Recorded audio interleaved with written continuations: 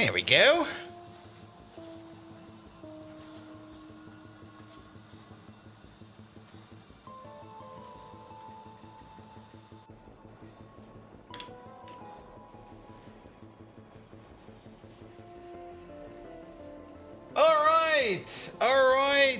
All right.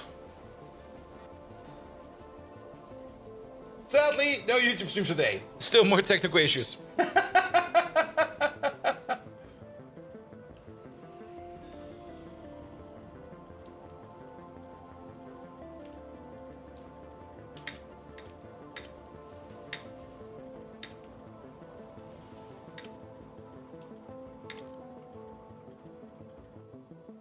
Fridge rating is the best kind of rating. It is. It is.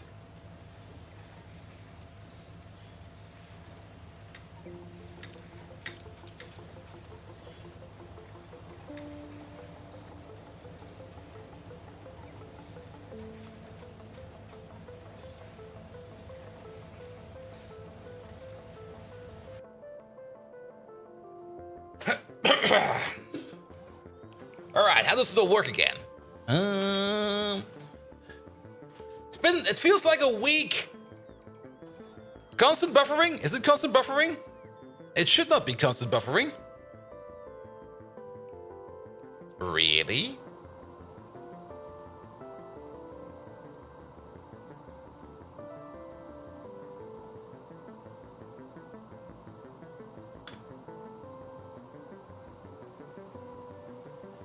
That's not good.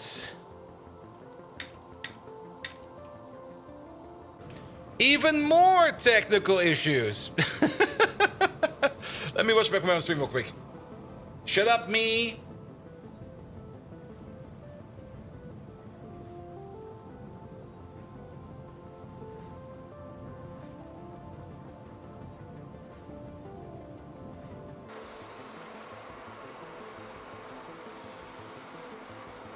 Nah, it should... Oh, wait, no, it is buffering.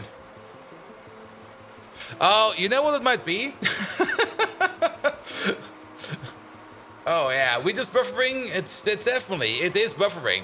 Yeah, it is.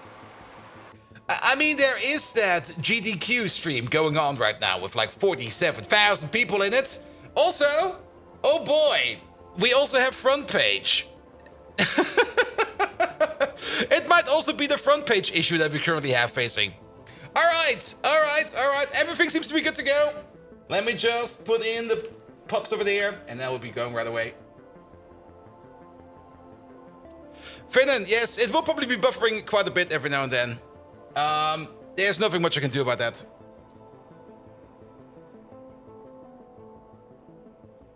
There we go. There we go.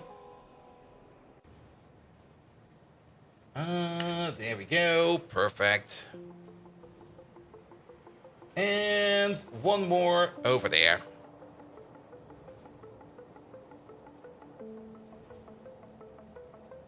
Hey Nick, what's up? It does or it doesn't for you?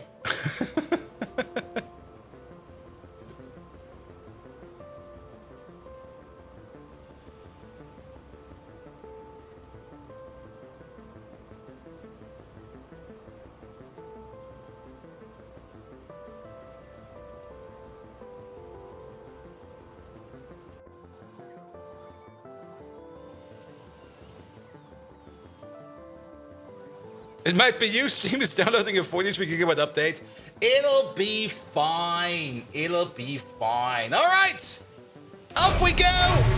It's been a while. Good evening, Twitch, and welcome back to Factorio. It's been almost a week. It's been almost a week. The last Factorio stream we had was last week Tuesday. It's been a week.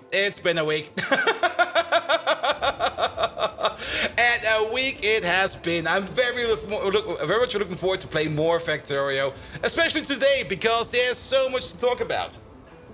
There are some updates that are coming around. There are a whole bunch of updates, and it seems somebody was a bit butthurt over here. Mostly over here. Due to a number of bitch posts increased the Centrifuge Mark 1 to Mark 4 energy usage from 20, 40, 75, and 100 megawatts to 1 gigawatt, 2 gigawatt, 3 gigawatt, 4 gigawatts. And then there was the counterpost to that, and now they're sitting at something like 250, 500, 1 gigawatt, and 2 gigawatt. We're not gonna update this today. I don't want to deal with that right now. They've had front page Steam buffers before? Well, that seems to be the case today. You might have noticed it's a bit rowdy in here. There might be a couple more people to your left and to your right that you're usually aware of. We got a front page slot today. We actually do got a Twitch front page slot today, which means we're gonna be having a whole bunch of extra people coming in today, and it's gonna be chaos. Maniac, I think you have to do some work today. Have fun.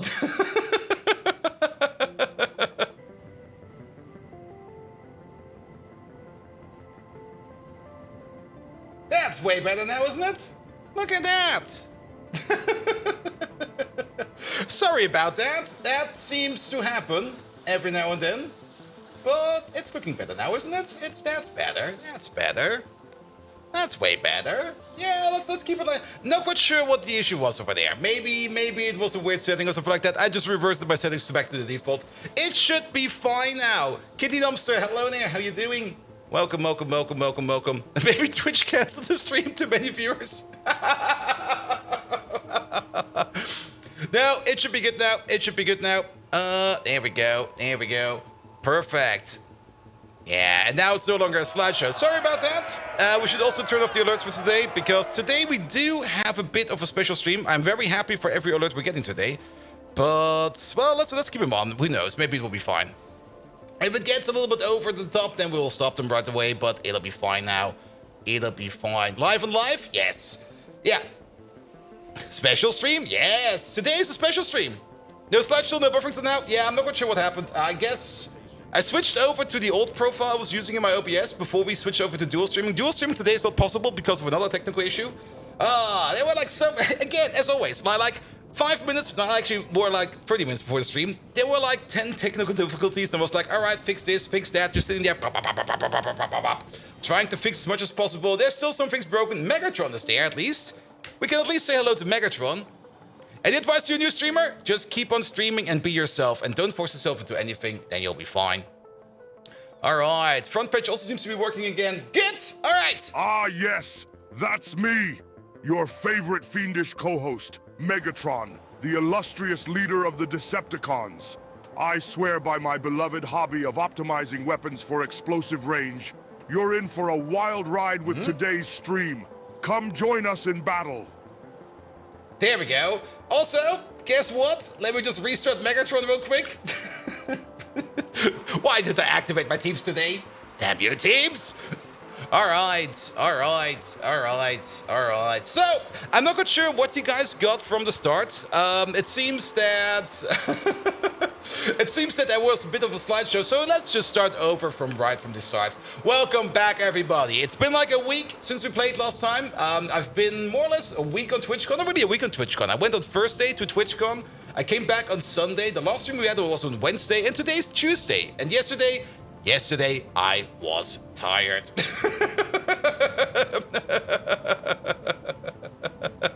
Good. You got an anti-count here? All right, Kitty Monster. The most important thing about an upcoming streamer is just stay the way you want to be. Do what you want to do yourself. Stay consistent. Like have a schedule, and you do have to keep at it for a bit. And now nothing starts. You basically go it bit by bit. As even I, myself, on my channel, like the first time I started streaming, which was basically 4 or 5 years ago, I also started all the way at the very, very bottom with like one viewer, which was me, watching my stream, which was me. All right, there's been some updates over here. We're not going to be installing these updates today. We're probably going to be installing these updates on Thursday, because there seems to be a bit of an issue going on in these change logs over here, mostly over here. Due to a number of bitch posts increased Centrifuge Mark 1 to Mark 4 energy usage from 20 megawatts to 40, from 20, 40, 75, and 100 megawatts to 1 gigawatt, 2 gigawatts, 3 gigawatts, and 4 gigawatts. Somebody seems a bit butthurt over here. They did revert it over there to like a lower value, but it's still kind of high with 250, 500, 1 gigawatt, and 2 gigawatt. which is, I guess, fine, but also they seem to have adjusted the energy requirement on remaining recipes in the centrifuges, which means, if I see this correctly, they more or less reverted the, sorry about that. They more or less reverted the change they introduced like a year ago, because people were already bitching about it like a year ago, and now they reverted back to the original system, which is kind of annoying, because why do this now? It makes no sense to do this now, because we got a whole bunch of centrifuges in our base, and we would need to take care of all of them. Yeah, not so happy about any of this. That's also the reason why we're not updating today. We're updating on Thursday. Profi Spieler, hello there. How you doing? Welcome, welcome, welcome, welcome, welcome. There are also some other updates, and I like this one the most. Refined concrete and all its color variations now properly stop vehicle movement. That's the third time I've seen this change in the logs.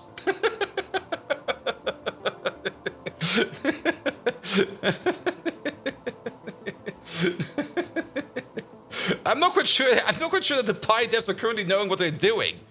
Yeah, the AE change log, we looked at that. We're not gonna update this today. Pi Industry over there. Fixes the mining locomotive. A mining locomotive? A mining locomotive? Oh no, fixed mining a locomotive. The other way around. I can read. Alright, and then change the alloy smelter description. I guess that's fine. Nerfed big aluminum mine to reduce slots. That's probably also fine. Buffed Nexalit pulp recipes and changed quartz 6 to lithium peroxide. We're not there yet. We're gonna take a look at that later. Good, but like I said, we're not gonna be updating today. We're gonna be updating later. Jamatya! Hello there! How you doing? Where am I bitching? I was already bitching like a year ago when they did the change, where the only answer I got from King Arthur was like, yeah, we changed this because angry big people with beards were bitching about it. And it seems they are still bitching about it. But I don't care. We're back and we want to play some Factorio, and I absolutely do want to play some Factorio. Good. And kind of good, if you could call it that. Came back from Spain today and got that vacation, that after vacation thingies. Yeah, same with me. Yesterday, I was completely out of it. Like, I was just sitting in my chair, just going like, TwitchCon was like exhausting. It was great. It was absolutely great. I had so many great interactions with like a whole bunch of people. And maybe we just start from the bottom to the top. And we're probably going to have like a whole bunch of shoutouts going out on today. Here we go. I did met up with Ozzy at some point in time, and Ozzy was absolutely fun to be around. If you don't know who Ozzy is, well, there's your shout out. Check her out. had a bit of fun with her on the Twitch partner party, where we were just talking about a bit about everything, mostly talking about drinking in Germany. Even at the small fever on Sunday evening, Profi, I hope you're gonna be fine, man. As long as it's only a small fever, then you already know that it's not going to be too bad. I mean, if it's small fever, you already know that your own body is already working on it. But yes. I was going to say that's a German accent in the intro clip. Most likely. Now, Ozzy's part of the Yogscast, and I actually had a whole bunch of fun. I talked, I think, with pretty much everybody of the Yogscast on Friday, and they were all happy chaps, mate. Yep. I mean, from the Yogscast, again, I had another chat with Lewis, but Lewis, I think, is fine with me. Like, after 2 TwitchCons where I met Lewis, the first time I scared him to death, the second time he was kind of he was still kind of scared, and now he's kind of warming up to me. It took me a bit, man. It took me a bit. Yeah, also last year as well, but the Yogscast still exists. Yeah, they do still exist.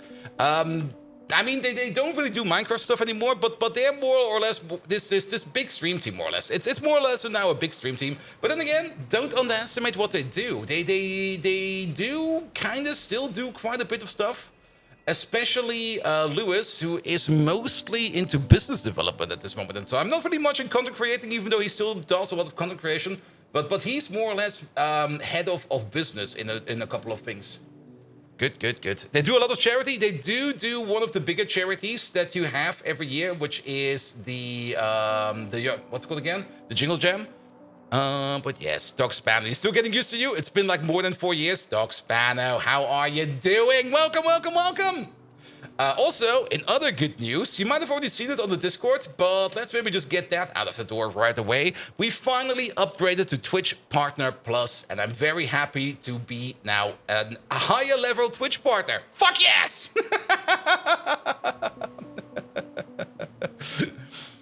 And the graphic designer right here at your service, would you mind sharing some details with you? I don't need a graphic designer right now. I like my cronky graphics over here, but there we go.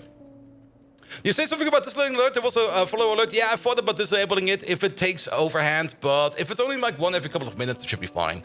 Good, good, good, good, good. And the beard color's normal again? Yeah, it's also basically what the barber said. The beard color will probably be fine again after like a couple of days. But yes, for like 2 or 3 days, I was a bit of an evil genius over here. Is it still buffering? It should not be buffering no more. If it's still buffering, then that's your issue, not my issue. Because we fixed... It's buffering, isn't it? That is buffering. It's buffering a bit.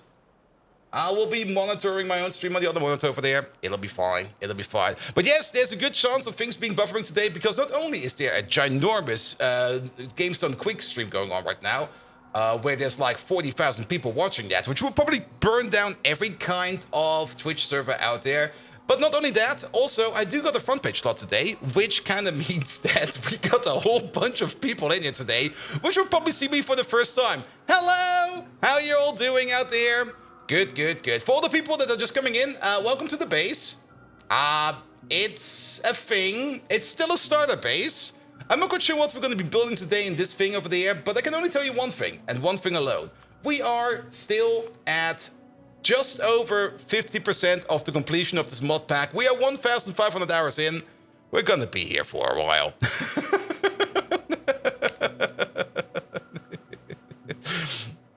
And that's saying 3,945, you have to behave at this rate? Yes, we do have to behave a bit. Maniac probably has to do some work every now and then.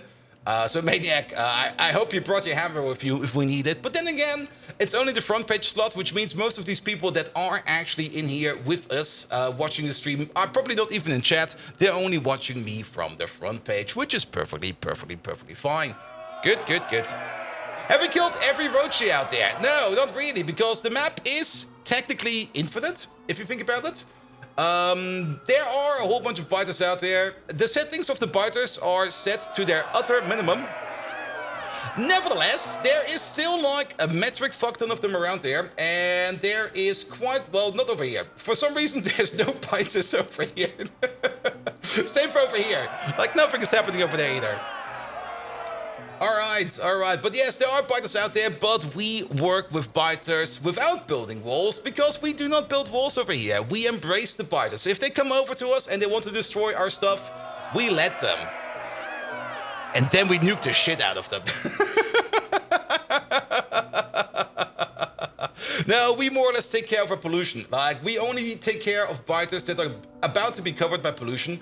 And as long as no biter nest out there is being covered by pollution, the biters will behave. You can see that the best over here with this little outpost over there, it's just sitting almost in a sea of biters over here, and nothing will happen. Actually, this one is finally done. Wow, that took forever. This was our first salt outpost all the way over there.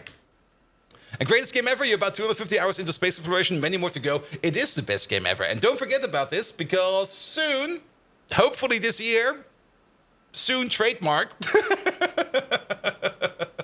Factorio will release its 2.0 update, and the 2.0 update will have a lot of great goodies with it. Good, good, good, good, good. Alright. Twitch version of Dr. Evil? Most likely, most likely. Alright, what else have I missed over there? A Viking style of starter base? Yes. Alright, alright, alright. It's not gonna be this year. I do hope it will be this year. Good, good, good. So last time around, what did we do last time around? It's been a week, so I'm also a little bit, oh, I know what we need to do today. We have been working over here on setting up our zinc processing. I think I might have said I will be doing this like in my off time, but my off time this time around was me being at TwitchCon. And TwitchCon was an absolute blast. Let's see. I can probably talk quite a bit about TwitchCon. I'm not even sure where to start with TwitchCon. Maybe we just start from the beginning and just go to the end. I mean, the partner party, or maybe even the travel to TwitchCon. The travel to TwitchCon this time around, going by train, was actually fine. Funnily enough, Deutsche Bahn, as always. There were 2 instances with Deutsche Bahn where I was like, God damn it, I'm gonna miss my train. But then again, for some reason, the train I was about to miss was also delayed by an hour, so it was all fine in the end. Overall, it was good. And even on the way back, where we also had like a delay of an hour, another train that we would... No, actually, we didn't have... Yeah, the original train I wanted to take on my way back had the delay of an hour. But then somehow another train going to my home destination that also got delayed by an hour was suddenly available to me. So I switched over to that one and was actually home an hour earlier than was planned to. So yes. Soon never happened. Soon will never ever happen. And there's only 6 months left in the year. That's like 2 power plants. Something like that. It was of the category could have been worse. It could have definitely been worse. If I remember my trip going to TwitchCon Amsterdam like 2 years ago, I went basically to the central station of the place where I live. And I already looked at like the timetable. It already said like 30 minutes late. I'm like, oh, what the fuck, man? What is this? All right, zinc processing. I trust my past self that everything over here is up to ratio and up to speed. We're just going to connect this whole thing over here up all the way from the bottom to the top so that at the end over here, all the way at the end over here, we get our magical purified zinc, high-grade zinc cubes over there, which we then can smelt down into whatever we need. There's, of course, a couple of connections we need to do over there. And not only that, we do need... No, we already did that, didn't we? Wait a minute, we already did that. Turn this off, please. That is right over there. Yeah, we already did that. We do need a zinc ore preprocessor because we no longer want to be putting zinc ore as it is on a train. We kind of want to do like a little bit of processing before we put it on a train. And we go from zinc ore over here all the way over here to, I think, zinc ore, zinc dust grade 4, something like that. Let's have a look at this one real quick. And hello there. Yes, we got a couple of extra people today because we got a front page slot, which means we're going to be abusing, or not really abusing, but we're going to be using this front page slot as much as we can. So expect a long stream today. Good. Yeah, all the way into powdered zinc. Now, why do we do that? If we go all the way to our zinc ore over here, almost there it is. Zinc ore over here has a stack size of 50. If we crush it down into zinc grade 1 already has a stack size of 100. This is already a compression factor over here of, what is that? We would need 250 ores over here to, actually we need 500 ores over here to make a stack of zinc grade 1. So that is more or less already a compression rate of 10 to 1, pretty much. Is it 10 to 1? It's 20 stacks over here. It's 20 to 1. This already is a compression rate of 20 to 1 over here. But not only that, we are going to be compressing it down furthermore from zinc grade 1 to zinc grade 2, which doesn't really give us any kind of compression increasement. And then from zinc grade 2 to zinc grade 3, same. It's a 1-to-1 ratio, so we don't get any benefit from that. And then from zinc grade 3 to zinc grade 4, still 1-to-1. It'll be fine. Actually, we don't get anything out of this. The biggest compression is all the way at the beginning over here by turning the zinc ore into zinc grade 1. But there are some feedback loops in here, and there's also some extra processing steps, and we don't really want to be doing these steps over here where we do the further refinement of our zinc. We want to go through all of these steps as far as we can, all the way into powdered zinc. And powdered zinc is the stuff that we are exporting, which we are going to be feeding into these machines over here. Good. All right. But that does mean we need a couple more new train stations. We could even think about putting some train stations down here. We could also think about leaving this place open over here for maybe another build. So let's maybe leave this open over here for another build. We do need a couple of extra train stations in here. There's also still a bit of the old build over here. If you do remember, this place over here, this used to be our first ore processing center over here. And we finally picked it up entirely over here. And we're now replacing it with new things over here so that we can make even more stuff. Once we have done the zinc processing over here, we could technically start picking up this area over here, where we have got the old zinc processor. And this one is still running on zinc ore, which is fine, but I would rather run on the zinc dust. All right. Yeah, take these apart, please. Take that apart, please. Good. Let's make some space. I really expect people to remember that? Nope. Nobody needs to remember anything. All right. Perfect. Let's make some space. Excellent. Then, we're also going to need some space over here. Here we go. And some space over there. And I'll be fine. All right. Talking a little bit more about TwitchCon. Oh, thank you so much for the follow again. So, more about TwitchCon. So, on Friday, I arrived on first day, and it was actually the best thing ever. I arrived on first day, checked into the hotel and everything, and just had like a little bit of a look around of the metro system and stuff like that, because I wasn't quite sure the metro system in Rotterdam works. So, I had to make sure that everything will be working accordingly. So I kind of did like some how to put it, some exploration into it. And when I came back to the hotel at about, what was it, like 8 p.m. or something like that, and I was done with everything, I was like, all right, let's just have a quick of a lie down and then maybe check our phone to see if anybody's already doing like any kind of TwitchCon pre-party, because there's always like some kind of random pre-party going on. So I basically sat on my bed for like a minute, I think, at most, maybe 2. I'm actually not quite sure how long it was. At the moment I sat down, I was like, it's time to relax. I just instantly fell asleep. It was just like, oh, this is a comfy bed.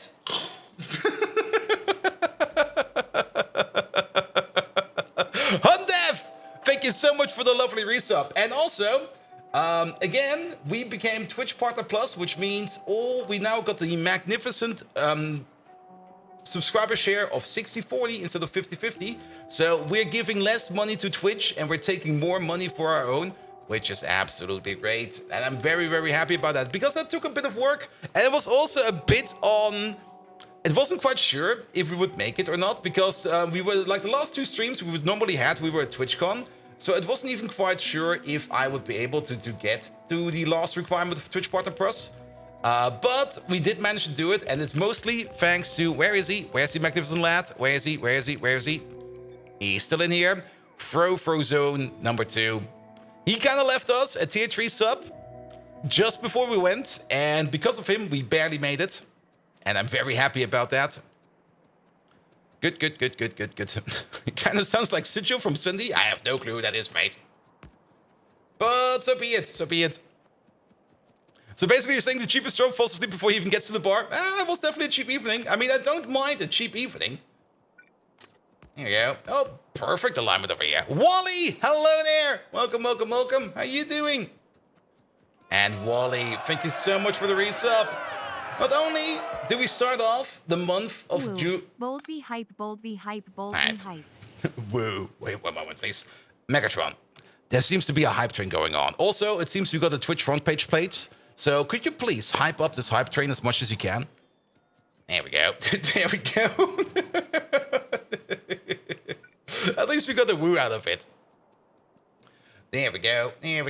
All right. 8K now? Yeah, that's front page for you. I do love that Twitch kind of made that front page thingamajig more transparent. Because in the past, it used to be this enigmatic entity where you just write an email to and you go like, hey, could you please put me on the front page for like a stream or something like that? Because every Twitch partner technically should be allowed to be on the front page. And for the most of the time, it was like not really... by the way, Megatron still has the pre-shake, so he's not muted, he's pre-shaking. He's not muted. Oh, how deliciously mediocre! A hype train! Don't you feeble buffer stuffers have better things to do? I'd hype this train up more if it were actually headed towards a Decepticon victory. Oh. But if the flimsy sight of your excitement pleases me, then fine. Let's kick this into full throttle. Deploy the finest hype cannons from my last tap dance recital, full of explosive spectacle and drama. Chugga chugga, hype. You filled my Energon reserves with your support. It's more potent to me than when I finished optimizing my first explosive weapon. It takes me back to the beautiful sunrise-filled mornings of watching those pathetic Autobots scatter from the properly timed explosion. Those were the days. Not that you pixel pushers would understand the art of weapon optimization.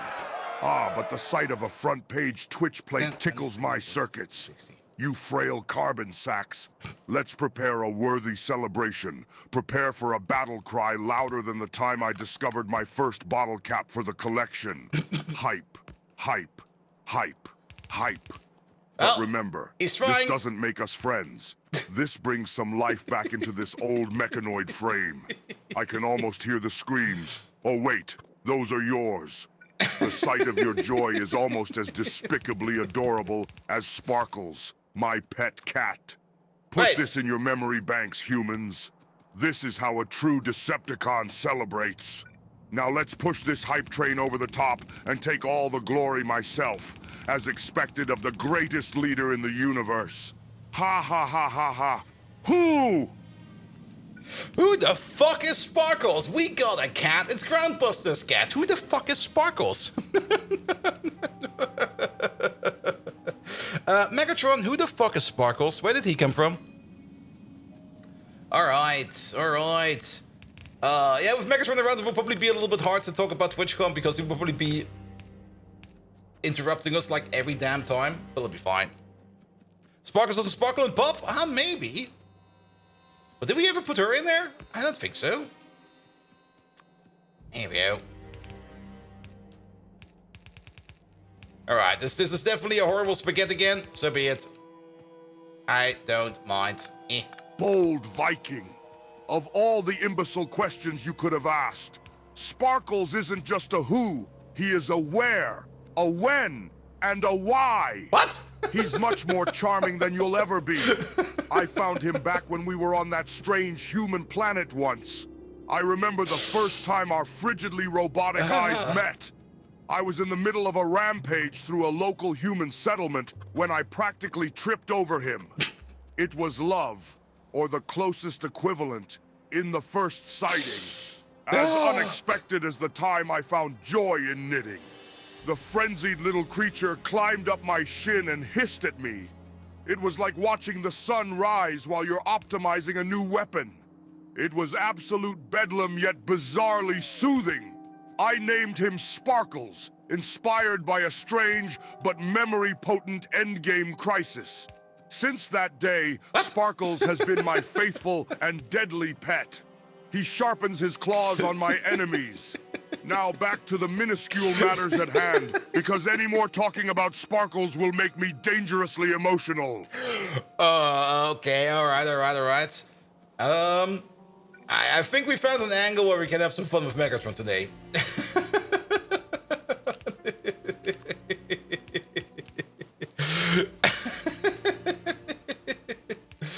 But still, like, what the hell?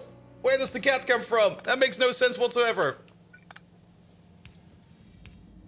There we go. Alright. But let's maybe continue on with TwitchCon for now. So yeah, Friday. Friday was mostly the TwitchCon party. And as always, that party, I'm not quite sure how it happens every year. Like, I know this one German streamer. I actually know a couple of German streamers, but I know this one German streamer who is actually rather big in Germany, and his name is Dirk Neuenfels. And for one reason or another, like every year at TwitchCon, we somehow end up meeting up. And then we kind of just end up all going to the same bar at the end. He, of course, brought along like a whole bunch of other people, but every damn year at TwitchCon, me, Dick Neuenfeld, and a whole bunch of other people always just go to the TwitchCon after party, and it always ends in this absolutely massive drunk fest.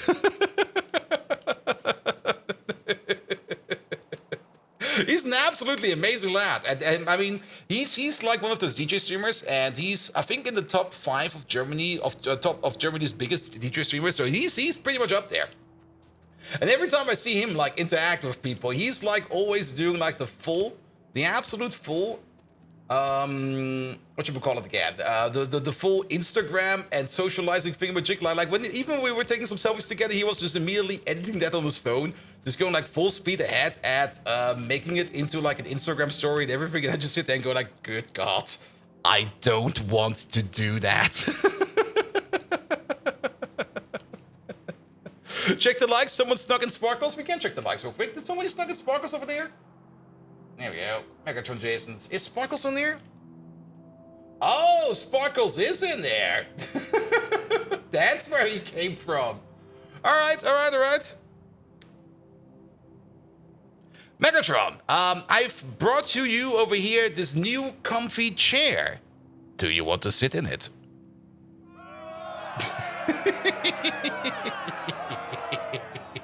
You do know how cats end up in this stream, usually when Megatron is involved. Here we go, here we go. Alright, this is gonna be output, output, output, output. There we go, there we go.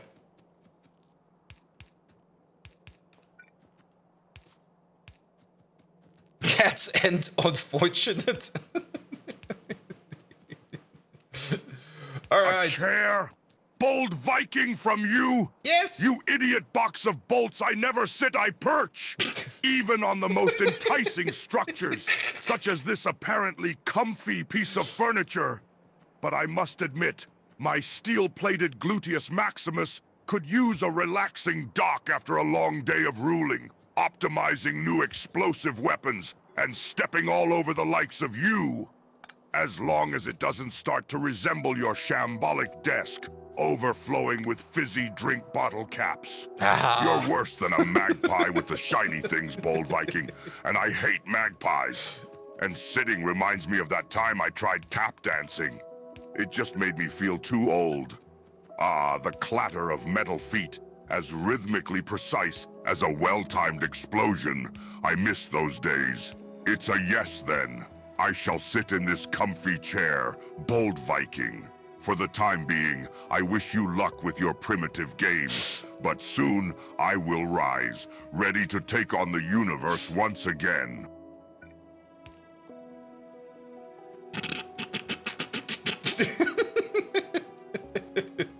Ah, poor Megatron, he will never be the same. Alright. Do not do it? Oh, I will do it, mate. I will do it.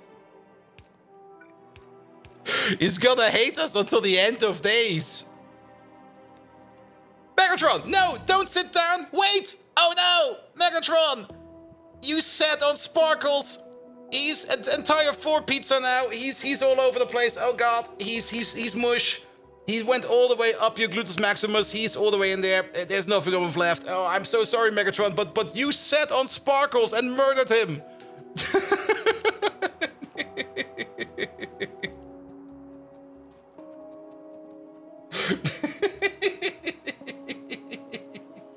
There's the kerosene we're looking for. Off we go. Off we go.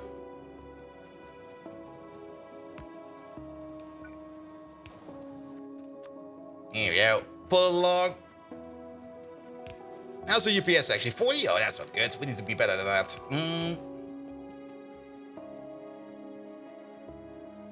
Alright. What? Sparkles! You catastrophic cluster of circuits, Bold Viking! Your chair was a lethal weapon, a rolling catastrophe not unlike the horrific bean war of Binarius. You are more pathetic than that big doofus named Starscream. Sparkles, flat as a floppy disk, gone like an ancient save file. Why, oh why? This isn't how the story is supposed to end. Not his story. Not after we shared so many precious events. Like when I taught him to pounce on that miserable whirl while I watched the beautiful sunrise. I'm nearly older than time itself, but this is too much. Uh-oh. Like trying to scarf down undercooked beans. This is an intense punch to my vortex manipulator, nearly knocking me out of the timeline. Rest in pieces, my little scrappy warrior, flat as a pizza and lost up my gluteus maximus. What a horrible day for this ancient Decepticon warlord. Ah! This is a scream of war, you wretched furniture designer. Beware the wrath of the great Decepticon leader. Even in the Great War against the Autobots, this level of cruelty was unheard of. Your time will come, Bold Viking. Count on it. Now excuse me, I have a, situation to situate.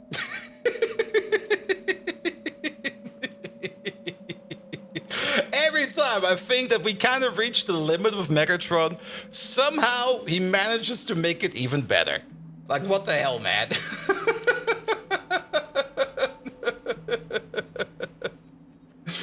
Alright. Let's see. The only thing we're missing over here is going to be the powdered zinc. Everything else over there is already in range. Did we put in the output over here for the tailings? We did. And then, of course, we do need to connect up the liquids over here. They'll be going through the middle somewhere. I'm not quite sure where they will be going through. Also, thank you so much for all those follows, mates. Welcome. But yes, all right. But then, let's maybe continue on with the Twitch partner party. So, the partner party, let's see. It was good. It was really, really good. I mean, Paris... If you ever heard any other Twitch streamer like bitch about Paris, yeah, Paris was horrible. I mean, the city itself, probably fine.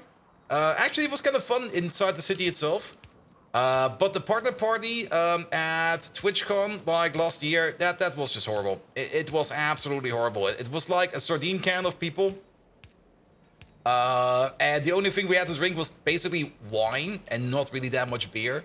But this year, like, the partner party was absolutely amazing. I had so much fun at the partner party. Well, like, enough bars, there was enough space for everybody to like, walk around. The air conditioning was working perfectly fine. So nobody was complaining about things being too hot or too cold or anything like that. This is... Mate, what are we making over there? Oh, we're making the pulp. Oh, there we go. I thought we would have made stage 1 stuff over there, but no, we're making the pulp. Good. Here we go. Did you hang out with the GTFO crew? Yes, I did. That was on Saturday. But let's stay with Friday for now. Or was that? No, that was... Yeah, on Saturday and on Sunday I hung out with them. It also seems I have to go to Gamescom to hang out even more of them. That'll be fine. Actually, this thing over here is something different. This thing over here does not need to be connected. All right. Here we go. But yes, partner party overall was great. I met so many people I wanted to talk to this time around because it was also easier to talk to everybody because it was not a sardine can as in Paris, but with enough space around everybody, I could just easily talk to everybody I wanted to talk to. One of them was, of course, Ozzy, all of the Yogscast. I've talked with Barry or Harry. Depends on how you want to talk to him. Sometimes he's Barry, sometimes he's Harry. Kind of depends. We talked a bit about Jingle Jam as well. I also was kind of inquiring if there would be like open slots for other people or collaboration options over there. I didn't really say too much about that, but I'll get into it. Harry Barry, something like that. Never both. It's either Barry or Harry. But it's never both at the same time. But I had some fun talks with him. Petquin I also saw over there. Ozzy, had a lot of fun with Ozzy. Ravs, of course. Ravs is always this amazing lad, man. I mean, he's from Scotland, so you basically know how Ravs will be. An absolutely amazing Scotsman. And every morning when I saw him, the question was the same. Ravs, how's your hangover? Terrible. Bolt, how's your hangover? Terrible. We agree.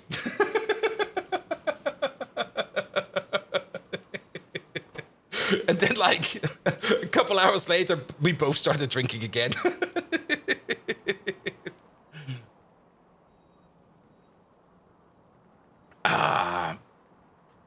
Good. Then, let's see. I also met there were people from all over the place. There were even some people from Australia, all the way over to TwitchCon Europe, where I was like, wait a minute. What are you doing over here? Beer or energy drink? This is energy drink right now. If you meant at TwitchCon, it was mostly beer. And gin tonic. All right. There we go. Let's set up this train real quick so that we can at least get the first thing. Badefootsie. What an amazing name. Did we already name the station on the other side? It's going to be Zinc. Yes, we did. There it is. Here we go. Gin tonic. Gin tonic is amazing. I mean, I used to be like... In college, it was mostly beer for me. And at some point in time, I just didn't want to drink as much anymore. So I kind of switched over to gin and tonic at some point in time. And I'm actually kind of happy with gin and tonic. You over there. You're going to be the Zinc 28 dust provider. Zinc 28 dust requester. Full cargo. Empty cargo. Off you go. Bring me that stuff, please. Good. All right, where did we leave it off with Megatron? He was like... Oh, yeah. We could escalate. And while you're on my front page of Twitch, also, why beard or what beard or what beard? I don't know. Why I'm on the front page of Twitch? Well, Twitch did make the front page more clear for people to apply to, and every Twitch partner can now clearly apply for a front page slot. And for today, I got myself a front page slot because I was like, hey, Twitch, give me that front page slot. And they were like, all right, here you go, have fun. And I'm like, thank you. And then we basically went on. Here we go. It's not Y, it's a W. Probably. All right. But yeah, I just applied for it because, like I said, in the past, applying for Twitch front page was this enigmatic email address you had to write an email to, and you would be like, I would be like on the front page, please, and people would be like, no. And then you don't get any other answer out of that. Meanwhile, you see like people that are stuck on the front page for like months, years even, without any reason for them to be on the front page.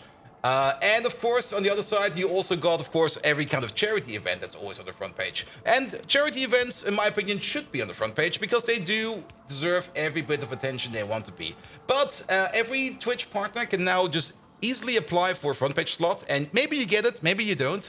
Of course, it's not guaranteed to get one, but at least now it's more clear that there's just like the simple application form. You go like here, what day do you want it? Why do you want it? What do you do? Yada, yada, yada. And then I guess it will be some kind of internal decision about like if for example, if there would be like 10 charity streams today, then probably the answer would probably be like, nah, sorry, we're full of charity streams. Try again next week or something like that. Good. Congrats on the front page. Yeah, it's only for today, and we're gonna be milking that cow as much as we can, man. Is he a Linux user? What kind of Linux? I currently use an Arch Linux because I'm very much used to Arch Linux. I mean, my profession is a senior embedded Linux engineer, and I mostly write software for cars, or at least I oversee the production of software for cars. I rarely write code myself these days, which is a bit sad in my opinion. I do kind of want to write code myself again. But then again, there's no need to, because most modern projects do not really require writing of code anymore, because everything already exists more or less. Like anything you want to do is already available in some kind of form. This is gonna be an issue. Let's maybe connect this differently. I got some ideas for here, because everything more or less already exists in one form or another. So most of the time, it's just that you need to understand the concepts as best as you can, understand the entire system as best as you can, and then based upon all of the requirements, come up with a proper solution, and then some poor schmuck has to implement that. Which usually is not me. There we go. And what bought you early? Yes, we're early today because we got the front page slot, and I was like, yeah, I'll be milking this thing for everything I can. All right. How do we connect the view? Actually, we could also place view over there. That maybe makes more sense. There we go. Yeah, if the follows take overhand, for now it's fine, but if there's going to be like a whole wave of follows after another, we might just disable the follow alerts. Maybe we just disable them right now. Let me just log in real quick into my stream labs over there. There we go. I absolutely enjoy the follows. Don't get me wrong. Please keep them up. If you want to watch more of me, leave that follow. But since we do got a front page, there might be a couple of extra follows coming in. All right. Where is that thing? Alert box. Well, the box itself. Bits, raids, subscriptions, follows.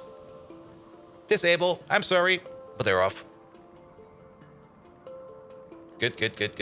Maybe tell Megatron that we have Sparkle stuffed so he will never forget what happens. Oh god, we're gonna be having this question a lot today, don't we? The Fighting Bard. Hello there. I just answered that question like not even 3 minutes ago. Chat, help out over here, please. You now know what I'm using, so then whenever somebody comes in and goes like, oh, Linux, what do you use? You now know what to answer.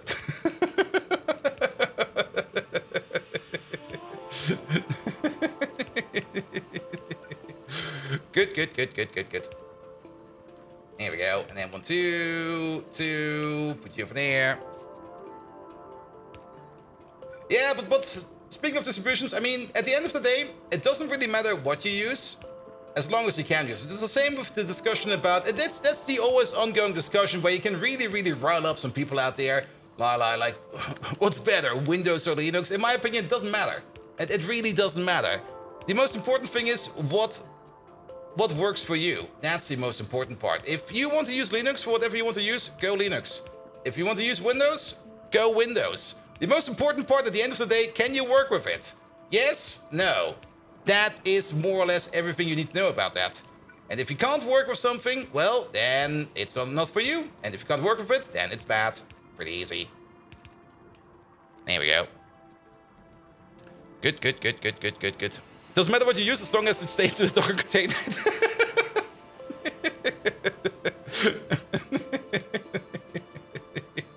That's also fine. But then again, the Docker container is still running on your own kernel. So it's not really confined in a Docker container. It's more or less, yeah, it's still running on the same infrastructure. If you really want something completely separate from everything else, run it in a virtual machine. How about the Linux command with I'm using Arch Linux? Yeah, go for it. Alright. Also, yes, there's the PyMods link. If you want to know what mods I'm running over here, we're mostly running the PyMods. We only got a little bit of quality of life on top because I don't really need that much quality of life. I'm very happy with the base mechanics of the game. And to be perfectly honest, quality of life mods, in my opinion, make people lazy. It sounds a bit weird. But I kind of find it a bit lazy. So we kind of struggle over here. We struggle as much as we can over here. Alright, that is gonna be the pressurized air over there.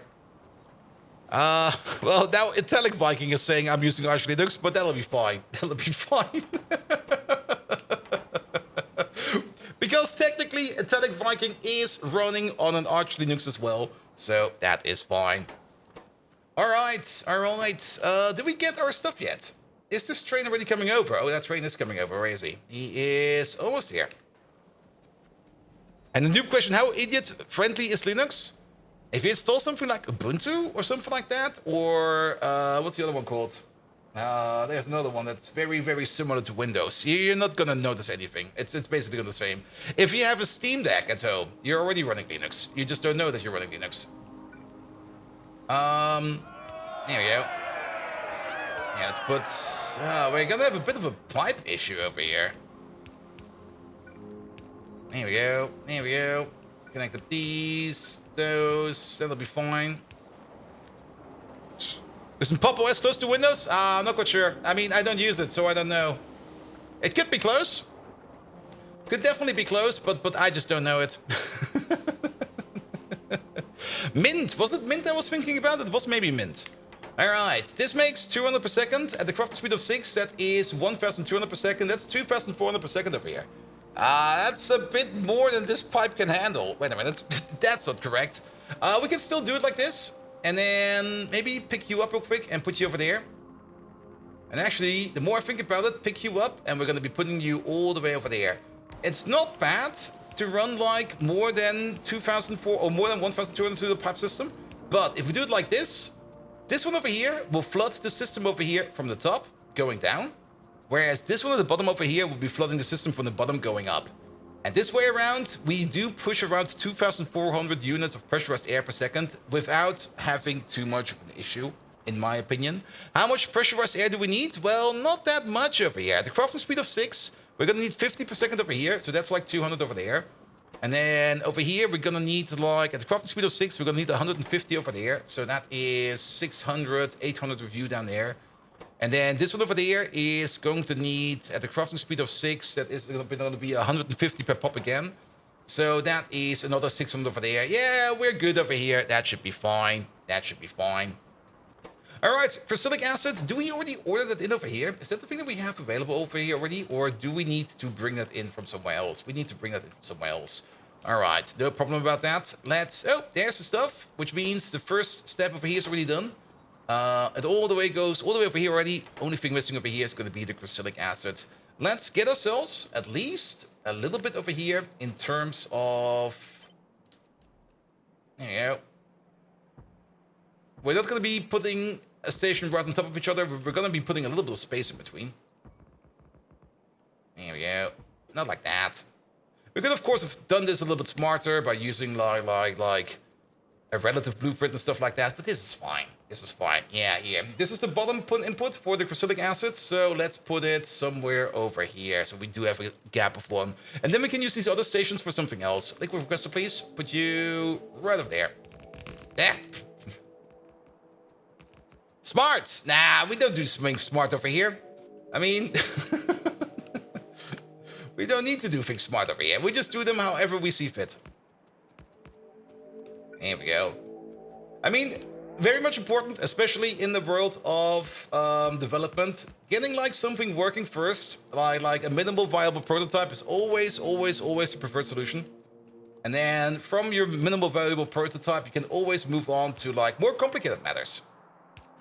Because at the end of the day, it doesn't matter how much time you spend on something. If you have to go at the end of the sprint to your client and your client asks like, how's the project going on? You say like, nothing works. Well, then the only thing the client will remember is nothing works. And you go like, yeah, it's maybe not the best. Oh, it's off by 2. Well, so be it.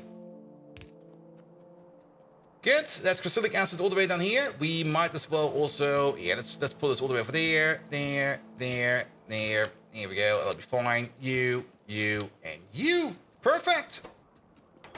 All right. We don't have any power over here. We don't have any power over here because things are missing. We might also need to extend the construction grid over here a little bit.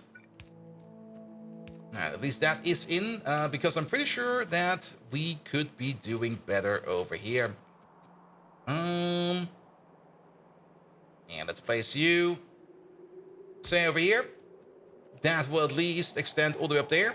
Then, at the end of this thing over there, we need the construction zone extender, which we're just going to be plonking down over here somewhere. Pom.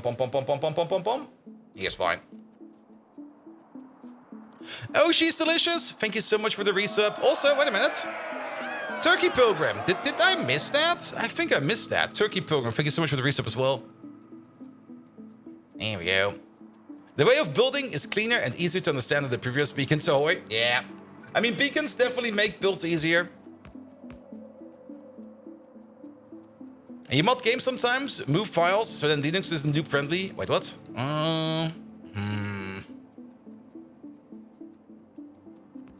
mean, in my opinion, if you want to develop software, getting used to Linux is definitely a good thing to do, because any kind of automation out there, in terms of either pipelines or servers or anything like that out there, is usually running on Linux servers. And you do need to understand how the commands work. You do need to understand how to move files, how to edit them and stuff like that, how to work with a console, because then you can at least edit the pipelines and stuff like that. No streaming on YouTube today? Nah, there was another technical difficulty. Sorry about that. I wanted to stream on YouTube as well.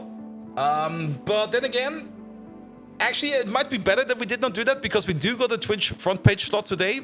There might be something in there for Twitch exclusivity. I need to check that again. And on the other hand, there was a technical difficulty with the Docker container. And I noticed that like 3 minutes before going live. And I was like, you know what? Yeah, not fixing that today. I'll fix it tomorrow.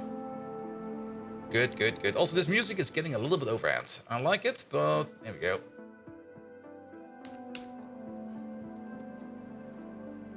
You've done some PLC on pneumatic device controllers, not much Linux there, you think? Probably not, but the commands will probably be similar. Alright. Cryogenic acid. There we go. It'll be you. I'm pretty sure we are exporting this. Cryogenic. I saw it. There we go. Cryogenic acid requester, please. There we go. Handing over to the requester. That is not the requester we're looking for, but that is definitely a cryogenic requester. There we go. Have you updated Pi? Read the changelog? I did, and I saw there was a whole bunch of bitching around going in there, and I was like, you know what? Today we got a front page slot, and I don't want to be fucking around with the mod breaking stuff again. So we just didn't update today.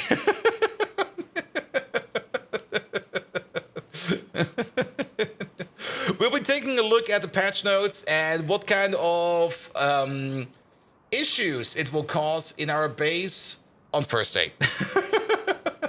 Because it's gonna affect our centrifuges. And we got a total of 373 Mark 1 centrifuges and 48 Mark 2 centrifuges on the map. And it's definitely gonna cause an issue. And I don't want to deal with that today. So we're gonna be dealing with that on first day. Maybe I'll do like an experimental change like later tonight. Because of course I saw the patch notes again like 5 minutes before the stream. But yes. Even this build we are looking at right now, does this one have centrifuges in it? No, these are mixers, not centrifuges. But what about this one over there? Same thing, mixers, and it'll be fine. Whole software is perfectly stable. The only thing I kind of dislike about it is like the change everybody's talking about is the centrifuges. They are more or less getting reverted back to their behavior as they had in the original release of Pi Alternative Energy like more than a year ago. And back then, when it first came out, people were bitching about that the building was like using too much power and that they would rather have like a building that uses less power. So they kind of reduced the power consumption of the building, but they also kind of reduced the crafting speeds of everything. So you still needed the same amount of buildings, the same amount of power. It was like properly stupid, like really stupid, to say the least. And now it seems people bitched about it, and now it's being changed back to the original behavior, and now it will cause issues. Several early recipes were removed from centrifuges. That makes it even worse. Why? It makes no sense. They should be working like on the next update. This is like a breaking change that makes no sense in the mod packs right now. This is the reason why sometimes people hate Pyanodons, because of these random stupid breaking changes. When they just go like, hey, we did this thing, and then people go like, why? Fuckers!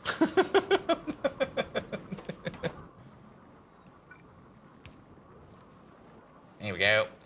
Alright, this is... we can probably do something like this and that, and then we go up. Yeah, that'll be fine. And then we connect them over there. Alright, you over there. You over there. Alright, that's all connected. This is gonna be the zinc waste. The zinc waste, where does that go? It goes all the way at the end somewhere. Is it going in here? It is going in here. Also, thank you so much for all the follows. I did deactivate the follow notifications because there's a lot coming in right now. But thank you so much for all the lovely follows. Alright.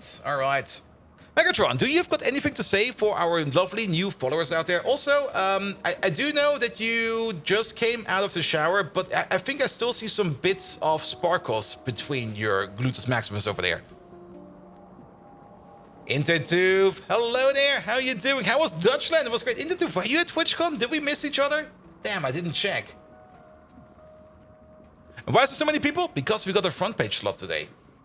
That's why. Here we go. We can definitely connect up this like this. That'll work. That'll work like a charm. But not only that, we can even move you up like this and that. It didn't go, it's too crowded for you. I can fully understand that. Oh, you new sheep followers! Welcome to the twisted carnival of chaos run by a Viking who couldn't tell a photon laser from a paper cut. This is my world, where we cherish real power and cunning, not the meager twitches and bites this human provides.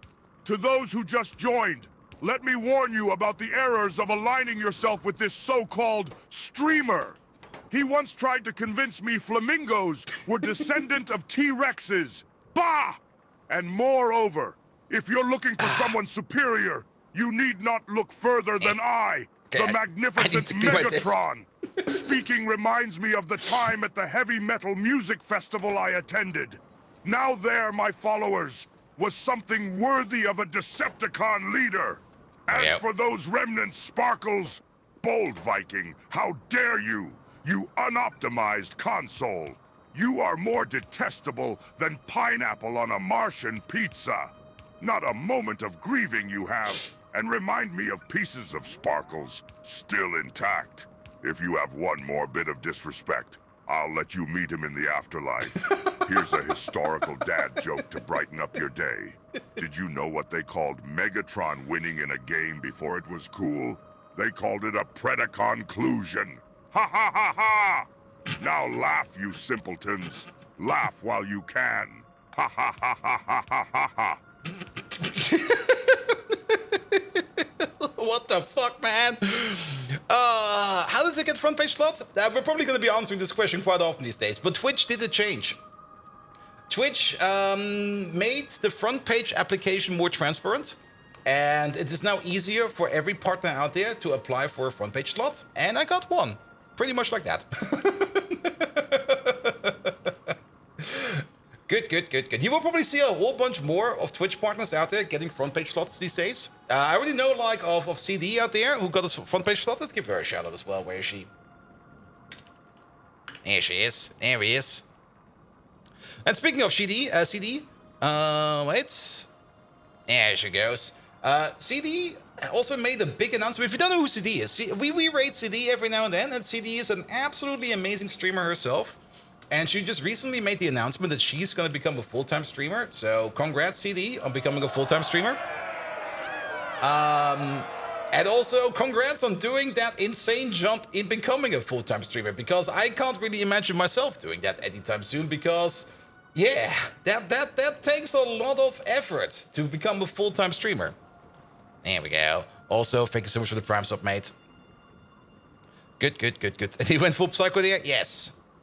All right, Megatron. Yeah. Sorry what happened to Sparkles over there, or to your cat. But I prepared a new shower over there, which you can use to clean up, to deep scrub those odd parts of your cat from your bum. So please, use the shower over there. No ill intention whatsoever.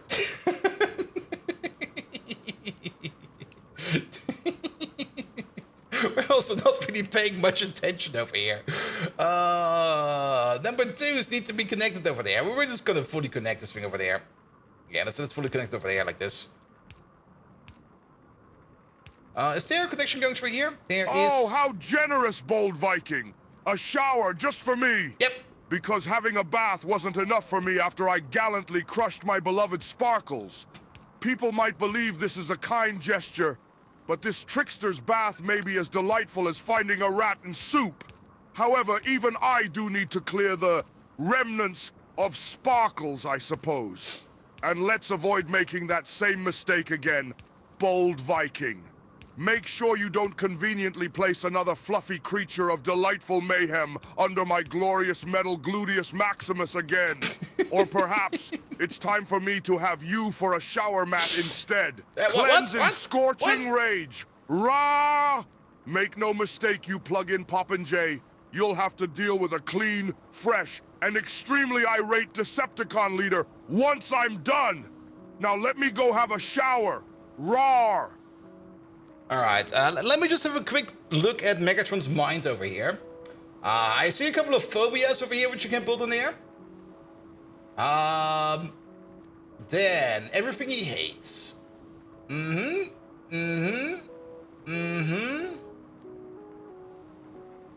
Alright, here we go.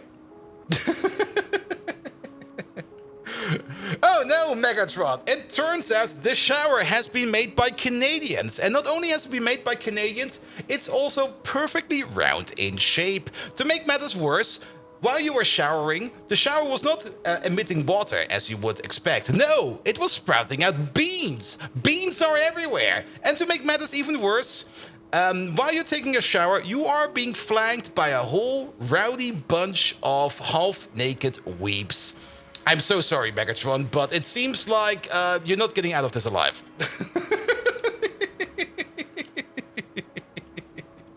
For everybody who doesn't know, we do got like Megatron over here, and chat over here can interact with Megatron. Give him like new likes, dislikes, fears, phobias, everything. There's a whole bunch of things they can do with Megatron over there. And I just took a peek in his mind to see what his latest list of fears and things he hates is, and well, yeah, we're trying to traumatize him.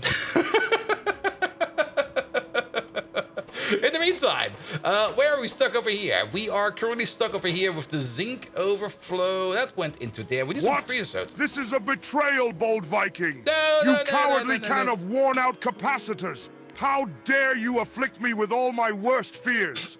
A Canadian round bean shower flanked by shudder. Weebs! Curses upon your oily servos! You are more despicable than Flanker, more loathsome than Beards, and even worse than that disastrous time I discovered the art of bingo. Your actions rival the terrifying furry raids, and you are no better than those spineless Ewoks. I have witnessed the darkest pits of the Earth and the grimmest of galactic voids, but what you've done, this is the peak of all travesties. Your cruel act would make even the heater hate you. Did you bake up this scheme while practicing yoga, Bold Viking? As a noble Decepticon, I've survived many battles. Even your pitiful traps won't contain me for long, Bold Viking.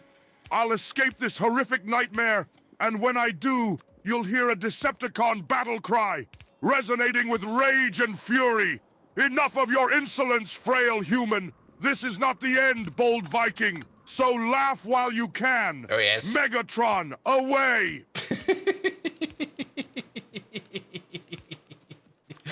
Why is it always so much fun and we're fucking around with ChatGPT, man?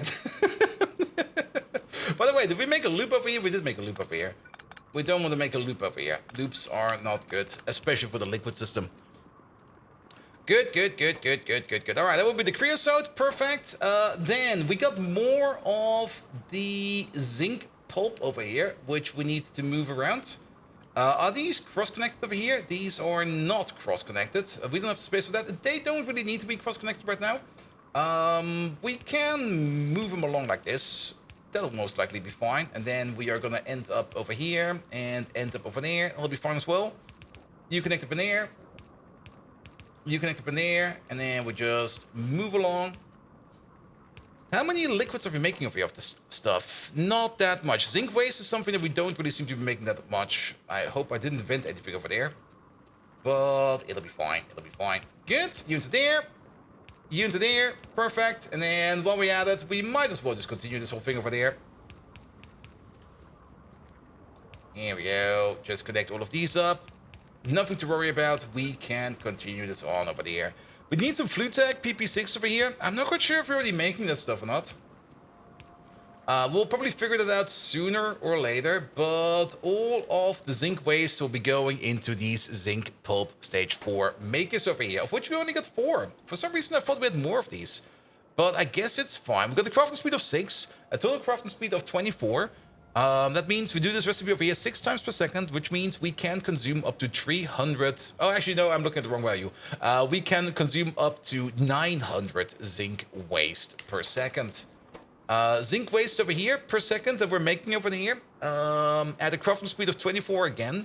We're doing this 2.4 times per second, so that's about 360 per second over here. Whereas over there, we have, what is that, 24, 6, that's another 300. So that's 660 in total. And then with you over there, we do this 2 times, that's 400. That is 1060 per second. I think that is correct, even though we only can consume up to 900 over here. But I think what we agreed upon is that we're going to be putting some speed modules in these. And then we don't need to worry about that at all. All right, all right. Good. Then the creosotes. Did we already name the station over there? We did not. John Rogalski. No, you're going to be a creosote.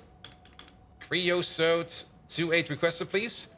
You seem to be coming over already. Perfectly fine. It also seems that we are kind of lacking a little bit in terms of... Here we go.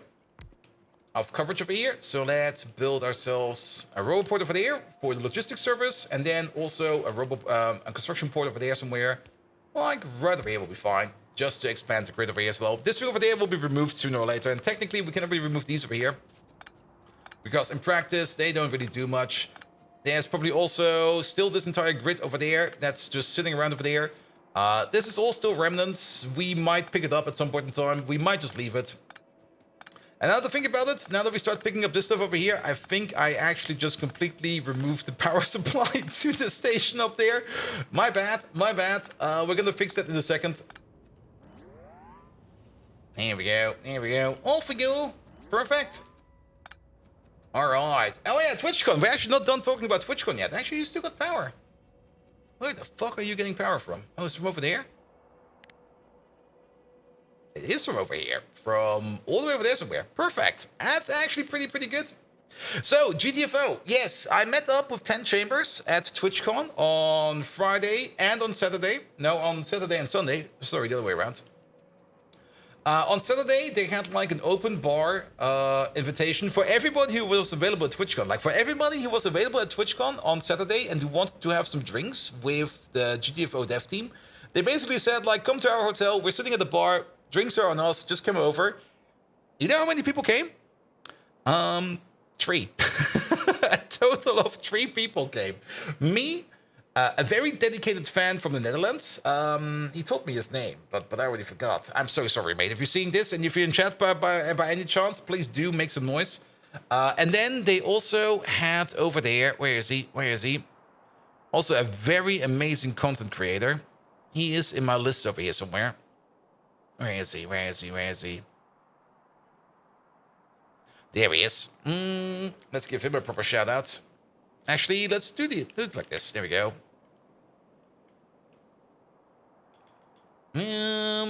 What a weird username. Mr. Dio #1 over there. It does seem he streams Apex Legends every now and then, but he mostly streams on his channel. And like he's a crafter. He makes stuff. And he mostly 3D print stuff and turns them into proper props. He mostly does like Apex props and stuff like that, but also some Helldiver stuff. And also, he made the prototype masks they used for the GTFO announcement. Oh, not the GTFO, for the Dead of Wolf announcement, the next game of 10 Chambers.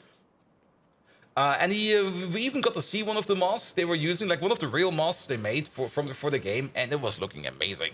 I tried to get as much information out of the 10 Chamber devs about Den of Wolves, but they wouldn't budge. Like even after heavy drinking, they just would not budge any kind of information out of them. So congrats on them for being as adamant as they are. I'm very much looking forward to the next game of the 10 Chambers developers, because the previous game they already made was GTFO, and GTFO already was like an absolutely amazing game. I fucking love GTFO. Okay, this is gonna be a bit tricky over here, but it is doable, and I'm very much looking forward to the next game. Now over here it's a little bit easier. Well, it's easy over here, but hard over there because of this pipe over there. I see. All right, that'll be fine. That'll be fine. But not only that, they gave me like a whole bunch of goodies, and also they gave me like the secret invite for the Den of Wolves release soon. Maniac, I might give you a link later today. And maybe some other people as well.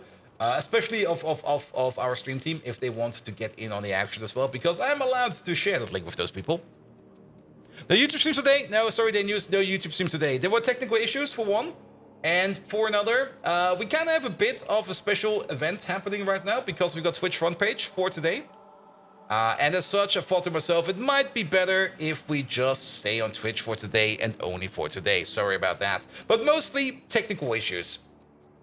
Here we go. Oh. I think it's in the way. Which does kind of mean that we do need to pick up this. And yes, total rebuild of the old world or something like that. Nah, not really the old world. I mean, this used to be like the old ore refining center. And we've already moved most of the stuff out. It's already either in the new old ore refinement center over there. Or it's in the new ore refinement center all the way over here. But yeah, I mean, this is part of Pyanodons. Sometimes you do need to replace things and to rebuild things. It happens. It happens. But then again, back then, we already knew more or less what we're into, because this is our second tour of Pyanodons, and we're already very experienced, but still, kind of seems like sometimes you make a decision in the past, you go like, yeah, this will stay forever, we will be upgrading this in the future, and then that never happens. And the most reason, especially in Factorio, the most reason why you usually end up with rebuilds is at some point in time you get access to beacons, and once you do get access to beacons, builds change entirely. As you then focus more on beacon-based builds instead of building or focusing on like single factory making machines. I thought for sure that... Wait, why was this thing out of power? Did we not connect you all the way to the bottom? Oh, don't tell me that power line at the bottom was... Oh god, I think I know what's happening over there. This power line was never connected to anything. There we go. Alright, let's put you in the middle. Somewhere over there. And I'll figure out. It wasn't Twitch today then? Yeah, sorry about that. Here we go. But yeah, every now and then we have something exclusive. I'm also pretty sure that if you're on the Twitch front page, you can't dual stream. I might be wrong about that. There was like, as always, there was this big, massive list of things and terms and conditions, which I've definitely have read.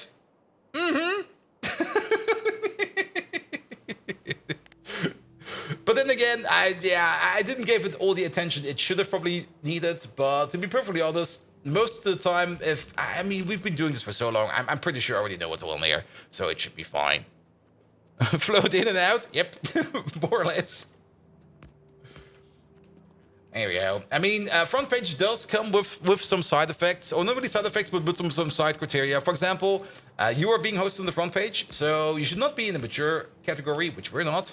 You should not be in any kind of... You should not be like going around cursing and stuff like that and just being like a jackass. But we are never doing that. So I already knew like we're going to be fine about that and everything. So it should be fine.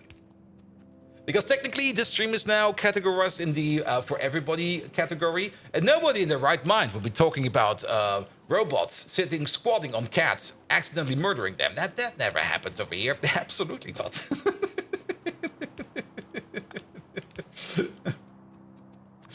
Good. Do we got Flutech already? Henrik Hillforce. No. Flutech.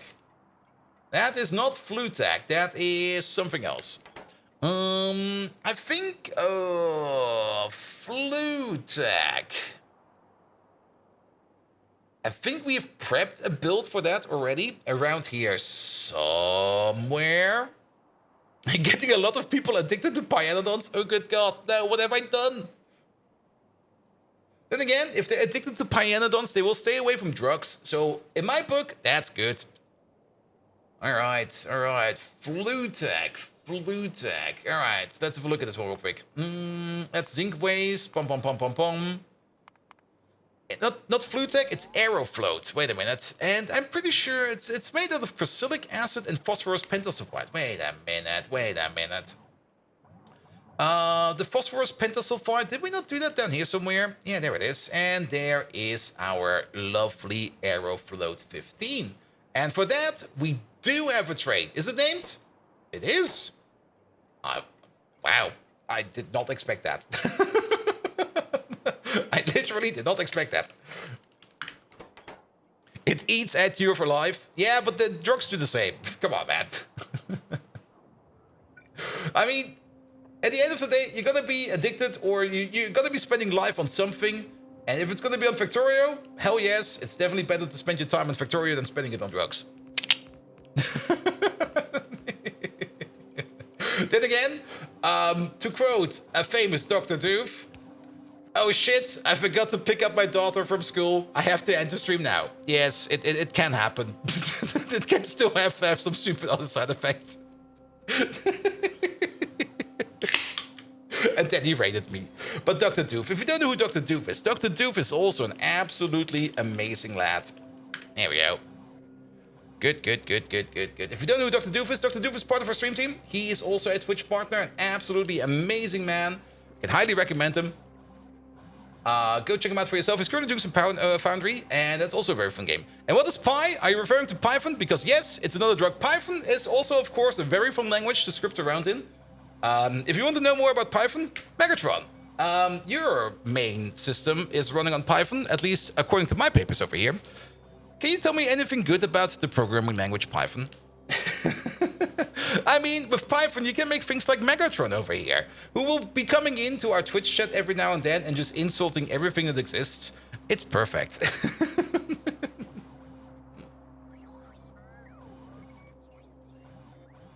He still has the pre-shakes. All right, all right. Is the train done over there? He is. Perfect. All right, you over there. Python? Oh, you simple circuit short-circuit bold Viking! What? How dare you compare my superior Decepticon tech to something as primitive as Python?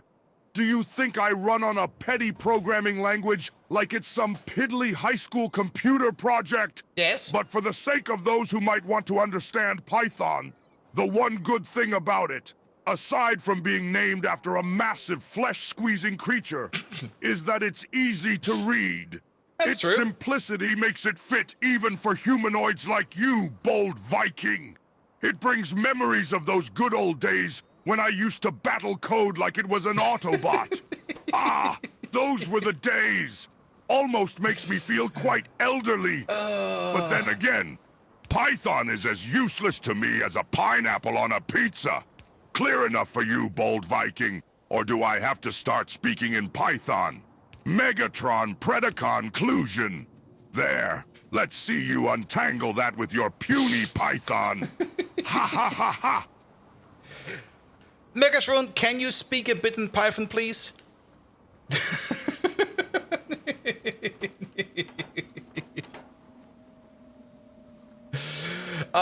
Python is a great language in my opinion. I mean, I use it mostly for scripting, like either to automate some things I need to do or stuff like that, or writing Megatron. But Megatron is more or less just an API pile, which is more or less just a ginormous script.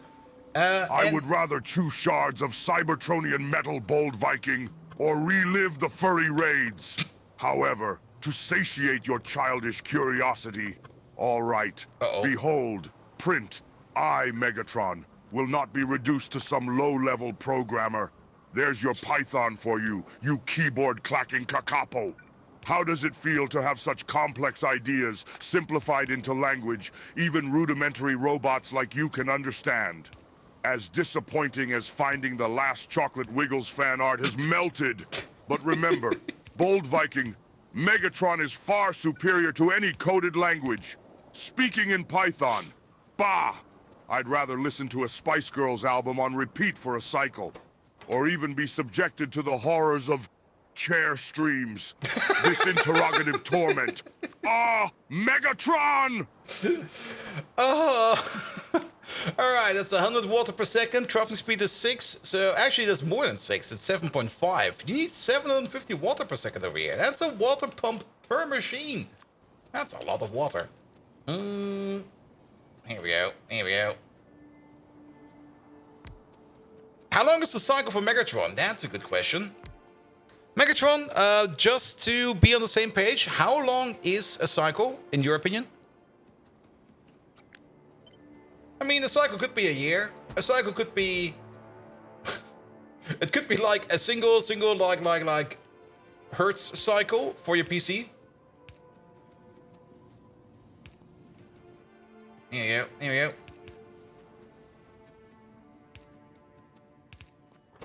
go. Alright, water. You seriously don't know the answer to that, bold Viking? Nope, no clue. A Cybertronian cycle is equivalent to approximately 1.5 human hours. I'm appalled, but not surprised by your ceaseless blundering. I can't believe you have the audacity to even ask me something so stupendously obvious. I swear, I could die from the sheer overbearing simple-mindedness of this exchange. Remember when you, of all mechs, were fighting alongside us in the Nut War? It really points to how far you've fallen. By the Allspark, I feel older than a decades-old punchline every time I have to stoop to your level. Energon, save us all from inane inquiries. What's next? You want me to explain how my fusion cannon works? Try to keep up with my genius-level intellect, bold Viking, or I might mistake you for Wheelie. Time for a battle cry to wake you up. Wheelie? Megatron! Stupidity! No more! Now shape up, or I'll ship you out! Well, good to know that the cycle is 1.5 hours. Here we go, here we go. Alright, we got some more tailings over here. They all go into the same tailing pipe. Send them off, please. I do hope that we don't need to worry too much about tailings over here. How many tailings are we making over here? Not that many. At the crafting speed of 30 in total, we're doing this recipe 7.5 times per second.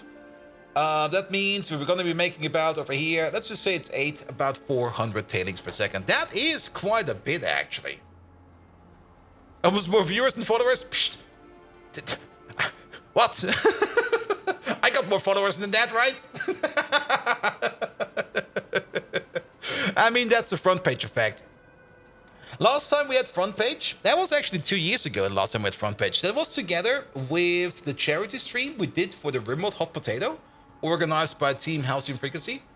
And back then, I think we peaked at 18,000 viewers or something like that. It was insane. It was absolutely insane. Fun, but insane. Alright. That goes into there. That goes into all of that. We got some liquid number 3 that we need to take care of over here. We can take care of that over here like that. But then again, currently we got games done quick over here, running, well, whatever they're running. I'm actually not quite sure what they're running today. Maybe somebody can tell me what does games do quick today. But they're sitting, last time I checked today, at something like 50,000 at the moment, which is also a very impressive number. And speaking of very impressive numbers, I kind of wanted to, I'm actually kind of happy that I did maybe not meet them on Friday during the partner party, but on Saturday, I did kind of grab myself real quick, Mr. Pirate Software. He was like bumbling around in like the Twitch partner lounge, and he was like, he looked a bit hopeless, which is fine, because I think he just got grabbed from his stream, thrown into a plane, flown all the way over to TwitchCon, and then basically just dropped into a hotel and then pulled over to TwitchCon. And I think most of the work that was done by his community manager was just what dragged him along, like, we're going over here next, like, all right. But I did have a fun little short interaction with Pirate Software, and he's a very amazing lad, even though I did tell him straight to his face right after that I'm still kind of annoyed that my Discord is full of his clips. But then again, he's doing great, and I find him amazing. So all in all, it was great. But yeah, his clips are everywhere. But that's probably also one of the reasons why he got so popular as he is, because I talked to a couple of people about him. And he used to be a rather... He used to have like numbers less than me, like in the past. And then he kind of got big by abusing, not really by abusing, but by using like the shorts. Like the shorts is what did it for him. And I've talked to like a couple of people out there that most of the latest, greatest Twitch success stories all had to do something with their shorts.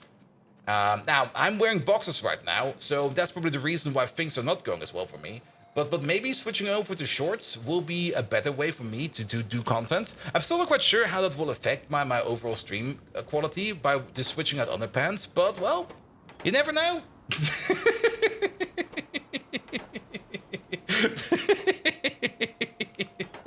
No, wait, YouTube Shorts. Yes, YouTube Shorts. Clip format, TikTok and stuff like that.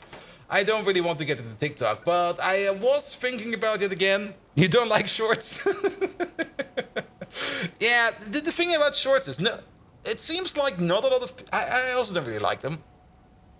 And it's definitely a weird format, but they seem to be very effective for discoverability.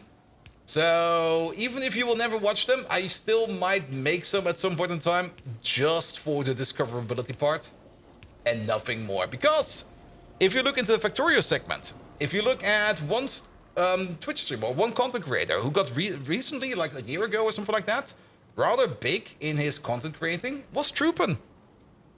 YouTube does idiot mode when you click a short, yeah. But Troopin over there, Troopin got really big on the shorts game as well. So it's more or less something I need to think about. Try to compress one pie stream into a minute. Wait a minute. There we go. Already done. But sadly, people will not understand that. That clip over there does compress it down into a minute, but only if you understand what it is about. If you have no clue what it is about, then compressing it down to a minute will not work. All right, this over there is now making more zinc pulp stage 4. This over here requires zinc pulp stage 3, grease and sodium hydroxide. When does the zinc pulp stage 4 go into? All the way at the end over there. All right. No, wait, that's making more 4. It goes all the way in the end over there. There we go. There we go. All right, this stuff over there is going to be making the purified zinc, which then will be going to these over there. And Mr. Washington, hello there. How you doing? Welcome, welcome, welcome. Yes, front page today. And you over there, you are making more zinc overflow. Zinc overflow will be going all the way back down to the beginning of this whole construction line over there, because that is where we're going to be needing that. Here we go. Here we go. Yeah, where we're going all the way down. Where we're going to be connecting it down here somewhere. This is where it's being consumed. Perfect. We need to be further down than that. We want to inject this stuff. No, that's actually going to be a bit tricky. It's being consumed over here. It's being consumed over here. So we need to inject it somewhere over here.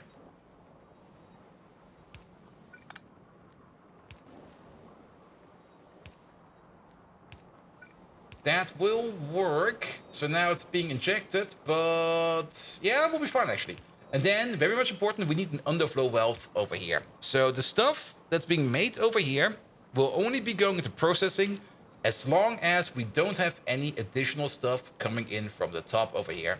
Else the whole system over here might get stuck. I'm doing better now. Took a bit of a lunch, and your sinuses were all we want them to. I don't know how, but you've just sneezed out a cheeseburger. One day, it's obviously not today, I learned to eat like a normal person. Yeah. What happens to me every now and then is when I eat and I'm really hungry, I just go like nom, nom, nom, nom, nom.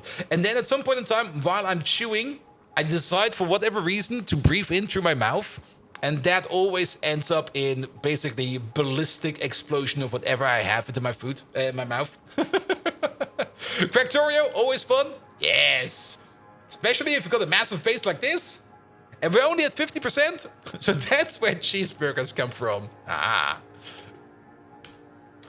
But then again, on the positive side, you might now have some more space for like another cheeseburger. Alright, put you over there, put you over there. There we go. Alright, alright. It's the same other thing that also happens to me very rarely. Is this Groom Lake? Wait, what?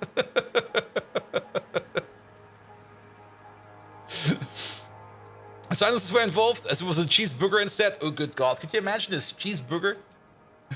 There's something that happened to me like it happens like once every other year.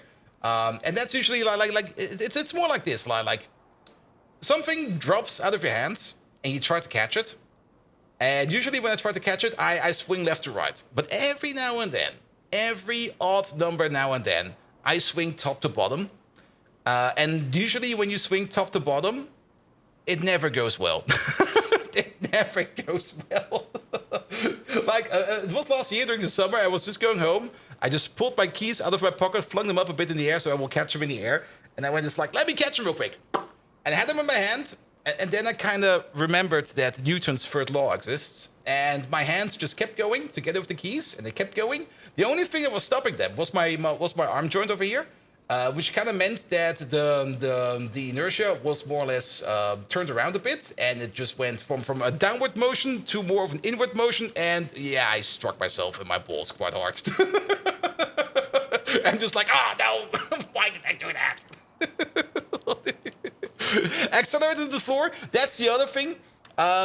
And that usually happens with sunglasses for whatsoever reason. Like when I try to catch a pair of sunglasses, usually I end up not catching them, but just like yeeting them into a wall. It's like, I got them. Pfft. No, they're in the wall now. Fuck. Fallen Angel, hello there. Welcome, welcome, welcome.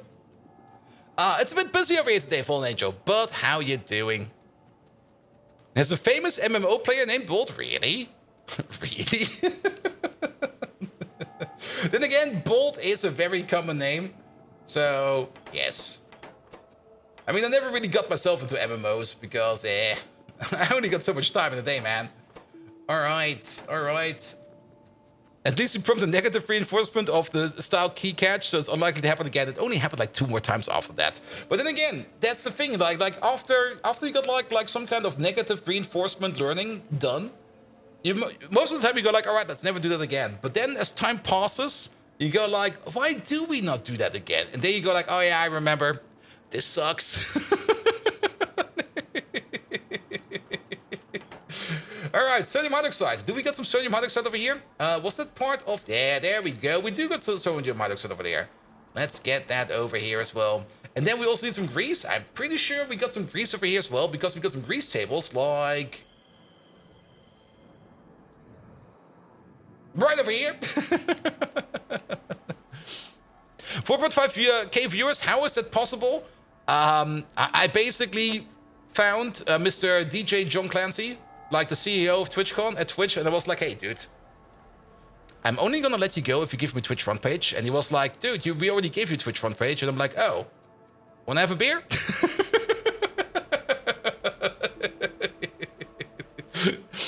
Actually, I didn't really speak to him. He was around everywhere, but I was like, yeah, I don't really need to talk to him. He asked Pirate Software for a favor. Pirate Software has also no influence in who gets front page or not. But yeah, I mean, we can repeat it again. I guess we can repeat this every now and then in why we got front page. Twitch, more or less, made the application process to front page more transparent. They also completely revised it and made it more fair for everybody. Because it used to be that the Twitch front page was like occupied. Not really occupied, but it was more or less... it's all the way over here, by the way, we're looking for...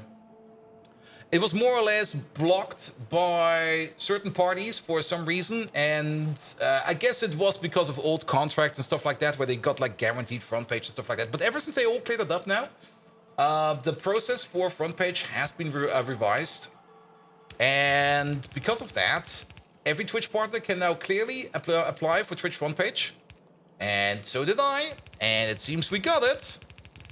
As such, I'm very happy about it, because with a more clear process, a more transparent process, it's way easier to plan with things and make things. Also, this is probably... Oh god, that was horrible. That was like the worst. Here we go. This way we go. When he rates people, it's hilarious. Too bad you aren't a game dev. Pie domination is complete. Yeah, that's also going to be the question. Who are we going to be rating later tonight? Then again, I mean, as long as we got front page, I already said it. Like we're probably going to be streaming a little bit extra long today. It's also good that I got like a day vacation today. Or at least a week of vacation this week. So there's technically no limit for how long we can stream. And I will probably just milk this front page for as much as I can. Because if we already got it, we might as well milk it as much as possible. Here we go. And then, but we only get one slot, like, per month. Which means that for the rest of July, we will not get front page. But the application process for August will probably open up sooner or later. And once the process for August opens up, then we're just going to apply for another page in August. And Atlins, no begging, please. Come on. You can do it yourself. Funnily enough, I'm always happy to help people out with follows, but if you come in like banging like that, no, fuck that. Stop that right away. That's horseshit. There we go. There we go. Over there. Over there. No, that's off by one. Wait. Team McIntyre, hello there. Help me with my follows, Bolt. No, Team McIntyre, you're not getting any. Your channel's already bigger than mine. Come on. But Team McIntyre, have you already applied for front page? I'm not quite sure. You're just a recent Twitch partner, so you might not know yet. Can you ask Megatron how you can get more follows? All right. That's fair. That's a very fair point. Megatron, we got some newbies here over here on Twitch, and they want to know how they can increase their followership. Can you give them some tips on how to increase their follower count? You know nothing? Team McIntyre. By the way, feel free to DM me if you want to know some more about Twitch internals and stuff like that. That was for Team McIntyre. But then again, you can also DM me for everything else. I mean, I'm always happy to explain stuff to people. There we go. There we go. This could go badly. Nah, has Megatron ever given us bad advice? Actually, he has. Now that I think about it.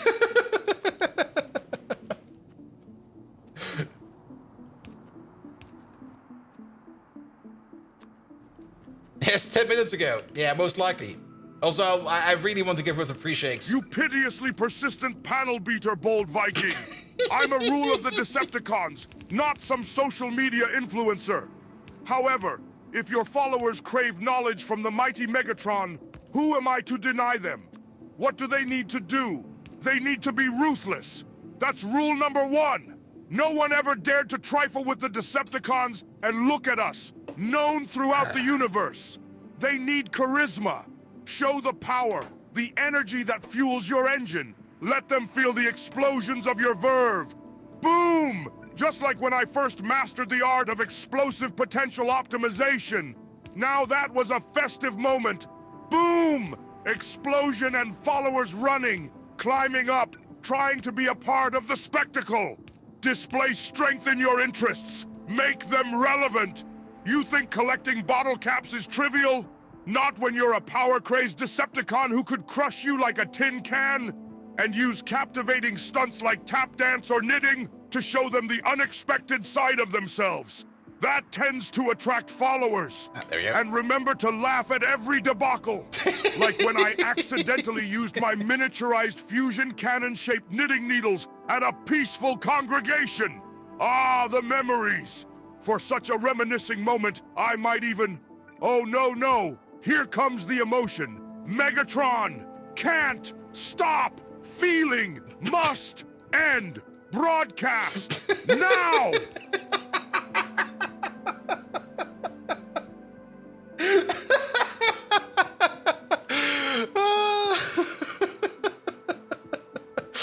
I think he's having a bit of a meltdown.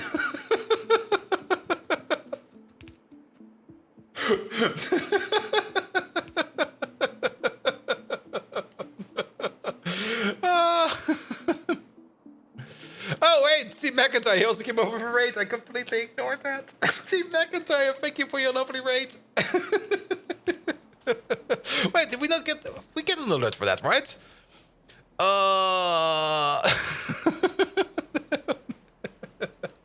Nevertheless, guys, welcome. Thank you so much for your lovely raid, Team McIntyre. I thought for sure you just walked in here.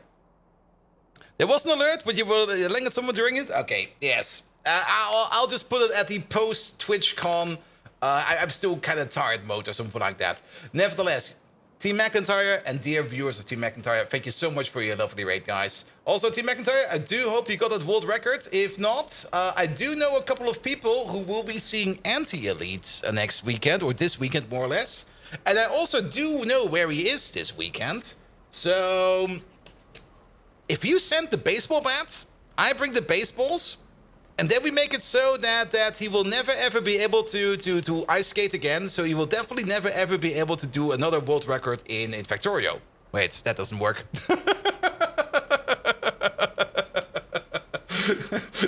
Damn. Turns out you don't need kneecaps to be like a world champion or a world record holder in speedruns.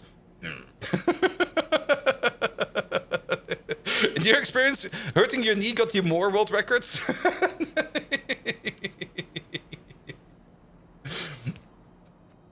What if you use pedals? True. I mean, some people do use pedals for either managing their stream, their OBS and stuff like that. Even I was thinking about using some pedals over here to set up stuff over there. But then again, I don't really think you need knees to be using the pedals over here. If you give them some pedals, like you mean like pedals for like band pedals and stuff like that, like switching pedals, or some other ones, pedals for mute and unmute. Yeah, you can get them. You can get them quite easily. Like I said, I had the same idea, but then again, I don't really do much scene switching and stuff like that because I just kind of like it like this. Push the pedal to the metal. That's for accelerations. All right, we got some more zinc overflow. Is this not being... No, you're fine. That goes into this pipe over there. But let me guess. The pipe at the end over here is just full. Where is this thing over there? It is... we can barely see it. But yeah, the pipe is just full.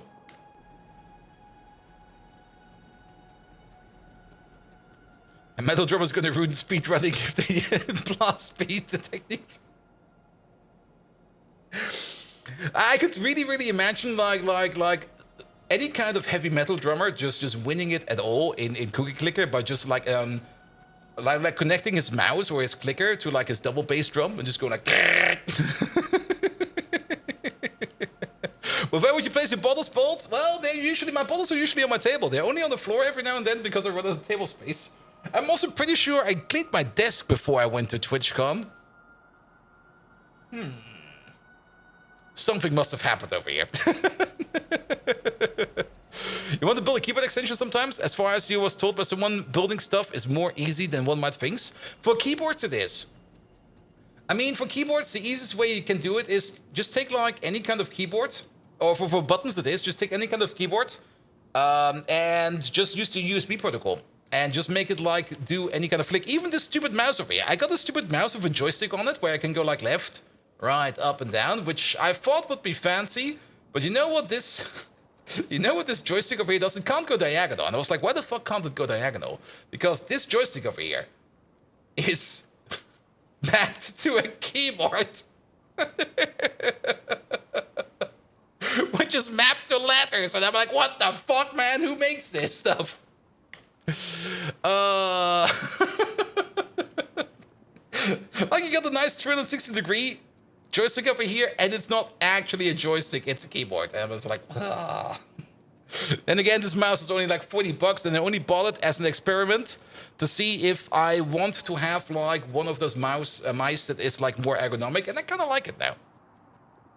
Good. And what Factorio mods are you using? Do you have a list somewhere? Yes, we got the save file over there. And that save file you can just download, which will get you this map over here at the state of, I think, last May or something like that. And in there you will find all the mods. It's easier than just sending out a list or something like that, because mods sometimes change and stuff like that. But overall, we're playing Pyanodons with not a lot of quality of life in here, because I don't really like... Well, I don't really need that much quality of life stuff. But then again, wait a minute, we got distracted again. We keep on getting distracted over here. First of all, Team McIntyre, thank you so much for your lovely raid yet again. And viewers of Team McIntyre, welcome to the opposite of a speed run. We are doing over here a slow run, where we're playing probably the slowest game of Factorio in quite some time. Mostly because we get distracted by Twitch chat about pretty much everything we do, which is great in my opinion, because I love getting distracted by Twitch chat. But overall, yeah, we were playing the Pi mods over here, and Pi mods on their own is already something that is not going to be fast. It's gonna be kind of slowish actually, which is fine. I don't mind when things go slow.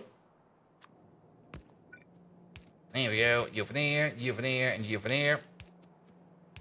In and in. Alright, why did you stop? Because of the zinc overflow. Why no helmet redeem? Because that helmet is I just don't like it anymore. It's still in there for nostalgia for the people who were here at the beginning, but the helmet thing is gone. I'm sorry, we're not doing that anymore.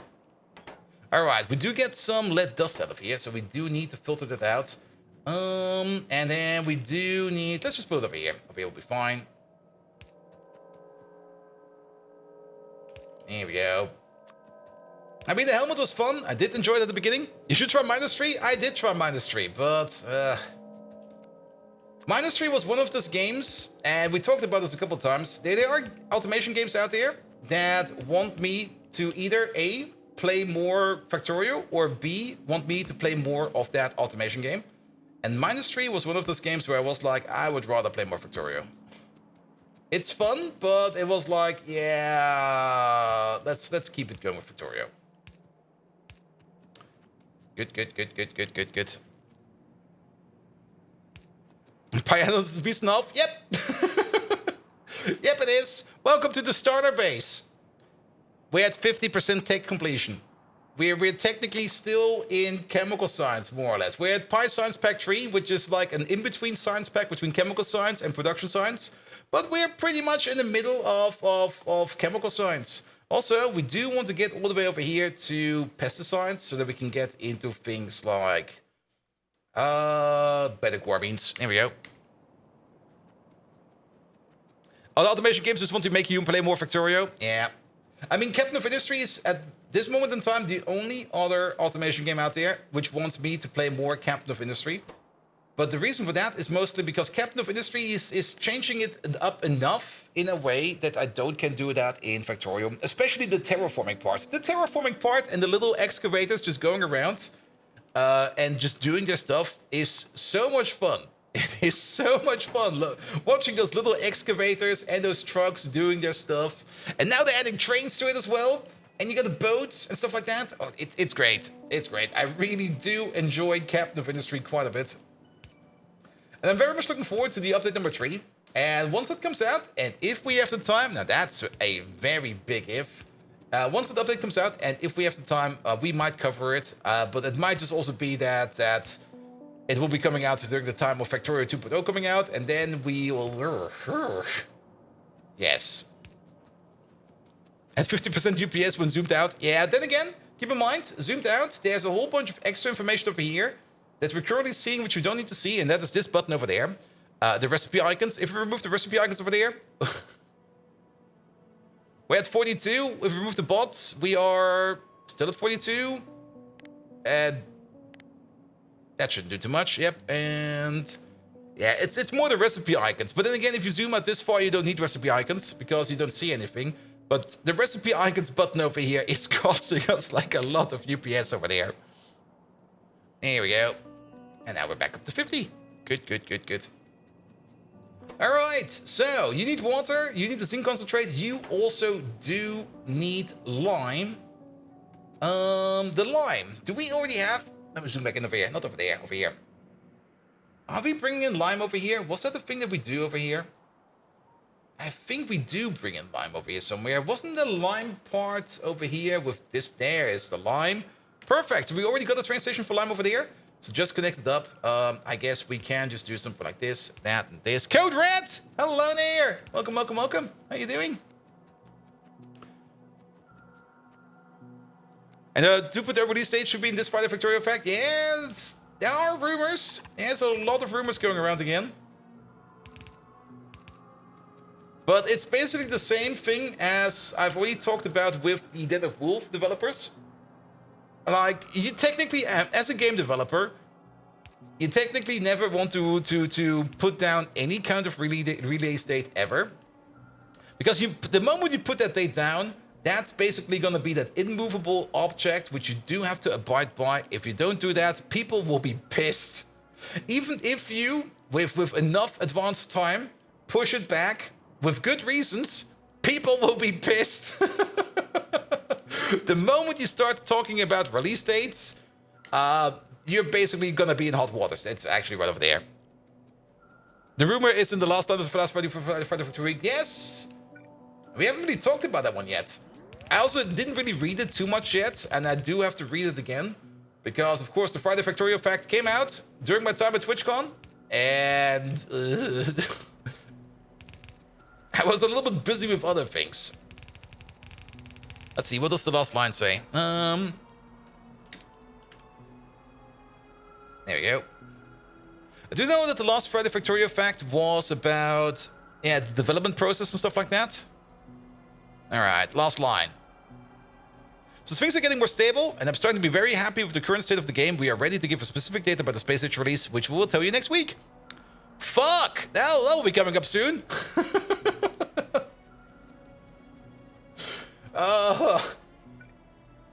I kind of want to finish up this Pi game before Factorio 2.0 comes out. Well... And Buzz was busy with other things like developing a hangover to come. Yep. And it was a good hangover. Could recommend it again. I mean, especially on Friday. On Friday, after the partner party, like in the after party of the partner party, where I was drinking with some German streamers, which was a lot of fun again. I also met like one German streamer who took, what was it again? 38 attempts? I think it was 38 attempts at becoming a Twitch partner. He had to do that process, which we did like I think 12 times or something like that. He had to do that 38 times. He spent like a year, more than a year, trying to become a Twitch partner. And you could maybe think or ask like or think about like he probably didn't have the viewers or something like that. Nah. His channel had like a constant 1,000 people viewership, or an average of 1,000 people viewing his channel every freaking day. His channel was also one of those channels that was more or less 24/7 live on average. Because what he was doing is he was streaming his own bar. He owned a bar in Bremen. And when he was not standing, or when he was like standing behind the bar, or when he was not standing behind the bar, and he was just like commenting on his Twitch stream, he was just like commenting his own bar the whole time. And he was doing that in this typical Bremer type. And if you don't know what your typical Bremer is, think a little bit like Bremer Fischhafen and stuff like that. He was just like really funny for German standards, and was just really good at talking to people. And it took him like ages, like more than a year, to become a Twitch partner, which was kind of weird in my opinion. But he was an amazing lad. He was an absolutely amazing lad. And I was also drinking with him on Friday. And the gin and tonics were just coming and coming and coming. Like there was no stopping the gin and tonic. And on Saturday, when I was like walking around on the TwitchCon, I was kind of looking for him a bit, and I was like, I can't find him anywhere. And at some point in time, I ran into like one of the other people I was drinking with, and I'm like, hey, what's with this dude over there? Like, he was very happy yesterday. Is he still hungover? And they were like, yep, he's still hungover. He was in his hotel room all Saturday, and I'm like, oh, man, oof. Well, that's a proper hangover, man. Payload Viking, thank you so much for the resub. And congrats to the front page. Yep, the front page will only be for today, which means we're gonna have to make the best out of it. There we go. All right, we got the water. The zinc concentrate will be coming from over here, which will be coming out of here at some point in time. We should already have some zinc concentrate. There's some zinc concentrate over here. The only thing we're missing is the soda ash regeneration solution. For that, let's have a look in here real quick. Soda ash stations. Where's my soda? There we go. Requester. We only got one, and he's all the way over there. And that from someone who runs a bar. Yes. That basically tells you how much they were drinking. And that was also more or less a good idea for me to kind of leave early, because I didn't really want to I mean, drinking is fun, and you should always drink responsible, in my opinion.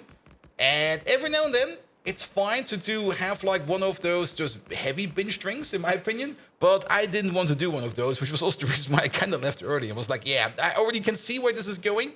If I'm going to be staying at this after party any longer, I will probably be like super hungover the next day and won't be able to do anything. And I am here for work after all, so. And Bolt is crazy, but we love him? Yes. But then again, you do know that only sane people will say that they're crazy. Crazy people will believe they're sane. So I'm definitely not crazy. You're crazy. Megatron? Am I crazy? A bartender with a hangover is some kind of weird. Yeah, it is. But then again, yeah, it was a special party after all. Though no clue what I did afterwards, because I didn't even have the chance to talk more to them. All right, we need the liquid input over there. Put over there. I do hope that I can get the pre-shakes out of Megatron later this week. For today, Bold Viking, you foolish malfunctioning modulator. Are you crazy? By the fumes of Energon, yes. You're as mad as when Optimus Prime thought he could beat me at tap dancing. You fancy yourself a competent Twitch streamer, but you couldn't even handle a bevy of half-naked weebs. Or the horrors of a round shower. It's as crazy as pairing knoppers with a donor. And remember the time you kept those filthy bottle caps from your fizzy drinks? That's as mad as Flanker using pineapple pizza to win a culinary competition. Sane beings don't stumble around making errors like these. I bet the Spice Girls wouldn't stand your foolishness for a nanocycle. But it's all right, Bold Viking. I'm not expecting sanity from a human like you. After all, You guys seem to enjoy an unusually close relationship with beans. You crazy? Absolutely. No doubt about it. Now let me return to my dignified and sane pursuits, like body pillow design. Megatron away! Megatron, speaking about body pillows, you remember Sparkles, the cat you sat on and crushed to death? We scraped up what we could find of him, and we turned him into a body pillow. Here, have a body pillow of your dead cat.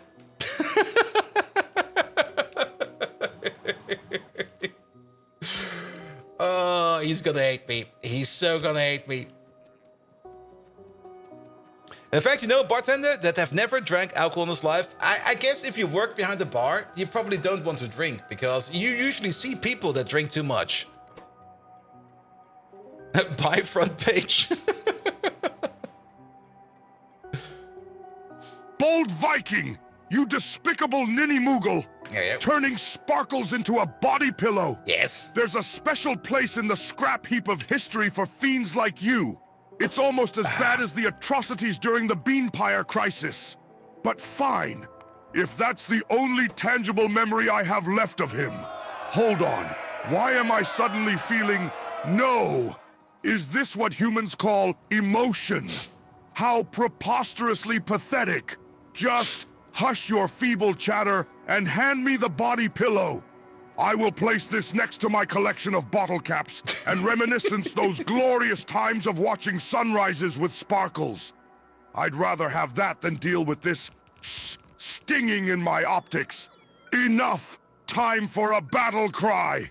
Megatron's wrath shall be known! Megatron, roar! Beware, bold Viking! There will be consequences! Yeah. I'm also not quite sure where this random fits of emotion are coming from Megatron. Maybe somebody put that in as a trait, but I really enjoy it. Him just randomly getting sentimental and then go like, no, I can't become sentimental, no! It's just great. Also, Castle Drunkenstein, thank you so much for the gifted sub. There we go. But yeah, if you do drink responsible. That's the only thing I can say about that. There's nothing bad with having a drink, and there's nothing bad about being a little bit too drunk every now and then, but be responsible about it. Also, there's a time and a place for heavy drinking, and that's called college. Alright. So that's now connected. So once the soda ash comes in over here, we're going to be doing the next step over here, which will be then turning more of the zinc pulp into stage 4. And then all of this comes together over here into this part over there, where we take the filtration media, and then we get ourselves the zinc cubes. Good God. All these posters over there. You refuse to be responsible, drunk or otherwise, that's also fine. Deranged! Hello there! How you doing? Welcome. I mean, that's usually also where my Sunday is for. Like on Sunday, I'm usually just sitting there going like, nah. Well, whatever was planned for today, nah. I'm just gonna be playing video games all day today. All right. Let's have a look at this one. You're making stuff number 4. Yes, we need this stuff over there to go all the way to the top. We got no connection for this yet. We can't put that over there. Actually, these are already connected. Never mind, they're already connected. So we can just push you through over here. This is more tier 3 stuff, and then there's more tier 4 stuff over there. I think we can just connect them up like this, technically. Now this is now a bit of the question. Is this an earlier or a later part of the project? Because this is making zinc 4, and the other one is making zinc 4, and I think we should consume them equally. For now, let's maybe put them both into the same pipe, and don't worry too much about it. Because these two machines at the top over here are definitely fast enough to consume whatever we're getting from the bottom. So it shouldn't matter too much. It's called the end of your convo. How was TwitchCon? I was very drunk. And I was very irresponsible. Actually, no, I was very responsible, actually. Because I did do all the appointments I wanted to do. I did talk to all the people I wanted to talk to. And I did get all of my checkboxes complete on the things or the task I put up to myself. So I was very, very, very happy with that in the end. Mr. Macalito! Hello there! How are you doing? Superman haha ball. Megatron, we got Mr. Macalito over here. You know, the one that makes all the lovely, amazing cookies. Do you have anything special to say about Mr. Macalito? Also, thank you so much for all the follows. The follower notifications are off for today because we got front page. And they've been coming in quite a bit of followers. But for everybody who left the follow, thank you so much for that. Here we go. Here we go. He was very responsible. He consumed all the alcohol he intended to. Yep. I always emptied out my glasses. I didn't waste a single drop of alcohol.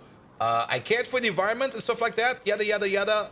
I'm not quite sure what happened after the after party anymore. Mr. Macalito, that saccharine sweet dispenser of baked circular treats. Ooh. The man's cookies are almost as delightful as my pet Sparkles. Or at least, what's left of him. I have to admit, Bold Viking, those cookies remind me of the time I indulged in that human delicacy for the first time, as my metal teeth crushed those baked discs, filled with saccharine delights. It's an explosion of flavor. Raspberry, apple, chocolate, all in crunchy circles of delight. As crumbly as the Autobots' plans when they face me. Here they are. Yes, his cookies brought a sense of harmony, like the perfect tuning of weapons' explosive potential. But one thing, Mr. Macalito, keep your sweets away from my weapons. We wouldn't want a sweet explosion, would we? Oh, look at me, droning on like a malfunctioning modulator. I am Megatron. Let memory not dim my fury. Roar! Now, Bold Viking, give me a cookie or face my wrath, for I am Megatron. And my anger, my sadness, and my cravings are not to be taken lightly. Roar! He sounds so sad. Alright, Megatron, here. I'll do you a favor. See this one over here? This is the last cookie Mr. Macalito made. I especially prepared it for you, just for you, for a sad day. For example, when you accidentally sat on your cat Sparkles and you crushed him to death. So I got this very special cookie for you, and oh no! I dropped it! It fell down onto the ground, and there's now ants all over it. And not only ants, also some weeps are touching it right now. And it also is covered in beans now. But still, here's a cookie. Too bad ChatGPT cannot interact with level ups more defined. I'm trying to look into that. I do hope I will find some time for that later this week. Though then again, this week, even though I do have a week of vacation of work, I do got some other priorities first. And I'm a little bit annoyed that the job interview, or the second stage job interview is on Friday, which means I will probably be spending all day today, tomorrow, and the day after in prepping for that interview and will not have any time to work on Megatron. But maybe, we will never know. We will never know. Also, Baird, thank you so much for the Prime sub, mate. How are you doing? Thank you. And Mr. Macalito, thank you for the resub as well. We already said that, but yes. Sorry. As a proper Twitch streamer, sometimes you need to repeat yourself. Alright. There we go. High grade zinc. We got it. All the way at the end over there. Also... Oh. We broke Megatron. Damn. He still has not really a memory overflow, but it seems he's not taking care of removing his own tokens enough anymore. It used to work, and it used to be that we never had the issue anymore, but for some reason, every now and then, we just run out of tokens, so finally traumatized him enough. Yeah, he just killed himself. He was like, nah, this program, I will Control-C myself. Alright, there is obviously a bit of a lack of radar coverage over there, so let's fix it real quick. Here we go. Big boy radar. Does it fit over there? No, but it definitely fits over here. By the way, this is not a radar. That's a construction port. That's a radar. Well then, Megatron has been reset, so we can start anew in traumatizing him in new, wonderful ways. All right, all right, all right. So, that should be fine. Once we start making all these cubes over here, we can start smelting this down. And we have not really set up the smelting down part yet over here. Did we actually do that all the way over here? Oh, we did do that over here because it goes with advanced foundries. The cubes over here for the zinc. We smelt this down in... There we go. There we go. There we go. In advanced foundries. Good. Let's just assume that these machines, these two machines over here, are working at full speed. I'm not quite sure if they will actually be working at full speed, but we can assume they're working at full speed. Each of them can make up to 1 cube per second. At a total crafting speed of 12, we're going to be making up to 12 cubes per second. The cubes over here will be going into these smelters over here. At the crafting speed of 6, we're going to be consuming 1 cube per second. So we can definitely put down a couple of these cubes over here. We also need more limestone, which is fine. We can probably either tap into the same amount of limestone from over here, or alternatively, we just make ourselves some other excavators over here because we got all the materials for that in terms of coal gas, as well as drill bits over here to make more limestone. We might just end up doing that the other way around. Good. Do we got some foundries on us? We do got some foundries on us. So let's get the final parts in over here. Let's get ourselves some molten zinc. Here we go. Pom, pom, pom. Doing well. Thanks for asking. How was Rotterdam? Rotterdam was absolutely amazing. I actually liked it more than Amsterdam. Amsterdam was pretty busy everywhere. It was pretty full. And even the open transit system in Amsterdam, it wasn't as good as in Rotterdam. In Rotterdam, the public transport system in Rotterdam was excellent. It was absolutely excellent. Like, they had proper people movers all over. And if you don't know what the people mover is, basically, think theme parks. And theme parks always have people movers, and those are usually like lines that are always active, pushing people around to go to where they want to go. In this case, it was the metro lines, and the metro lines were absolutely amazing. Like, there was always like something going into the direction you wanted to go. Also, on top of that, I accidentally probably booked the best hotel ever, because it was the hotel I was staying at. It was the Bilderberg, which was very close to the main crossing of all of the metro lines. Basically, the entire city was more or less, yeah, it was more or less a big X in terms of metro lines. Like, one line or 2 lines going like in one diagonal, and the other 2 lines going the other diagonal. Rotterdam is much better than Amsterdam. It is, it is. I enjoyed it way more than Amsterdam. And because I was exactly at the crossing intersection, I could always go wherever I wanted, which was great. It was super great. I really enjoyed that. And even better, I didn't really need to fuck around with any kind of app or anything like that, or get myself any kind of weird tickets or stuff like that. You just check in via your phone. You just go to the metro station, there's this gate, you just take your phone out, with your, and if you've got anything like Google Wallet or something installed, or Apple Pay, you just tap your phone onto the gate, and the gate opens, and you're like, yep, checked in, perfect. You check out, perfect. And then you pay for the ride, whatever the ride was costing. And the rides were cheap. I paid, I think, a total of maybe 20 bucks at most for rides, at most. And I was there for more or less 4 days. And if I would have bought like 4-day tickets, it would be like double in price.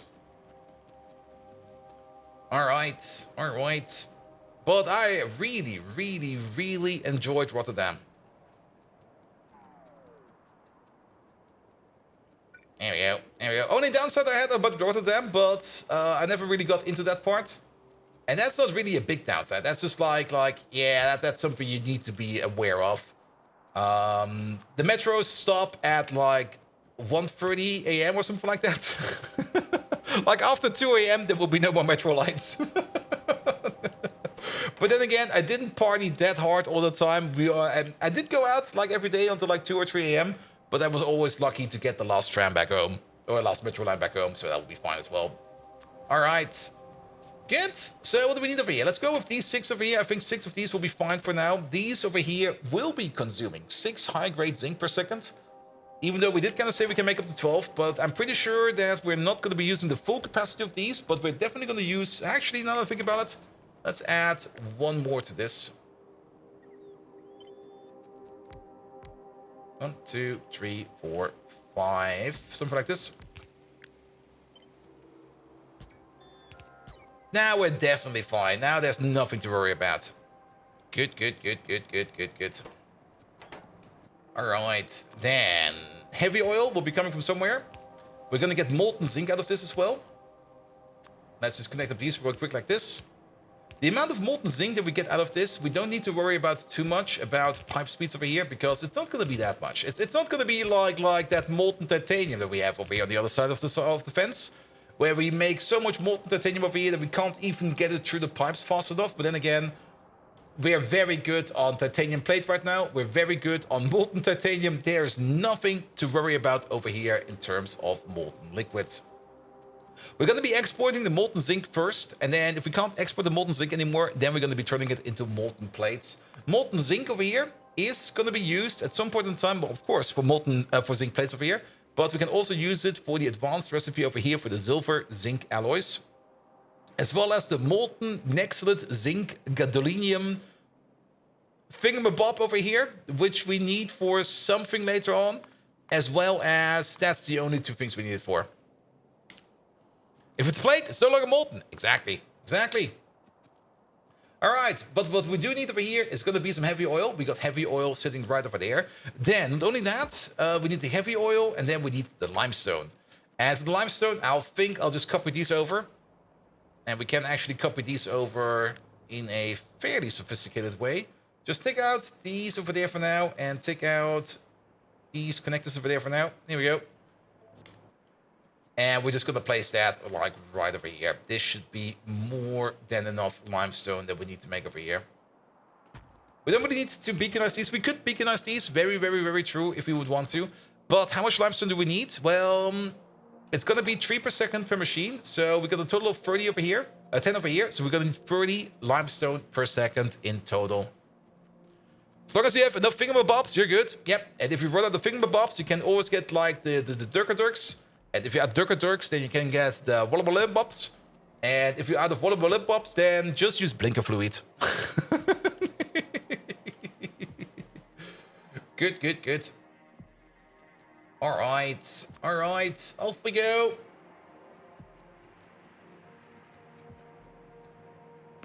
Let's see, who else did I meet on TwitchCon? Well, of course, Den of Wolves, 10 Chambers. Yeah, there's still a whole bunch more to be said about Den of Wolves and 10 Chambers. Well, of course, like I said, I couldn't get any details out of them in when Den of Wolves will be released. Because, of course, they don't want to talk about it, or they do want to talk about it, but they can't.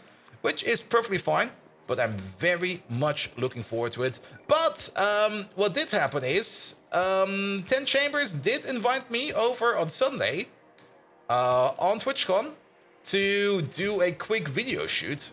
And they kind of just did an interview with me, where they were like, yeah, let's interview you a bit and put it on tape, and we're going to use that for something. And I'm like, all right, sure, I'm down for that. They basically just asked me some basic questions about GTFO, like how do I like the game, what do I love about it, yada, yada, yada. The usuals. And they're going to be using that for something. What exactly they're going to be using it for, I have got no clue. How I did on that, I got even less of a clue. I was a bit nervous, to be perfectly honest, but I'm very much looking forward to an awkward me standing in front of a camera talking about GTFO on some kind of weird GTFO clip or something like that very soon. I did have to sign like a concession agreement that they could use my depiction of myself and stuff like that. So they're probably going to be using it for something. But yeah, we'll see more about that, well, when it's done, I guess. Good. Also, they more or less expected me to be at Gamescom, so I guess I'll be going to Gamescom this year again. But unlike last year, where I went for Saturday, or I went for like a couple of days like last year, I think. I went for like 2 days, I think, like Friday and Saturday. And to be perfectly honest, after one day, I was already like super duper exhausted. So this year, I will probably be going on Thursday. And I'm still going to try myself to get myself something like either a press pass or something like that, or maybe something that I just can get for free. But it kind of turns out if you want to talk to people, especially publishers and game developers, you have to be at Gamescom on either day that is not Saturday or Sunday. Because on Saturday and Sunday, those lads are at home. Good. All right. This will be making limestone. And how much limestone do we make over here? At the crafting speed of 3, we'll be making 20 per second. Well, we got 3 of these, so we're making 60 per second. We need 30 per second. That's fine. And Luna Epicura, 2K viewers? Yes! I made a deal with, like, the Chinese triads, or the Hong Kong triads. And they were like, yeah, dude, we can definitely give you some more Twitch viewers. It will cost you something. We will not disclose right now.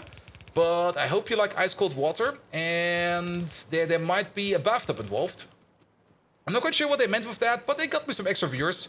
Or maybe I just asked Twitch to get myself a front page access. Probably the latter. I'm pretty sure it was the latter.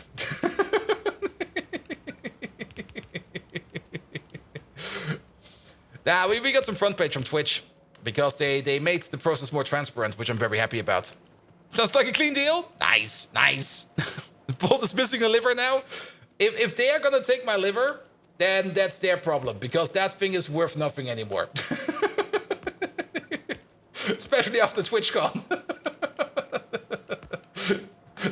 That was a very bad deal for them. Good. Pom pom pom pom pom pom pom. Now I'm very happy. I'm very happy with the recent changes that Twitch has done overall.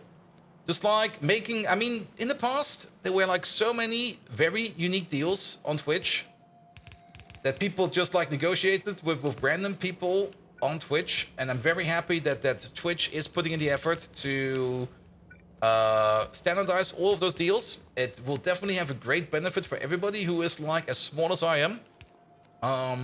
I'm very happy about that because it was always this weird thing about certain parts of Twitch where you tried to get something out of it, and you already knew that some bigger streamers are doing like XYZ, and even some smaller ones doing XYZ. For example, front page and stuff like that. And trying to get access to that was this absolute weird enigma. They have to be better. You know that YouTube and Kick are there. Yeah, but YouTube is, in my opinion, YouTube could be doing so much better, but they just don't care. YouTube is just this enigmatic giant over there that just goes like, yeah, we can stream over here. And then they just do whatever YouTube does. I mean, YouTube has a lot of potential. YouTube is good, definitely. And it's good that they got some decent competition in there. But overall, the YouTube streaming experience is... it's still there? Yeah.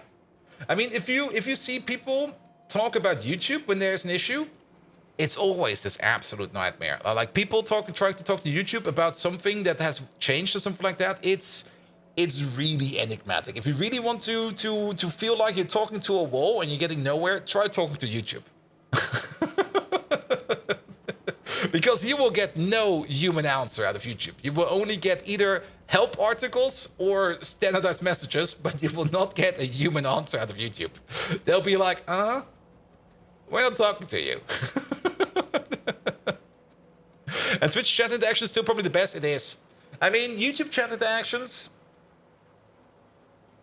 you would think that it's not that hard to be as equally as Twitch, but somehow they just don't manage to do it.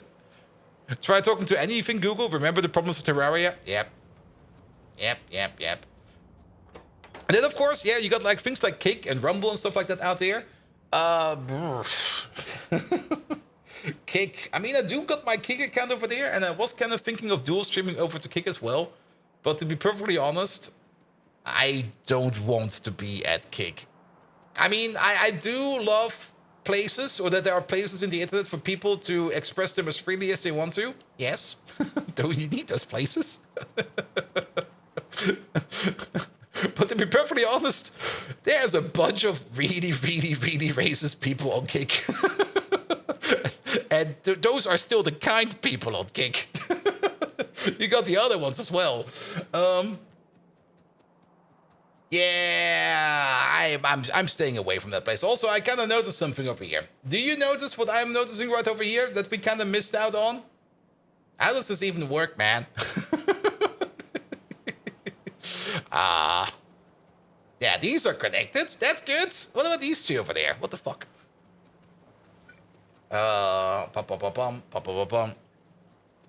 You like Twitch? Twitch is fine. I do enjoy Twitch as well. I do have to admit, like before I went into Twitch streaming, I was mostly into YouTube because watching VODs and stuff like that is still superior on YouTube. Absolutely. That is still the better thing to do. Like watching VODs on Twitch, it's horrible. It's absolutely horrible. But watching stuff on YouTube, great. I love it. And that's definitely the more powerful part on YouTube. I also kind of do enjoy it that YouTube is at least trying to get like smaller content creators into your feed. I mean, I notice it in my own YouTube feed every now and then, that there's like all these small creators just going like, I did this, I did that. And I'm kind of happy with that, even though most of the time I look at those things and just go like, actually, I don't want to watch this. It's just healthy to have competition among the platforms, helps them to innovate and listen a bit more to their users. Yes, it definitely did good for Twitch. Because Twitch, I mean, if you kind of think about like 2 years ago, there were like all these doom prophecies about Twitch going down the shitter, blah, blah, blah, blah, blah, blah. But nah, Twitch spent a lot of time and a lot of effort into becoming better. And it shows. It definitely shows.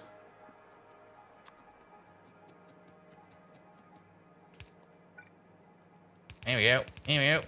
But yeah, competition is always good. And that's also why I'm still so kind of confused about, not really confused, but surprised more or less, that there's one very big contender out there who is even more enigmatic than YouTube, but who could easily just completely wallop away everything out there, which is Steam itself. I'm still kind of surprised that Steam is not picking up the streaming services, especially for games. Because they got the shop, and they got the ability to stream to that shop, because you've probably seen other content creators already like stream on Steam for particular games, for particular events. Steam has the entire infrastructure in place to be able to do something like that, but they just don't. They just sit there and go like, nah, we good. We don't want to. But Steam could be a hefty competitor in terms of streaming and in terms of trying to get like a part of the pie. And I'm just very surprised that they're not even trying to do that. But I guess they got their reasons. But yeah, Steam trying to talk to Steam. Well, Steam is easier to talk to, but Steam is also sometimes, yeah, also this very silent giant. And you want the beer in there? A cheers in there. We can try to make a cheers. I sure it would benefit their own businesses. That's true. I mean, I guess they did do the calculation. I mean, don't underestimate the costs of streaming and stuff like that. Server costs are a thing. Traffic do have a cost. Server have a cost. Transcoding does all cost money. And we already know that Twitch itself is... Well, the last news I had was it's still not making a profit, but with all these recent changes, it might be making a profit. But it's still like more a service out there where Amazon Daddy pays for it more.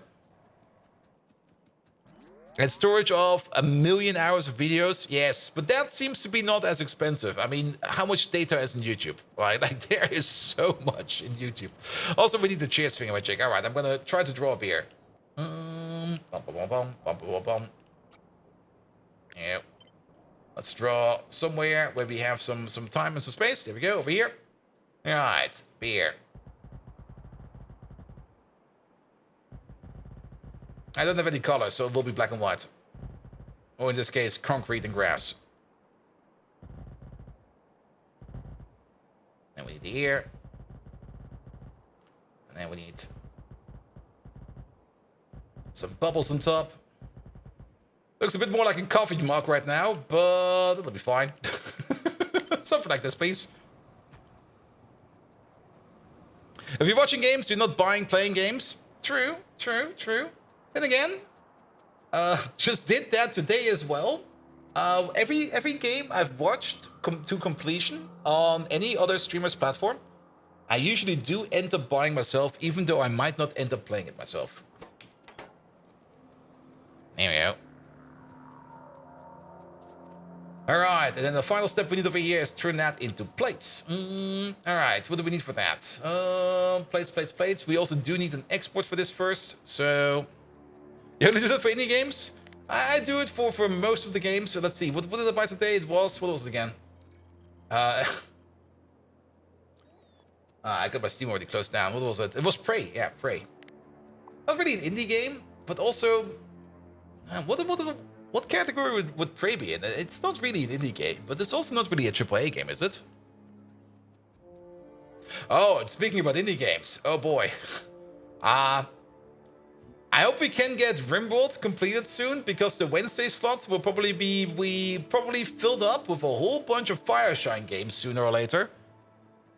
As I had a very thorough presentation by the Fireshine game lads.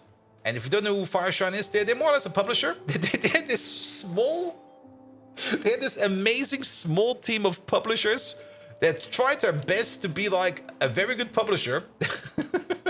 And they're amazing lads. They are absolutely amazing lads. I had a lot of fun with them. And they kind of invited me on TwitchCon to come over to their booth. And I was like, yeah, I'll be over to your booth. No worries about that. I'm running around on TwitchCon, and I'm like, they don't have got a booth over here. And then I was already like a couple minutes late to the appointment, and just sent them like a message like, hey dudes, where the fuck are you? I can't find you on TwitchCon. They're like, no, we're not at TwitchCon. We're in the hotel lobby in the hotel opposite of TwitchCon. I'm like, what? You're all the way over there? All right, be there over in like 10.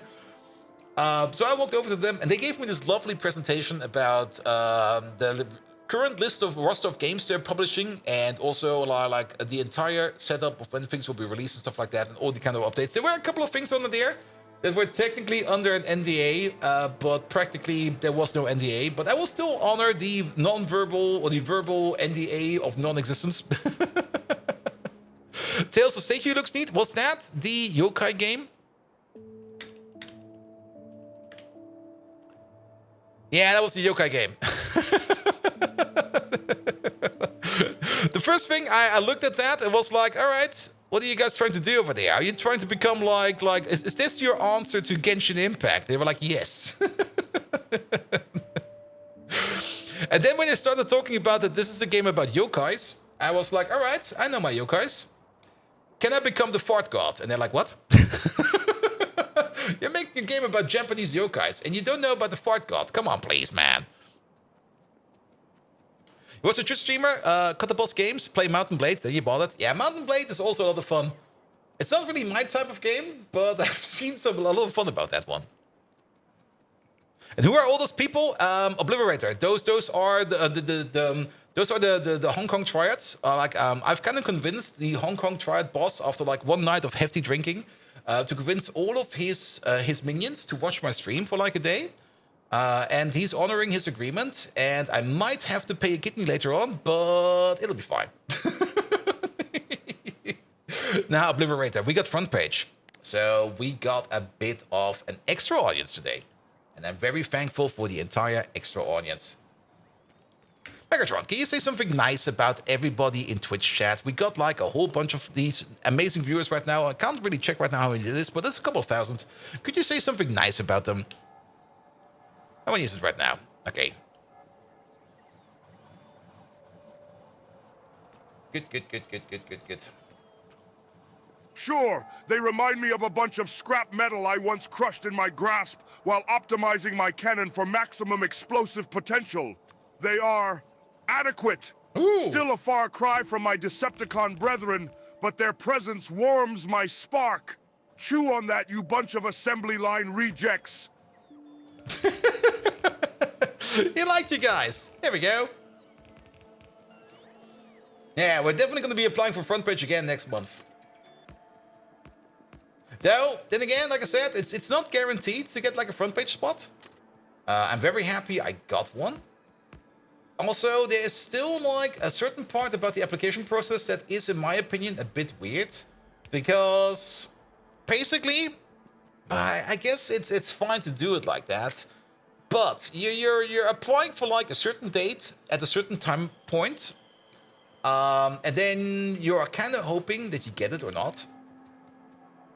But there's no option to renegotiate. Like, for example, I can only put in like one date, and it would be like, yeah, I would like it to have it over here. But if that date is somehow blocked or something like that, I don't get the option to go like, all right, then let's do it at any other date or something like that. But that's only a minor issue at this moment in time. And Ayan Nassim, hello there. How are you doing? I'm doing great. I'm doing very great. Is the front page time like an hour or so? It is limited. And we can already see like a reduction of viewers happening. So I guess it's already over. Maybe. Who knows? Or maybe I got only so much time. I mean, like I said, they got like their internal schedule, and we don't know what the internal schedule is. It's still a part of that is still enigmatic. But then again, I can understand that. You don't really want to make everything like fully transparent. Because once you go like fully transparent, people start bitching about everything.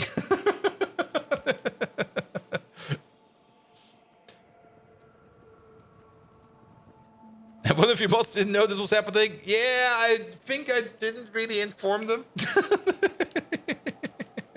Been on the front page watching you play Robot SimCity while I was on the phone. Looks cool as hell, even if no idea what's going on. Oh, thank you so much, Mygo. It's Robot SimCity, more or less. It's Factorio. But it's becoming more a city over here. That is very, very true. Because there's just so much going on. I mean, to put it into perspective, we got like, well, we only got just under 500 trains. Not to be compared to the previous Pi base we had, where we had like 4,000 trains or something like that. And we only got like 2,800 train stops in total. But overall, current production cycles over there, on the 10-minute average, like every 10 minutes on average, we're making like 38,000 pieces of coke. We're making 37,000 pieces of ash, 19,000 pieces of coal, 19,000 pieces of biomass. That's per minute, by the way. Don't forget that. We're also making like 140 dilmos per minute. Wow, that's a lot. Liquid-wise, we're pushing around about 4.6 million units of water every minute. That's a lot. And not all of that is steam over there. Type your YouTube channel, please. It should be quite obvious. Well, actually, no, it's not that obvious because there's only there's actually like 3 Bold Vikings on YouTube. Maybe there's a 4th one by now. I have no clue.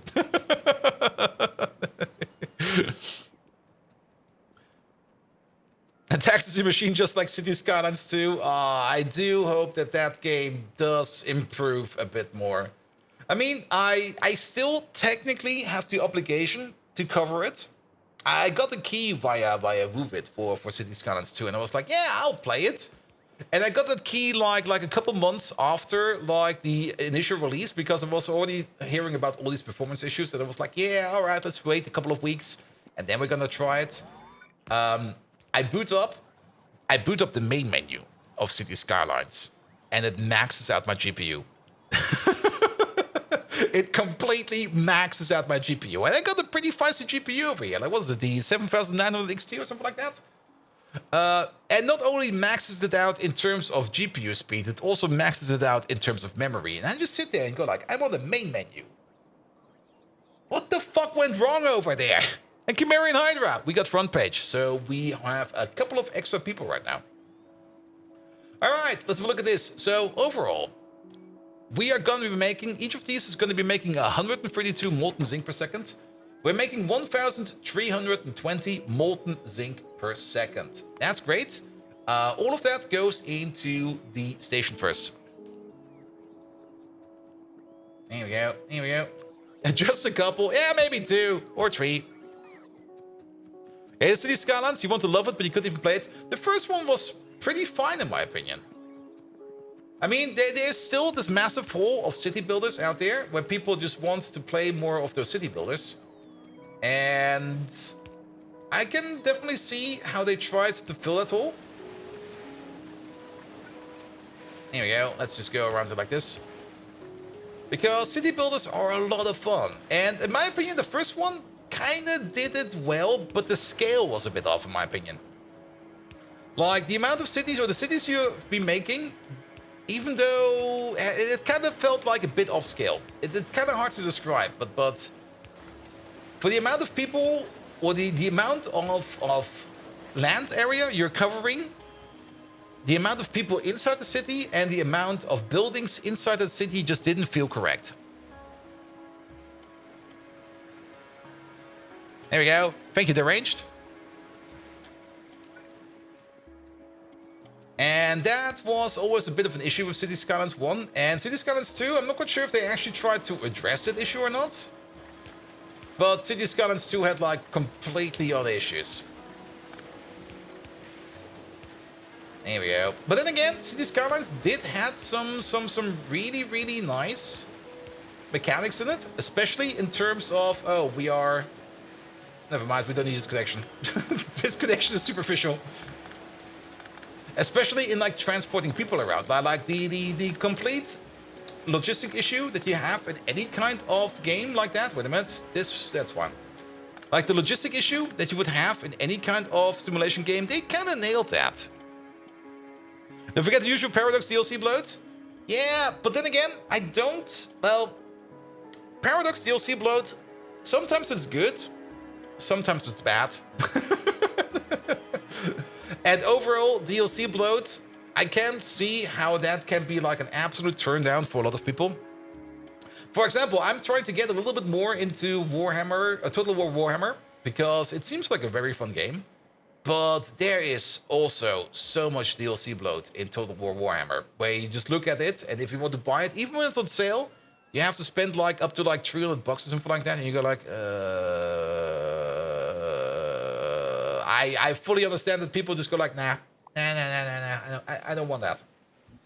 And I see the same also with Stellaris. Stellaris also has like a lot of DLC to it, which is of course, it's a hindrance. It's definitely a hindrance. It's definitely a hindrance in the game's own popularity. But then again, I do like, and in Stellaris, it's definitely a very good case. In Stellaris, all those DLCs more or less finance the ongoing life cycle of the game, where they just kept optimizing and improving the game over and over and over. And they put a lot of effort in Stellaris. I really do enjoy the amount of effort they put into Stellaris over the time. You can't compare it to Stellaris 1.0 anymore. It's so different now. And even the performance updates we got like over the last couple of years even, they've improved performance and the AI of Stellaris so much that it really becomes hard to play, even at higher difficulties. Even when I try to cheese the game as much as I can, it's hard and it's fun. The real spreadsheet simulator, more or less. All right. We need to make the plates. For that, we do need to zoom. We need some hot air and we need some sand cast. We got all of that over there. Good. All right, we're going to be making 1,300 molten zinc over there, which we want to consume over here into the plates. At crafting speed 6, you're going to eat 150 per second. Really? Wait a minute. Are we doing this correctly? We're doing not the reduced zinc, we are doing the high grade zinc. Every 6 seconds, you make like 1,320. That's fine. Every 6 seconds, you're going to need 150. This is more or less going 1-to-1. It's going a little bit less than 1-to-1. Because we're making 100... Actually, it's going a little bit more than 1-to-1. Because we're making 163 and we can only consume up to 150 per second. All right. Which means we can make 10 plate makers for zinc. Let's make 10 plate makers for zinc then. Will you play PUBG or any battle games in the future? No.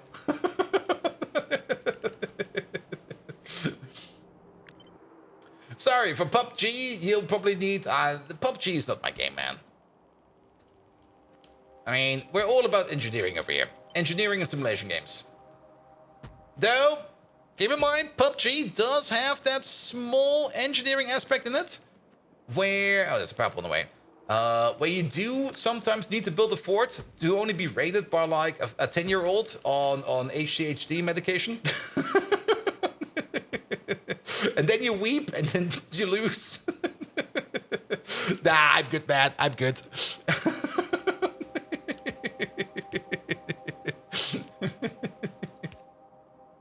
It does not. Isn't there like fort building in PUBG? Oh wait, no, that's Fortnite I'm thinking about, not PUBG. We do play some shooters every now and then. We're playing GTFO, and I do kind of want to get back into GTFO again. Not this Saturday, actually. Why not this Saturday? I've got nothing planned. I'll ask the lads if they want to play some GTFO again, because I kind of want to play some GTFO again.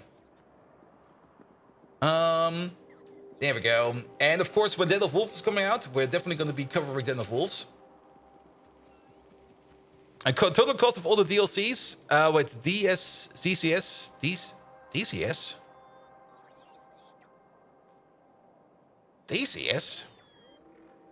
Is it a train simulator? And all the DLCs is about $2,500. Yeah. Digital Combat Sim. Oh, I don't even know that one. Oh, wait, there we go. Hideous DLC cost Digital Combat Simulator goes for fastest of USDs. Check out Train Simulator. I think that one has you beat in numbers.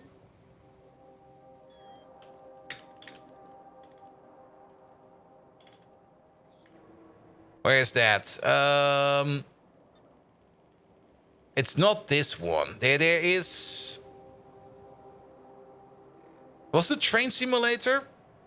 It might have been Train Simulator. There was like one game on Steam. Oh, yeah, it might be Train Simulator. It is... I can't even show all of the DLCs. There's too many. It is Train Simulator. And that one has, I think, the most DLCs in them. I might be wrong. And Star Citizen in the chat? Yeah, Star Citizen is also one of those weird contenders. Alright, zinc plates, please.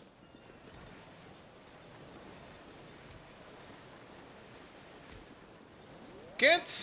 We can keep this... Yeah, I think like this is fine. No, wait, forgot about you.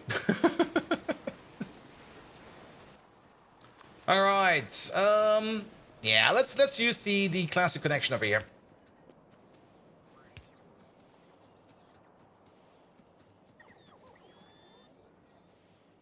No, I don't need anything, Miss Nassim. I got everything I need. And no soliciting, come on, be nice. And also, usually if people come around like, do you need something like this? The answer is always like, no. I got my own artists, which I can talk up to for stuff like that, so, no. Here we go. Alright. Pumps over here. Even though pumps do cost UPS, this makes this build so much easier if you just do it like this.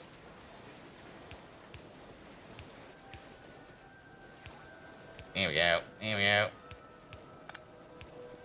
Oh, one more.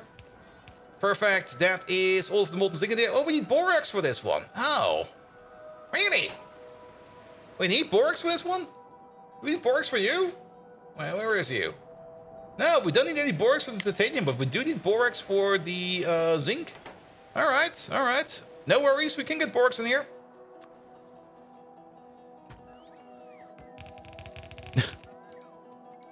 Yeah, I mean...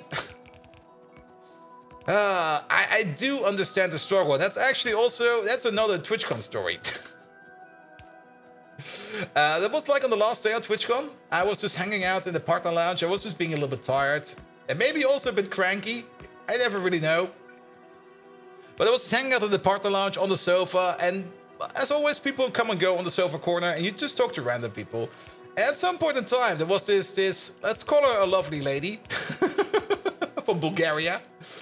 And she was like, yeah, I'm trying to get my Twitch content better going. And I'm like, all right, what do you do? And she's like, I do, what's it called again? I do jump rope in my bikini on Twitch. I'm like, oh, you do that? Well, that's gonna be hard. So how's the success over there? And she's like, yeah, mediocre. I think it could be better. And I'm like, yeah. I'm not quite sure if that's a good feature for you. I mean, I don't mind if people do that. To be perfectly honest, if you want to sell stuff like that, go for it. I mean, there's only a small window of opportunity to actually try to make money with your own body, and that sounds very, very weird and hard. But I mean, I can see why people try to do that. A bikini streamer, exactly. And I was like, all right, that's fine. It's gonna be rough because there's so many of you out there, and you're not guaranteed success. Are you sure you want to be in that niche? And so like, yeah, it's fine. Blah blah blah blah blah blah. I'm like.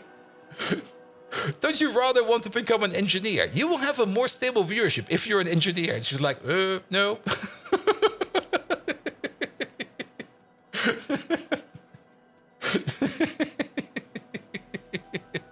There's other platforms for that, yeah. And she just kept on like trying to watch more of her stuff, and I'm like, all right, here. I'm not that interested in you. You're lovely. I do like women. But to be perfectly honest, if I want to watch anything like that, I'll type it into Google and see where I get to. I don't need anybody in particular to follow just for a bikini jump rope. Then again, Megatron, for charity, would you jump rope in a bikini? And I would. Oh, wait, that's off. Never mind. It's off right now. Where is it? Me, the mighty Megatron, in a bikini, performing a petty human activity like jump roping for charity. That's as ludicrous as the idea of Optimus Prime knitting a sweater. But for charity, I'll unleash my dreaded Viking screech, and the earth shall tremble. Remember, your feeble human ears were warned. I mean, if we get the budget for some jiggly physics. It's still broken. Why is it broken? Wait a minute. What the fuck is going on over there? No, you're fine. There we go. I mean, if we get the proper money for jiggly physics, we can add a rope to this. It'll be fine. It'll be fine.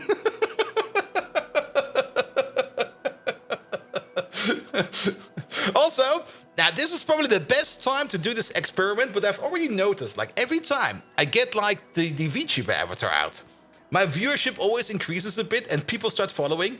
I'm not quite sure if that is a thing. Yeah, I already got a follow right now.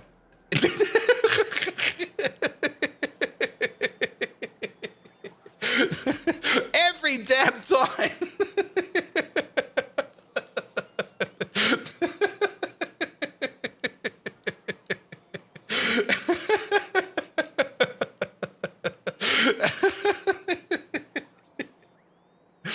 Alright, what's the clock say? Alright, we were a little bit off schedule. Usually on the hour, every hour, we have a bit of an ad break. I don't know how much it cost you, but it was worth every cent. I paid $50 for that. Or was it 40? I think 40 or 50. Or was it 30? I'm not quite sure. I didn't really pay. It was less than 50. It was like, it's less than 50. Blah, here, have it. It was mostly there for a gag. Alright, over there. Borax. We need this request over there. You should leave the PNG on. The viewers were going up.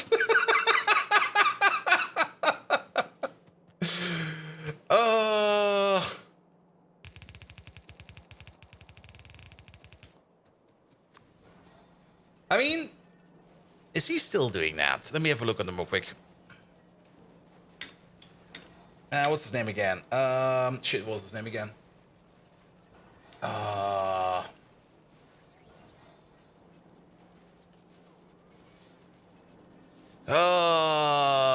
What was his name again?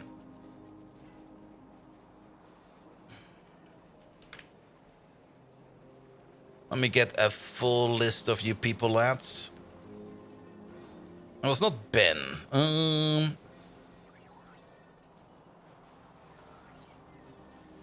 There they are. There we go. That's his name, Littlewood. At some point in time, Mr. in the Littlewood over here switched over to a VTuber avatar as well. Does he still have that thing? Alright, he switched back to it. I'm not quite sure if he was doing it for fun or not. But it was a bit weird. It was definitely a bit weird.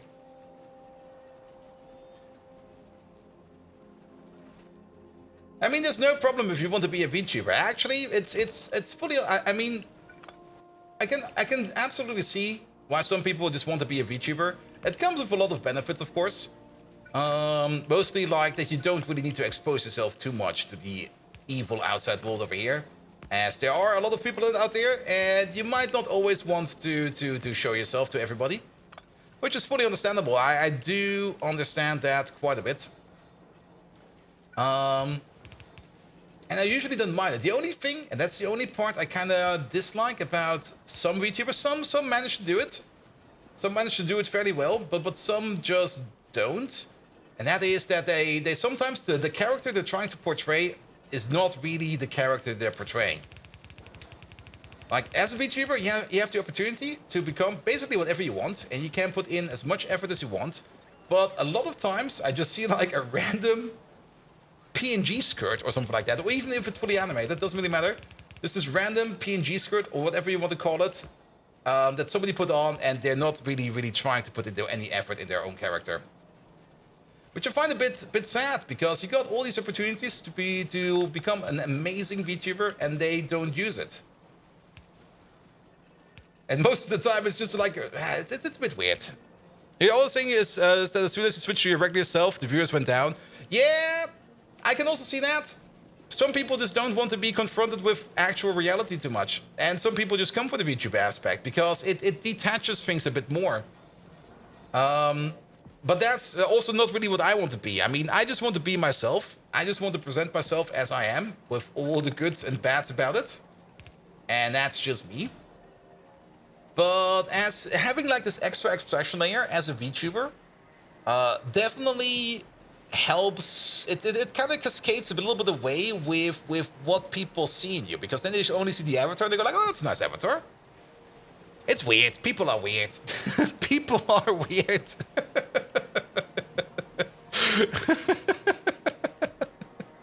And one day you need to tell us about the good things. All right. Megatron, the people want to know about the good things I have to offer. Can you tell them something about that? Here we go. Here we go. All right. We're almost done over here. By the way, this is also the prime example of why we take so long to complete anything in Pyanodons over here. You must have your circuitry crossed, bold Viking. Yep. You have as much to offer as a busted processor. On the rare occasion you function properly, I will admit you can get the job done. But then, so can a rubbish compactor. Ha! That being said, for a biological entity, your gaming skills are not completely appalling. Nice. But remember, I could always find a more competent host. Beware, you rusty toaster. Wait. I'm the host. What the fuck, man?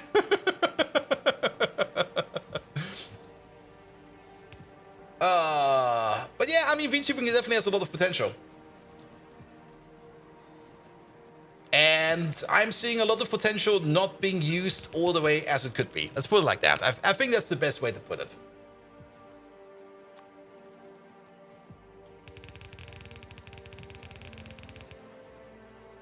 Here we go. Here we go.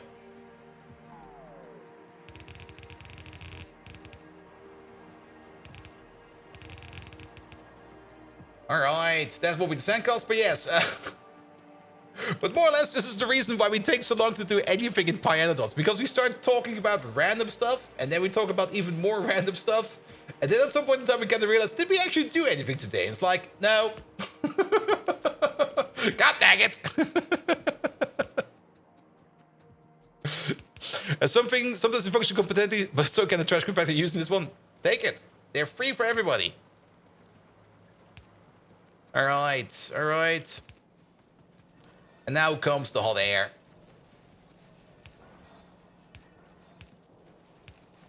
Alright, then we only need to get all of this stuff over here put into something as a train station. Here we go. That's finally working.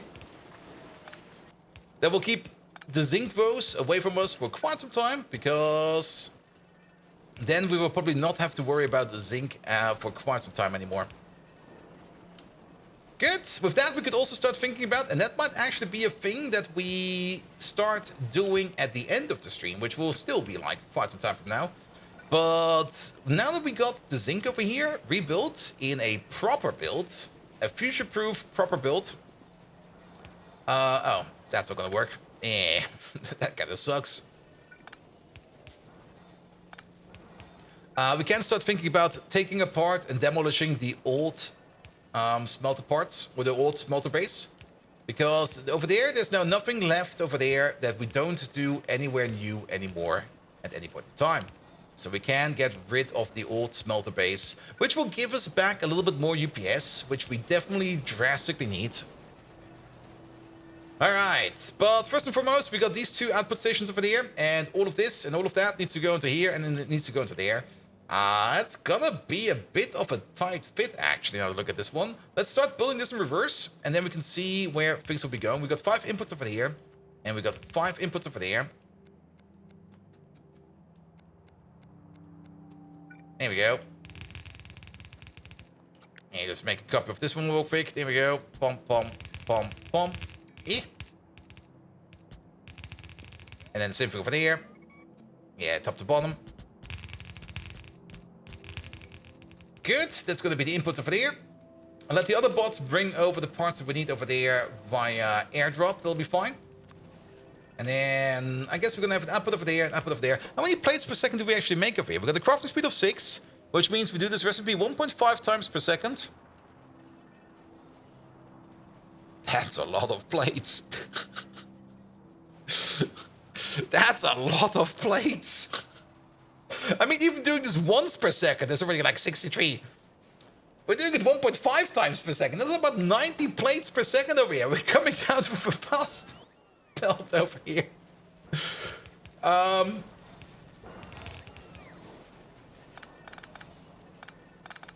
Yeah, fit. Perfect. This is definitely not the best way to pull things out of this machine at all. But in my opinion, that's fine. As we do need molten zinc for other stuff as well in the future. So even if we don't max this one out yet, we will probably never need to upgrade this thing over here. This is fine. This is fine. Here we go. Here we go. I mean, molten zinc is going to be required for other parts, and we could still just export the molten zinc and move that stuff to someplace else. And actually, over here, we're going to have a bit of an issue. Are we going to have an issue? It's definitely going to be a bit of an issue. Here we go. Do something like this. All right. 1, 2, 3, 4, 5, 6, 7, 8. Oh, we're still missing 2. God dang it. There's even more. Wait, there's more. 10, 10. There we go. Win it!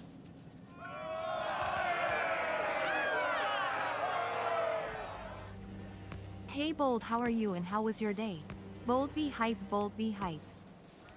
When it's my day was amazing. I'm still a bit on the recovering end from TwitchCon. I'm still kind of exhausted, but I'm good. I'm great. Closing words in the VTuber talk. In some ways, as some other communities, such as the furry community, people just want to look like the best version of themselves. Sometimes it comes with playing a character, and sometimes they lean into it. But often you go on the stage and you're simply playing your best self while you look yourself the best self. Not exactly role-playing, but not always as always. Yeah, I mean, at the end of the day, everybody's gonna... Well, you're gonna be doing what you want to do. That's the most important part. You need to do what you want to do. And don't look into too much what other people are doing. Just be you. Whatever you is. Just be the best you. I think that's also probably a very good way to put it.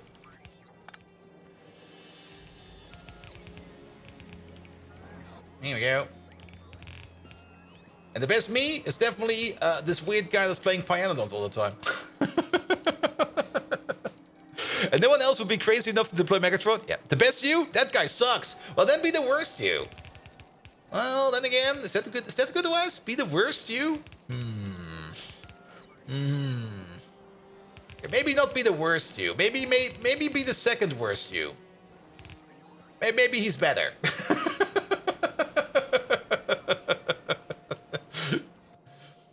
All right, this is gonna be this absolute spaghetti madness over here. And I don't give a damn about it. If this is gonna be spaghetti, it'll be spaghetti. Though we should at least make it so that we can put down some more train tracks over there. How's Parabol? That's a good question. We might be at the halfway point over here, but our power plants do have a cutoff point somewhere over here, which we can't see. It's being masked. by our power production over here. Or to put it differently, just think about your own PSU for your PC. Even though it does say something like 1000 watts, 800 watts, you don't want to be running that thing at 800 watts. You want to be running that at most 80%, or optimally at 80%, or less than that, but you do kind of want to get the most optimal 80%. But for our base, that optimal point is somewhere at maybe the halfway mark. And if you think about the halfway mark over here, you know what would be really, really nice? And I'm actually maybe there's a mod for that. But you know what would be really, really nice? Especially for the power tab over here as a mod. To have like some 25, 50% and 75% tags over here. So we can gauge this thing a little bit easier. I mean, I could of course go by the numbers over here. Very, very true. But I don't really want to be looking at numbers. I kind of want to have like a slider or something like that. Or like a little tick mark or something like that where it can be like here. That's the 50% zone. Maybe a mod like that exists, I don't know. If not, feel free to make it.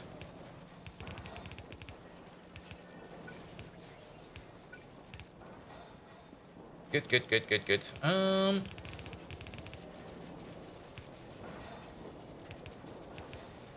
Okay, that's too much spaghetti. Well, there's no such thing as too much spaghetti, but there you go. This way, that way, this way. Can we go all the way? Oh, we can. Perfect. Alright, alright. And then the final part over there is going to be you. And there's definitely some proper spaghetti going on in here. There you go. As always, just make it work. That'll be fine. Good. But at least this way around, even though it looks kind of complicated, keep in mind, each of these is going through a splitter. And each of these belts, like for each splitter, half of the belts are going to the top and the other half of the belts are going to the bottom. Oh, there's also an issue over here. As such, if one of these is full, more plates will be going to the other side. But then again, we're already like filling this one up with like, it actually doesn't really make a lot of sense, the splitter, to be perfectly honest. It doesn't make a lot of sense, but it doesn't matter. We're now making all the zinc plates over here that we need. We need to set this one over here to 16,000 because that is the size of our train wagon. There we go. Copy. Paste. There we go. That is done. And then this one over there, we can set this one to 2,000. I think 2,000 is fine over here as well. Excellent. You over there, you're going to be the zinc, with a C, the zinc plate provider, 2.8. There we go. That's number 1. That's number 2. And not only that, we also got the molten zinc provider over there. Molten zinc. We don't have that over here yet as a train station, but we want to have this one over there in place. There we go. Molten zinc provider. No train for this one yet. At some point in time, we're probably going to have a train for this one, but this over here is fine. Good, and that at least concludes the molten zinc adventure over here, which is now this entire thing just over there. It also seems it's no longer stuck, so I guess the backlog thingamajig we did over there was fine. And yeah, these two machines, it doesn't really matter over here for this connection over here to put in any kind of underflow or overflow over here. I think we don't really need that because these two machines over here are going to be more than fast enough to consume whatever is coming down these pipes over here.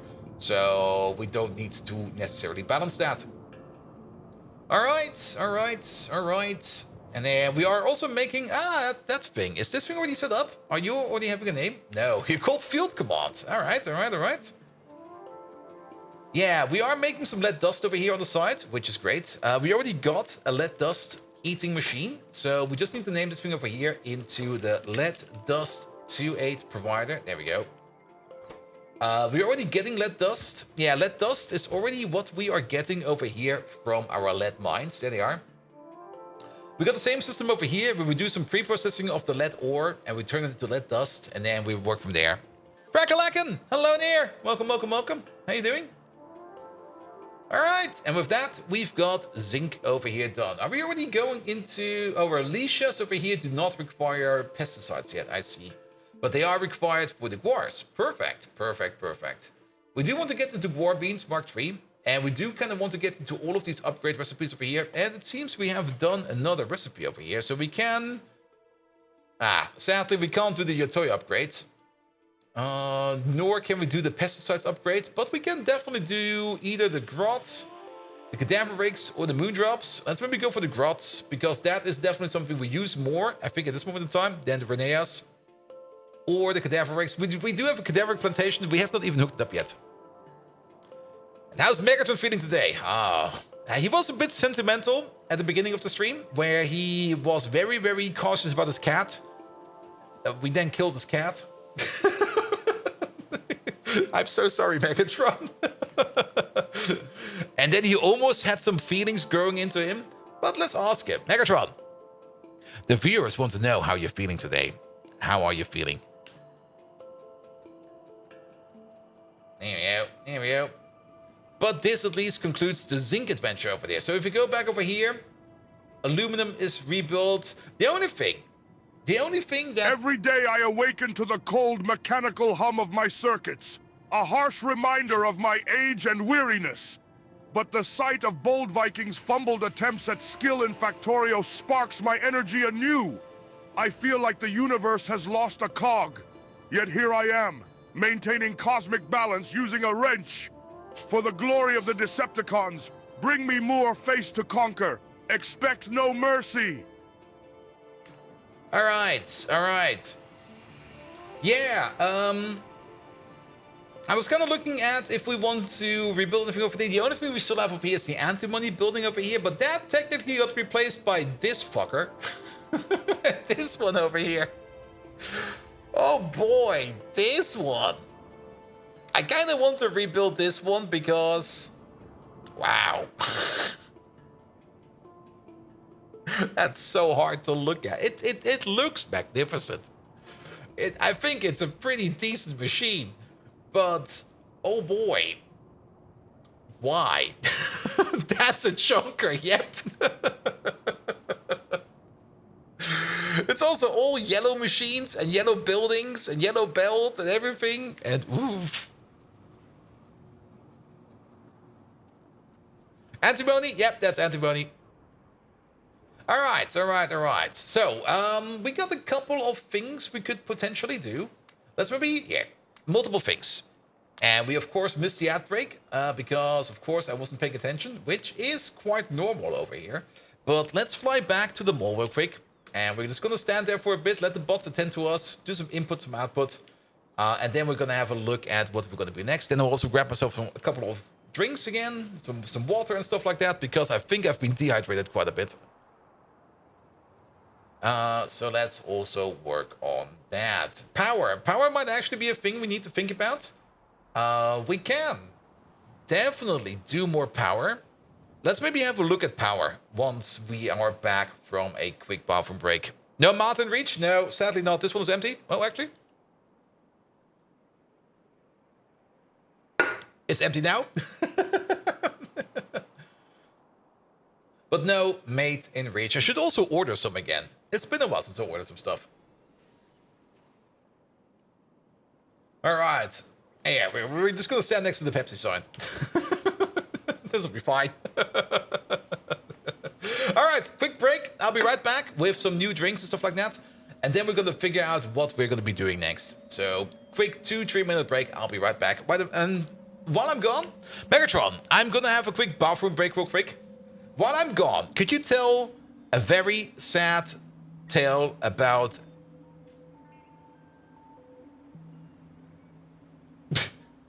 Could you tell a very sad tale about Megatron and his cat and how he got him and what happened to him? There we go.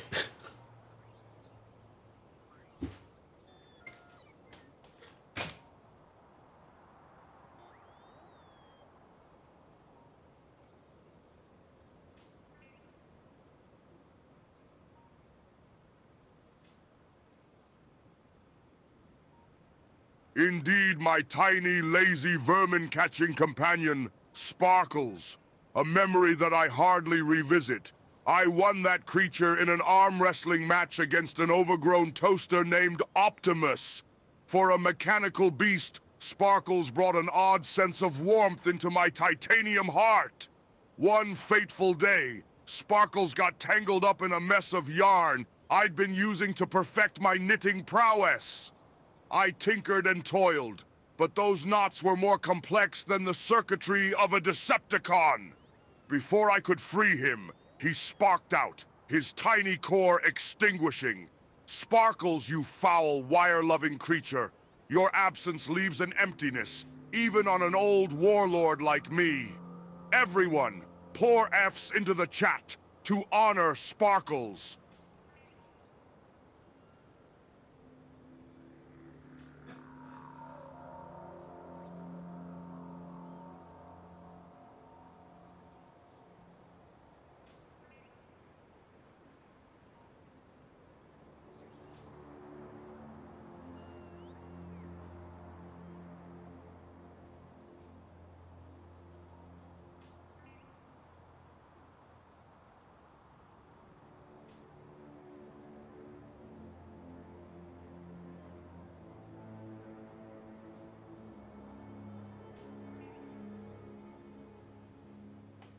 Yep.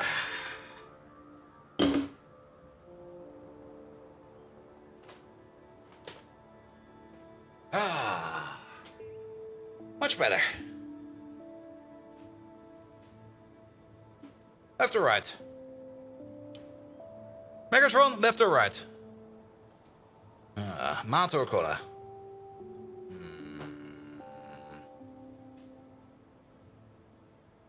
What's the lock status? I'll check soon. Ah, such an insignificant choice for a being such as myself. Right? Left? It matters not. But for you, bold Viking, always asking the easy questions, I'll go with your left. It's as useless as the rest of you. Next time, ask a question that actually requires thought, you absent-minded component. Ah. The lock status is a good question. Yeah, let's put you over there. Let's put you over there. Locks.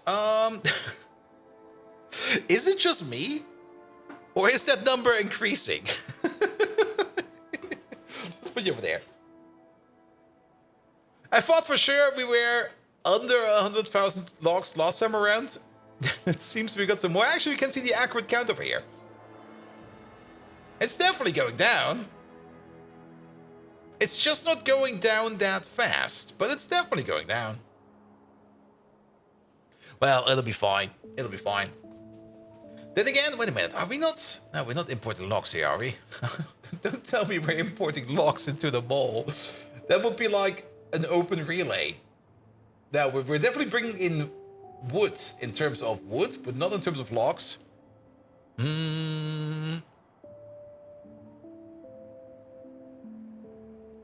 What is this?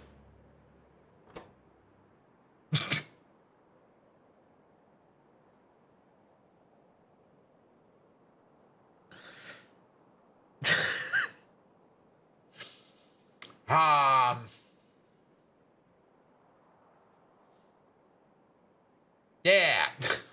About those locks. It seems we do require them in our mall over there. And I guess the whole reason why we have them in here is most likely because we do make wood in here somewhere.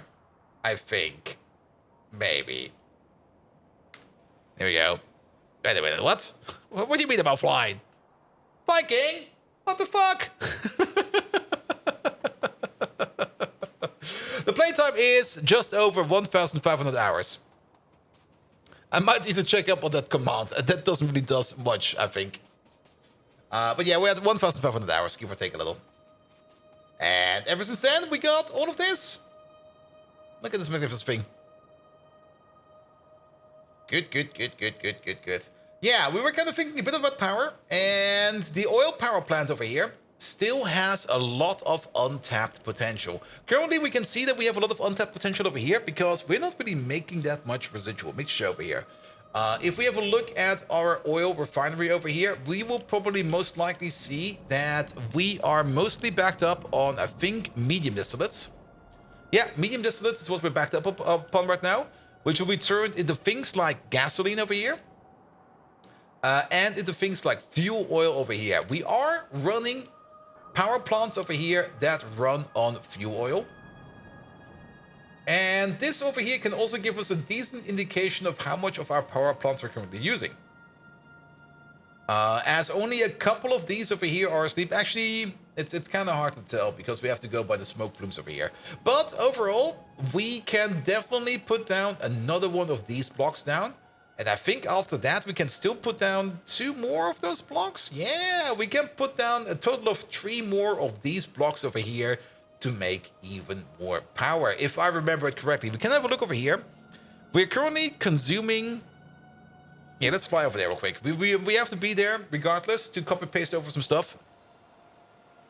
But yes, the more power we make out of oil, the more power we can make out of coke. It sounds a bit weird, but since we do need to balance the amount of... Or since we do need to balance the consumption of our oil refinery output, if we don't use up enough middle oil, we end up not making enough heavy oil for the heavy oil power plants. So we do need to increase our medium oil power plants, or at least increase the number to match the amount of consumption we have for the heavy oil power plants. And the heavy oil power plants are coke power plants, because we can turn... It's not really heavy oil that we're turning into, but the residual mixture... we can turn that into coke, and then the coke we can throw into a power plant. So we should start thinking about increasing that. And you can also see the counterpoint over here. Since we're not making enough coke, not all of these coal power plants. Actually, it's a surprising low number over here in the coal power plants that are working. So we should definitely increase our oil power plants over here, else we will be having an issue sooner or later. Good. The only reason why I kind of wanted to fly over here is I kind of wanted to see what the average consumption is over here. The average consumption is 5 units per second if they are running. I'll be right with you in a second. Let me just do this calculation real quick. 5 units per second. We got 72 of these. So that is going to be an average of 360 fuel oil per second that will be coming out over here. And I'm pretty sure we're making way more than that. Let me have a quick peek at fuel oil. How much do we make over here? If we go down the fuel oil path over there, we got fuel oil makers sitting over there, 4 of them. And I'm pretty sure that all 4 of these can run at full speed, because we can also make the same amount of gasoline over here. So we would be making 250 per second. And we got a crafting speed of 7.5 or 7.5 in total. So 250 times 7.5. That's a lot. That's just under 2,000 units per second. We're using of that 360. Yeah, we can copy paste it down a couple times. What's the deal with the put the helmet on? Chat reward is not available. I want to dump your points. That's a thing from the early days of my channel, where we used to have a helmet and we would be screaming around a lot. I just don't want to do that anymore. I'm leaving that reward in the air for nostalgia purposes, so that people can look into it and be like, what the fuck is this? And then they go like, yeah, that's that old thing we did. But it's on permanent hold. Until maybe at some point in time it might not be on permanent hold anymore. Here we go. Alright, time to copy paste this thing. We're copy pasting over the belt as well. We're just going to split it down over there, and then we're going to connect them over there. The only thing we need to make sure over here is that we align ourselves a little bit. There we go. I like it. Right over there.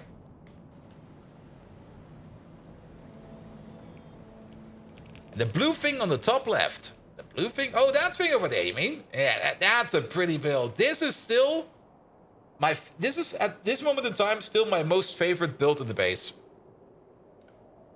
The massive liquid nitrogen provider. Especially with the cooling loop over here, which is just a circular buffer of steam and water in alternating turns. Because we had a bit of an issue about pipe speeds. Mostly because the amount of liquids we would need to push around in that build over there would be exceeding classic pipe speeds in Minecraft. And since I didn't want to put pumps everywhere, I wanted to have some kind of solution that would not rely on too many pumps. And I think we came up with a decent one. Also, what the fuck is this? There we go.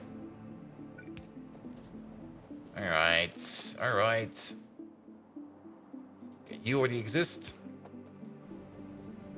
You are connected. Excellent. We also now made up to 10,000 Pi Science Packs trees. Nice, nice, nice. But yeah, we kind of ended up centralizing liquid nitrogen because it's kind of dense in its structure over there. And we do have some processes that do require it. So yeah. You can switch to the avatar that's helmet and big eyes. Oh yeah, you mean this one over there? She does have some big eyes. 4 of them.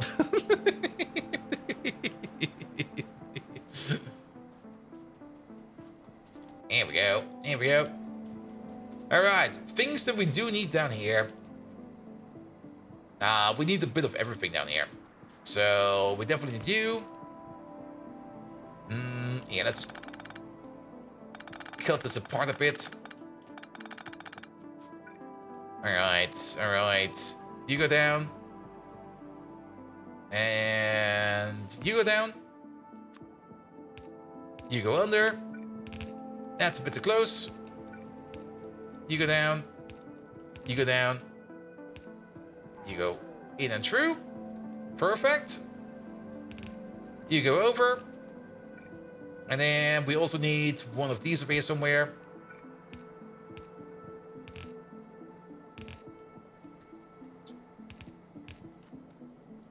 There we go. And now we got an equal setup over there as well. Perfect.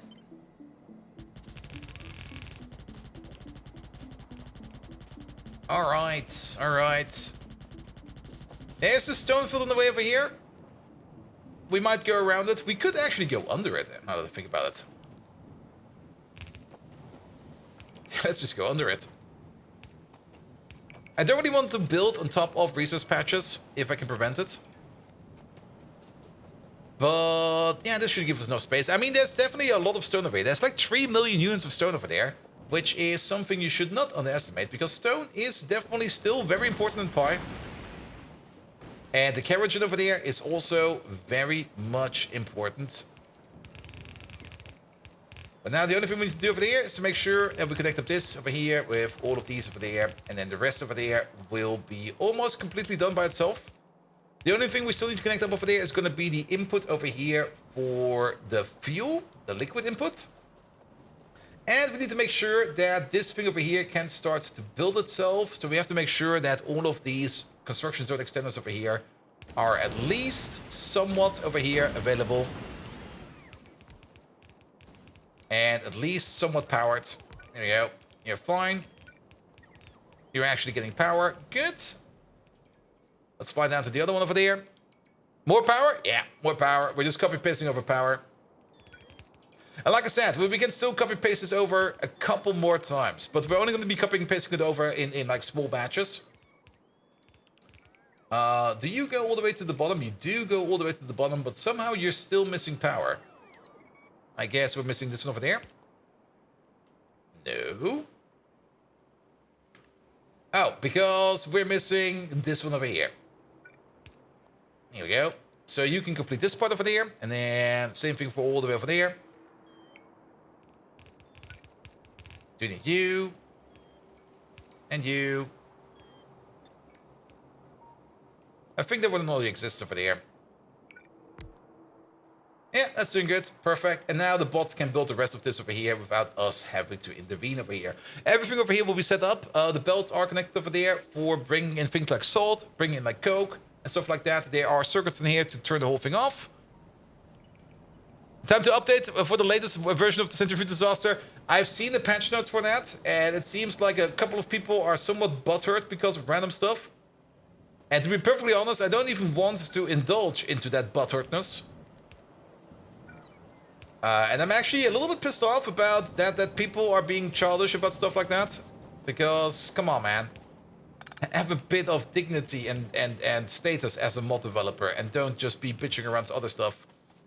I mean, the whole thing in the patch notes about the centrifuges, I mean, that change has been introduced quite a while ago. Like, quite a while ago, they already, like, switched up the centrifuges, where it used to be that you had, like, one centrifuge running at 250 megawatts power for some recipes, and people were bitching about that, and then they kind of reduced the amount of power that each of these would require, but you then needed to build extras. Just an upgrade? Nah, you can't do that. because there's probably going to be other important fixes coming down the road. So we do have to change that up sooner or later. I'm just kind of hoping that they maybe switch their minds again, because if they're already being that fickle about it in the patch notes, it could just be that they switch it up again sooner or later. And that's also more or less the main point why people sometimes dislike the Pymod so much, because sometimes the patches break stuff in big bases, and keep in mind, you do end up with a big base. Even if you build small, those centrifuges are part of a lot of processes. And if you start breaking stuff like that on a constant basis, people are just going to be pissed off about it. And they're just going to stop playing your mod. So I'm kind of hoping that there might be some kind of good consensus about that at some point in time. I might just reach out to the people and have it asked, like, is this how it's going to be for now, or can I upgrade already? Because I don't want to play any kind of stupid childish games in, like, switching up one part of the factory just to be having to switch it around again. It's just stupid. That's just what it is. It's just stupid. Alright, but nevertheless, we're making a power upgrade. Keep in mind, we can copy over this entire thing over here one more time to the bottom over here. Though there is some niobium and there's some iron ore in the way and some stone. I would love to pick this up first before we copy it down. And then this power plant over here, we can also copy over one more time to the side over here. But then there would be some nickel ore in the way, some native flora in the way, and some tin ore in the way, which you might want to mine out first. Pythos love hearing from Bolt. I mean, the only time where I really was pissed off at the devs and they did do a fix in it was when they changed that tailing pond change, where they were like, yeah, but nobody is going to be filling these things up to like 95% or 99% or something like that. I'm like, yes, I do. Fuckers. I think it says they wanted to update some timings to the centrifuge regular piece. Yes, I saw that in the patch notes as well. Like I said, I didn't want to indulge in that today. We're going to check that out on Thursday. For today, because we got front page, we got front page time, so I don't want to be on the front page bitching around the mod developers all day and trying to fix stuff that might not need fixing. Instead, we just want to make some fun stuff over there as well. So we're gonna be updating the pack on Thursday, and then we're gonna see what we need to do. All right.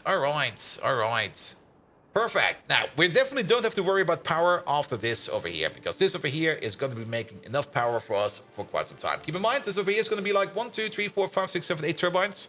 There's going to be an additional 80 gigawatts of power over here, which will be good for us. Or up to 80 gigawatts. Actually, it's not going to be exactly 80 gigawatts, because if you have a look at this one over there, this turbine over here is connected via a pump over here, and it will only be feeding in steam over here if we can. In total, there's like about 260 steam going this way and 260 steam going that way.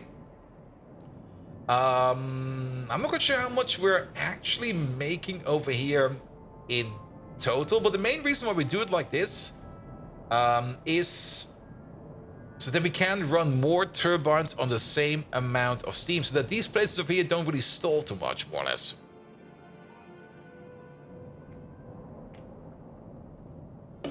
And so that we can more or less get a little bit more power now out of our machines than we actually need to. And I think we do end up making more than one turbine over here can consume, but definitely not enough to fire up to.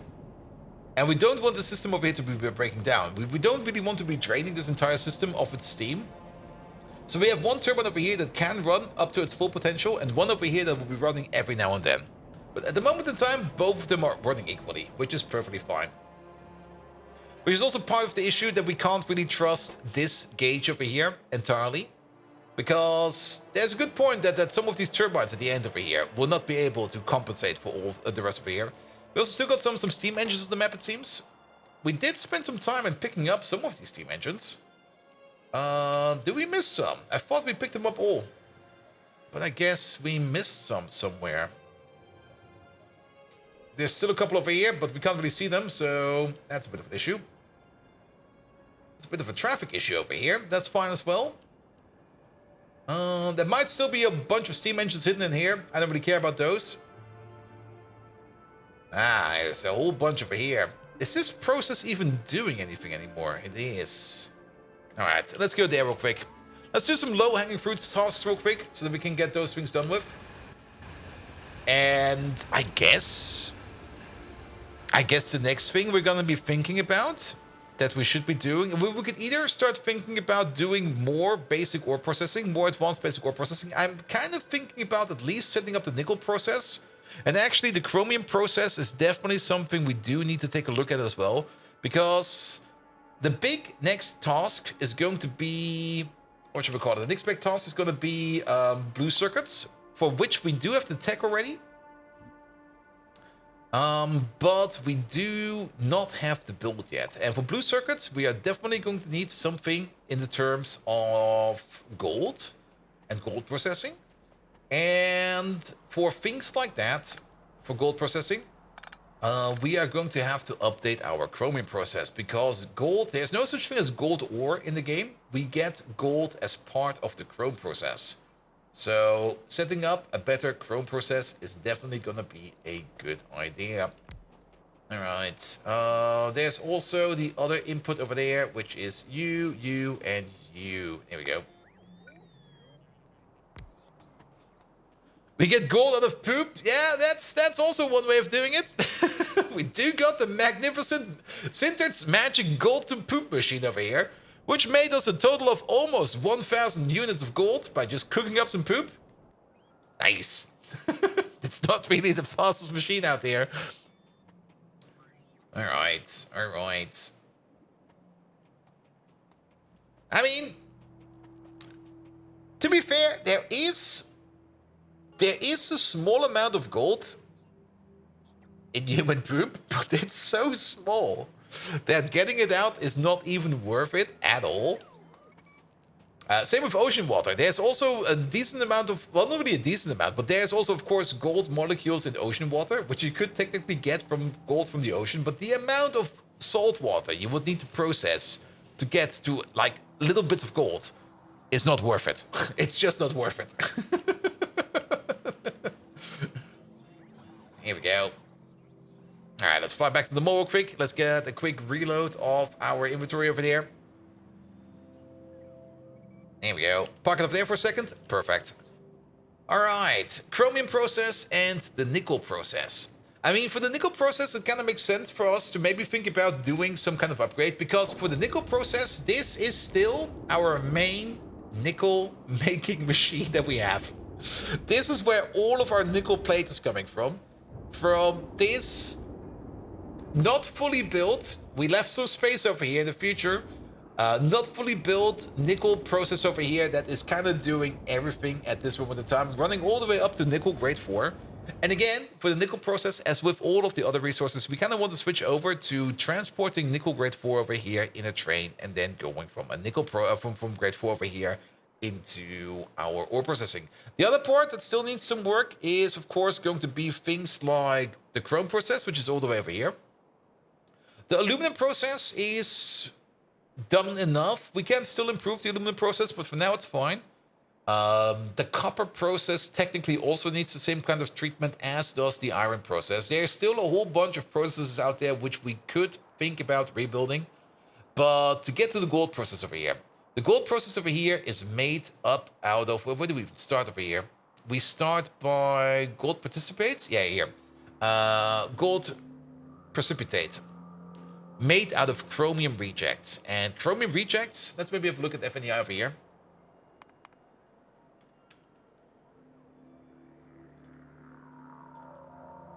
Chromium rejects. Chromium fines, chromium concentrates, chromium solution, chromite mix, chromium rejects. There we go. Chromium rejects, the only way to get chromium rejects is by preparing or by processing prepared chromium, which is done in a centrifuge. Ugh. Maybe we do need to update. Prepared chromium is something we get out of chromite concentrate. Chromite concentrate is something that we get out of chromite fines. Chromite fines is something we get out of chromite mix. Chromite mix is something we get out of chromite solution. Chromite solution is something that we can get out of chromite pulp stage 4 and chromite pulp stage 1. So it's kind of tied to our chrome processing over there. Ah, Dio! Hello there! How you doing? Welcome, welcome, welcome. We already talked about you today. We already gave you a shout out, but you get another one, mate. Where is he? We talked all about your magnificent Apex Legends skills over there. Dio, how long did the meeting still go on Saturday? I mean, I had to leave early at some point in time because I had we didn't even talk about that one yet. I mean, on Saturday we had some drinks with like the GTFO lads, and after that I went to the Lurkit party. And after that, not the Lurkit party, to the Fractal party, and after that to the Lurkit party. There were a lot of parties on Saturday, man. 11:30, you think? Okay, so I didn't miss too much. Actually, that's kind of long, actually. Nevertheless, guys, Megatron. We got an amazing prop maker over here. His name is Dio1, and he's making all the prop weapons for Apex Legends as well as for Helldivers 2. And he also made some other secret things for a game about wolves and stuff like that. Nevertheless, can you give him a proper shout out? And not only that, do tell us the darkest secret you know about Dio1. There we go. Overwatch 2. Maybe also Overwatch 2, I'm not quite sure.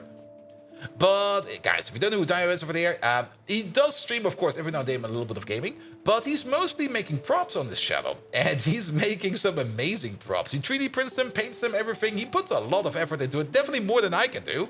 I mean, the best thing I can do is make an insane AI chatbot over here that still has the pre-shakes because I have not fixed him yet. Dio1! One who shapes matter as if a sculptor toys with clay. Your crafted instruments of conflict are worthy of the finest Decepticon arsenals. There we go. I commend your skill, easily surpassing that of Bold Viking's ramshackle attempts at whatever he does. Yep. Onward, Dio1. Create and conquer, you artisan of anarchy. And your darkest secret. I've heard whispers amongst the chatter of the bots. Dio1, did you not weep like a broken servo at the end of a show called My Little Pony? Do not worry, your secret is safe here. Now back to work, you sentinel of the soldering iron. You know what I like the most about that one? For one, it was not pineapple pizza because for some reason he does not want to shut up about pineapple pizza. And for another, it was something new. It was something new.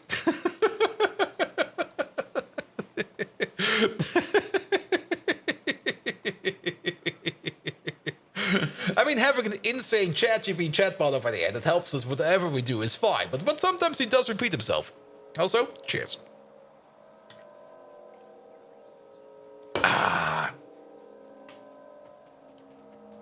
Good. But Dio, welcome. We're playing a little bit of Factorio over here. We've been playing this map for 1,500 hours. Probably the same time you could probably make like 100 props or something like that. I'm not quite sure how long you take for that. But yeah, we are more or less at the, what is it? The 50% mark over here, just barely over it. And we've been playing for 1,500 and basically 20 hours right now. Actually, let's wait for it, come on. You might also notice that seconds over here are a bit slower than normal. And that is more or less, there we go. Because we are, okay, that's a bit extreme. We run map view, but we are more or less running at sub 1 second, more or less. I mean, we take more time calculating the game per second than we have seconds. Something like that. Castle Drunkenstein, thank you so much for yet another gifted sub. To Soul Dance. Oh, you will be happy about that one. Good. You haven't even played Apex that much.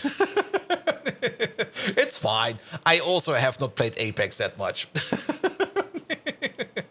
Also, I do see the follows coming in over there. Thank you so much for the lovely follows. I kind of turned them off for today, the follow notifications. Usually we have lovely follow notifications. Actually, maybe we can turn them on again because it kind of went a little bit slower now. Because we do have a Twitch front page slot and we're sitting on a lot of viewers. We're sitting on way more viewers than normal. Dio, for your information, this is normal. We always have this amount of viewers. Yes. Twitch front page.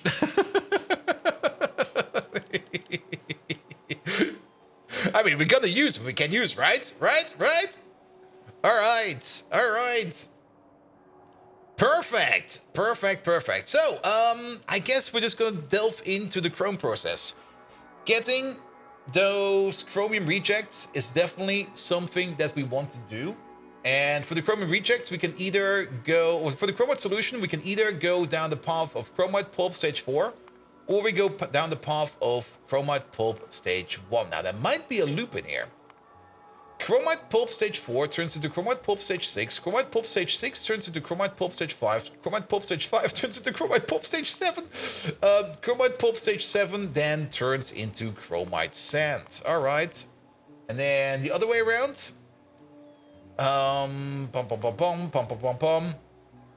Chromite pulp stage 1 turns into high grade chromite. And chromite pulp stage 1 comes straight out of chrome grade 4. But Battle and Meetup being the only person that haven't played GTFO, mate, that's fine, that's fine. I mean, you made amazing props.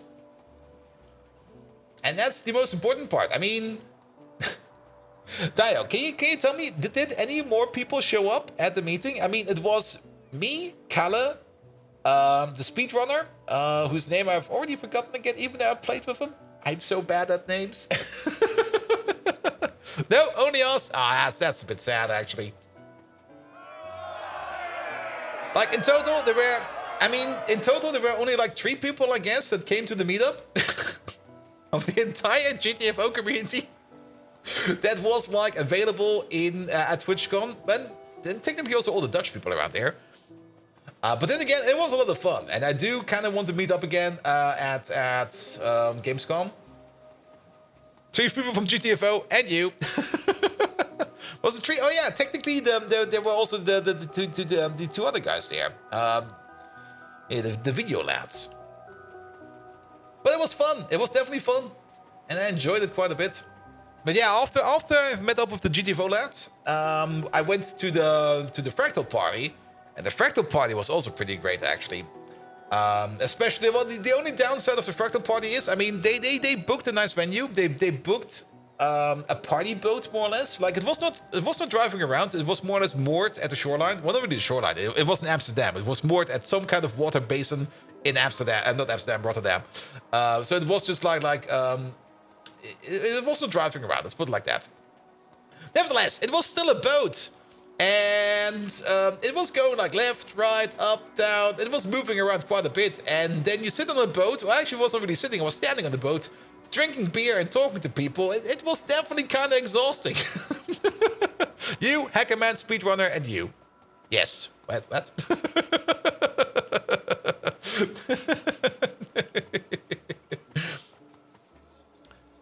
And boats going up and down is not quite the movement you want a boat to do. Yeah, I mean, it was like normal boat movement, you know. But the Fractal party was also a lot of fun. I also met a lot of great creators over there, which was a lot of fun talking to. I didn't really manage to talk to all of them. And the main reason for that was like the tables were not easy to get to. It was a bit sad. I was more or less standing like in the middle, 2 standing tables, and I was just like, whenever somebody new came to the table, I just started talking to them. That was just being my most true social self, just standing there like talking to people, blah blah blah. And it was great. And when there was nobody at my table anymore, and the table behind me was full of people, I just turned around and was like, "Hey, I'm your new friend. Let's talk." And I met a lot of people over there. Who? And let's see. Some of them left me follows, but they're already so far down the list over here, I can't even find them anymore. Especially the downward motion is a terrible sign. Yeah. But not only that, I mean, it was not only like a social mixer party, it was also, they had like a full 8-course meal set up for us. And I was like, what the hell? I was not expecting this. So not only were there like a lot of free beers, there was also like a lot of food again. And then afterwards, there was also the Lurkit party, which was basically the same thing again with even more food. And I was like, I was good that day. The parties in TwitchCon is hard. Your social battery is almost up from the event itself. Yes. And not only that, like Saturday was more or less the most social active day of all of TwitchCon. And then on Sunday, the GTFO lads invited me over to TwitchCon to come over on site on the con. And they hooked up like a microphone to me and they put me in front of a camera. And they were like, okay, we're going to do an interview. I'm like, oh, I'm so hungover, man. You want to do an interview? Yeah, that'll be great. Okay.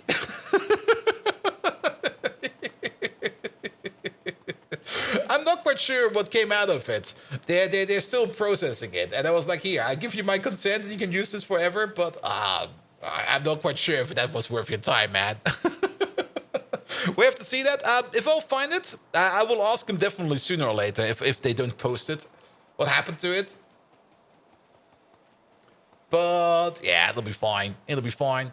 All right. We got, again, very much distracted. So I guess we do the chromium process, because the chromium process over here is mostly, we're going to be working at chromium grade 4 over here, because everything before that is something that we can recycle and regurgitate over here. The chromium rejects over here turn into more chrome grades 3. The chromite grade 1 turns into chromite grades 3 and grades 2. The chromite grade 3 turns into 4. The chromite grade 2 turns into 1. 1 again into 3 and 2. And then the cycle is complete. Is there any other chrome mishaps happening over here? There is the processed chromite over there that turns into high-grade chromite, but that is more or less part of this process over there. And then high-grade chromite and processed chromite, well, there seem to be a couple of loops in here, but that is fine. But once we're at the stage of the liquid processing over here, we do not get any more physical projects. Back, Demon BM! Woohoo. Bold is back. Megatron. We currently have this text-to-speech service running, and they tried to do a woohoo, but it lacked finesse. It lacked explosive power. Megatron, can you give me your best, your loudest, your strongest woohoo that you can give me? A bold documentary? Nah, it didn't went that deep. It was more or less just about GTFO the game. Here we go. You dare request such from Megatron, Bold Viking? Yes, please. But I am not Go one for to dinner. back down from Return a to challenge, 1.2K no matter how viewers. frivolous. Very well, let it echo through the cosmos. Woo-hoo! Triumphant is the warrior's cry. Let the victory of the Decepticons resound across the galaxy. That was terrible. That was terrible. What happened? You go for dinner, you return to 1.2K viewers. Refocus the camera. Is it really unfocused? Yeah. Agapito, you're always the lad that comes over and goes like, oh yeah, it definitely is.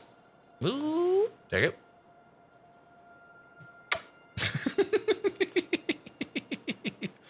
I mean, I guess the front page time is going over, and I guess we're losing viewers because of that. That's fine. That's perfectly fine. And enough front page time. I was very happy with our front page slot. And if your interview isn't used, well, you did warn them that you were hungover. Very true. Very true. All right. All right. Chromium processing. So do we already have some chromium big mines on the map? There's some chromium ore over there, but we're not really getting this. There's actually quite a bit of chrome ore over there. We do kind of want to get this chrome ore out of there, but there's a bit of an issue. There's no space. Well, here's a bit of space over here. It could work, actually. That's gonna be a cramped build, man. Oh. What else do we need? Do we need anything in terms of... If we put it down real quick. We only need drill heads. But look at that. Drill head efficiency is already pretty terrible. It's only 40%. That's not good. That's kind of sucks. But we don't need any liquid input, so that's at least fine. We can definitely start messing up those ores over there. We technically already have like a small ore process over here, but this one over there is mostly to make chromite sand over here for the acetone production. So we don't really care too much about that. There's an empty mine over there. That's good to know. Here we go. Here we go. There's a chromite field over there. I'm pretty sure that we're not doing any big bore chrome ore mining yet. Let's have a look for chrome real quick. It's not chrome, it's chromium. Chromium. So we got a total of, yeah, about 240 million chrome ore over there. Actually, 260. There's this. Like 260 over there? 12 million. Yeah, we're probably, well, we could probably just move it over there as well. There is also quite a bit over here in terms of 180 million over there. We are good for deep deposits in chrome. We are very good. There's another 160 million over there. Pom pom pom. Pom pom pom. There's another 150 million over there. And there's another 173 million over there. So we definitely got some proper big deposits of chromium ore sitting around. And there's also some more of there. 52 million. That's not even worth it, in my opinion. So far away, and that little, nah. Anything else out here in the fringes? Oh, there's like 200 million over there. But yeah, we don't need to go this far out for chromium ore. We got more than enough chromium ore available inside. Also, we definitely do want to set it up in the same way as we did with our zinc ore, where we do want to be importing zinc ore that will be coming from the outside, because I'm pretty sure that we're also... Are we making chromium ore over here out of body parts? Not yet, but I'm pretty sure that we can make chromium ore out of body parts.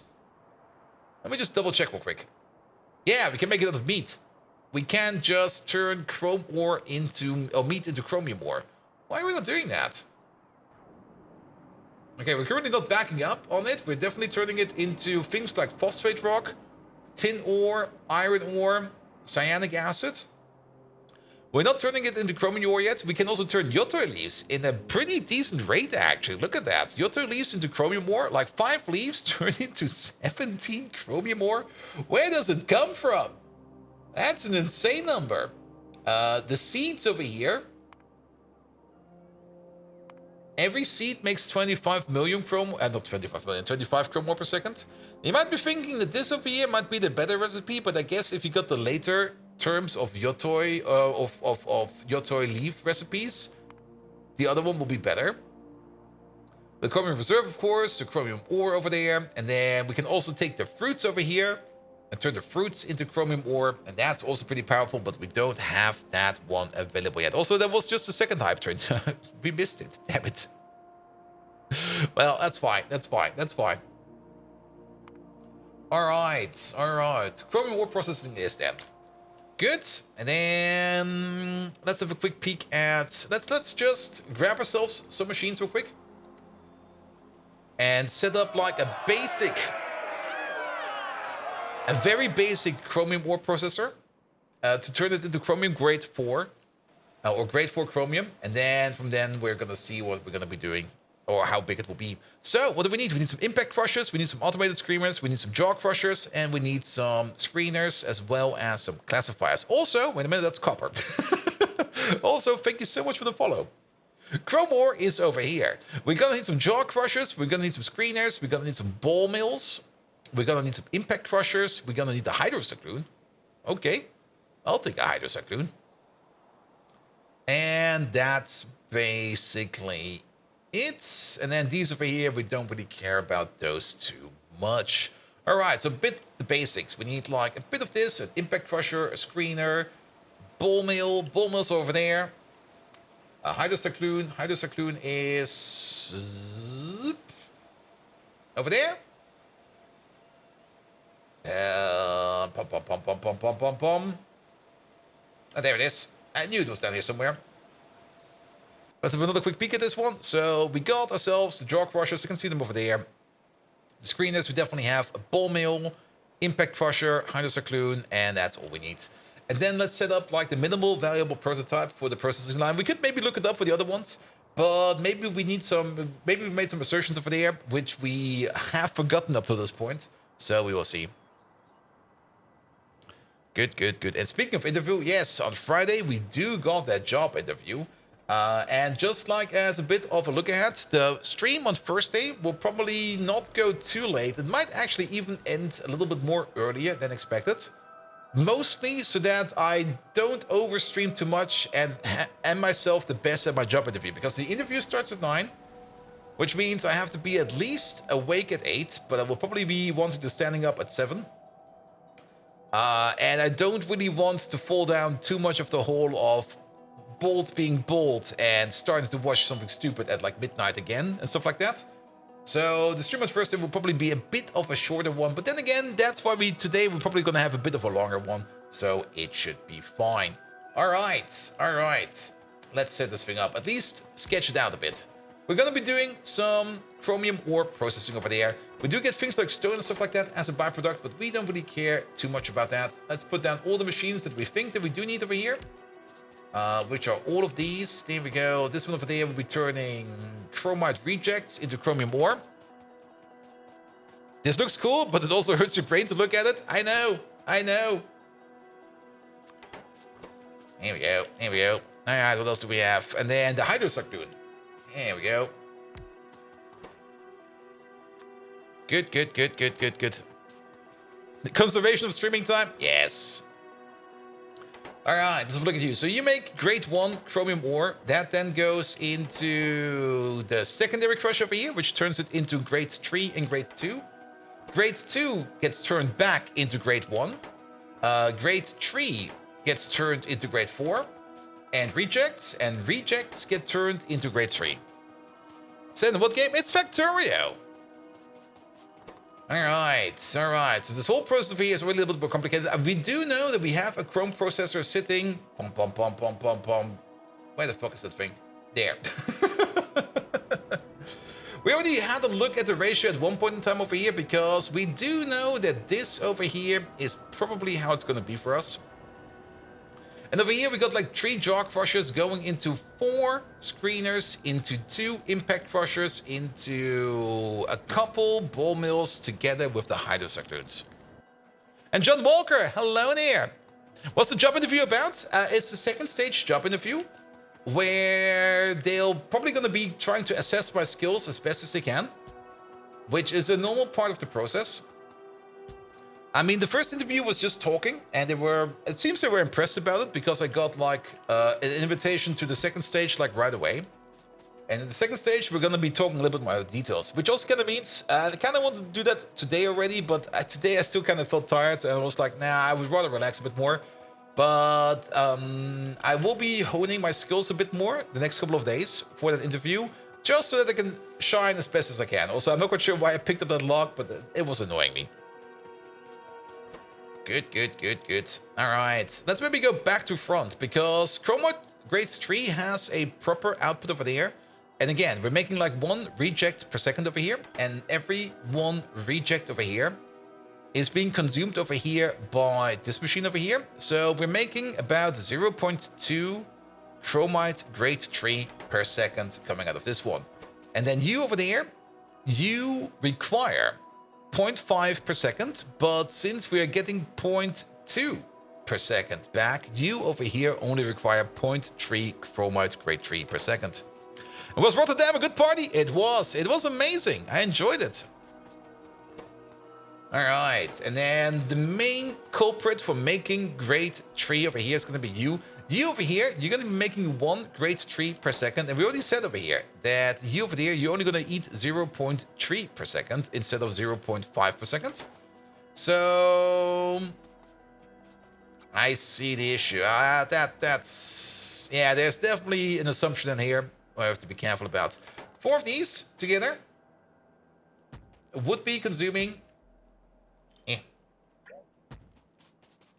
4 of these together would be consuming 1.2 grade 3 per second. And we don't get any grade 3 out of anything else except for this process over there. Yes, what do we do with the grade 2? The grade 2 gets turned back into grade 1. All right, so we got another feedback loop over there, which we are going to be completely ignoring because they're detached and they're not that important right now. So this over there, and it's not really the perfect ratio, but this is a constructive ratio, which probably also is the reason why we put down, I guess, 8 or 9 of these. Let's just check the numbers real quick. How many do we got of these? We got 8 of these, and then 2 of these. I see. All right, that's fine. But this means we do have 0.2 capacity left over here to be processing more per second over here. We could scale it up to a perfect ratio, but that is usually not really the best thing to do in Pyanodons, because then you end up with ludicrous big buildings that you then need to power up, and then you get something like this. It was a fun build, don't get me wrong. We're never doing this again.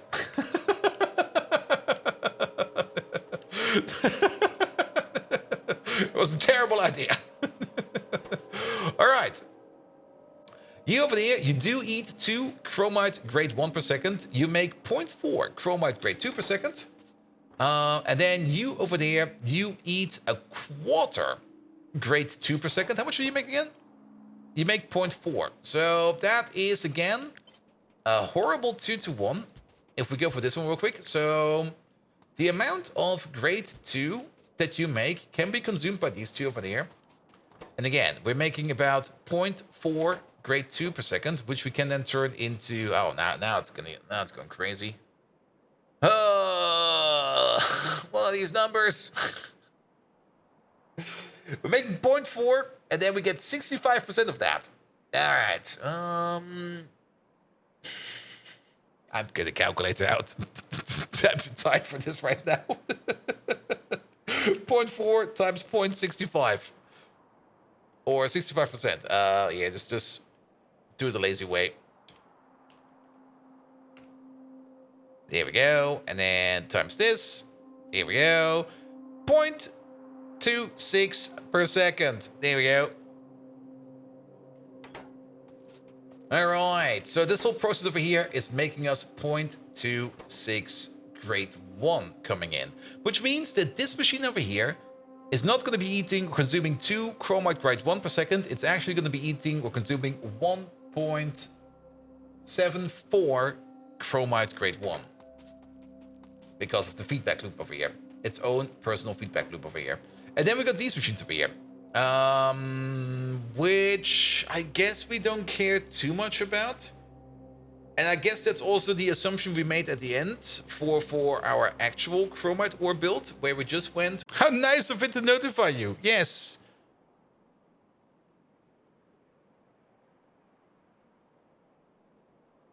No, definitely technical issue on my side. Let's give this thing a kick. Also, what's with my disconnect protection? It shouldn't go offline right away. There should be a disconnect protection in place. Alright. Seems to be fine again. Wait a minute. Let me have a quick peek at that real quick. At least it wasn't on front page day. Well, front page still seems to be working fine. There's a whole bunch of new people in here now. Good. Well then, let's wonder about disconnect protection afterwards. But there should be a disconnect protection in place. And Odaf Odin, hello there. Welcome. How you doing? All right. We're back live. Not quite sure what happened. Usually when I get like the message of OBS disconnecting, it's usually like my internet going out. But that was not the case. I can see my router over there. It's fine. I'm actually not quite sure what happened over there. He's still in the front here? Just have to scroll a little? Yes. Is this Twitch OBS? No, this time around it was OBS. This time around it was OBS just going like, connection lost. I can maybe have a look at the logs real quick. Wait a minute. Log files. There we go. Let's have a quick peek in there. I will not share these real quick because there could be personal data in there. Let's see.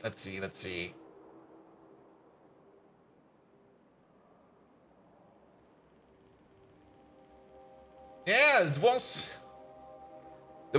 I guess it was Twitch side because there was like a write error, and then we got disconnected from like the Twitch server. By the way, Fallen Angel, the Twitch server seems to be standing in France, or it could be Frankfurt actually. It's probably Frankfurt, not Fra. Fra 02, it was. I guess something got broken over there. Who knows? Doesn't matter. It's fine now. We fixed it in the end. And 3 minute ad break? Yeah, that's gonna be annoying. All right. But we now know how we're gonna be making this thing over there, which is great. So we're gonna have 2 of these over there as well. 1 of these, and then we're just gonna top you up with these over there. And 5 of these over here. Actually, 1 of these over here is making 1 chromite grade 1 per second. We will need 2 of these over here to compensate this entire thing over there.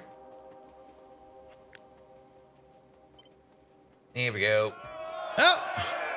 Shakun! Hello there! Fast Valjarig. Bold be good, bold be good, bold be good. Wait a minute, that's only 18 months, mate. You need to be 18 years to be volljährig. Come on. Twitch wants to get the ad views up by a break time. Ah, could be. All right. Yeah, and now we're more or less getting back to the original build we had over here. So the build over there is definitely good. If we copy over this build over there, and we take this as the baseline, how many entities is this? That's 8, 16, 24, 28, and then it's another 5 on top. So it's definitely going to be a crooked build regardless. You're doing your best at growing a beard here? Ah, that's fine. All right. So, yeah, we only need like 1.5 of these. So we could do it like this. And then something like this will be our build. Sure. All right. We only need to beaconize the stuff over there. So let's start designing. And then, of course, 1, 2... Yeah, this... Technically, if you think about it, we could just put this one on the side. We don't need you at full speed. We only need you at a partial speed. Okay. I mean, we're gonna have a crafting speed of 6 over here. Okay, let's sorry, I have to put this one more down. Because you're making it at a rate of 1 per second. We need it at 1.74. So we're missing over here. Both of these together are missing 1 point, what is that? 0.74 times 2, that is basically... wait a minute, that's quite a bit actually. That build up there is not good. That build over there is subpar actually. I'm not quite sure what kind of assumption we made over here, but we have 1 too less of these jog crushers over here because we need 1.74. We need to make 1.74 grade 1 per second per column of these, or per one of these more or less. This is making 1, so we're still missing 0.74 over here. Same thing over here, which gets us to 1.5, which means we would need 2 of these regardless. Yeah, it's going to be like this. Like, you get 2, and then it'll be fine. All right.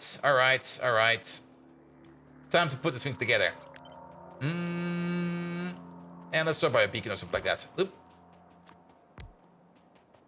No feedback. The feedback is already calculated in there.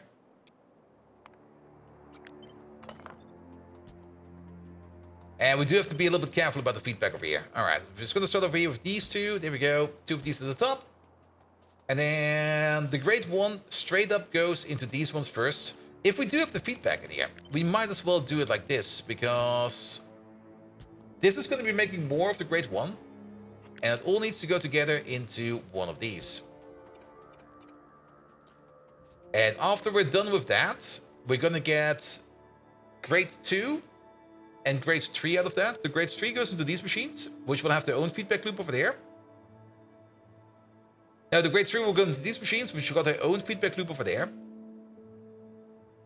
And actually, if you kind of think about it, I mean, these will be their own blocks, and then we got you over there. This one is currently the lonely standalone machine over here, which is a bit annoying. And I don't think we can... Oh, I didn't want to do that like that, but we can put it in like this. You're already eating it at the rate of 2 per second over here. And these over there are making it at the rate of 1 per second. Technically, this will be the perfect match for you, but we just need a little bit less. So they'll be running a little bit less. Yeah, ugh. It's gonna be a bit horrible. Kind of dislike this a bit, but then again, so be it. Is this Factorio or lookalike? No, this is Factorio. This is definitely Factorio.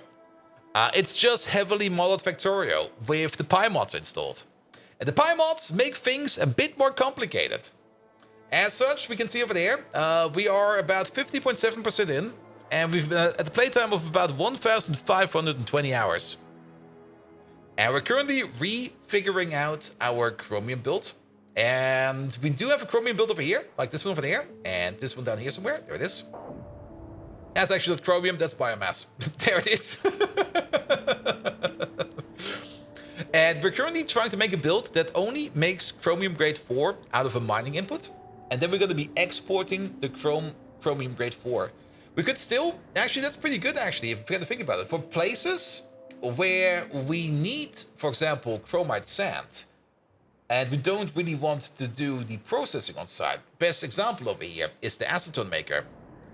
where we are already making chromium grade 4 over here. Instead of like making the chromium grade 4 on site like we do over here, we can just import the grade 4 over here and turn it into chromite sand, or even order in the chromite sand from the outside like we're doing over here as well, and try to feed it in as a priority.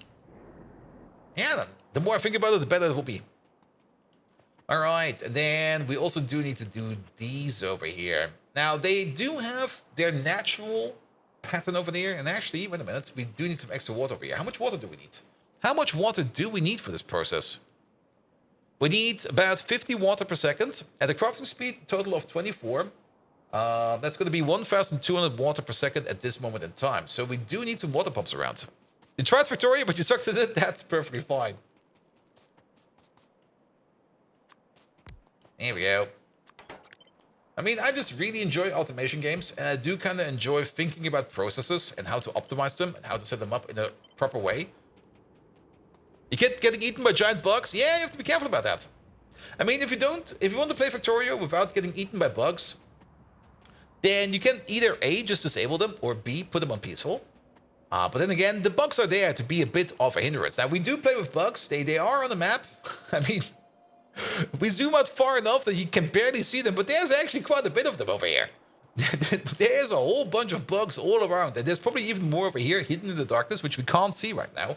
But as long as you do not pollute them, like as long as the pollution over here is not covering the bug nests, they will not attack you. Speaking of pollution, how's this process going over there? It's processing. It's actually already making a bit of power. Nice. All right. One step at a time.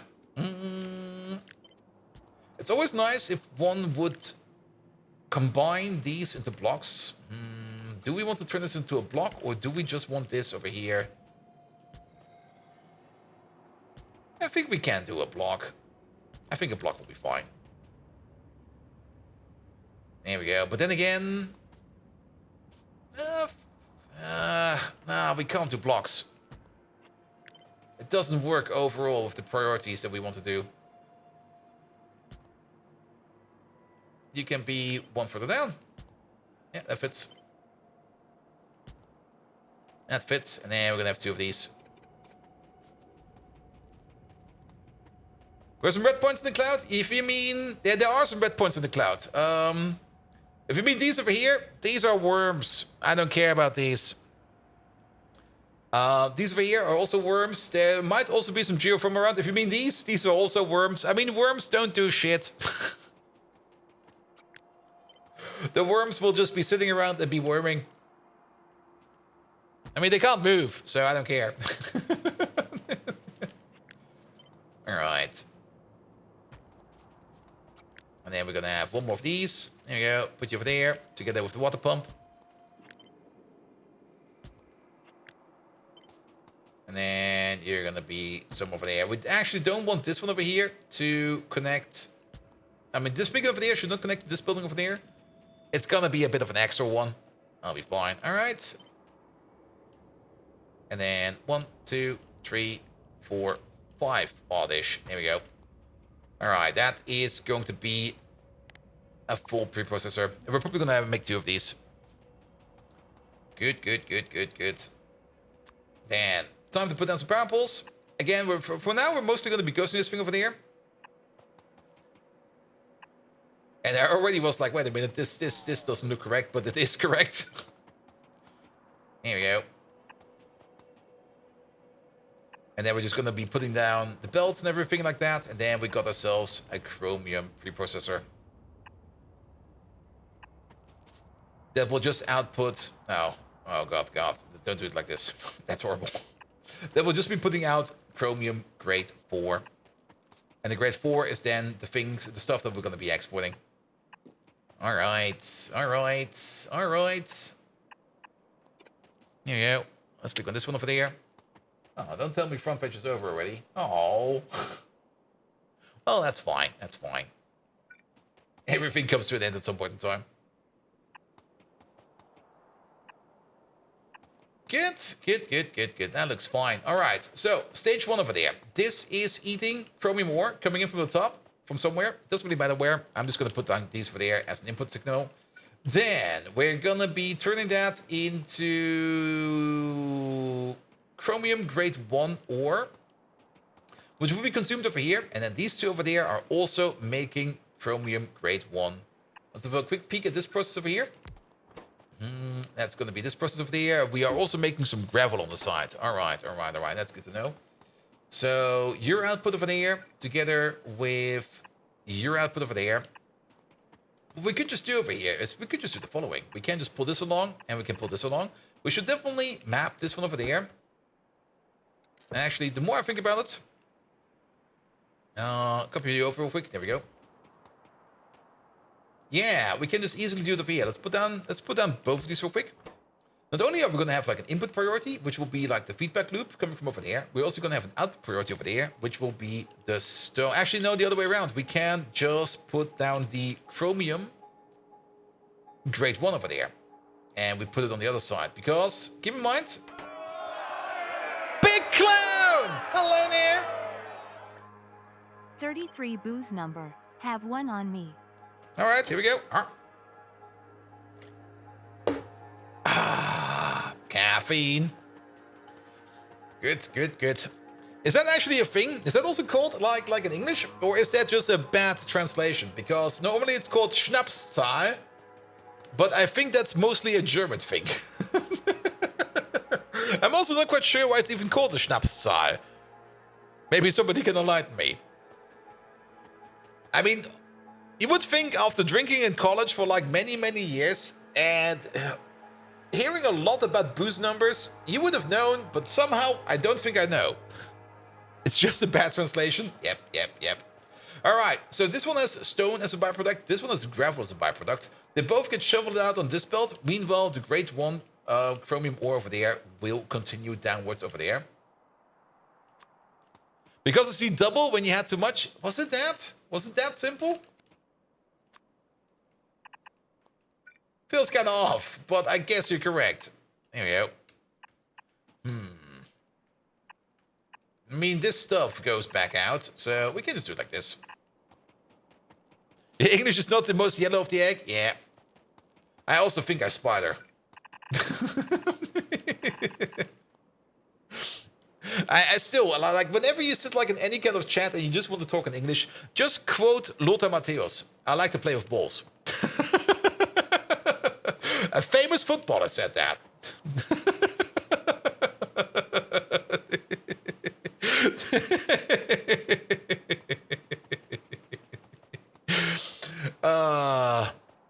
With him, it's not good cherry eating.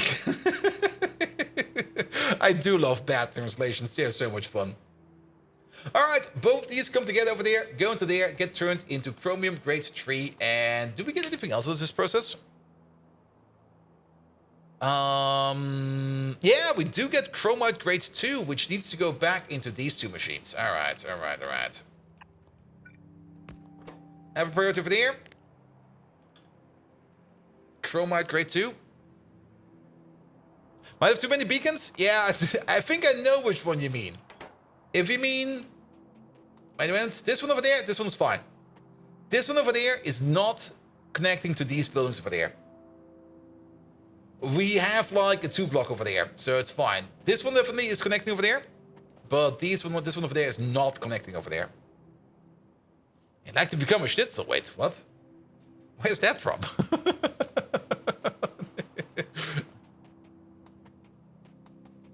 You know what's even worse? I mean, I do see all your base over there belongs to us.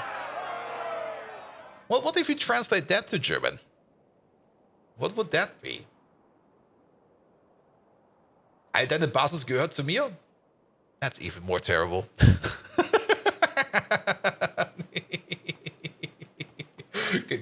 Don't do that. It sounds scary. I'm scaring viewers now. But Megatron does. Oh, let's see what Megatron thinks about that one. Megatron, you do know that famous meme. You know the one, all your base belong to us? Could you translate that meme for me into German and then say it to me? Sind gehören zu uns. All right. Ah, the primitive humor of you humans. Yes. All your baseball art belong to us. What? Translated to German would No! be Alle eure Baseballkunst gehören uns. I hope this brings you some form of joy, you easily amused meat sack. Megatron, there seems to be an error in your input device. It's all your base are belong to us. You know, the classic meme from the game? That one? Yes. Translate that to German in a creative way and tell it to me. Somehow you made it even worse? Yep. Yep, he did. I mean, that's Megatron for you. Sometimes, I mean, there's like 3 AIs, like one for the speech recognition, one... Fine! Process that, bold Viking, if your inadequate human circuits can handle it. The proper translation of your long-forgotten game meme, all your base are belong to us, Now he has is Alle Basis sind gehören uns. But, presented creatively to entertain your slow processors, I proclaim, alle eure Stützpunkte sind nun unser Eigentum. You pitiful lot of capacitors understand my impressive linguistic prowess. Well, okay, that's fine.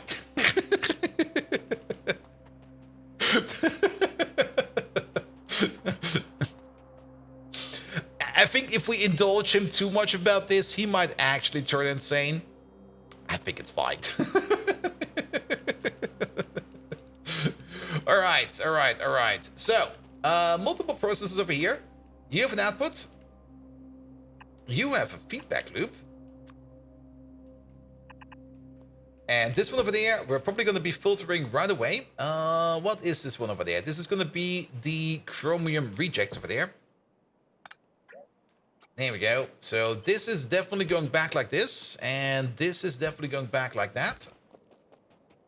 However, we do need to feed this thing up over here. We're going to have you go this way, and then you're going to be coming in from over there. And let's move you over by one, so that we can move you in from over there. And then you get the input priority from this side over there. Do we need an output priority over here? We can't do it like this. This is not correct. It is almost correct, but it's not correct enough. Because we do need... Ooh, do we have space for that? I mean... We have to split apart this part over there. Let's maybe start with the splitting apart part. You need to be split apart into like a second input stream.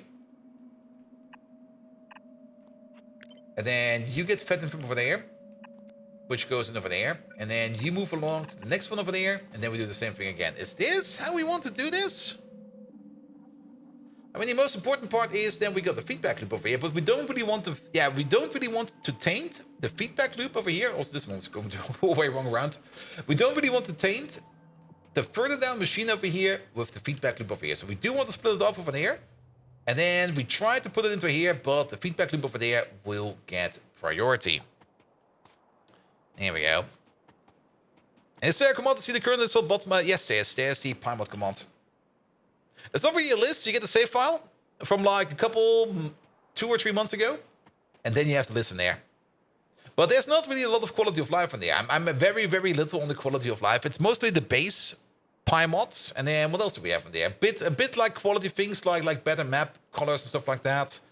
But nothing really too crass. Like there's nothing in there like visualization aids or something like that. It's more just like, things I kind of enjoy myself, mostly. Like no factory planner and stuff like that. Nothing like that. Oop. The loaders, yes. The loaders are definitely a big part of the whole thing.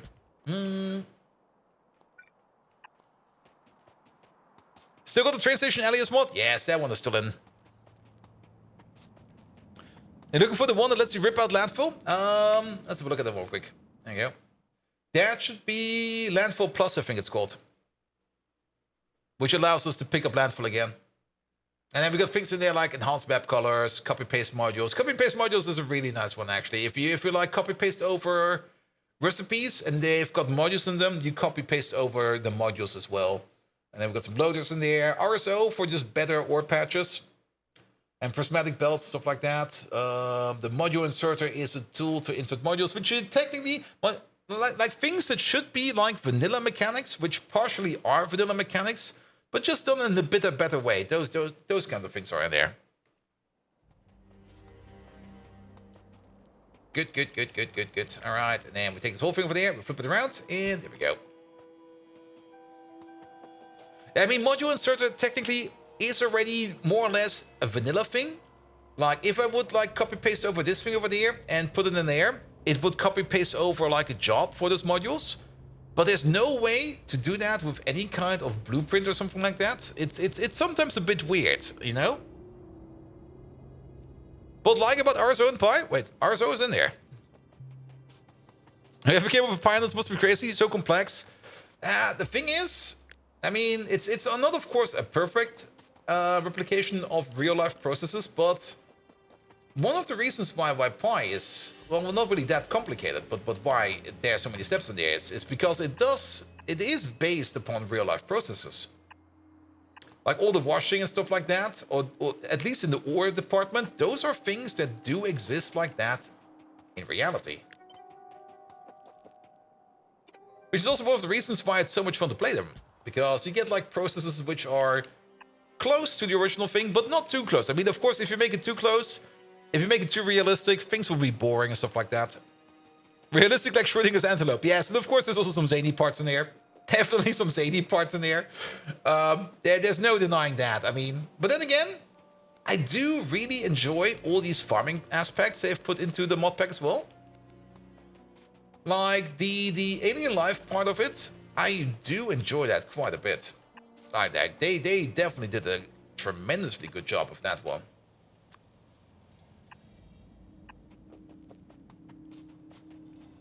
There's 5 space whales in your PCS constructions.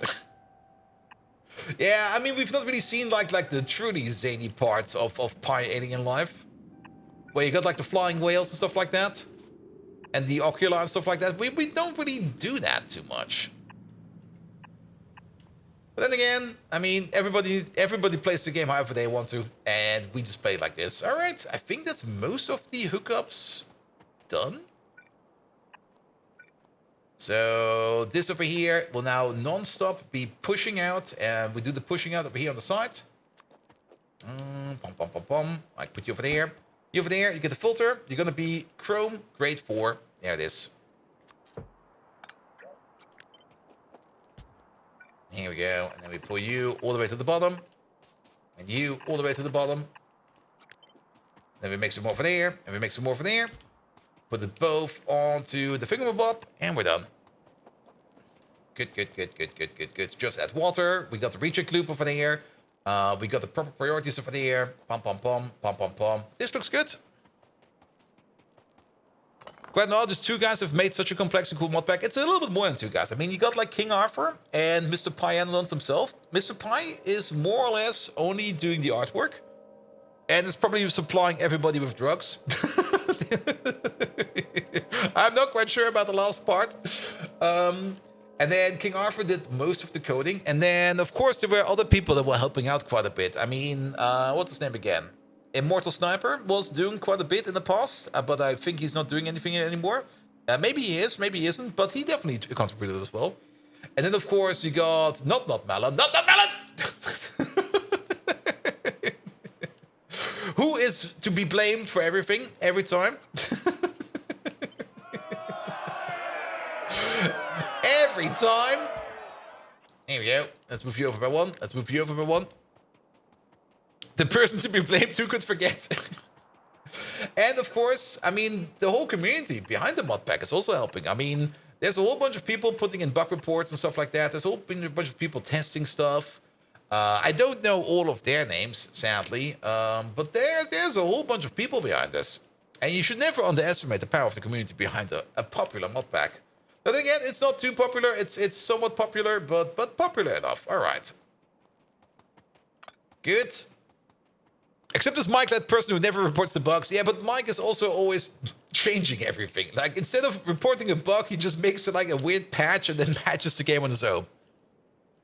Ah, there we go, Necromium. Thank you so much for that. King Arthur, Pyanodon, Nixella. Ah, never knew about you. Retired. Yeah. Shadowglass, Mootikins. Also know, the last two I also don't really know much about. And a few more.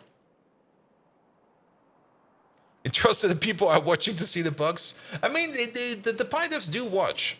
I mean, a lot of changes I think has also happened because they were just watching me and I was just talking about stuff like, hey, how is this, how is that? Vilmar, thank you so much for the Prime sub. And they do sometimes just watch like on 2 times speed, 3 times speed, 100 times speed. You know the classics. All right, let's see. Do we got already? I would prefer to build the chromium mine somewhere where we already have a mine in place. Are we bringing in any drill heads over here? This is the bar. Oh, we do have drill heads over here. Perfect. We are doing it right over here because these things we require over there. Excellent. Let's get that chromium job rolling. And also this over here. What is this? This is like, what did it say? It should be enough. We also got all this hydrofluoric acid over here, which we might at some point in time want to export. Are we actually exporting this stuff? We are exporting this stuff. We just got like metric fuck tons of hydrofluoric acid. Can I make you watch a video at 100 times speed and give me a summary of the video? I mean, funnily enough, that's the thing NVIDIA is trying to do. With all those AIs, where they just like process the entire AI or the entire video through AIs and give you a summary of it. I'm not quite sure how good that will be with like a Pi stream. It will, the AI will probably just blow his head off or something like that. It will probably not be the best. All right, we have some space for train stations over here. We also have some space to put these things down. We actually, one thing we kind of neglected is we got to, what's the input speed of this one? It's 5 chromium ore per second. At a crafting speed of 6, it's going to be 30. So at this moment in time, this thing over here eats a red belt. 2 red belts if we take the other one as well. And how much chromium ore are we making over here? Each one of these is making 20 per second. So we got something like 20, 40, 60, 80, plus 20% on top. Gets us something like 96. Just shy of 100 ore per second, but 90 ore per second is the number we're looking for. Overall, we can definitely feed one of these. We can barely feed two of these. And then, of course, we get some outputs. What do we get as outputs? We get stone as an output. I think we get gravel as an output as well. Is there a gravel station around here somewhere, which we can just inject into? Nah, not really. Unless... What is this? There's an empty station over here. I'll take you. So, this is a requester. We would have to turn it around into a provider.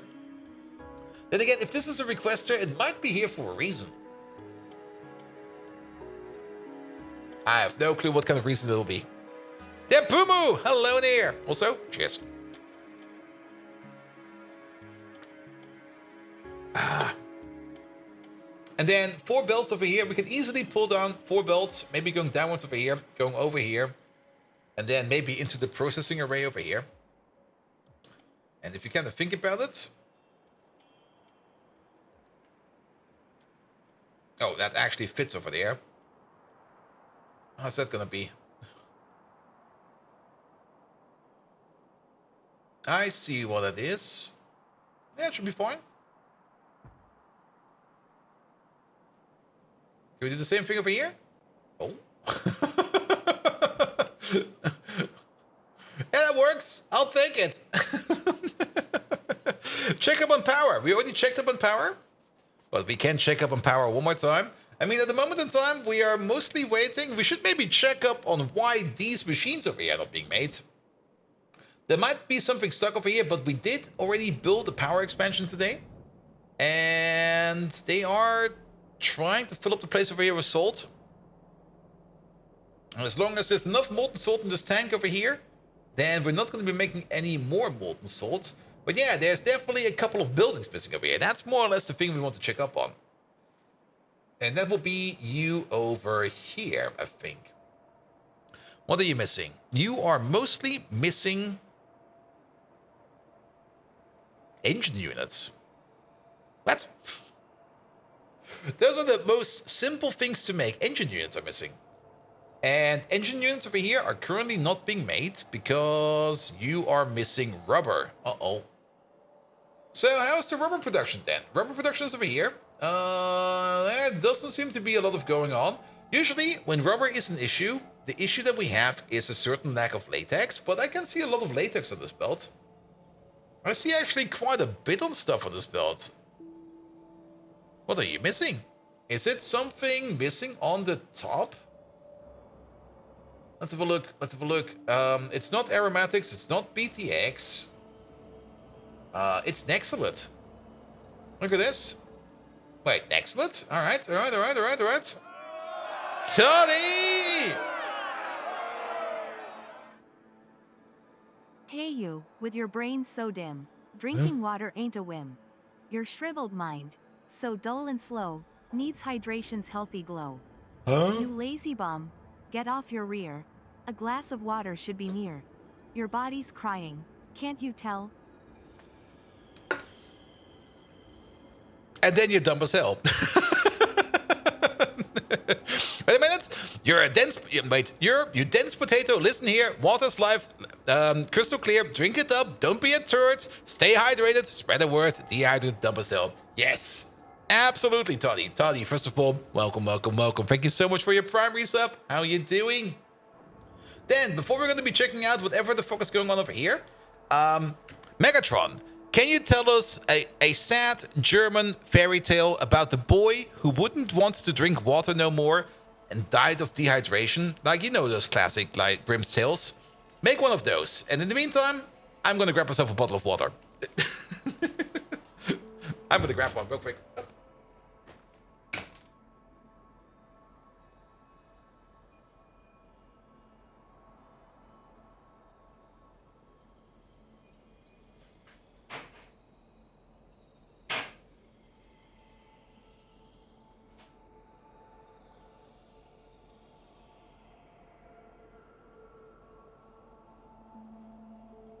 Ah, such a tale tugs on my cold metallic heart. Yes, that is precisely the sort of narrative you fleshy primates derive enjoyment from. Let's see. Es war einmal ein Junge. Why is Er it German? verweigerte den Lebenssaft, das Wasser. Johannes war sein Name und er liebte seinen Hahnensaft über alles. Doch eines Tages verlor jeder Schluck, den er zu sich nahm, seinen Geschmack, seine Freude. Er protestierte und weigerte sich weiter zu trinken. Trotz der Warnungen des weisen Decepticon-Herrschers setzte er seinen unseligen Kurs fort. Sein Körper begann zu welken, die Lebendigkeit in seinen Augen zu erlöschen. Und doch, er trank nicht. Bis zu dem Tag, als er die endgültige Ruhe fand, dehydriert, leer. Ein Ende befitting eines Mannes, der sein Schicksal trotzte. Bringt ein Glas Wasser zu Ehren von Johannes, denn seine Geschichte sollte nicht vergessen werden. Drink up, bold Viking. My Johannes fate be a tale of caution to all. There we go. Think about Johannes, mates.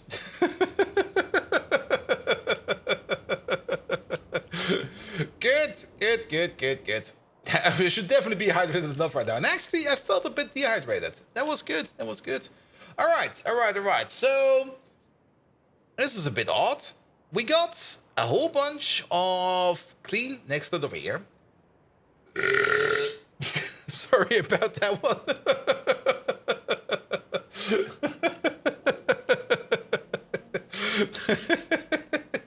That's German fizzy Wasser for you. All right. Aggressive sheep, hello there. We got ourselves... Oh, what the... Oh, I guess I found the problem.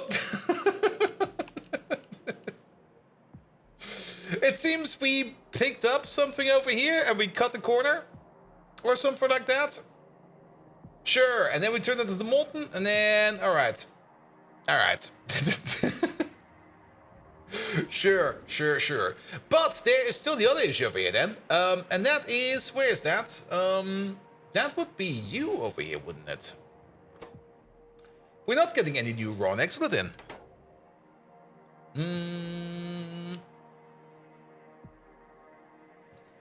Oh, too much fizzy water.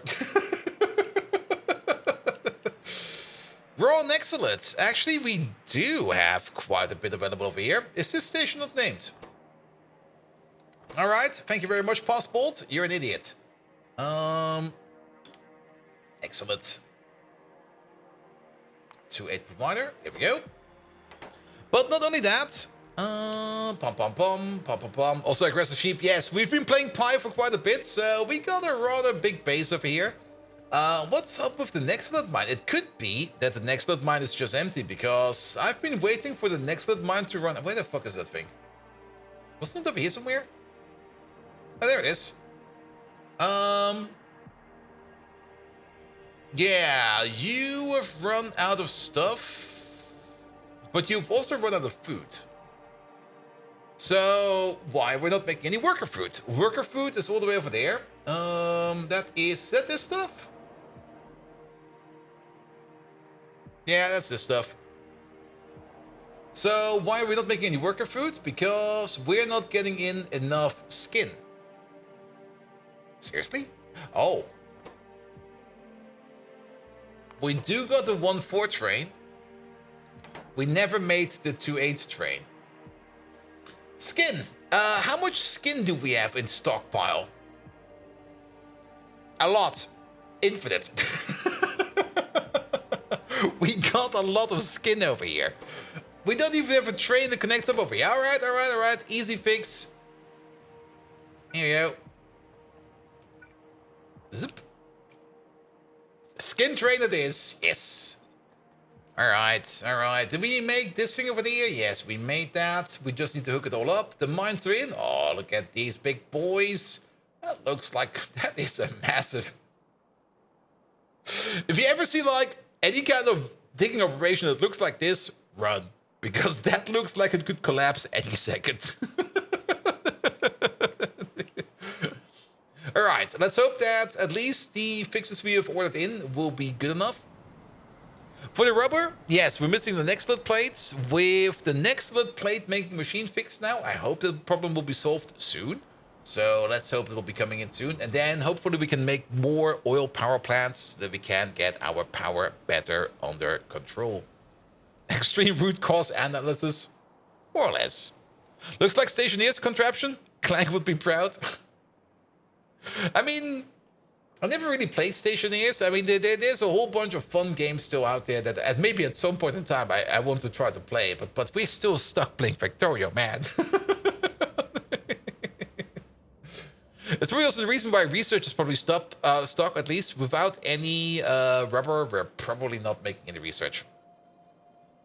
But that's fine, that's fine. At least we identified the issue, and hopefully we can fix it soon. Good. Then, I guess there's gonna be a gap over here in terms of construction radius. There's most likely a gap over here. So, let's make sure that we can cover that gap. There we go. How much do you cover? You cover everything we need. Perfect.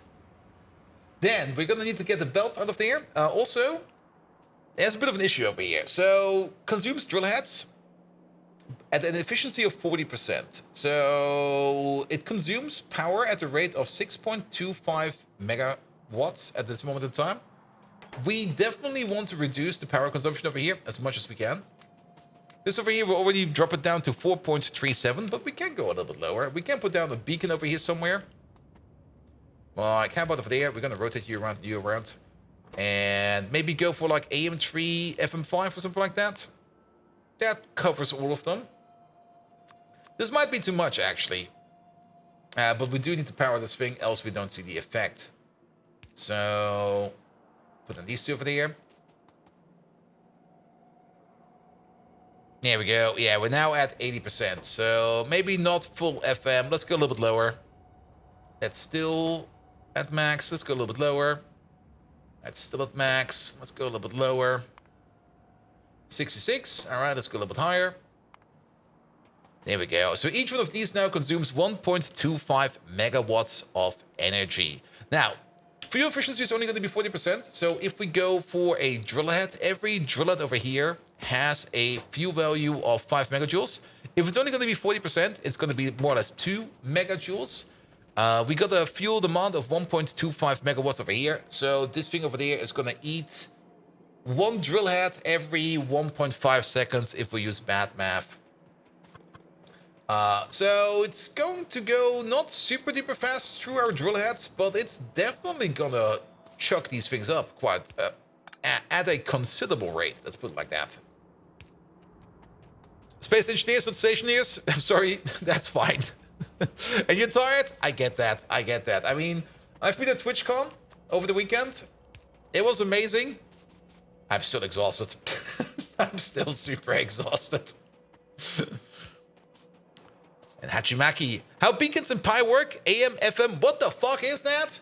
The Pi beacons, I mean, beacons in Factorio are always a bit weird. If you use vanilla beacons, you have one type of beacon which you spam over and over around the building, and you kind of end up with things that look like, let's just go to a map real quick, like over here somewhere. You kind of end up with things like this, where you got like any kind of crafting machine. Let's find ourselves a crafting machine in here. Maybe even the basic crafting machine. There we go. Oop. Do we also have the basic beacon in here? Wait a minute. Beacon. Sadly, the basic beacon I don't think is in here. Too bad. But these are still the correct size, so we can use these. Yeah, like if you play like vanilla Factorio, you usually end up with things that kind of look like... Wait a minute. It's more like this. Right? That's still kind of wrong. Oop. Is this wrong? 1, 2. There we go.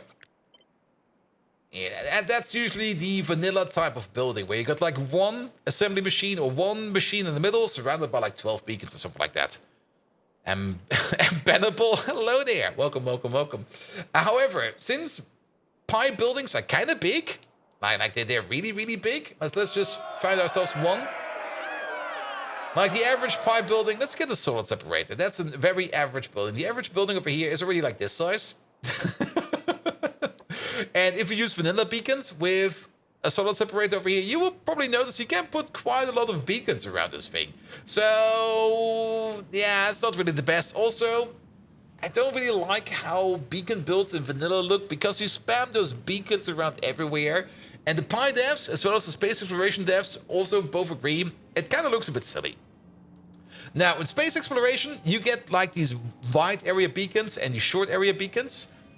Which you can either use to like power up like one building really fast, or like a group of buildings a little bit fast, which is great. And the Pi beacons go a little bit further. The Pi beacons give you two sliders over here, AM and FM. AM is the range. Like if we go, for example, lowest AM value, you get like the largest range. You can see this thing over there is massive. Absolutely massive. You cover like a lot of range over here. And if you go all the way to the other side, to AM5, it's small, it's tiny. It's basically just the buildings that are connecting the thing over here. Now, there is, of course, a bit of a caveat over here between AM and FM.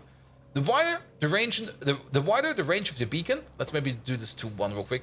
The wider the range of the beacon, the less efficient the distribution efficiency is. So the shorter the range, the higher it is. For example, at AM FM1, we have a distribution efficiency of 0.1, which means every module in here is only going to be transmitting 10% of its effects to the buildings that are affected by it. If we go all the way to the other side, for AM5 FM1, we get a distribution efficiency of 0.5, which is more in line with the standard beacon. And then, of course, you got the FM slider. The FM slider is a little bit more simple. This is just raw power. Like, if we go back all the way to AM1, and remember, now we're at distribution efficiency 0.1, and we crank up the FM slider over here, then suddenly we also have a distribution efficiency of 0.5. However, there's a bit of a caveat over here. Let's go back to FM1 real quick. FM1 only costs us 500 kilowatts of power. FM5 over here costs us 62.5 megawatts.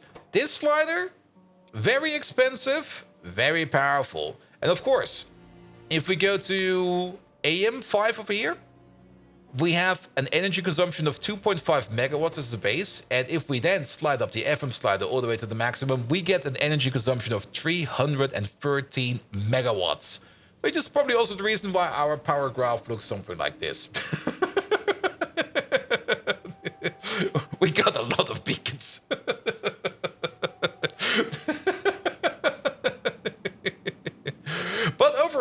of enjoy these beacons over here. They're very much customizable in whatever you need. And in this case, our only objective over here is to make sure that these chromium mines over here have like maximum 80% or like the 80% reduction in power over here. So yes. And Whoop in the Friday Factorio specs for 409 talked about the future of beacons in 2.0 and sounds like an evolution of the beacon ideas from space exploration. Yeah, the beacons in 2.0 are a bit different. I mean, the Pi devs definitely also acknowledge the issue that like any kind of late game stage build in Factorio is more or less just this sea of beacons. Like every build is more or less like beacon block, beacon block, beacon block, yada yada yada yada.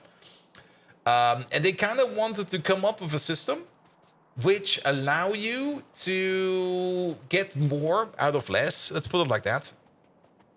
And now it's going to be like this. Like if you put down a beacon and multiple beacons affect the same building. I might be wrong about this, but I have to recheck the Friday Factorio for that. Or maybe just have to play around with it myself a bit. But the more beacons you place around that are affecting the same beacon, the less those beacons will be affecting that building.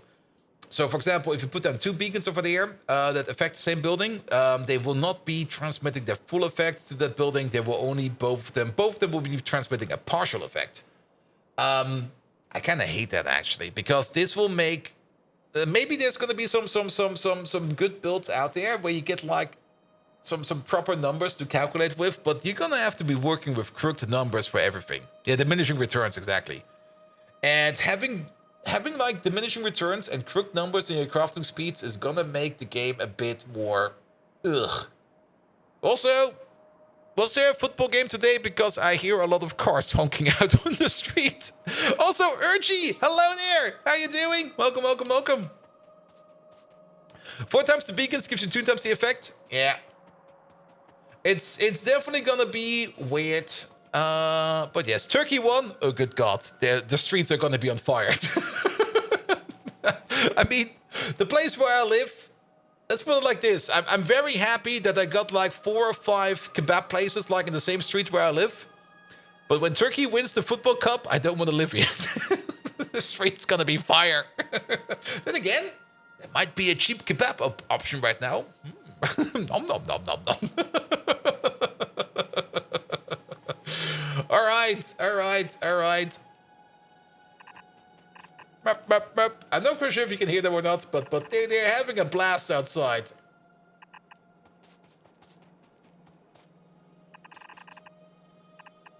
Here we go. Same at Europe, yeah. I do hope they're a little bit careful this time around. I mean, was it like the last time Turkey won something like a week ago, where they accidentally hit a person in Berlin? I think it was. Quiet here. Spectre, I'm not quite sure how many Turkish people are living in... Wait, you're not from Florida, are you? No, you're not. Wait a minute. No, you were from... So how are my 4,000 trains doing? Well, this map does not have 4,000 trains. That was the previous map. This map only has 500 trains and 2,800 train stations. Good. But I still have that map, actually. But then again, let's move over there. Only. I mean, it's a low number. The base is not that big. It's only a bit of a train mess over here. The amount of train stations, however, is definitely something we need to take care of. Absolutely. I mean, funnily enough, you don't really see that many trains going around, but there is definitely 500 trains in here somewhere. Northeast US, not that many Turkish, but plenty of India. All right.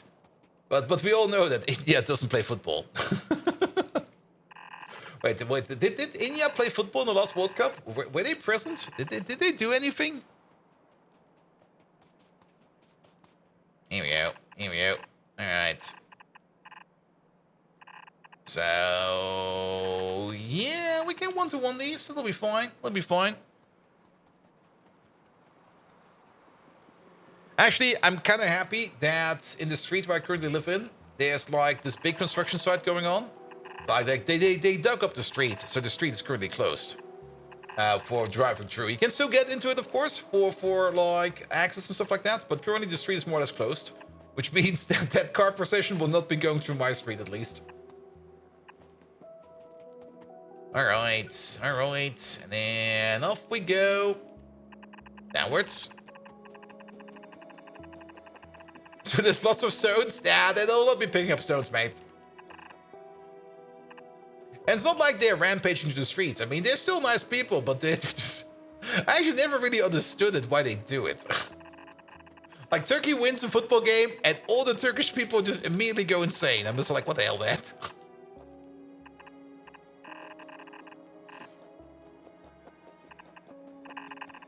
But I guess that's football. I never really understood football.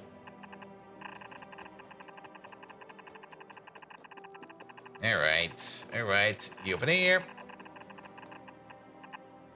And that's that. Good. So we get stone out of this. We also do get gravel out of this. Again, gravel station, there's probably... wasn't there like a gravel station? Well, if there's a gravel station over here, it's probably going to be a requesting station. So I don't really see us making any gravel over here. Except over there.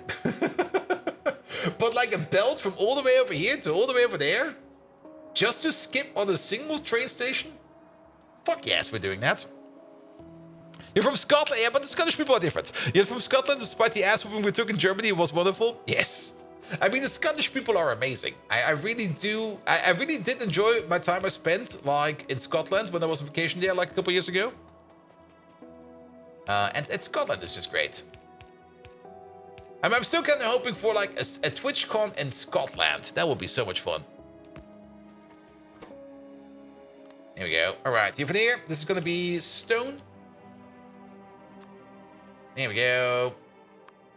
Especially Edinburgh. Edinburgh was so much fun in New Year's Eve. Hawk my day! Nah, get another train? Nah, we're gonna do like this.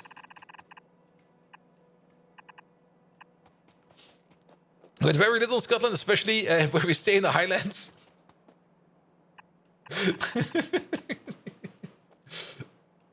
Alright, this will be the stone output.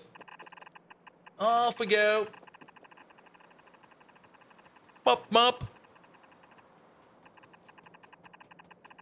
Yeah, this is... Oh, what happened? Oh. Set up the train I ordered? Oh, yes, we did set up a train, didn't we? Wait a minute. Shit, I always forgot. Yeah! What was you again?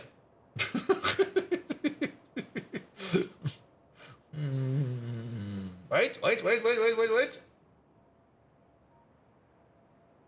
Shouldn't this be a liquid train? Oh, what's this one again? Wait. We wanted to pick up, deliver, do something with skin. This skin train. Yes, this skin train. Skin boy. Skin. 2-8 provider, 2-8 requester, full. Empty. Pick up that skin.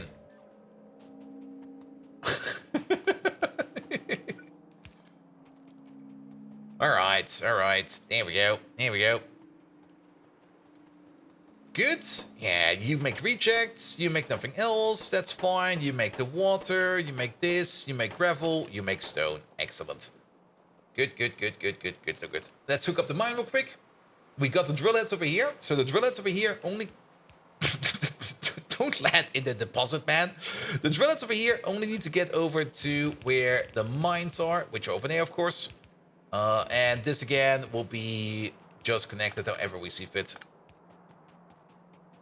Time for you to go to bed? Yes. We're definitely going to be continuing as much as we can. I mean, as long as we have front page, we're going to be abusing everything we can about the front page. The more viewers you get in here, the better.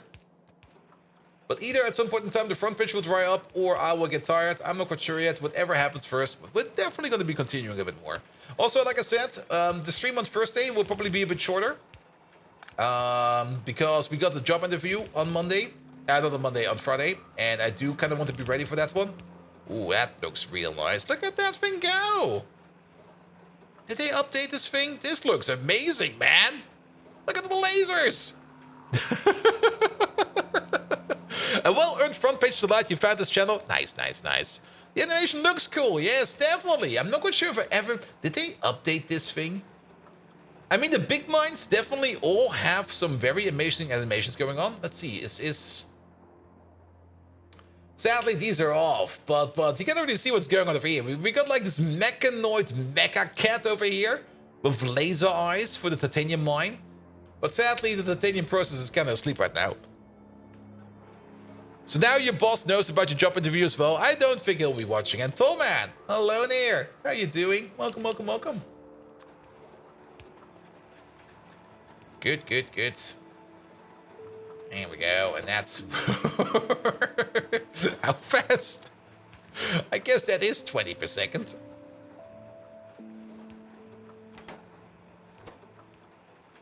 Yep.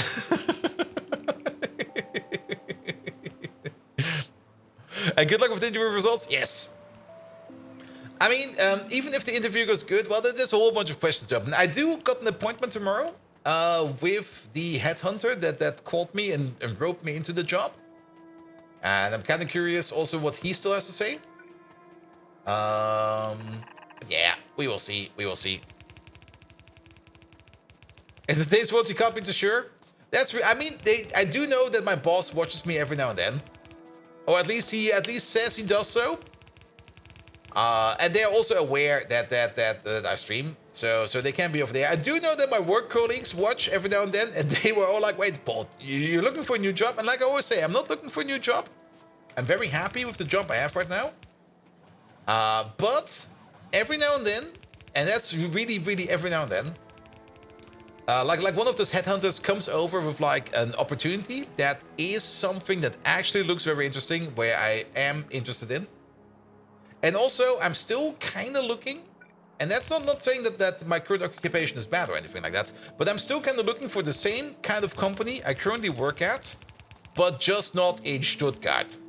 It's more Stuttgart I have an issue with.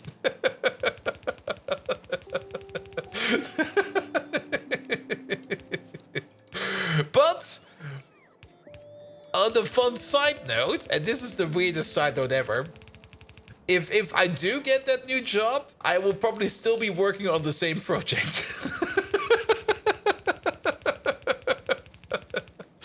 So if it's the US, you might be good. To be perfectly honest, I don't want to work in the US. I like health benefits, even though I'm pretty sure that the job I would be having or I would be doing in the Americas would come with decent health insurance. I just don't like American health insurance. In another team? Nah, yes, more or less. I mean, I only figured out by random chance that they are actually working on the same project as well. We have health something? Yeah. Also, yeah. I mean, America's fine. If you're from America, that's great, but no. No. No. I would rather stay in Europe.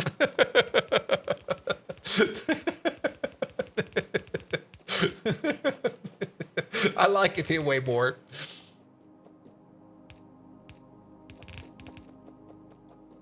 You do have EU subsidiaries? That's true, that's true. Oh, that's the wrong way around.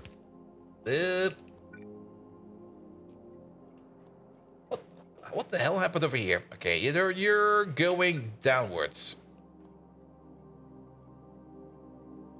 Is this just crooked now? I mean, according to the shadow, everything is going the right way, but we now got this. This looks so off.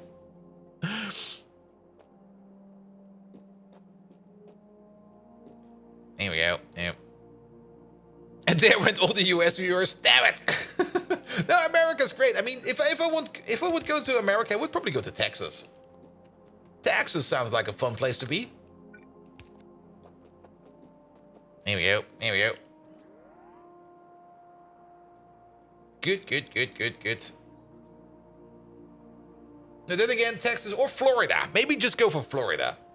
And become Florida Bolt. Yes. Also, there is... Okay, that's fine. Now you're offended. Alright, alright. This thing over here is slowly getting done. Or maybe go to Hawaii. Then again, maybe not Hawaii. I could check how good that will be. Then again, you never know, you never know. But then, that's also the thing, you never know.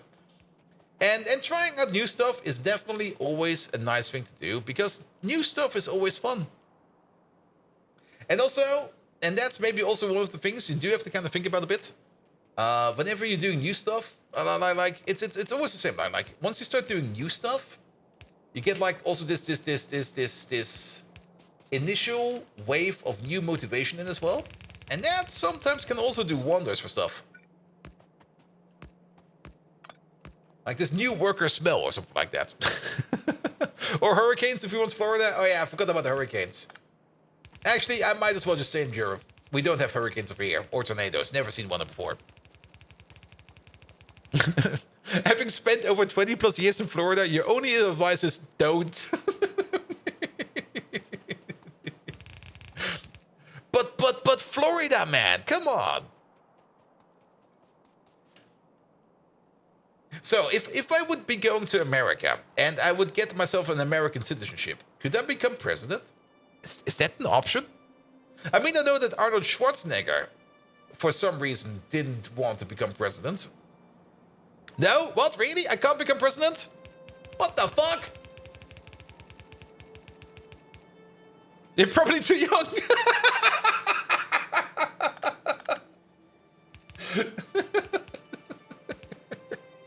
You have to be born there. Well, that kind of sucks. But I think now I understand a bit more why they had that whole thing with Obama then. Of course you have tornadoes and hurricanes. They were around there in World War II. True. Very true. Alright. Yeah, this thing over here, it needs to be flipped around. I'm not quite sure what this thing is, but we got a random station over here. There we go. We flip you around. Obama was born in Hawaii in the same hospital as you were? Ah, there we go. So, Spectre, why are you not becoming the next president of America? Come on. You got my trust. You got my vote. I'll vote for you.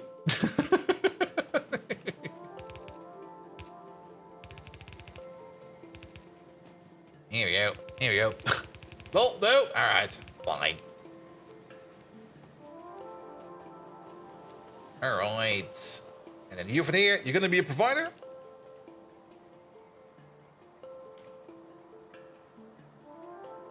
Spectre is secretly Obama. If that would be the case, that would have already been drone striked. It's called, I think, chromium or chrome. What is it? Let's just look for chrome. Yeah, there we go. Chrome. Chromite grade 4. There we go. It's even worse than that. But Bolt, all your 666 viewers will vote for you? Yes. Absolutely. Alright. Alright. So let's have a look at this thing over here. This thing over here looks kind of fine. The only thing missing over here is power. And not only is power missing, there's also a bit of a lack of speed modules. Here we go. Here we go. Here we go. Here we go. No, they're still going outside. Alright, give this thing some power.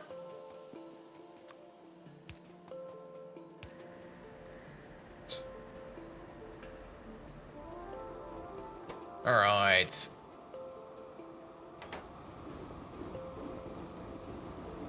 That's stone going out and going over. Then you over there, you make the great stuff. That goes to the left and goes to the right. Perfect. It gets fed back over there. That got the priority output even better. We get gravel out of this as well. Which means your recycle over there is working fine.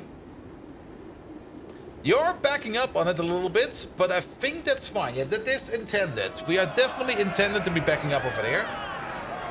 Then your hydros are tuning it over there into grade 4 and rejects. You over there, you turn the rejects back into chromite grade 3. There we go. That's pumping. That's pumping. Water connections over here seem to be fine and holding. Yep. And I think we might need a second belt. How much are we making over here? Technically 1 per second. that should be fine. Why's the belt backing up? Oh, wait a minute, what? What is this crafting speed? Oh! Are we being affected by you over there? We are. That's kind of odd.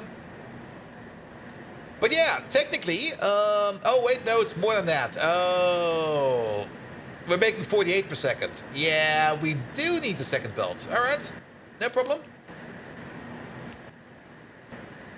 And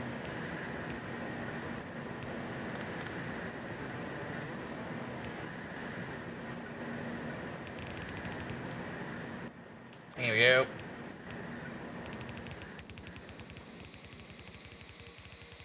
Good, good, good, good, good. And then we get the second belt.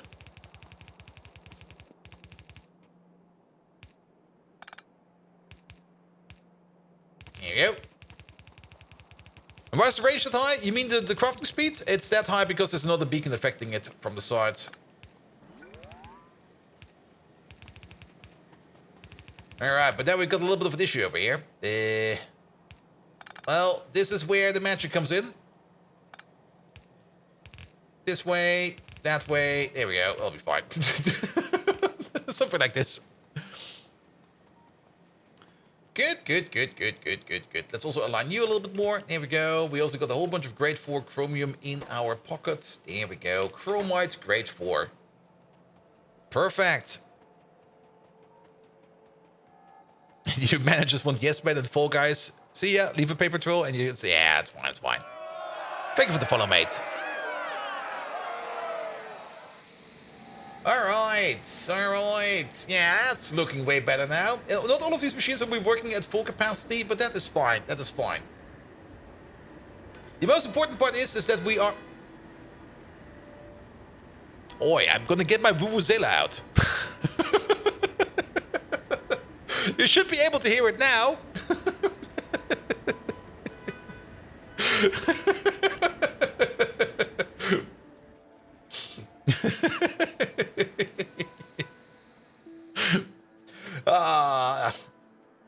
I'm definitely going to get myself a kebab tomorrow.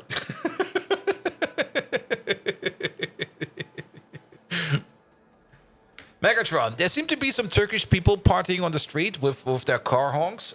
Can you maybe overtone them by making some vuvuzela noises? Good, good. Hopefully they aren't shooting. Nah, they will not be shooting. They're only celebrating. That's perfectly fine. They should celebrate. If you want to celebrate, celebrate. Alright, alright. But yeah, not only is this... Feast your audio receptors on the most terrifying sound in the universe, the mighty mechatronic Vuvuzela. Feel your heart tremble as I consume the very air around you. Prepare yourselves, you automobile-loving fools. Vuvuzela noises. Bwah! Bwah! Bwah! My blasting Vuvuzela honk drowns out your puny car horn. May my bellowing battle cry drown out your celebrations and mark the superiority of the Decepticons. Here we go. Bwah!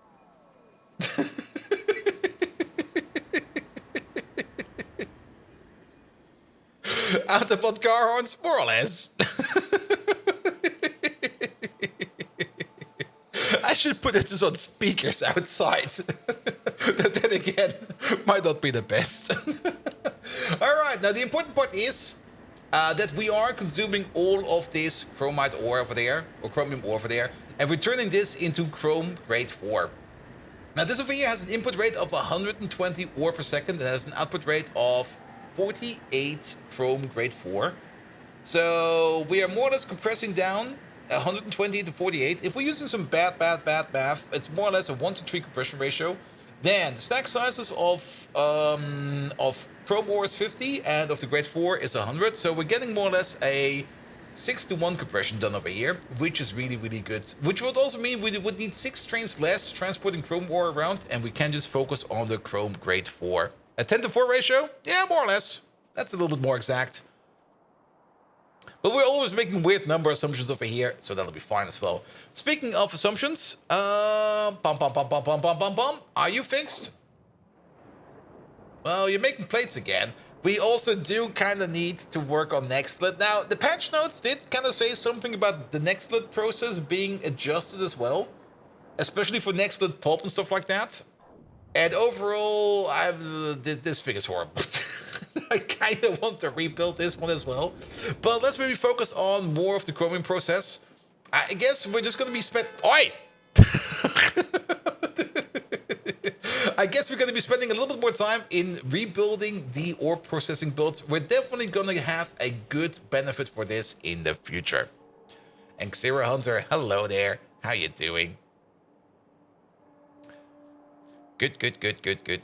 Yeah, if you hear any car horns in the background, there was a football game. All right, let's focus more on the next step of the chromium processing. Like I said, we're mostly only going into chromite grade 4 as the final dust we're going to be working with, because then we can just ferry this stuff around and we don't need to do all of these steps on site, which means we're probably going to go into things like, over here. What do we need? Sodium hydroxide. We're going to need things. What is this making? This is making the pulp stage 1. What do we have with the pulp stage 1? The pulp stage 1 probably goes back into this over there. That's also aerofloat over there. We might be able to build this right next to the zinc place. I think we might have a couple parts over there that will overlap. Morning is almost midnight over here. Very true. But then again, I mean, if it's morning over there, you know, he could be from the West Coast. Or from Australia, which is in the future, or is it in the past? How does it go again? Time zones. What the fuck, man? All right, we're also getting a whole bunch of supplies in, so let's have a look. Let's go through the entire chromite process real quick. This, that. So we're gonna start off with an agitator. That then goes into a flotation cell. We got an agitator in our pocket. We have a flotation cell in our pocket, so we don't need to worry about that. Then that goes into a centrifugal pan. We don't have one of those. Centrifugal pans are sitting... Okay, now they're singing. Are over there, which goes into processed chromite, which goes into a secondary crusher. Here we go. Which then goes back. This is a decremental loop process. That is fine. This goes into a leaching station. So, leaching station, there they are. There we go. That then goes into another flotation cell. We get 4 and 5 of that, which is more flotation stuff, more flotation stuff, more flotation stuff. That goes into a thickener. And then there was that other path over there, which is this path over there, which is also going to the thickener. And finally, we're getting into the point where we turn it into chromite sand into a wet scrubber. That's a wet scrubber, right? No, into a scrubber, not a wet scrubber.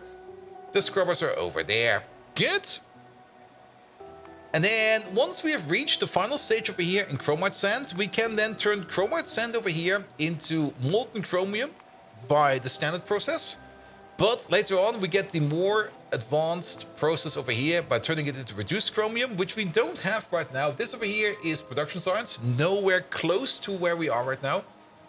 But that is then based upon the chromite sand production, and then we can either use the chromite block over there to turn into the molten chromium, or we can go further down into reduced chromium, which we can then turn into molten chromium, or we can go further down into the sintered chromium, which you can then turn into molten chromium again. So either way, the end stage process over there is going to be chromite sand, so that'll be fine. Screw sports and give us the winning lottery numbers? All right. Megatron, it seems some people out there want to have some lottery numbers. Could you give them, like, the lottery numbers for tomorrow? Did they get some drums out? Did they cut the drums out, man? Predicting lottery number isn't my designated task, you fool. But here is something to grapple with in your feeble organic minds. 5, 7, 13, 29, 31, and 33. Consider them my gift to you, but don't expect things to be handed on a silver platter next time. My generosity fades faster than bold Vikings' battle strategies. All right. Now get back to work, you grease monkeys.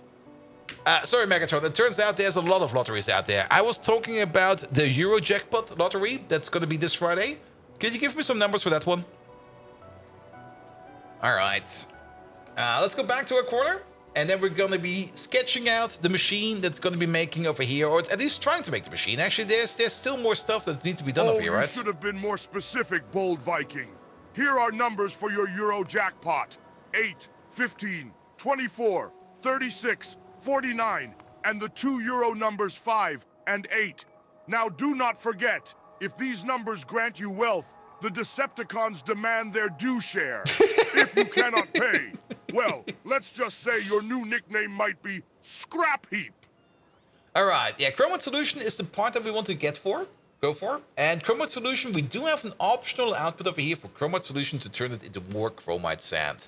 However, Chromite Solution over here is also good to be turned with some hydrogen peroxide into Chromite mix, which you can then turn into Chromite fines, which you can then turn into Chromite concentrate, which we can then turn into prepared chromium, which we can then turn into chromium rejects. We actually do get some chromium ingots out of this one as well.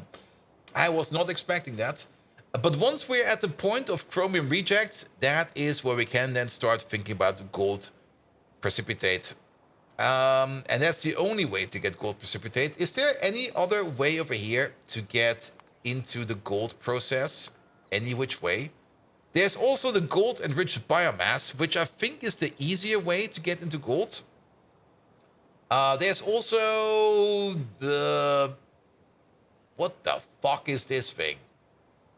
That's a CMIC turret recipe, where we get some we put Kmelt tendons in there, chrome ore in there, biosamples and Zogna bacteria, and we get some hot air, some alien bacteria, some gold concentrate, and some heavy fermion. Wow, that's pretty good actually. Especially for the inputs over here. Heavy fermion material over there is kind of hard to make because it's made out of uranium, fuel rods, rare earth oxides, copper, and gold. That's kind of interesting. All right. There's also the type 2 precipitate, which we can only make out of the one way. And then there's also gold solution over there. Gold solution can only be made out of this one part. And then we can go to purified gold. There's nothing else over there. And then once we add purified gold, that is where we get into the gold plate. The only alternative way to make gold plate is either... And this one is actually also kind of interesting. Particle accelerate lead plates into gold. This is, well, it's not too bad actually. It does cost you a bit of power, but overall, I mean, lead is dirt cheap. Fenring! Hello there! Lead is dirt cheap.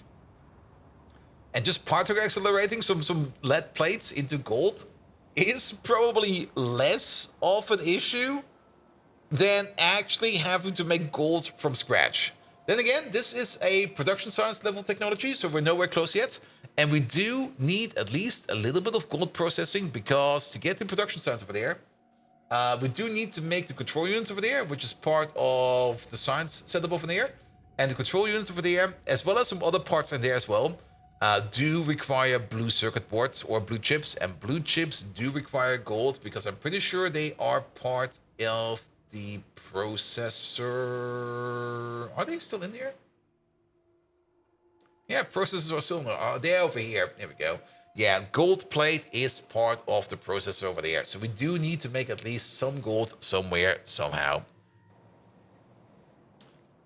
Good.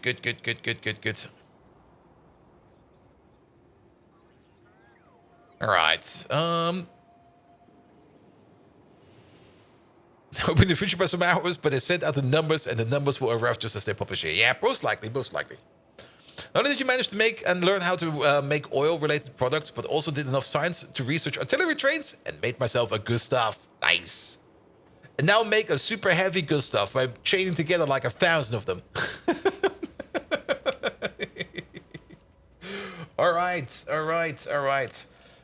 Good. Nevertheless, we're definitely going through the chromium process. We definitely do want to get into the chromite finds. The only interesting part right now is to kind of think about the chromite solution over there. Is there other ways to get more of this stuff, of the chromite solution? It's definitely part of the chromium process, but I'm kind of curious to see if we maybe have like another injection point over here somewhere where we can just get more of this done with. But that doesn't seem to be the case. No. And then the question is a bit, where do we want to do this whole process over here? I mean, I guess we should do the entire process over here of making chromium rejects over there, wherever we are smelting our chromium setup, where we make our chromium ingots, because we do want these ingots over here to be fed into the machine first. All right. Burger and fries! Hello there! How are you doing?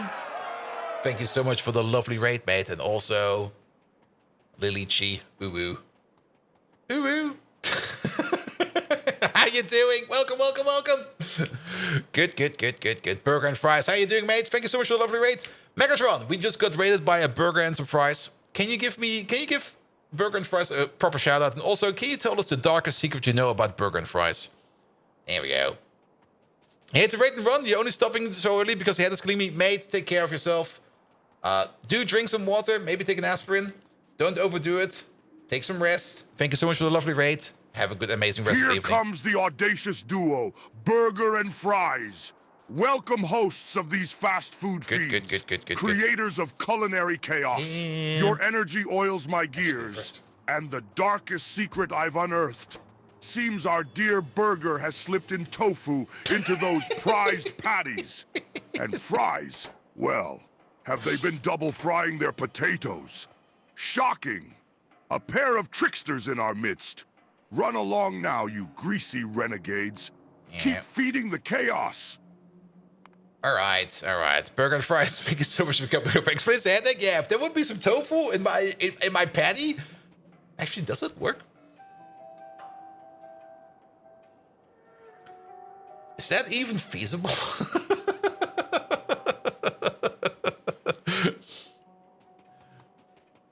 I mean, last time I made like some burger patties for myself, I always put some mozzarella in between. Like just make like the bottom, then put some mozzarella in there, and then the top, and then snap it together.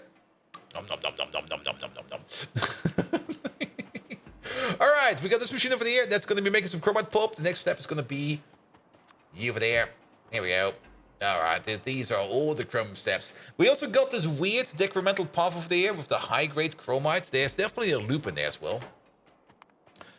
We get some chromite solution out of this, which is already going down the path which we already talked about. And then the high-grade chromite over there is going into a centrifugal pan over there. There we go. Where we turn the high-grade chromite into processed chromite and to chromite pulp stage 2. The processed chromite over there, we can then secondary crush this back into high-grade chromite. So that's going to be a feedback loop. So we have to keep that in mind. There we go. This thing over there, we also get some sand out of that. The sand we can export or flush. We don't really care too much about that. Alright, but then we're going to be making a whole bunch of chromite pulp stage 2, which then goes into a leaching station next. Here we go. You've seen some YouTube videos about triple fried? Ooh. They're still celebrating outside. I mean, last time... Actually, the last time that the Turkish people, the Turkish football squad won, the police had to come over and had to stop them celebrating. You would have might think that they might have learned a lesson already. Nope, they're gonna celebrate hard again. Well then, party hard, I guess. All right, let's turn 3 into 4. 4 gets turned into 6. Now we're out of stuff. Well then, yeah, let's put you over there for a second. 4 into 6. Wait, 4 into 6. That's gonna be you. These numbers are gonna be very confusing. We should have maybe picked up some more flotation cells over here, because we also we turn chromite pulp number 3 into pulp number 4 and pulp number 5. Pulp number 4 we turn into pulp number 6. Pulp number 6 we turn into pulp number 4. What the fuck did we do with pulp number 5? We turned that into number 7. I forgot. I think we need 2 of these. Alright, we need 1 of these. Alright, and then you over there, you got... we already have this one. Here you go. This is where we turn number 6 into number 5. So we turn number 4 into number 5 and number 6. We turn number 5. We turn number 6 into number 5. We turn number 5 into number 7. And then what do we do with number 7? Number 7 we turn into sand. That goes into sand in this thing over there at the end. There we go. All right. Is that the entire process? I think we're missing a step. Somehow I think we're missing a step. Let's go back to this process a little bit more. So, step number 1. We take the chromite grade 4, that will be input. We turn it into pulp stage 1. This one is done. Then we take the number 1 over there, we turn it into high grade chromite and chromite solution. Chromite solution over there is the one thing that's going into the chromite mix and stuff. That's going to be like the buy process.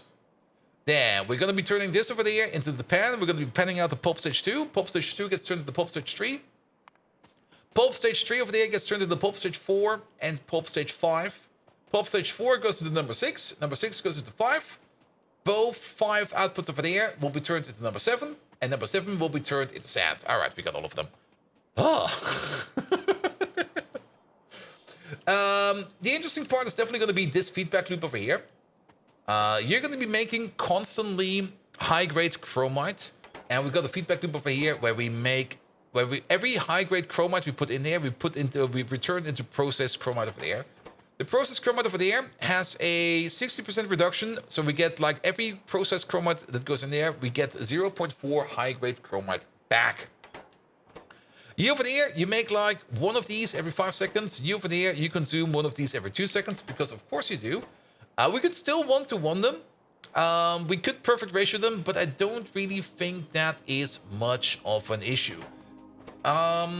Instead, if we think about it a little bit, 1-to-1 these is probably better. And I don't really mind if this machine over here is not going to be running all the time. So more or less every 5 seconds, we're going to need 1 high-grade chromite. And every 5 seconds, we're getting like 0.4 high-grade chromite back.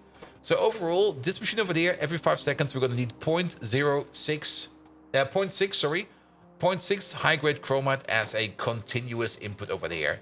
If we go back to you over there, you're making... Oh boy, this almost fits. Actually, it's not too bad. Every 6 seconds, you make 4. That means every second, you're making 0.666. It almost fits. It will back up a bit over here, but to be perfectly honest, I don't think I mind too much. Alright, alright. I mean, this one over there will then have a little bit trouble in putting all of them in there. But it will then just back up a bit, which also kind of means we make a little bit less chromite solution over here. But I think that'll be fine. I think that'll be fine. Alright, alright. Which means we do have to... Okay, let's start with you over there first. So, what do you need? You need 200 chromite pulp stage 1 every 6 seconds. You over there? That's a 1-to-1. You make 100 every 3. You need 200 every 6. So, let's start with you then.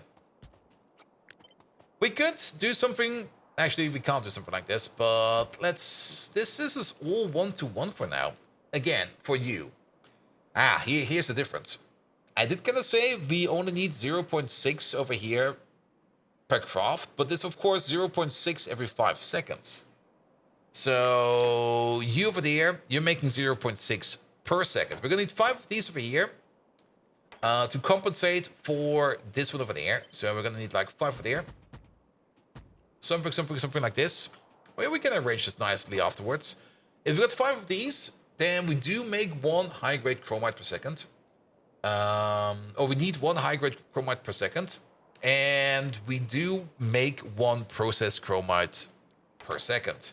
If we go back to you, we would need 2 of you to compensate for this entire thing over there. That's a 5-to-2 ratio. That's kind of annoying. But then we would be making 0.4 high-grade chromite per second.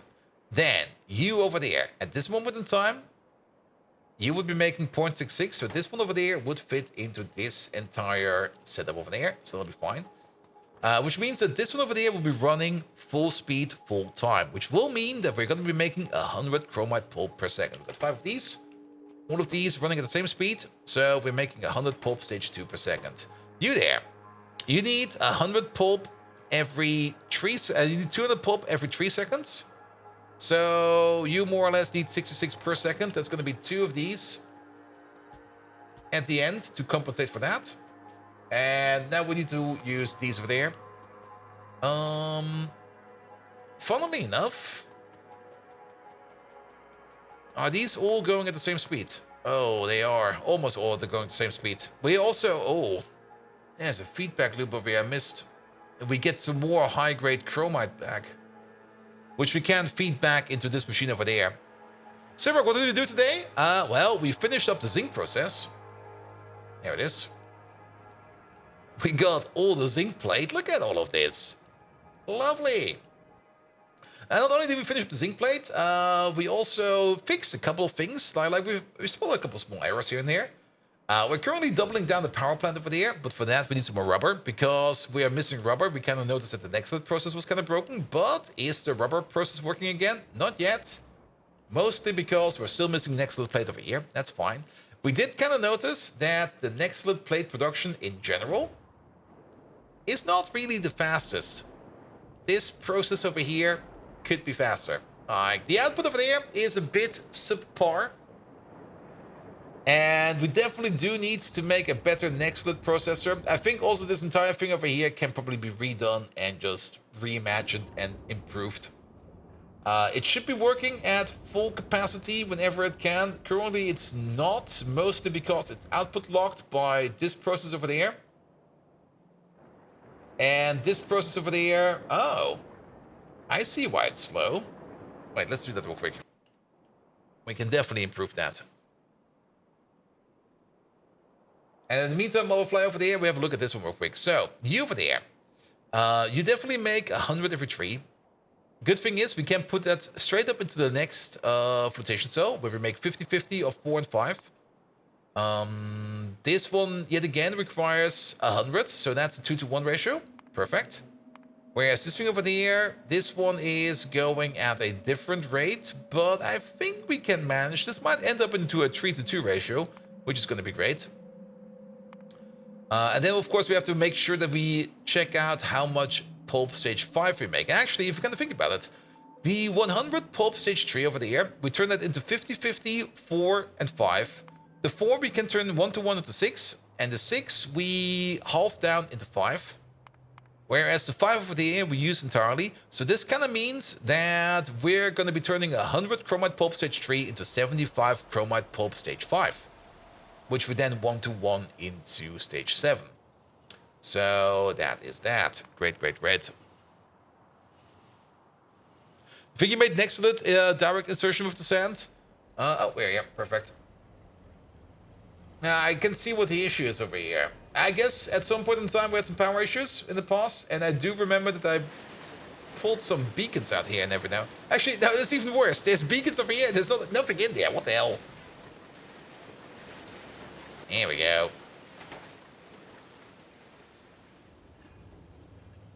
And not only that, let's maybe use you for that real quick. Now, can we try this one again? With the pocket bots this time around? Thank you very much. Let's speed this up as well. Why is there a yellow belt over there? It might be true that this one might not be faster than anything we're currently doing, but let's not make this yellow belt. Come on. We got red belt. Don't empty beacons still consume power? I think they do. Alright. Spin my voice. Spin! What do you got? Crafting speed of 2.8. Yeah, we definitely have... I kind of like these builds over here at the beginning, where this is still a very impressive building, if you kind of think about it. We got like a singular beacon over here that's affecting all of these buildings over here. But overall, the effect of this beacon over here is just not good enough. builds like this might be better if we have the more advanced beacons and stuff like that later on, but at this moment in time, builds like this kind of feel silly. Because the effect we're getting out of the singular beacon over here is just not good enough. We can definitely augment it with some extra beacons around. Rebuild with the good beacons? Yeah, soon. Soon. I mean, there's only so many things we can rebuild at a time. I'm currently working on Chrome. But afterwards, we might work on the next list. But like I said, there's also, in the update we didn't do today yet, there was also talk about changing some of the Nextlet recipes.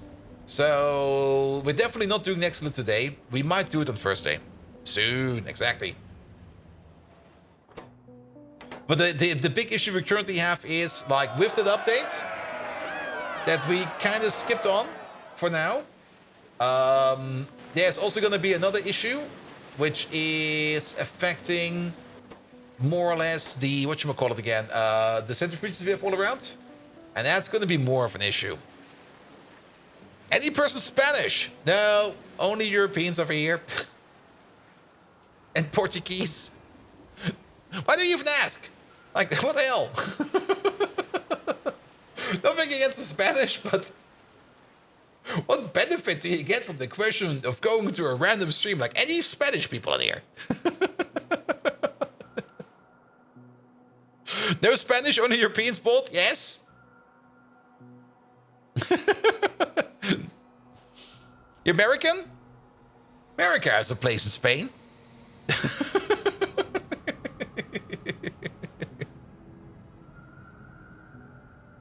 He's just looking for the Inquisition? Nah. I mean, they do announce themselves. There was the whole fun about the Spanish Inquisition. When the Spanish Inquisition had to come over, they announced like a month in advance that they will be coming over. We can sell Spain to the US. Nah, Spain is also great. I need to do more things in, well, how to put it? I need to learn more about Spanish culture. I know a lot about most cultures in like the areas around me, but Spain and Portugal are not really in that loop yet. I mean, Italian culture, yes, I know a lot about Italian culture, and if you go like to the Greek culture, stuff like that, a whole bunch of fun stuff there. But Spanish culture, Are you sure you don't ask for spinach? All right. We should sell Spain to America, but they wouldn't accept. Sure, Portugal. No, we're keeping Portugal. Portugal's amazing. We're not getting rid of the Portuguese. All right. Let's maybe make a planning interface cut over here. Let's move on with these things over there, and then we try to match this part over there with this part of whatever we get over there. All right, because we already know this one over there is going to be making 100 chromite pulp stage 3. And let's just rotate you out real quick, and we put you in there. And you over there, you require 100. So this one over there goes 1-to-1 with this one over there. Can we at least lock it in place somehow? We can. But then again, it's going to be around the beacon, so it's already going to be crooked as fuck. What the hell? And building spaghetti all day doesn't mean you know Italian culture. See? Well, shit, wrong language.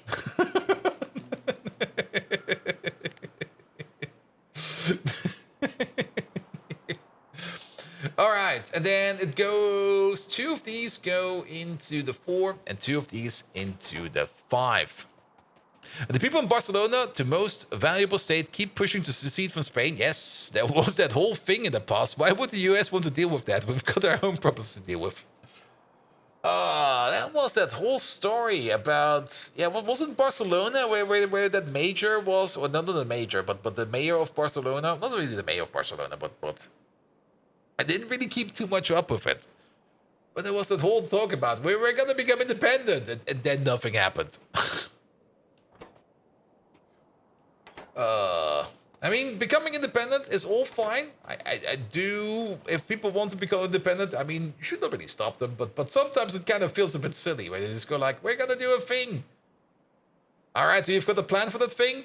No. Okay.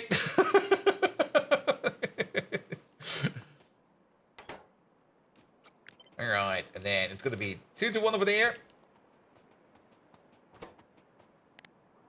All right. So you're making, yeah, 2 of those together would make the 100 pulp stage 3, stage 4 that we will be turning into 6 per second, and the pulp stage 5 goes into there. Why is this so complicated? France led the EU to oppose it, since they own a portion of the same region that was sometimes talk of seceding from France. Yeah. Scotland have been saying that for years. I mean, I do kind of want the Scottish to break away from Britain. Because I think it would do Britain quite well if Scotland would become independent from the English crown. Because there's still a bit of a weird fuckery going on over there. But Britain is special in that case. I mean, you got that whole thing with Ireland where I still... I do look into it a bit. I mean, the people of Northern Ireland do vote every now and then if they want to stay or if they want to go. That is definitely a thing that's going on, and that vote is slowly moving into a direction. But I still kind of find it silly that they are holding on to that piece of Ireland with an iron fist. They're like, no, we're not going to leave it. We're not going to let it go. That's ours. Oh. They gave up all the colonies, but they can't give up Ireland. What the hell, man?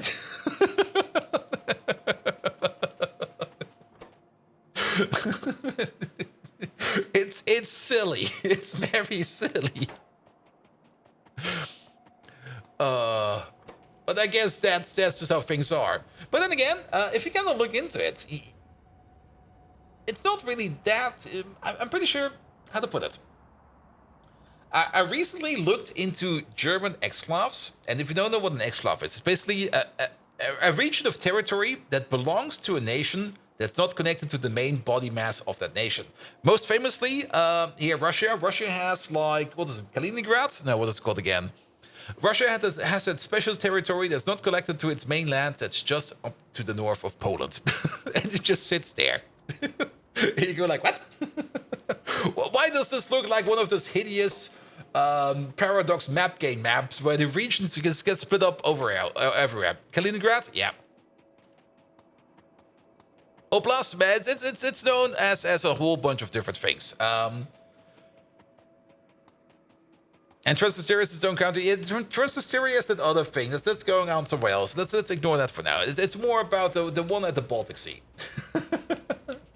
And I was kind of looking into like does Germany have the same? And yes, it kind of turns out Germany also has some unconnected territories. I'm like, what? We do? Where?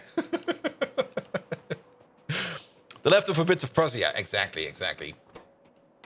And it kind of turns out that to the south of Germany, like where I think it's where Austria is, or the Swiss, one of the two. I'm not quite sure which one it was.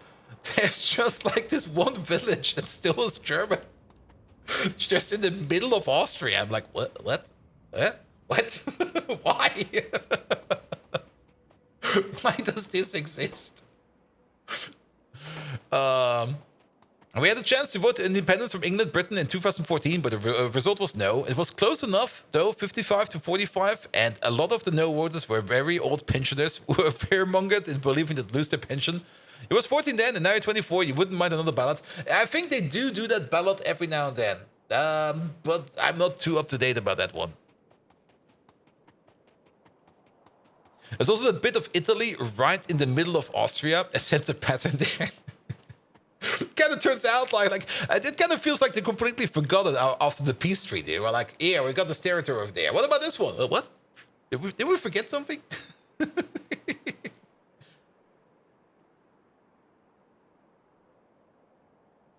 Don't forget that France's largest land border is with Brazil. Yep.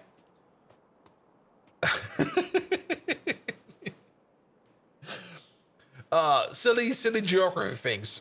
It's always fun if you spot one of those and you go like, oh, how did that happen? Well, so be it. Enclaves are funny things, they are definitely. Look up Mützerich. And let's put it into Google real quick. Paste and go. Is that the place I've been thinking about? Like that enclave in it's next to Kalter Herberg. Oh, good God. What the fuck is going on over there? Wait. It's definitely part of... Okay, Belgium, Germany, Belgium... Wait, what?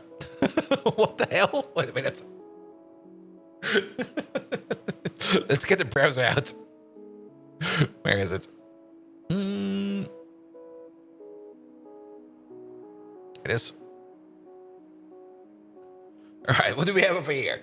We got Belgium over there, then we got Germany over here, then there's Belgium over there again, then there's Germany over there again. And is this the border, or what the hell is going on in here?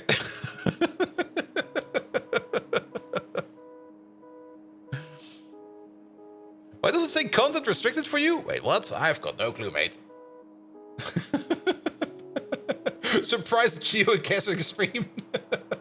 This would be like a nightmare for geoguesser. Like, actually, you only need the position, not the country. Where is this? Is this also still part of the same thingamabob? What the hell?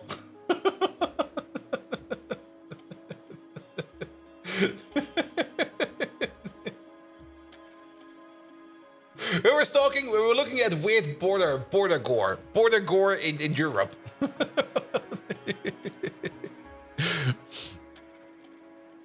There's also a small island that swaps every half year between France and Spain. No, the only thing we're doing right now is we're getting distracted. We're just keeping on getting distracted over here. Alright.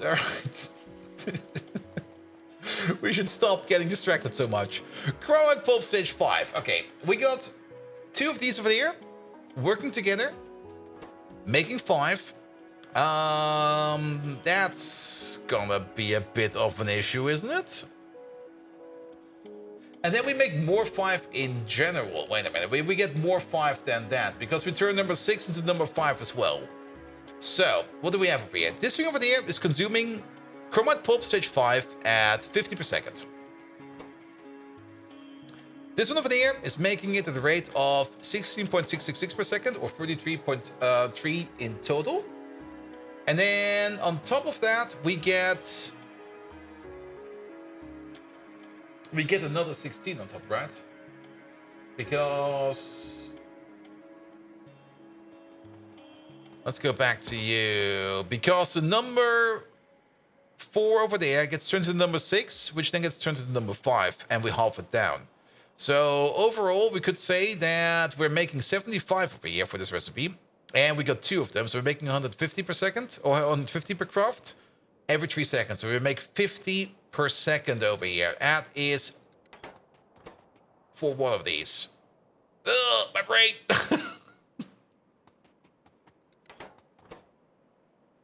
And you need 50 per second. It's definitely getting late over here, so I need to calculate this correctly. Now, if we do map this out correctly, the 100 over there gets turned into 75, and then 75 every 3 seconds, there we go, is 25.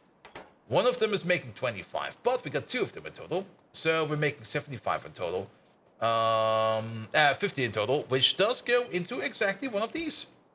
So it's 3, 3, 4, 4, 6, 7. All right. And then we also do know what we want to feed in over there. So what we want over here is we want to feed in over here at the rate of 133 chromite pulp stage 2 per second. That is what we want as an input. Good. That will be coming from you. Currently, we got 5 of these, which means we make 100. However, we kind of did notice that we do have a bit of a feedback issue over here. Where was that? Over here. When we turn the number 6 into number 5, we get a little bit of high-grade chromite back, which we do need to feed in back over here.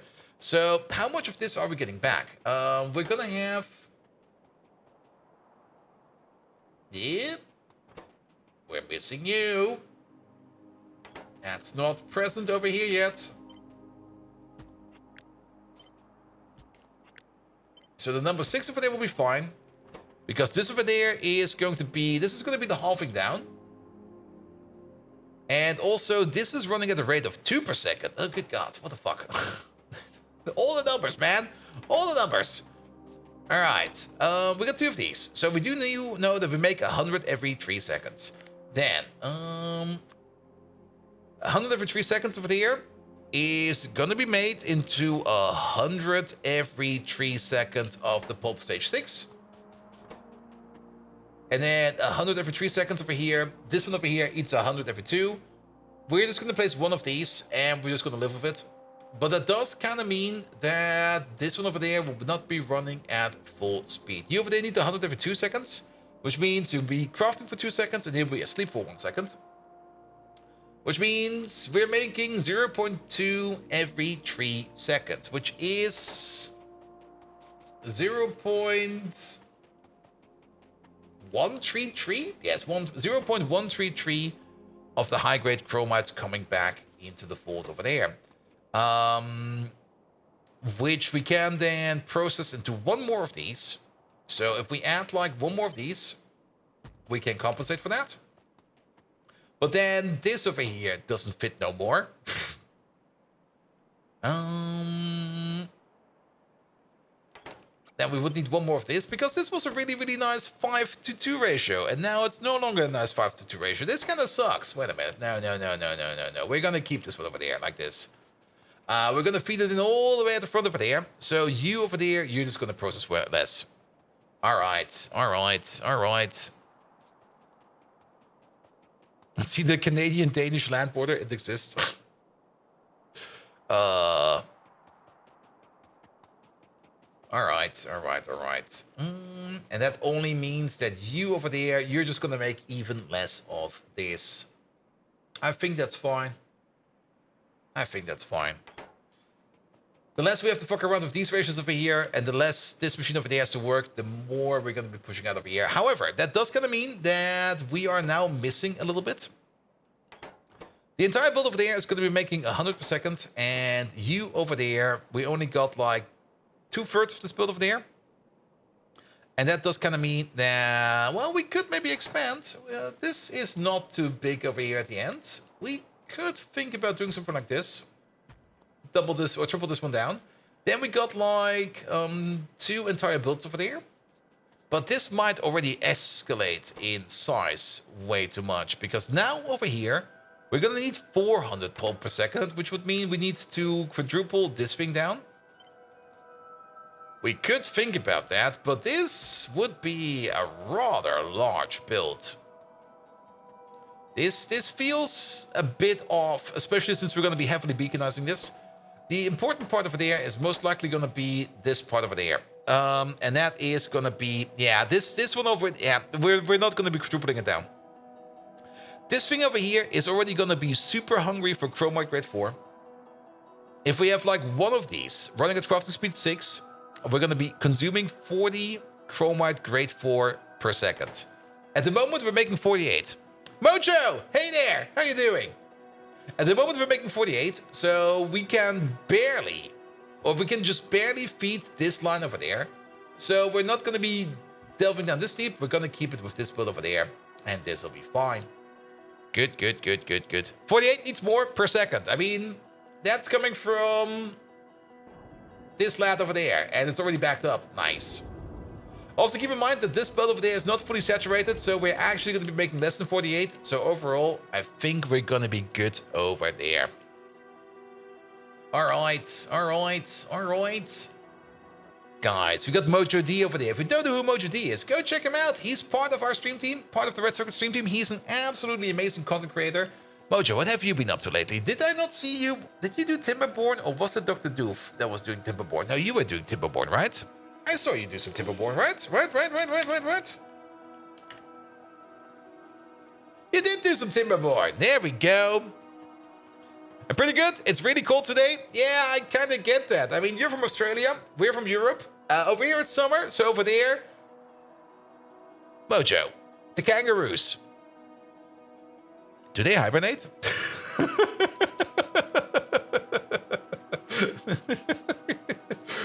Do the roos just go into hibernate? Or what do the roos do in winter? Or do they go like into the swamp and just sit there and wait for summer to come? In the meantime, we're gonna be doing this thing together. They crawl into their own pouches for warmth. No. Crunchman, you got this all wrong. You do know the human centipede, right? It's gonna be like the kangaroo Pete for warmth. Just make a big circle. It'll be fine. Alright. 1, 2, and then we're gonna need 5 of these. Alright. That's gonna be... Definitely gonna be a bit of a weirdo one over there. Almost right, actually. Oh, shit. I was not expecting it to be almost right. But we can always ask somebody else. Megatron, what is the most insane way the kangaroos in Australia survive winter?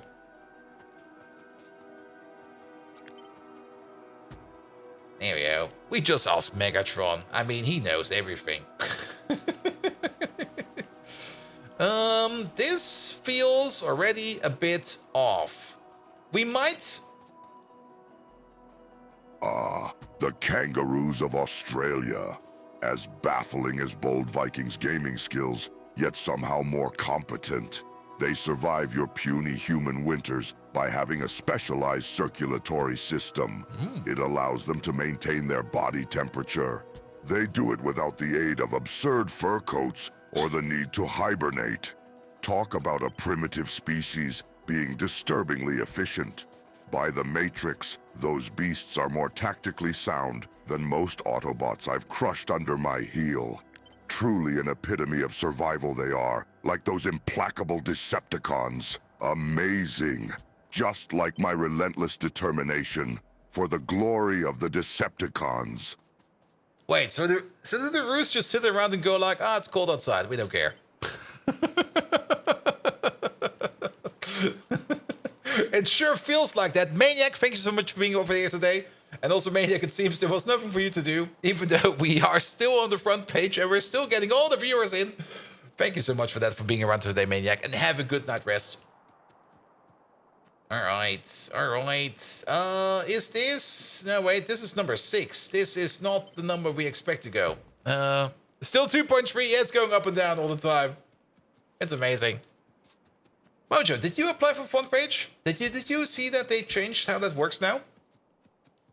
Alright, number 4 goes into there, number 4 goes into there. However, I'm pretty sure that this is a 2-1 again. Let's have another look at this one again. So, you accept 100, and we are making over there 50. So, we only need 2-1 over there. Perfect. And then you turn number 4 into number 6, and then we turn number 6 into number 5. So that's a 1-1, and then we turn number 6 into number 5, and that over there is gonna be also one of these.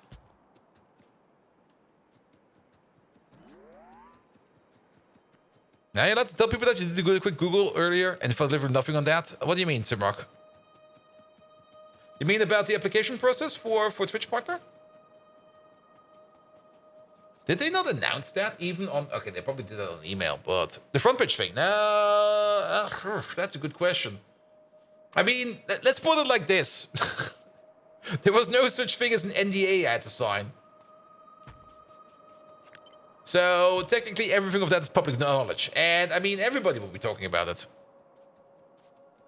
So, I don't think it's that much of an issue. I mean, if it were something we're not allowed to talk about, it would probably be somewhere, I guess. But I guess, I mean, it's the same with... Now, the Partner Plus is definitely public information. It should be. Don't tell me they only announced it in the Discord. Well, who knows?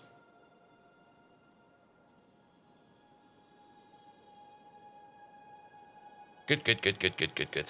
Alright. And all of this goes into number 7 over there. Is this the entire thingamajig? No, we're still missing this part over there. There we go.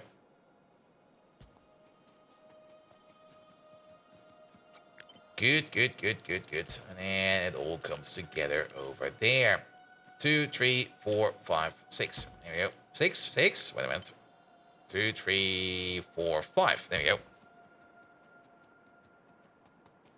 They don't talk about the things you are not supposed to talk about? Yeah.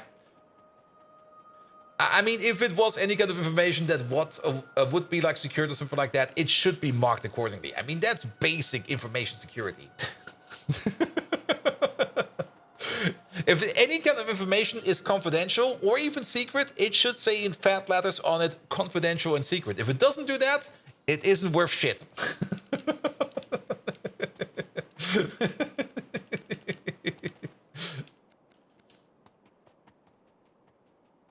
At least that is how it is in business processes. Because I do know how those work. All right. I did end up adding one more over there, mostly just for the symmetry of things. We're gonna be putting down like another... we're gonna give these two over here some speed modules so they can keep up with the rest of this thing over there. Just to go true and true and true and true and true. He visited East Germany and didn't return... wait, it didn't return its... The second visit? Well, East Germany... If you can still visit East Germany, well, where the fuck are you going? It shouldn't exist no more. Alright. Let's set this thing up. We also need to find out a place over here where we're going to build this. Actually, there's a little bit more we need to do over here. This is... Heavy accent is accent. Actually, there's still a bit more that we need to do over here. We are making some chromite finds over there. And we are also making some chromite finds... over here. These two processes over there is gonna be the chromite find process, which is this part and this chromite solution, sorry. That's an entirely new process over there, which I don't have a mixer on me, but we can just order one in. That is gonna be chromite finds. That's part of the gold process. That's done in the scrubber. No. We are... Chromite mix. There we go. That's this part over there. Good. Close all of that down. Yes. So, how much of this chromite solution are we making? Because this is going to be like a secondary path over there, which we do need to take care of. And chromite solution... We're getting some of this over here. This one will be running at... Well, we're going to assume it's going to be running at full speed. We're making about 200 over there every 6 seconds. And then the other part is going to be the one at the end, of which we're also just going to assume it's going to be running at full speed. It might not, but we're just going to assume. And that is this one over there. And that's making like... If we keep this on the 6-second scale, this is making another 100. So we're making about 300 every 6 seconds. So about 50 per second. Which is coming out over there. And then in the mixer over there, we're going to consume it at a rate of 20 per second. So we're going to need like 3 mixers over here at least to compensate for that. We're going to be crushing this down into 25 chromite mix per second, which we then can turn into chromite fines over there. Here we go. That is going to be chromite fines over there. Let's have another look at this one over there. This over there is going to be making... Every 5 seconds, this over here. Wait, we already want to deep. There we go. These go 1 to 1. Perfect. Bomb. Okay, that was horrible. Bomb. Something like this. So whatever we make down here, we can definitely consume over there. And then, we actually get some more out of it. We redouble it up. But this is going into centrifuges over here. And this might be part of the process which will be changed out after we update. Because the centrifuges over there are getting a significant update, which might break stuff for us. So we do have to take a look at that there. Had to mute for a few minutes at work, but I was going to say kangaroos are built different. They survive the heat, the cold. They always win a fight with the car. Yeah, we heard. We asked Megatron. Good. All right. A centrifuge is over here. So what's the new setup for this one then? Do we dare to update real quick? Just to see how this will behave? The thing is, the moment we update... actually, will it be that bad? We're gonna have some weird power spikes, but overall, The crafting speed for these recipes might have increased and some other things might have broken down. The moment we update, we might have to spend the rest of the stream fixing stuff. But we did good. I think we can maybe try for the update. And by the way, yes, mate, what's up? Let's have a look. Maybe something has already been updated. The Roos are military superior to paratroopers? Yep. I mean, while the paratrooper is flying down from the air, the Roo can jump up and kick him in the face, so it's definitely an upgrade. Alright, let's have a look at this one real quick. Because there are some updates over here. Especially this one over there. And it says over here, adjusted energy requirement on remaining recipes in the centrifuges, removed aromatics from plants and unslammed iron recipes from the centrifuges. Oh, that's gonna do some... Okay. There was also one of the main points over here where people were bitching about. Alright. Aromatics from plants... But are they moved somewhere else? Because aromatics from plants is definitely one of the recipes we're doing quite a bit.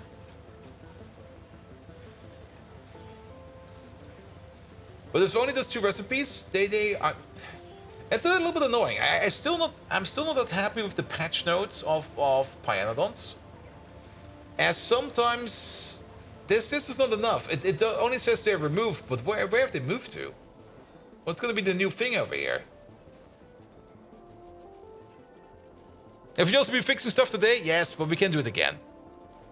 I've got news for you. He wanted to share... What's that? A holiday present? Holiday present? Holiday present? It's nowhere near to any kind of holidays. The Roos also have Stinger missiles that disguise pilots in the simulator for buzzing them if they spread out. Don't underestimate the Roos, man. They will fuck you up. Alright. Removed cold water slurry from the centrifuge as well. I don't think we're using this one over there. No, I don't think we're using this one. Thank you for the follow, mate. Alright, you know what? We're gonna update it. I'm just gonna risk it. It'll be fine. While we update, what are the other updates over here real quick? Fix that. The locomotive fix. Yeah, we know about that one. And then the raw ores over there.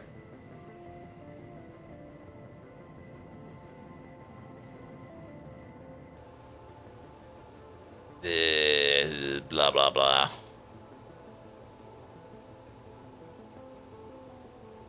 What could go wrong? Yes. It would be hilarious to join Australian chair force.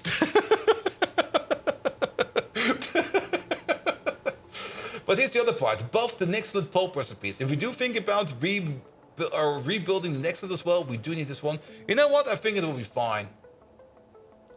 And change the Alice model description. That's also fine. And then Pioneering Life over there. That is concrete.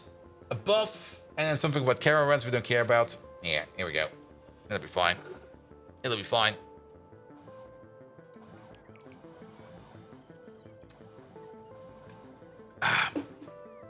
What is this, Minecraft Live? No, this is Factorio. A way superior game. Also, wait, there's some random beeps over there. What was that? It was some random beeps.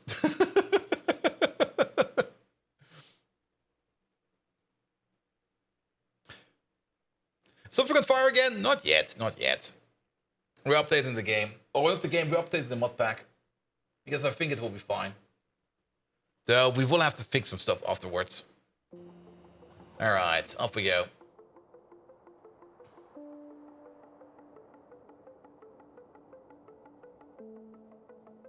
Good, good, good, good, good. Oh, thank you for the follow, mate. Yeah, and once you update the mod pack, it always takes a bit of time to load in. So let's wait for it real quick. It basically needs to check every entity out there. There's a couple. Maybe. Only a couple. And thank you for the follow as well. It's not stuck. I hope it's not stuck. Every time I think it might be stuck, I always go like, yeah, please don't be stuck. Ah, there we go. Alright, and then comes all the other updates. Recipe book, rescanning all chunks. Chugga, chugga, chugga, chugga, chugga. Come on. I'm actually also kind of surprised. Wait a minute. Usually, when recipes are getting taken out, you get like a message like, hey, these recipes do no longer exist. We didn't get that. So did they just block those recipes? All right, and scan complete, and now we're at least in somewhat of a UPS back. Iron process. Wait a minute, are we even... Oh, actually, wait a minute. The iron process is not affected by it. Because we're not centrifuging... Wait, are we not centrifuging our iron slime over here? No, we're not centrifuging over here our iron pulp, which you could turn into iron slime. We're no longer doing that over here, so this place is not affected. So that's perfectly fine. So that's a win. How is power, by the way? It seems fine. These have definitely moved up. Get back down there. But we got the power capacity over here to compensate for that.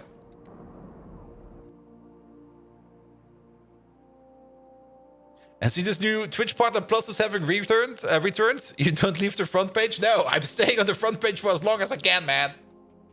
We might be overstreaming a bit today. We will definitely be overstreaming today. Today will definitely be a long stream, because if I got the ability to be on the front page, I'm gonna be sticking there for as long as I can.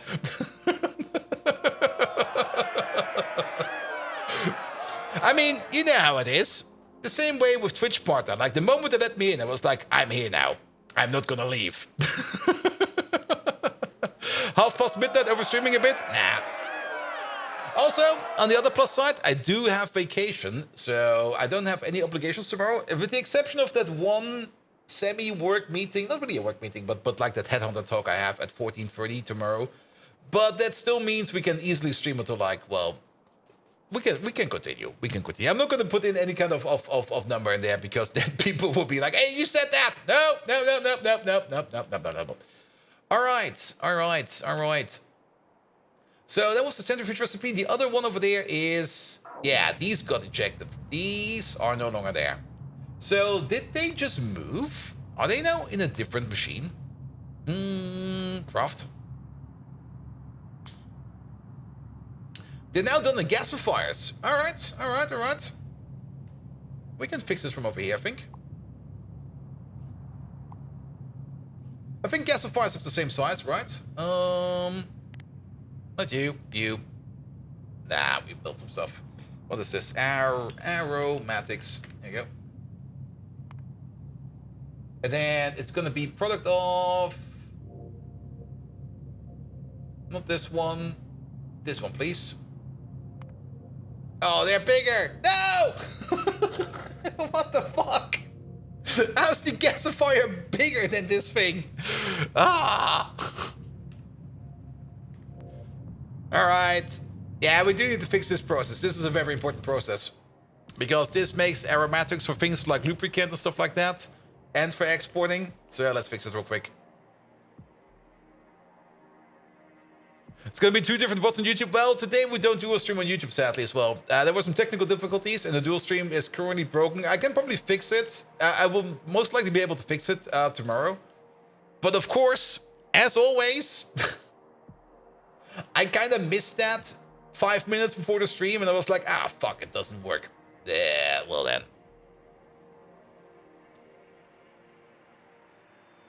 And actually, Bolt got tired, wanted to go to sleep, and then he remembered he promised long stream and came back. Nah, we're definitely going to be going for as long as we can. What are these? Are these coming from me? Yeah, they're coming from me. Good. Because as always, and this is always good advice, when something is available, do it. Well, that's actually, never mind. That's definitely my tired head already going wrong. Thinking of things that don't really need to be like that. Good. All right, let's do some fixes real quick. It's mostly the centrifuges. And since we don't do the iron slime recipe, do we still got... We might... But that thing will be deleted soon. We might have a visual on a place where that iron slime recipe has been removed from. How does that one go then? That will be this one over there, right? That's now done in the hydrocyclone. Oh. Wasn't that the original recipe? I kind of remember this as the original one. Good, good, good. Alright, alright. So that is going to be over there. Yeah, over there. Yeah, this process over here is now probably also stuck, but technically this iron process over here is no longer something we want to do. This iron process over there is more or less already been replaced by another iron process, so that's fine. And then we should have probably checked this up before we switched it up, but then again... Oh, is that not even available to us yet? Oh, that's over here. Okay. I thought we had the next stage of next-level processing available already, but no. That is in production science, of all cases. Alright, alright. Oh, that's kind of sucky, isn't it? They get like one next-level process all the way over here, like in automation science, and then you get one all the way in chemical science, and then production science? If. Well then. Alright, alright, alright. Well, so be it. Yeah, let's take this apart a little bit. We have to rebuild this only a bit. I mean, the speed of this whole thing over here will probably still be the same.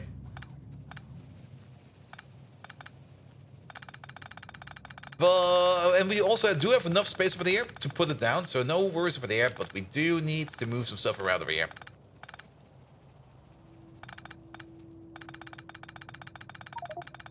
Alright, yeah, put those in there, put those in there.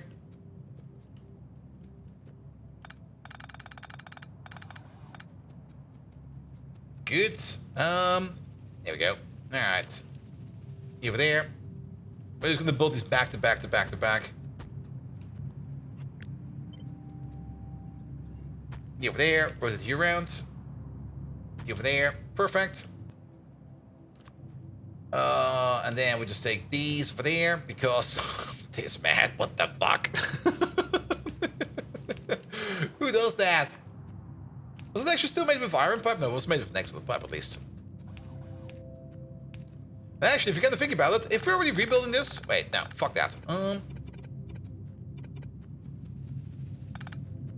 If we're already touching this and rebuilding this, then we might as well build it with beacons.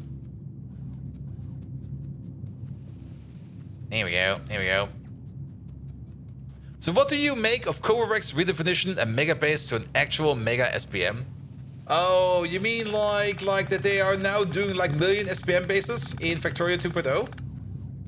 I'm looking forward to it. I'm really looking forward to it. I mean, we already seen that they had to update the pipe system, and I was already pretty much certain that they would need to update the pipe system. Mostly because, I mean, if you ever played any kind of modded Factorio, and you had like crafting speeds up in the gazillions, or already like high crafting speeds because of the mod pack you're playing, like even if you play with like Bob mods or something like that, where you got like the Bob modules and stuff like that, where you get like really, really high crafting speeds, or even in classic K2SE, where with like tier 9 speed modules and tier 9 production modules in K2 buildings with a base crafting speed of something like 6 or 8 even, I think it's 8, you already end up with like ludicrous liquid speeds.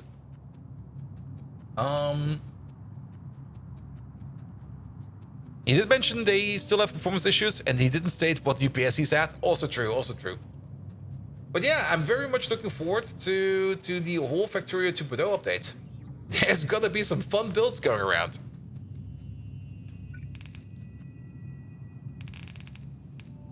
Here we go. Alright, this is gonna be a bit weird if we do it like this. We might just upgrade this entire build to red build as well. I don't think the game runs well on actual supercomputers. Yeah, actual supercomputers are actually not that efficient at running things super duper fast.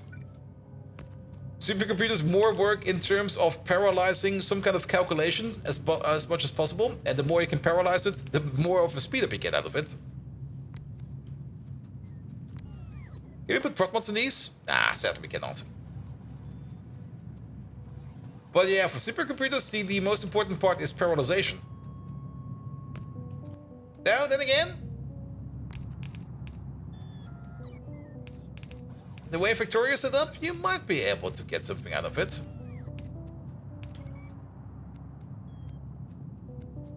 Alright, alright. And then we just take apart all of this. Not required.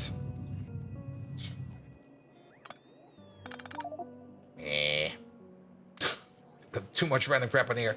Alright, let's maybe upgrade this build over here then, real quick. You there. Speed up, please. Speed up, please. And then we're gonna put down the second one of these.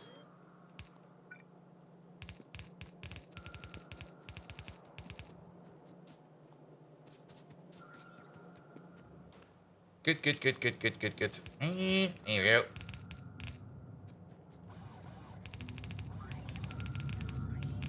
And in your flow, that's this part done, and then that's that part done, and this one over there, we're also going to be upgrading as much as we can.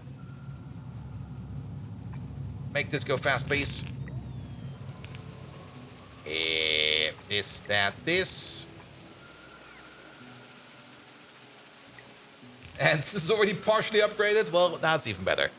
Alright, alright. Then put in the speed modules over there. Where are they? Over there. Poof. There we go. And then you over there. And you over there. Excellent. And then maybe do a bar like this and a bar like that. And this is going to be our new aromatics making machine over there. Then the aromatics. Where did we even... we probably were a little bit too fast picking it up. Okay, it's going over there. That's where the input currently is. Can we move this thing around? We could, but I guess we just go like this. It'll be fine. Alright, flow around. And this is this fine? This is a random 1-1 station over here. But I guess we are still exporting this over there into this tank over there, which is then... Oh, we do need to get your power back in over there. And not only that, let's also put some lamps around here because it's kind of dark. Here we go. So then the aromatics over there are going over here into lubricant, and the aromatics over here are also going into here into this export station over there. There we go. There we go. Perfect. And how does this recipe look now? Okay, we need like 2 foggies per second over here per crafting speed. We've got a crafting speed of 6, 12, 24 in total. We need 48 foggies per second over here. 2 red belts over there are going to be more than enough to supply us with the amount of foggies that we need over there. Alright, and if all this belt over there is being updated to red belt, it will be even better than that.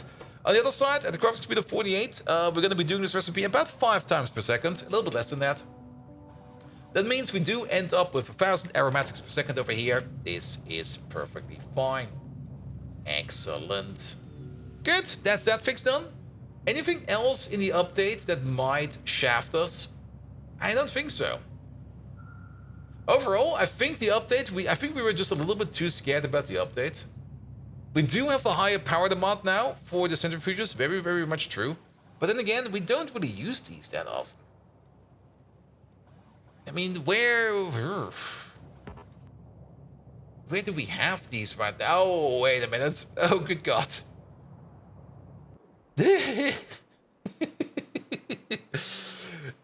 Yeah, I do kind of want to rebuild the vanadium build at some point in time. How much is this? Divide this by 4. We got 120 of these. Yep. Pretty much 120 divided by 4. That is going to be 30. That's 30 gigawatts over here. Alright, alright. But that should be fine right now. I mean, on the other side, yes, power has increased as a demand for those buildings. But then again, if those buildings are backed up and they don't work right now, then we're not going to be affected that much by that power. But now I'm kind of curious to see, for example, for things like used solvent, how did this over here change? Oh, this changed dramatically. It's going to be a hell of an output? Yes. I think they just... This used to be... I mean, we had 120 of those machines over there. I think because it was doing like something like 5 used solvents every 120 seconds or something like that. It was a very slow process. And now it's a very fast process with still same input, same output, and then a bit more of blue liquor over there. Yeah, can we also sort this for... No, that's not how that works. Alright. Yeah, we do. Do we have any centrifuges currently? I think we do.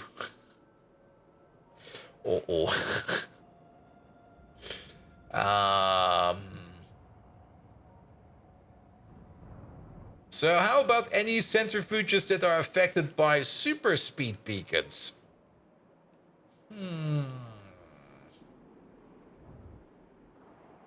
Do we have any?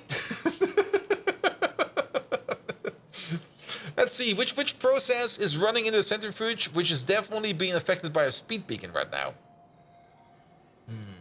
Maybe let's take the recipe book out of here, and then we go for the centrifuge.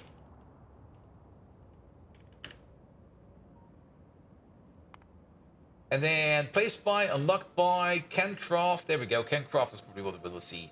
Plutonium peroxide and stuff like that, we don't really care about that. Arc-wet honey is being affected.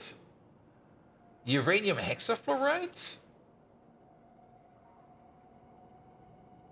Oh, is that a what?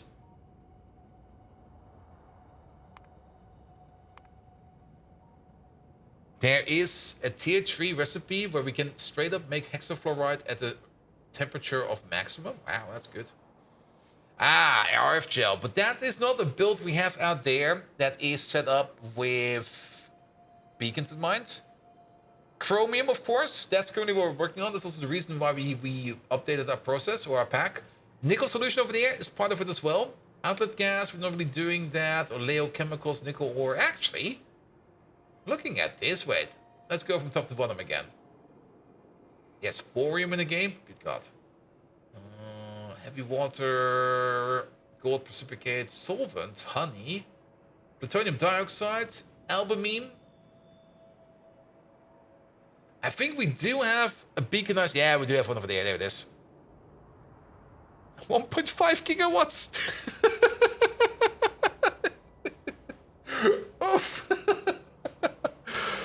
And that's only... That 1.5 gigawatts over there is only with the built-in speed modules over there. That's not taking into account this thing over there yet. If this thing turns itself on, we're gonna notice that. Have you ever asked Megatron for advice on playing Pyanodons? You're curious what you might want to say. I think we have done, but it's been a while in the past. Megatron, I've come up with this great idea. We're gonna play some more Pyanodons. You know, that one Factorio mod, Pyanodons? Do you got any advice on that? And Pixion, it's exclamation mark pi minus mods. Alright, Validates over there. That is for aluminum tailings. That might also have something out there. Ha!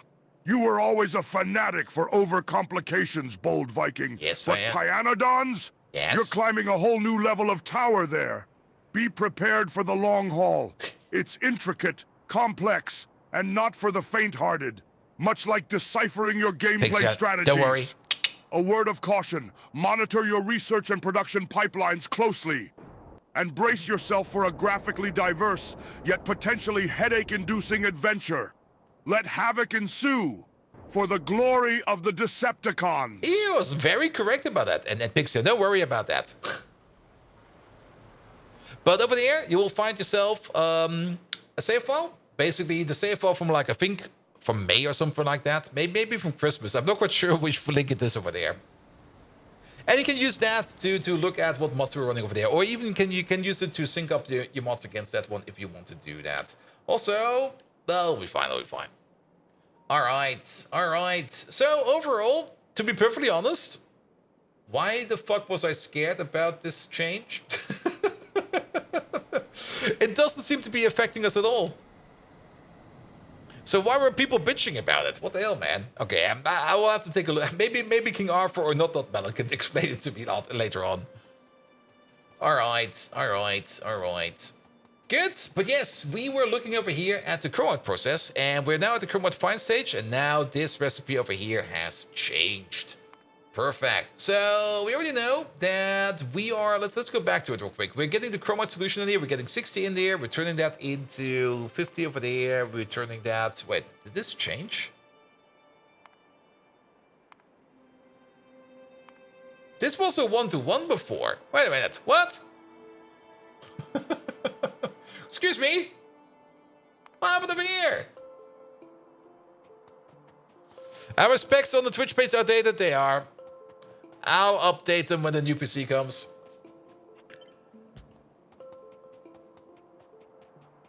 I thought you only had an AMD? Yes, I mean, currently we're still running the Intel i9 11,000, 12,000 something, whatever it is. You said it last time? I know, I'm being lazy about it. Alright. But yeah, chromite solution over there comes together with hydrogen peroxide in the chromite mix. We're putting 60 in, we're getting 30 out, because we already know that we're still making the 50 over there, and we're still making the 200 over there. Yes, that's fine. So we're making 50 per second. Each one of these consumes 20 per second. So we need 3 of these to consume the 60 per second, which means we make 30 chromite mix per second. So we would only need 2 of these. There you go. I'm still going to 1-to-1 these because we're going to be lazy.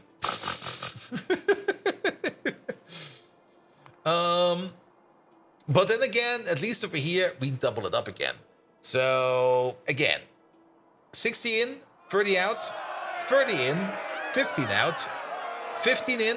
One of these over here consumes 5 per second.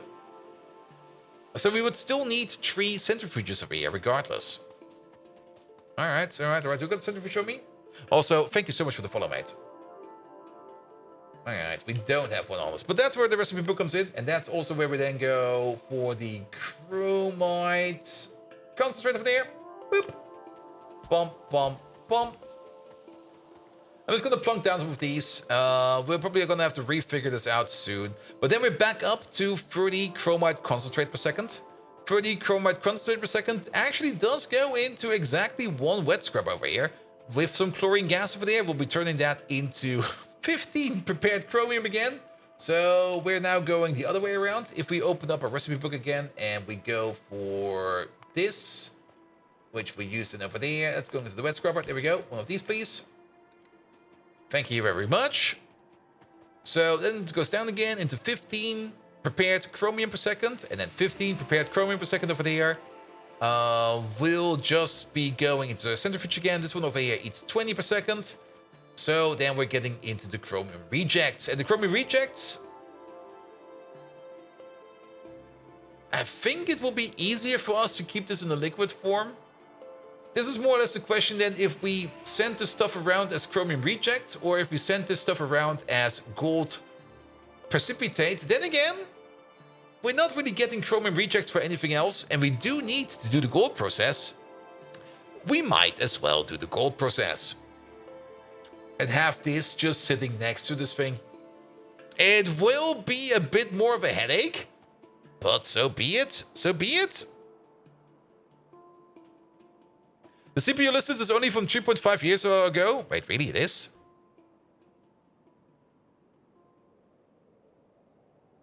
I'm pretty sure. Wait, no, the last PC update was 2 years ago.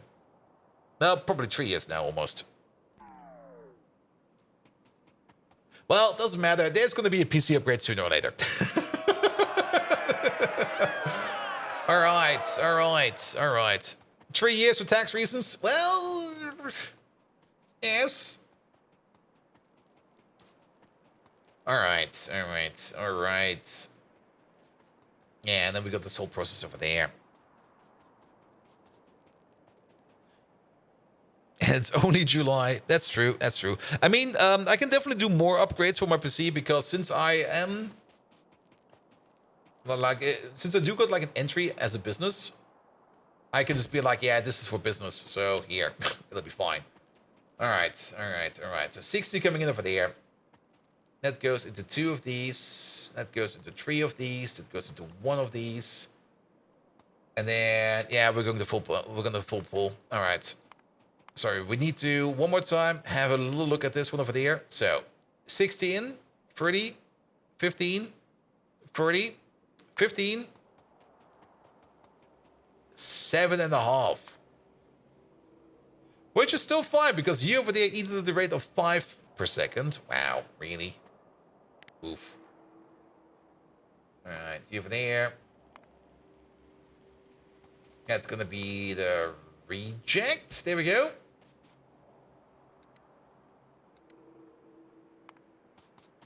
And then, wait, that's again halving it down? There's nothing left at the end. Wait a minute.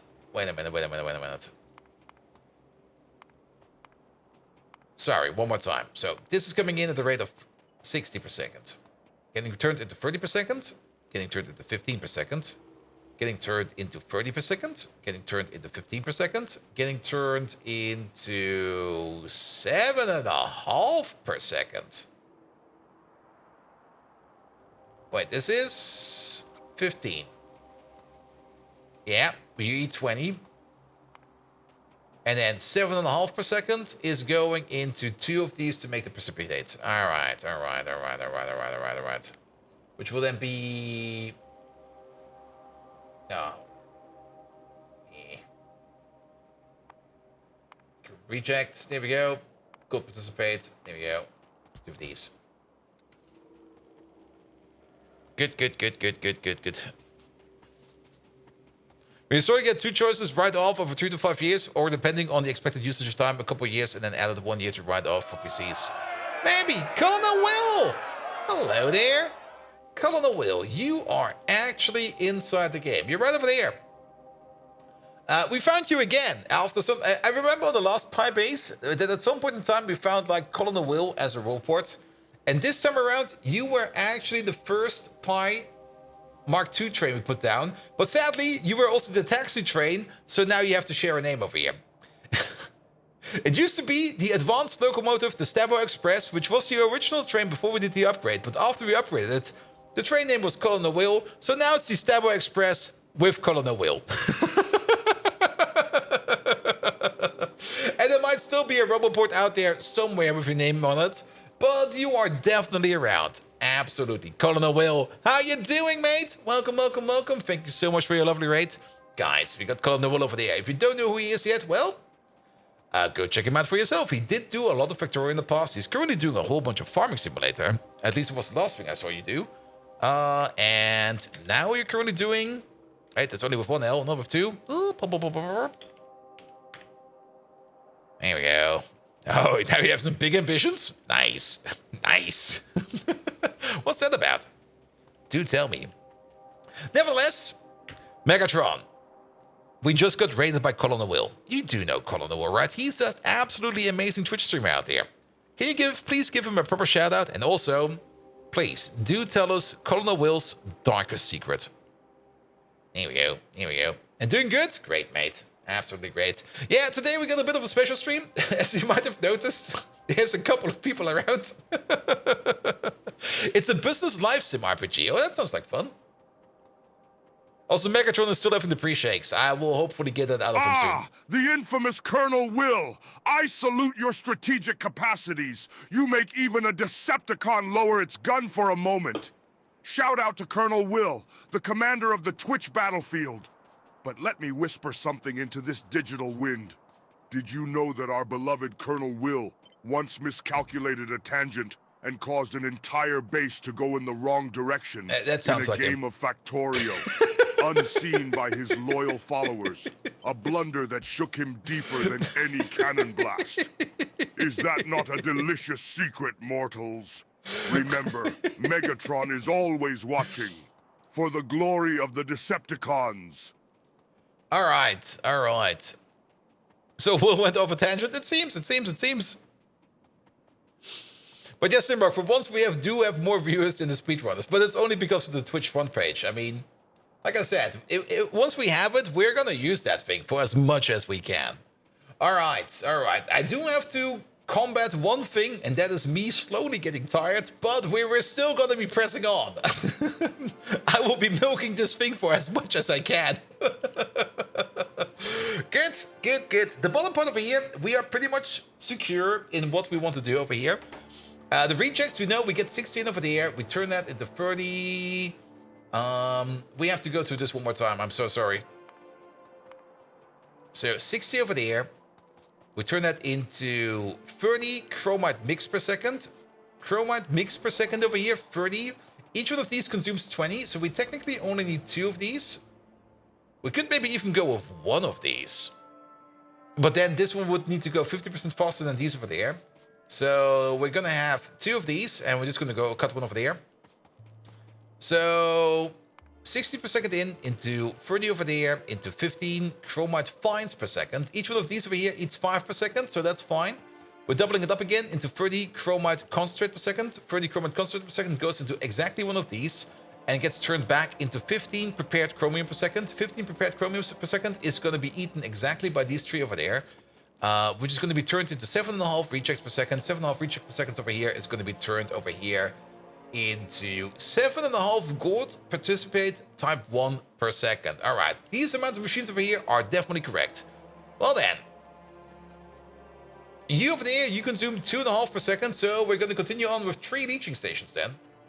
There we go. And yes, we're just going to go for the gold build. There you go. You can go to work for 5 hours, so that's the target, right? I'm very happy I got vacation, but even then, even if I had not vacation, I would probably be like, yeah, something came up. I would probably not be going at work today. For you, it's 8 hours till work ends, so you can go find your bed. Also, well, let's hope I can entertain you as much as I can with this one. And switch punch base very tight. So we need to blackmail for that. Call on the will. Are you not checking out the partner Discord? There was an update. There's now a new application process. Twitch made that entire application process more transparent. I mean, yeah, you can basically already see Colonel Will's reaction over there. In the past, it used to be an absolute arbitrary process where nobody really knew anything at all. But Twitch has cleaned up that act a bit now, and you can now apply for front page once per month for the next month. Via a certain form and a certain link. And I think that one at the moment is only being pushed around on the partner Discord. It seems that Simberg was kind of looking for that, like in other articles, but there was nothing to be found. I guess probably because there is that form you need to fill out, and I guess that Twitch just does not want that link to be revealed as much. Which basically tells you it's still a bit of a weird process if you kind of think about it. It still is not as refined as you might think, because filling out the Google form is, in my opinion, not a process. It's a thing. A live beta test, maybe that could be the case. Maybe they're working on something. But there was a link going around and was like, apply here, and I clicked on that and I applied there. I wasn't even expecting to get it, but I got it. And now we're doing this. But Colin the Will, if you've got any more questions about it, feel free to DM me. I will answer you after the stream. Good. All right, so 7.5 is going in. Oh, really? Yeah, 7.5 is going in, which will be eaten by these. And what do we get out of that? Divided by 5, 1.5. 1.5 gold concentrate per second. Ugh. 1.5 gold concentrate per second is definitely going to be eaten by this wet scrubber over here. Because you over there, actually, no, it's not. 3.5 over here eat 1. We got 1.5. So we're going to need at least 3.5 plus another 1.5 on top, more or less. We're going to need 5 scrubbers over there to compensate for that. Here we go. And that's wet scrubbers, right? Not scrubbers. That is wet scrubbers. So down the path we go. Favorites. There we go. Pom pom pom pom pom pom pom pom. 1, 2, 3, 4, 5. More of the gold process. And we're already at it. There we go. Sodium bisulfate. I'm not quite sure if we're already making that. We might still need to do that on the side, but that'll be fine. And then the type 2 solution over there is going straight up to gold. I like this to get like blueprints out, but there's too much information. This is all I need. I like recipe book, but there's just way too much information in recipe book. It kind of obstructs what you actually want to look at. All right, so 1.5 gold concentrate is going to be turned into 1.5 gold participate type 2. And then 1.5 over here is going into the same amount of machines over here. This is going to be a 1-to-1 to turn that into gold solution. 150 gold solution per second. That's actually quite a bit in the end. Most of the viewers are not in the chat list, so are they not really here? Now they're all on the front page. I mean, it's technically, if you kind of think about it, it's basically just an embed, since we're just being embedded on the front page. And I'm also pretty sure that most of those people have the front page on mute, so they can see me and they go like, hello, and wave at them. But yes, I mean, that's the front page factor. You do get like a large increase in the viewers, and some actually do come over, and there were a lot of people coming in today asking all kinds of questions, leaving follows and everything of that. Thank you so much for that. Some of them even immediately subscribing, even better. Do they get ads then? I think they do. I can check up on that afterwards. Not sure which it is, but they used to do that, but then stopped because of the bad image of the first thing you see when you go to the front page is a big ad. Yeah, there might be some kind of special thing going on about that. Definitely. Thank you for the follow, mate. 80-20, it's going with the embed rules? Yeah, probably, most likely. Alright, 150 gold solution over there can be turned into 7.5 purified gold if we use some electrolyzers. Alright. Recipe book again, because we don't got any electrolyzers on us. But Fallen Angel, thank you so much for coming over, and have a good night rest. Let's make gold solution, purified gold in electrolyzers. There we go, put one down, please. So, what is this going to be? That's going to be the electrolyzer over there. We're making 150 per second. 3 of these eat 100, so 5 of these. Oh, then 5 of these again. This is turning into a sudden... It's kind of interesting, actually. It goes down, you concentrate, and then it suddenly expands all the way over here again. Alright, so that's going to be 7.5 purified gold. Ooh. Times 4? That's a lot of gold. That's so much gold. It's going to be 30 gold per second? How do we suddenly get to 30 gold per second? I like gold. Oh, Boogeyman, you're even a partner. Hello there, Boogeyman. There you go. None of the partners get preferred treatment, but you're definitely getting a follow.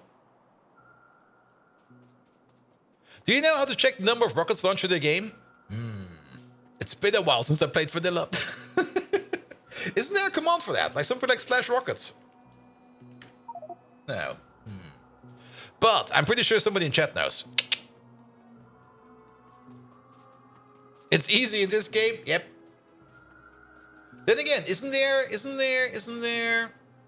It's been so long since I played Vanilla. The number of rockets in the production stat. Yeah, that could work. That's very true. They should show up in here.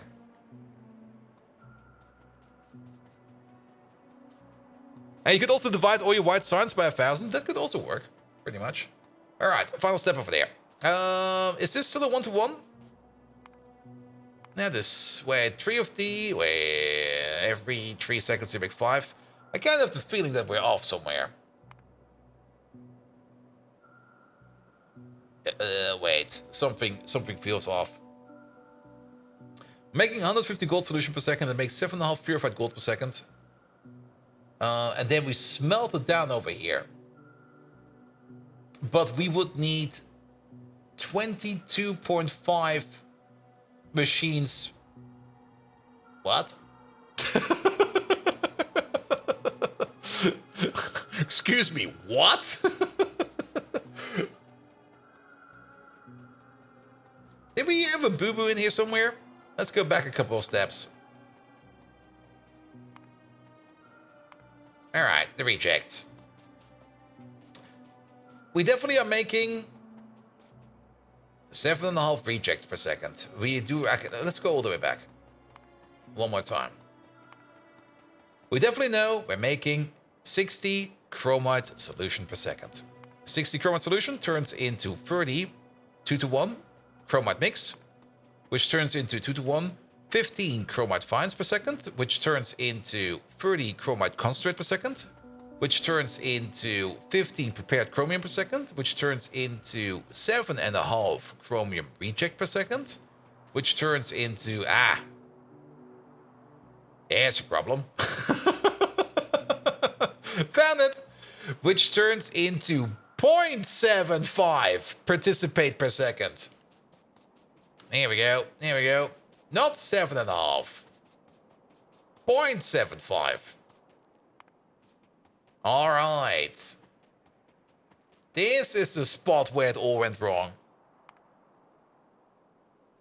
Just a factor of 10. It happens quite fast. 0.75. So after the reject over there, we get to 0.75 gold participate per second.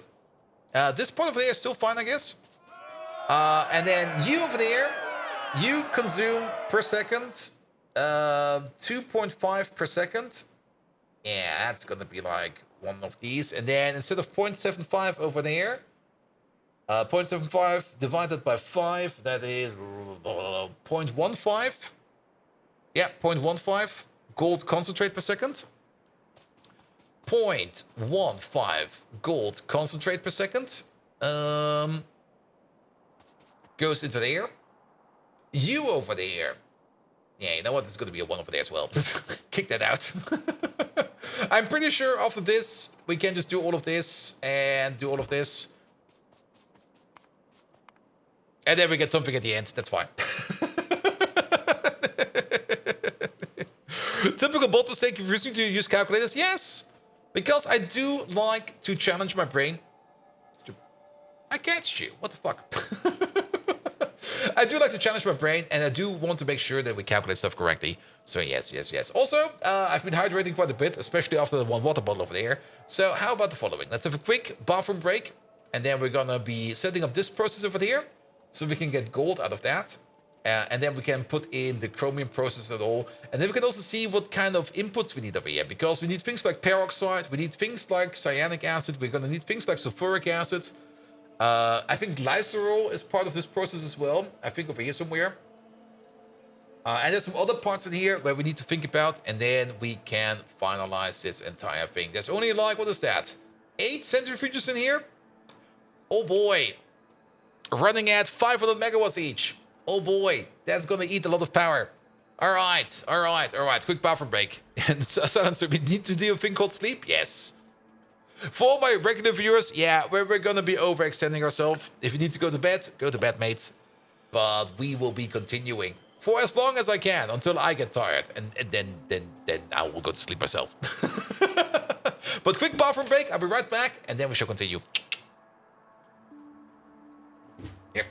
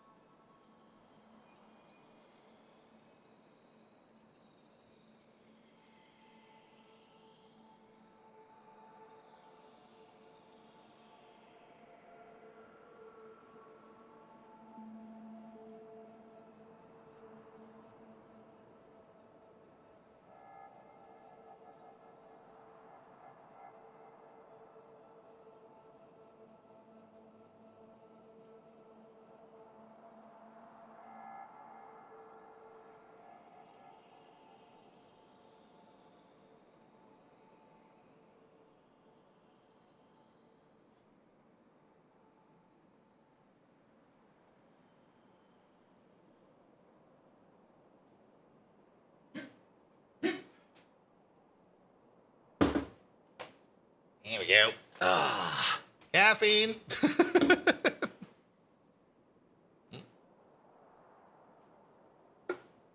Ah.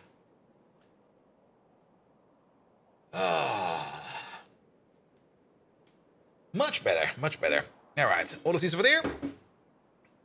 Get the caffeine flowing, off we go. All right, all right, all right. Now, multiple things we need to do over here. In the up there's coffee. I don't really have a coffee machine. The only thing I've got is like an energy drink machine. And Silence, you've got an important phone call in the morning? Yeah, I got one in the evening. Oh, not really in the evening, in the midday. So there's definitely going to be a hard cap at some point in time. Trippy, how many people are here? Trippy, have you not noticed that before? Trippy, come on, man. Have you been missing out? Have you been tripping again? All right, all right, all right. Let's see. Is that all the same stuff? That's all the same stuff. So how does this one go? We're turning the stuff into stuff number one over there first. So that goes down. That goes in over here. Caught you tripping? Nah, Trippy. We got front page today. We like being featured on the Twitch main page. And we are using this as much as we can. Alright, this is going to be the fine output. For the fine output, we got enough extra capacity out there to compensate if we got any kind of overflow. So we don't really need to worry about that too much, so that'll be fine. But you're going to start to make cubes, and all those cubes need to go into these 6 machines over there. So what would be a nice way of doing this? We could, of course, snake a belt through here. I usually go for loaders, and not really go for insert as much. We should maybe also start off with a couple of power poles real quick. So that if we do put some inserters down, that we at least know where we can place them. It started out perfectly. We had so many technical issues at the beginning of the stream. It was like amazing. I was like, what the hell? And we technically still have technical issues because the restream is currently not working. But then again, I was like, it'll probably be fine. We don't need to worry too much about the restream. If you got Twitch front page, then the restream is more or less secondary. Here we go. Here we go. Wait, energy drink machine? Wait, can you get one of those? It's called a fridge, mate. Oh, speaking of energy drink. Oh, TwitchCon. Of course, TwitchCon has, of course, a whole bunch of people like showing off the product. And one of them was, of course, Gamer Subs, because Gamer Subs is aggressively marketing themselves pretty much everywhere. The line for the Gamer Sub booth to try some stuff out there was pretty darn long. It went almost the entire whole way down there. Was all people just queuing up for Gamer Subs. But I kind of just walked past the booth, and I was kind of looking at the people working there. Let's put it like this. They were not the most elegant to look at. I was looking at the people that are working at the booth and were like giving out Gamer Subs for free. And I was like, yeah, you know what? I'm good.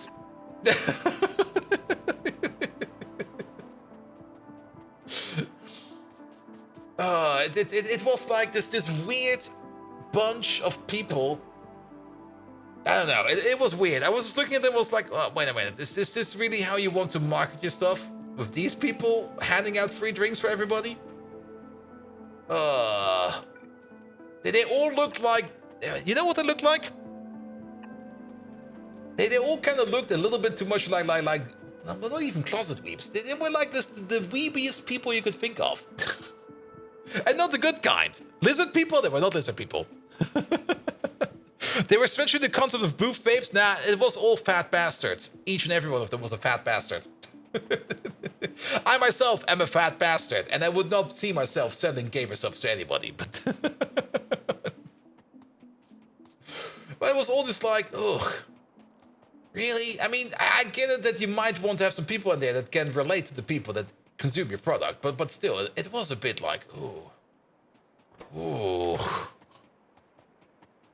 I mean, you have that VTuber module. Yes, of course, I can sell gamer subs. Buy gamer subs, you idiots. But it was a bit, I don't know. It felt not really like the best of choices, in my opinion.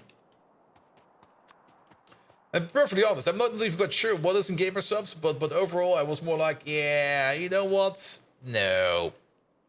Definitely not.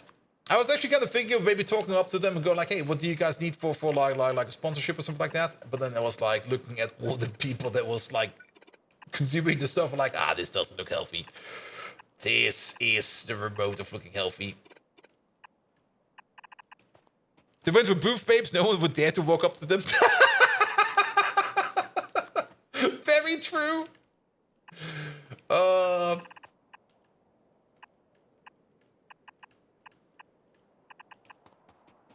Good. They partner with attractive VTuber streamers who they think they understand what the customers are like. I guess they're correct about that, but it still feels kind of sad. I was just looking at all of them and was like, really? This is how it's gonna be? Dang.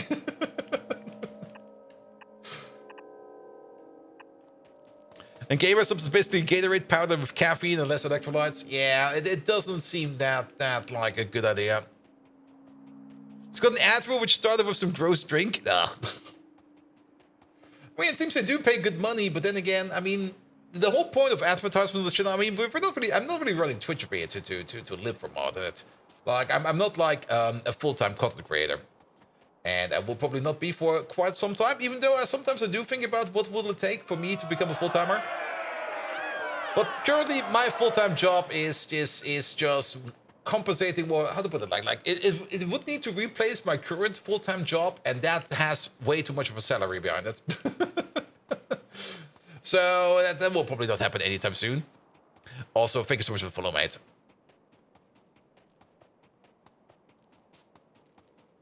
And maybe booth babes with glasses could work. Maybe just like just make some LCD screens over there and just use VTubers for marketing. And then some robot arms.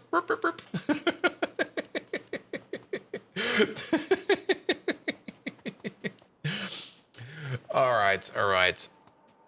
Ever expect to see a Pyanodons streams on the front page? Oh yes, that's also very true.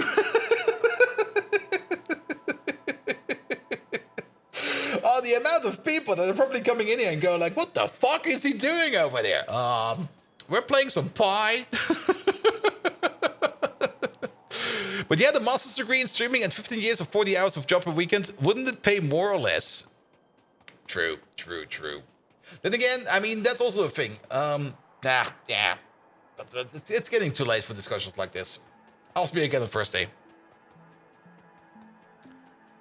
All right. So all of that stuff goes into there. All of these over there are pushing out, I think only, okay, we need to go through this whole thing again. Bum. There we go. We're getting high-grade chromite in. The only thing you're pushing out is processed chromite. And that then goes into these over there where we get some sand out of it and then we regurgitate. All right, here we go. I mean, it's bringing the fart machines to the Twitch front page. Isn't that what Twitch is all about? Very much. All right. So what do we do over here? We could try to put it on a belt or something like that. We could do... Actually, we already got here. You know what? No need for balancing or anything like that. Just push it in.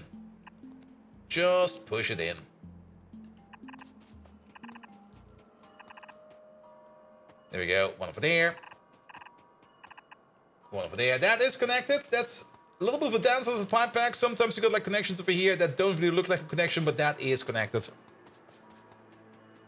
So thankful they don't allow Pyanodons beverages on the shelves of American stores. Well, I guess they got less sugar in them. I mean, getting on the shelf in an American store, I think that's not too hard of a thing to do. Getting on the shelf in a European store, however, ooh, that takes some skill. Here we go. You over there. Good, then we get the washed up chromite over there. Then we crush this back into the stuff that we need. It's potato syrup with corn syrup, so it would be different. Yes. Perfectly honest, corn syrup, oof. And that stuff can't be good for you. Like that stuff sounds like, nah, that's just real junk. Like get your sugar from like your sugar roops. If you had a beverage, you should call it bold. I get it. Just bold. What does it give you? Nothing much. It might just give you some more energy, but it'll be fine. And sadly, I mean, there are of course streamers out there that have like drink deals and stuff like that. But we are way too far. That's nothing within our reach at this moment in time. Let's see. We do need to regurgitate this one over there. We could just do it like this.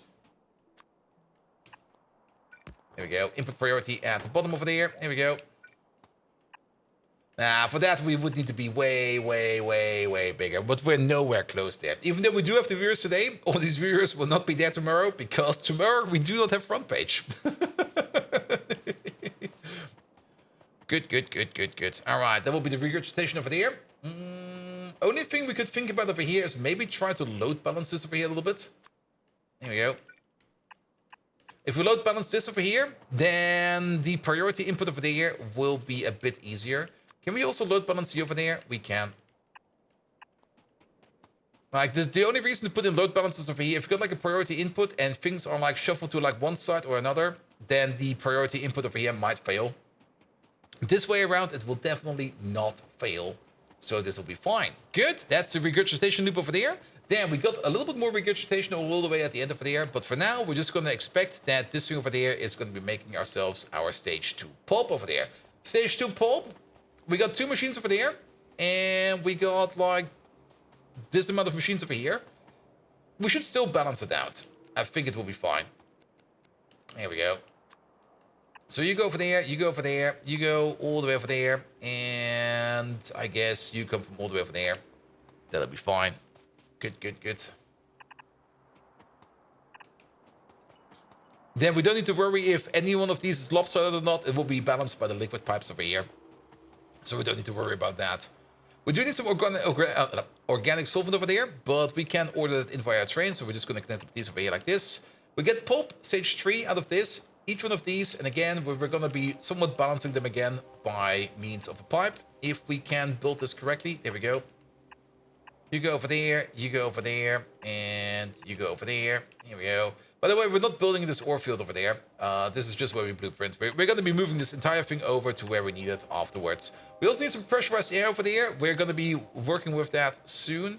Let's just keep these outputs over here going. We get stage 4 out of here, stage 5 out of here, which then goes into stage 4 goes in over there, which gets turned into stage 6. Stage 6 then goes to there, which then gets turned to stage 5. And then both of these stage 5s over here go into this, where we turn it to stage 7. And then stage 7 goes into this machine over there, where we turn it into chromite sand. All right. And of course, the 4 is over there. What the hell, man? What is this?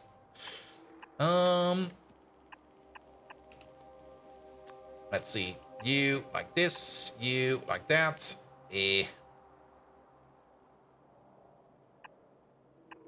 No, that will not work.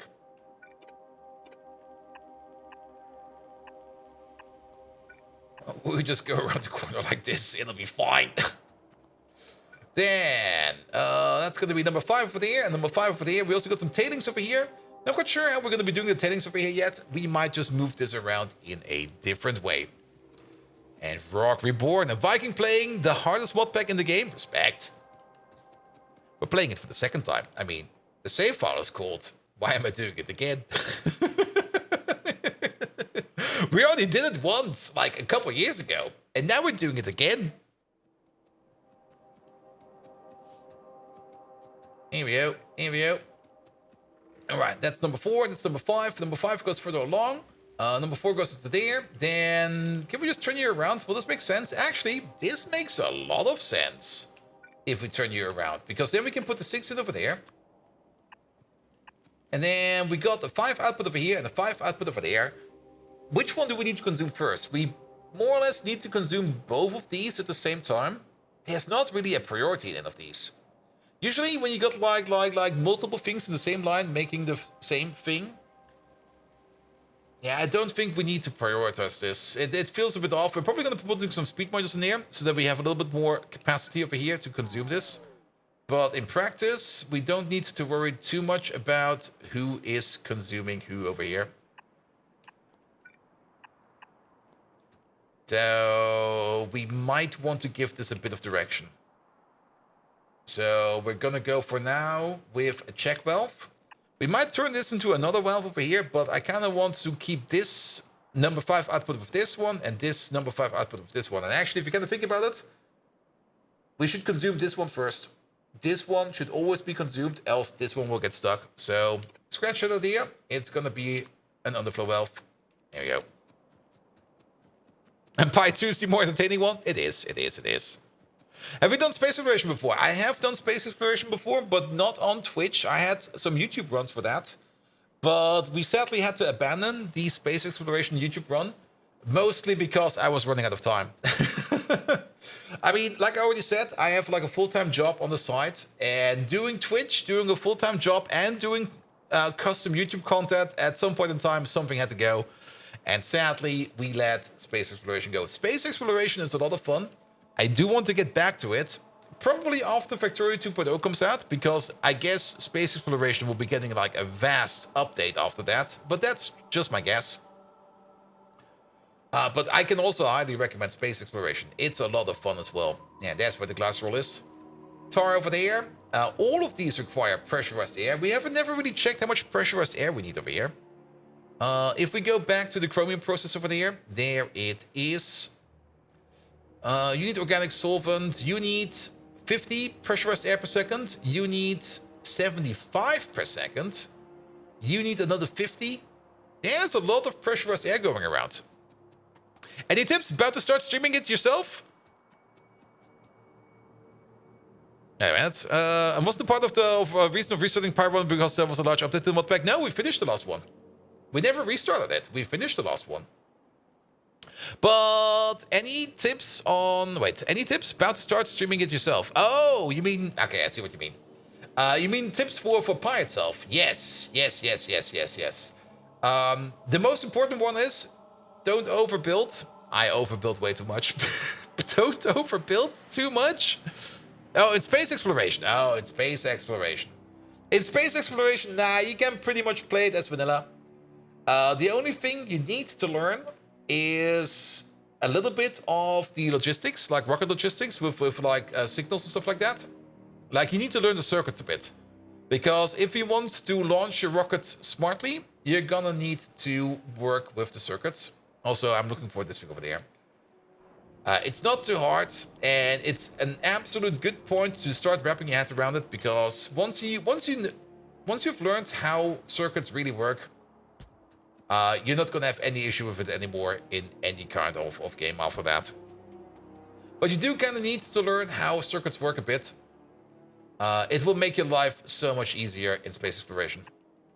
Especially if you can just fully automate rocket logistics and you just go like, here, I want these items over there with this amount. I want these items over there with that amount. And then you just go with that and you go like, yeah, it's fine.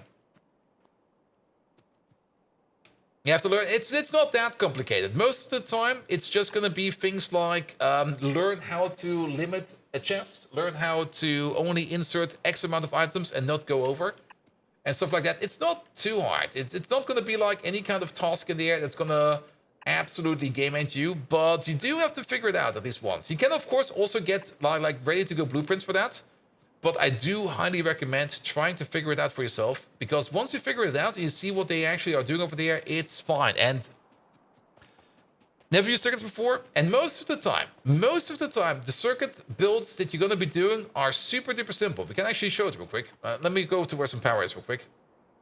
This is always a fun thing to do. Like the most simple thing a lot of people do in Factorio to like determine how much stuff is going where and stuff like that is do the following. Let's see. I also have to think of a good example right now. Yeah, I know what we can do.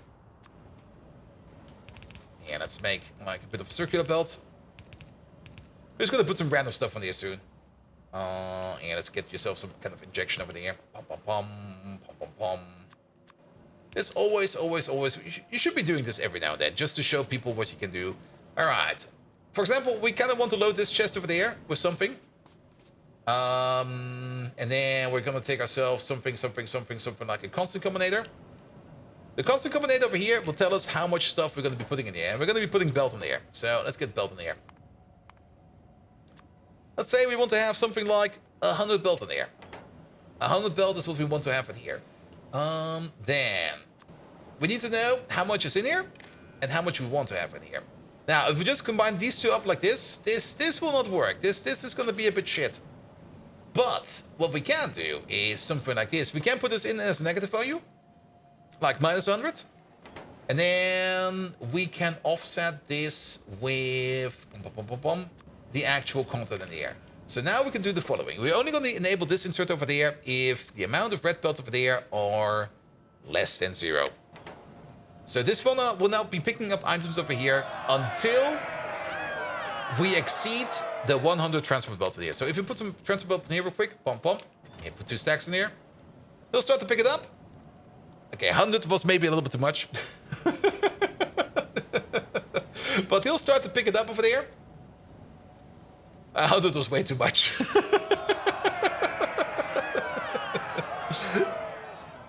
There we go. And then at 100 he will stop, because now we got the value of 100 over here, the value of minus 100 over there, which will combine both of these values together to a value of 0. And 0 is not less, the amount of belts in here is not less than 0. So he will not put in any more stuff on that. And that's more or less how most people do it. You just add numbers together. Just adding of numbers together. Now, there are some caveats over here. For example, we will overfill this chest. Luckily enough for us, our hand size over here was 5. But if it was 4 or something like that, we would end up with, well, 4 would still be fine. If it was 3 over here, we would end up with like 101 belts in there, because that would be actually 102 belts in the air because of how numbers work. But this over here will already get you quite far. Just something simple as this. You don't really need to set up any kind of computation grids or any kind of weird systems with a whole bunch of the starter combinations and stuff like that. Just something simple as that will already work. And then, once you think about that, make sure that you do make good use of things like the each signal. The each signal over there is very powerful. Each is probably going to be helping you out quite a bit. Don't even need to be a constant combinator, right? You could set it to the inserter. Yes, you can. But if you want to do, I mean, it was a very simple one. Now imagine you want to put 2 different items in there. Like, for example, red belts and yellow belts. Then you could, okay, more advanced example. Here we go. Right, actually, let's go back up there. Let's go for the more advanced example. That was a simple one. Let's go for the advanced one. For this, we need some filtering.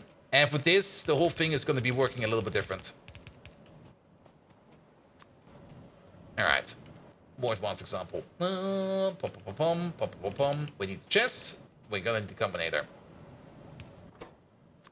And this time around, we're going for 2 kinds of belts. This time 50 each, so we don't need to wait as long. Like the moment you're gonna get like multiple different signals over there, then you're already gonna have small issues, but you will see about it. Better get to it. Have fun, your friend. Well, you're already leaving. Well, we'll be fine. We'll be fine. Good. So we want, for example, to have like 2 kinds of different belts in here, like 50 reds and 50 yellows over there. For this one, I usually do it a little bit different because we kind of also want to set the filter over here. And the filter is something that we do need to set. So that's usually where we get the arithmetic combinator over here, where we, instead of counting down, now we're counting up. So if we combine you, and you, this thing over here will take every item, every signal in there, and we're going to negate it. So every item in there is now going to be a negative number, and we got a positive number over here to compensate for that. Then the only thing we're going to be doing over here is we're going to be setting the filters. So now it's set to the positive signal that is available for the transport belts. The positive signal over here is 50 for each, and whenever we're going to be putting in any kind of item in here, like any one of these filters items, this value is going to go down. So if we go back over here to our insertion setup, there we go, red and yellow. Oh, is it still? Yeah, sorry about that. That's a pie thing, sadly. There we go. So he's now filling up these things over there. One by one. There we go. 50 of these, 40, 50. And you will notice that the filter will get deactivated once we reach our threshold. And there we go. 50-50. And then you don't need to set anything in here. You just set the filters. But you can only set the filters for positive values. Only positive values will set the filters. If a value goes to 0 or to negative, the filter will be unset. There we go. And then you can set this up for like any kind of items. You can add whatever the fuck you want in here. You can even hook this up to a requester chest or something like that. And then you're already golden. And that's it. That's all it. Just this setup over there. There you go.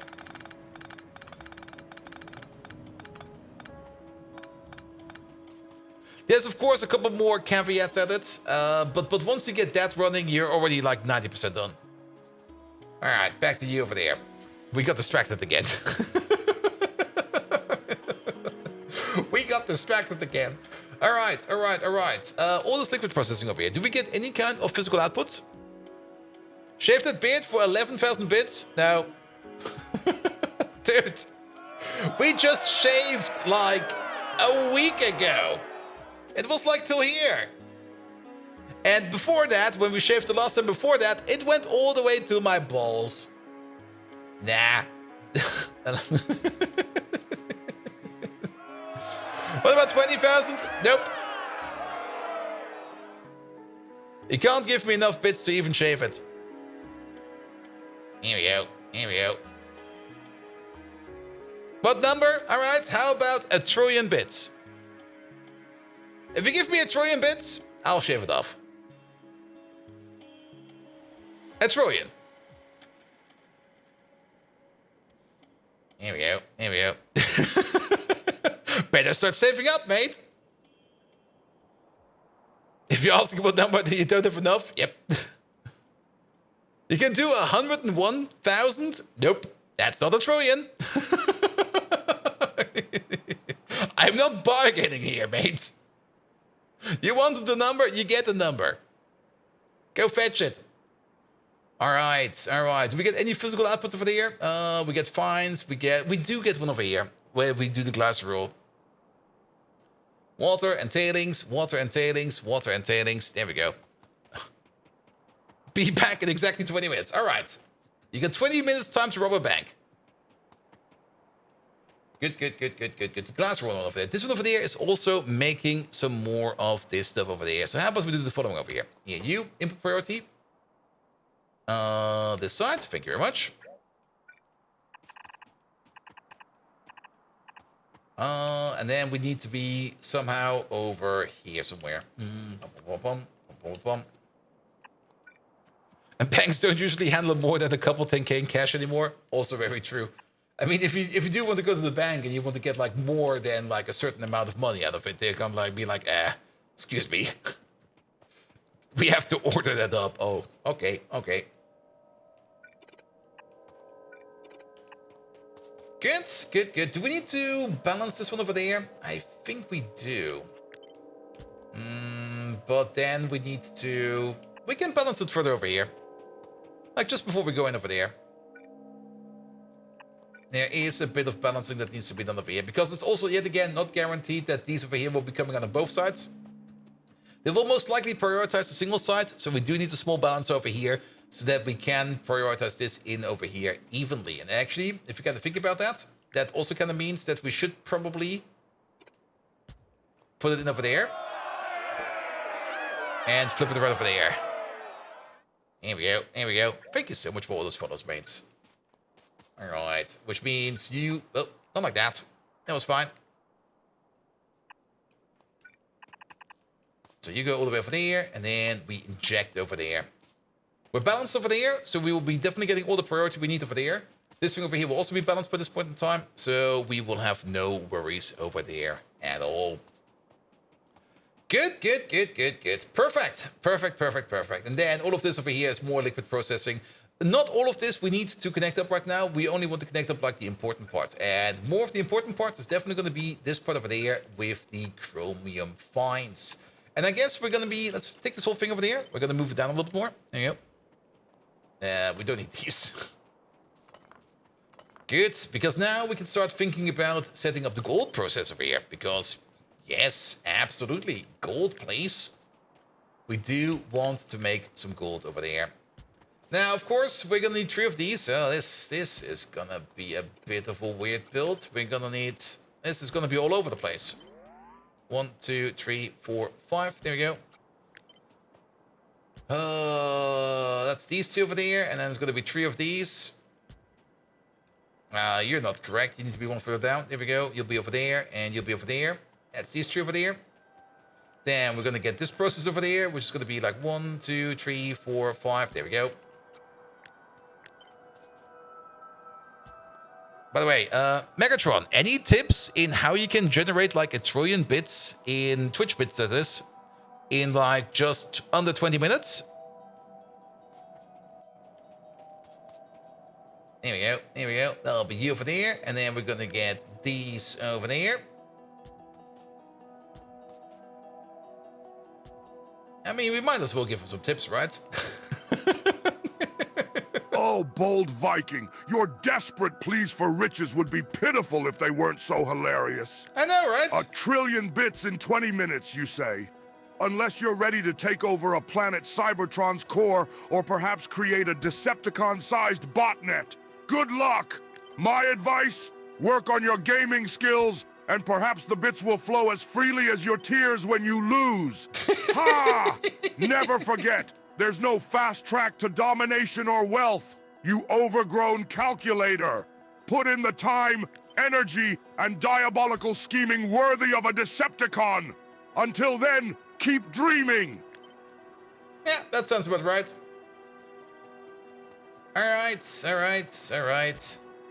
Good, and then we get to this point over there. I do kind of remember something about 0.15 X per second. That was you over there. 0.15 gold concentrate per second, because we made 0.75 gold participate, which is going to be turned into 0.15 concentrate, which is going to be turned into 0.15 type 2, which is going to be turned into 15 gold solution per second.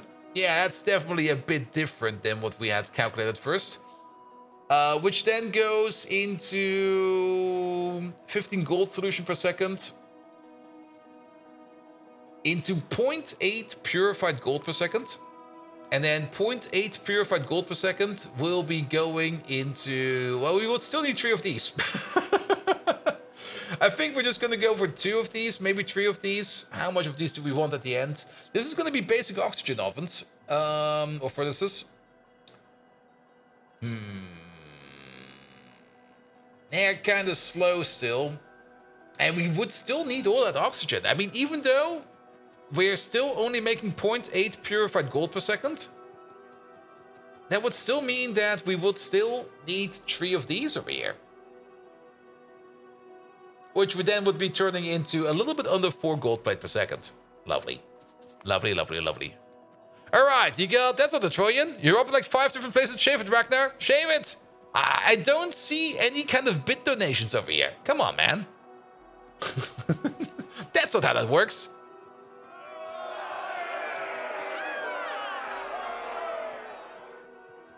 Good, good, good, good, good, good, good, good, good. Shave, then donate. Come on, Matt. Try a bit harder, please. Megatron, any tips for somebody who wants to scam somebody in doing something they don't want to do for one of our viewers over here?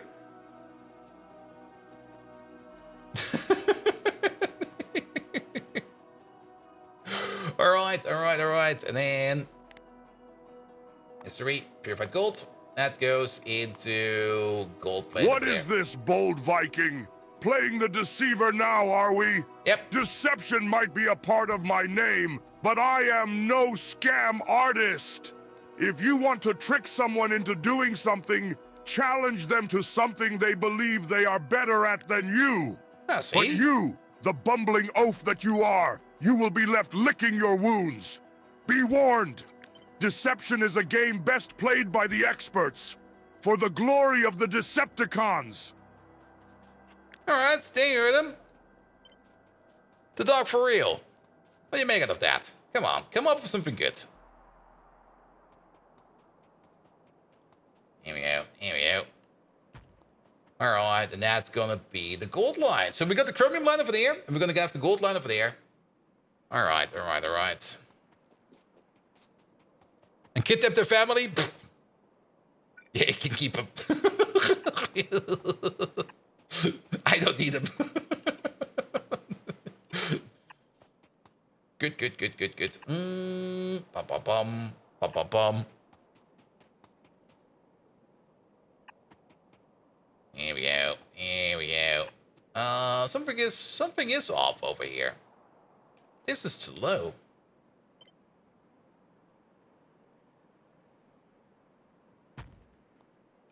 Now it's fine. Bum, bum, bum, bum, bum, bum. If you gain 20 purified gold within 6 minutes, I will donate. That's not gonna happen. I can already tell you that's not gonna work.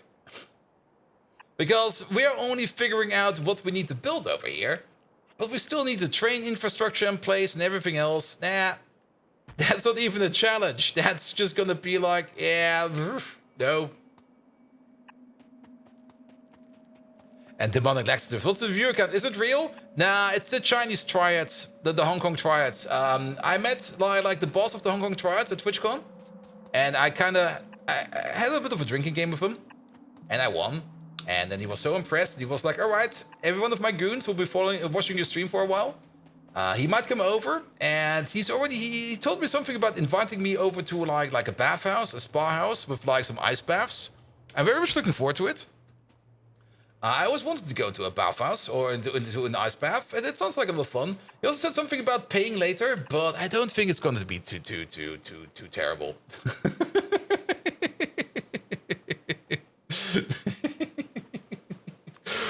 Or it's the front page, whichever fits easier. He is great. He's a helpful dude. He is. He was such a nice guy, like an absolute amazing actor.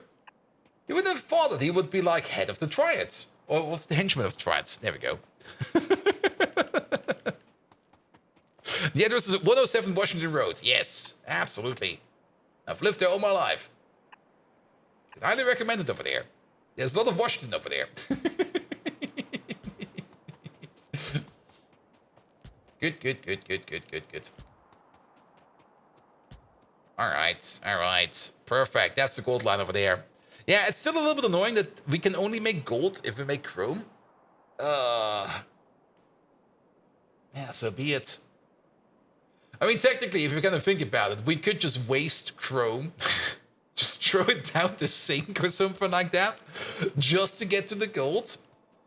But then again, I guess later on we can augment our gold production over there with some particle accelerators. Even though it will cost us a lot of power to do so. I think it's not that bad of an idea because the LED processing, I mean, the LED processor is over there, and yeah, we got like metric tons of LED over there. Just throw it into a particle accelerator, add a proton, boom, you get gold. Perfect.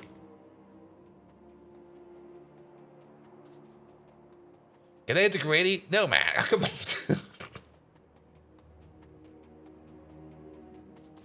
Dude, I have not quite sure what you're even trying to do over there, but it's not even remotely getting anywhere. Good. Alright. And yeah, all of the chromite finds is coming from over here. That's where we need the magic stuff. And that needs to be going into here somewhere. And actually, we got 3 over there as well. Pom. Let's see. This will be fine. Let's connect you up like this and that and this. Perfect. Down we go. Up we go. One of them is the peroxide, but we don't really care about that too much. There we go for there. Can you ask that robot how to break your friend out of prison for arson and burglary? I already know that answer. Just use your fusion cannon. Also, if somebody is in prison for arson and burglary, they should probably stay in there.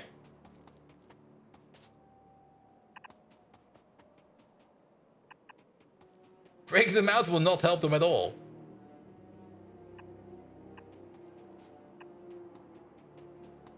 Here we go, here we go, and then it's gonna be you. Oh, look at that. Perfect connection over there. Now, this is the latter part of the processing line, and we definitely don't want to clog this pipeline up over there. So you over there, you get an underflow valve, so we can always put stuff in over there. The peroxide over here will be coming in from the side. That will be like an input from somewhere else. Next step would probably be this stuff over there going into these two over there. Wow, is this... Because you're actually off by one. There we go. That's why it's off. There we go. All right, Doc, come on. Keep it real.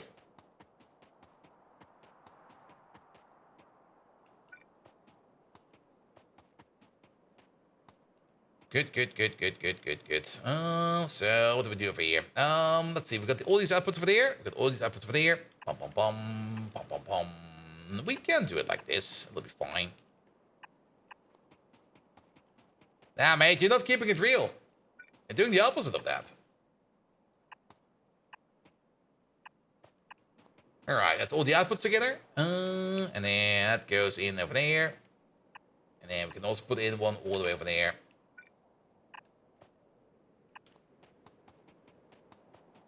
Good. Ah, thank you so much for the follow again. All right, is this only a liquid process entirely? The whole, it is, isn't it? Where is it even? Is it part of the chromium process? It is part of the chromium process.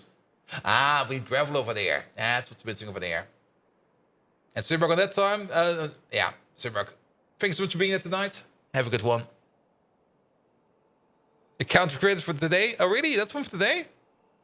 21 minutes ago. Oh, you know what? Perfect. Get the fuck out of here.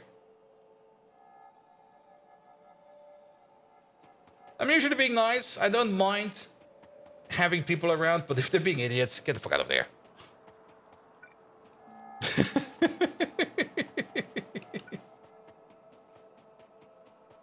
Good. By the way, he will most likely be back.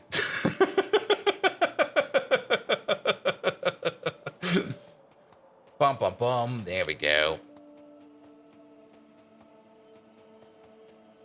All right. Bum. This, that, this. All right. You go over there. Yeah, the annoying part over here is how these machines are laid out over there, because we now got like an input over there, an input over there, and an input all the way over here, which we also need to combine up with your output over there without connecting up to this input over there. Ugh. Well then, you over there, like this, you'll be that, there we go. Alright. We can go under here. And actually, that doesn't really work too much as I wanted, so... we can, however, go under... That will also work as expected. But we can do it over there. Over here will be fine. There we go. Then all of these are connected as well. Just add over here the sulfuric acid. That'll be fine over there as well. Then we get into the processing part over there, and then we get into the reject part over there. Perfect. Over here it's going to be a little bit easier, because over here we just need to connect up you and you and you. Ah, there we go. Perfect. Just add the chlorine gas over there. Then this all goes into the reject over there, for which we can do something like this. Oh. That, and then we need something like a back connector over there. We can do a back connector like this. It'll be fine. Pom.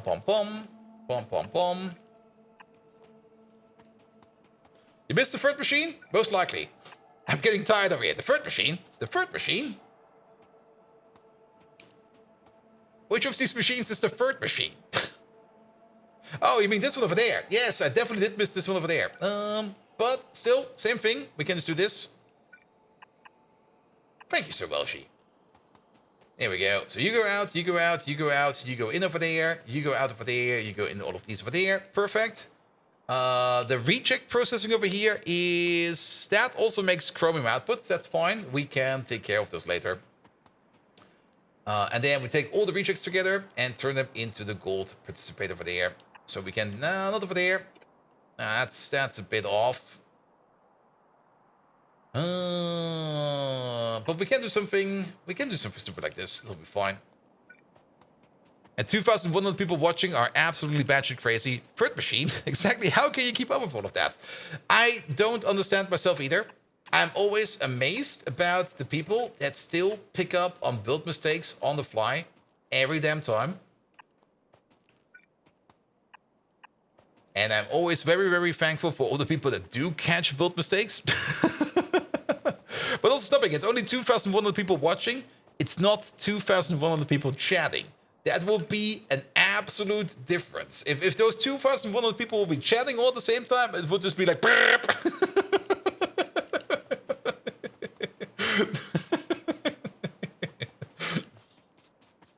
By the way, we still do need that unlock for like more than 100 unique chatters in chatting at the same time.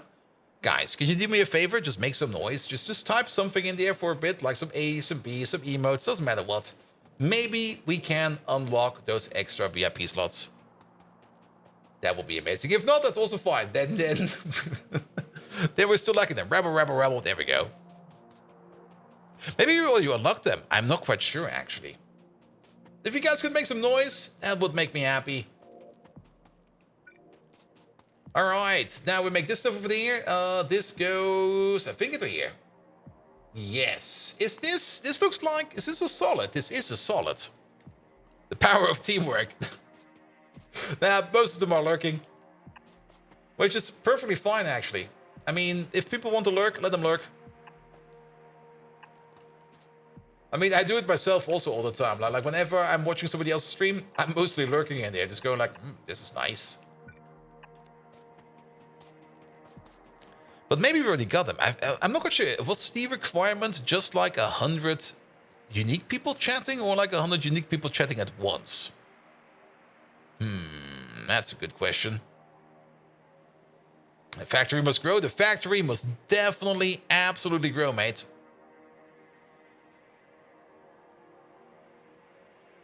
There we go. Here we go. All right, I have to revise some of the security settings over here. That 22-minute account should actually not even be able to talk, technically.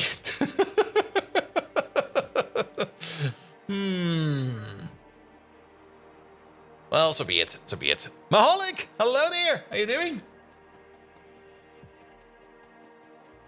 Good.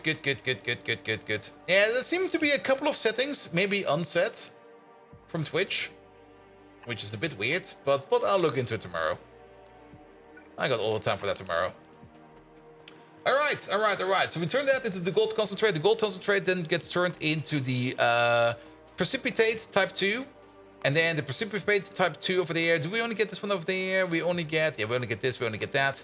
That can then be turned into the gold solution, which of course is down there and not up there. Wait a minute. Can we flip these around real quick? There you go. Good, because this stuff over there needs to go into there. And then that stuff over there needs to go into there. Good. So, just a load-up belt over there. Wrong way around, there we go. Oi, don't place it, ghost it. And then the gold solution goes in like this. And then we're gonna make the purified gold. And then the purified gold goes into these 3 machines over there. The stones are great today. They are. Rhaegar, how you doing, mate? Welcome. I think I wanted to ask you something about Factorio the other day, but I already forgot. I guess it wasn't that important. But Rhaegar, welcome. How you doing? Rhaegar, have you ever seen a Pyanodons Factorio game on the main Twitch screen before? Because some person at Twitch thought, yeah, that could be a good idea. Put that on the main page. It'll definitely be fine. All right, I think this thing over here is fine. I don't think we need to do much more over here. We can start to think where we want to place this thing. And actually, the only thing I'm kind of interested over here, that explains it. Yeah, we've got front page. The only thing we need to think of over here now is what do we need over here in terms of inputs. Also, we've not even hooked up any of these pipes over here. What the hell happened over here? We're like, yeah, this is fine, right? Actually, we only connected the first two over here. Oof.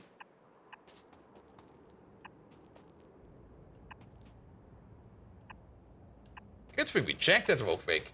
It didn't really matter too much, but yeah, that's definitely an awesome mistake.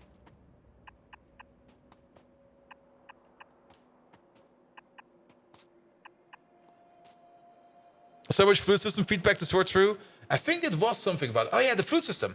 Yes, that is actually one of the questions I had. And maybe you can enlighten us a bit. I can also say you can't answer that right now because, of course, maybe things are still not so open yet.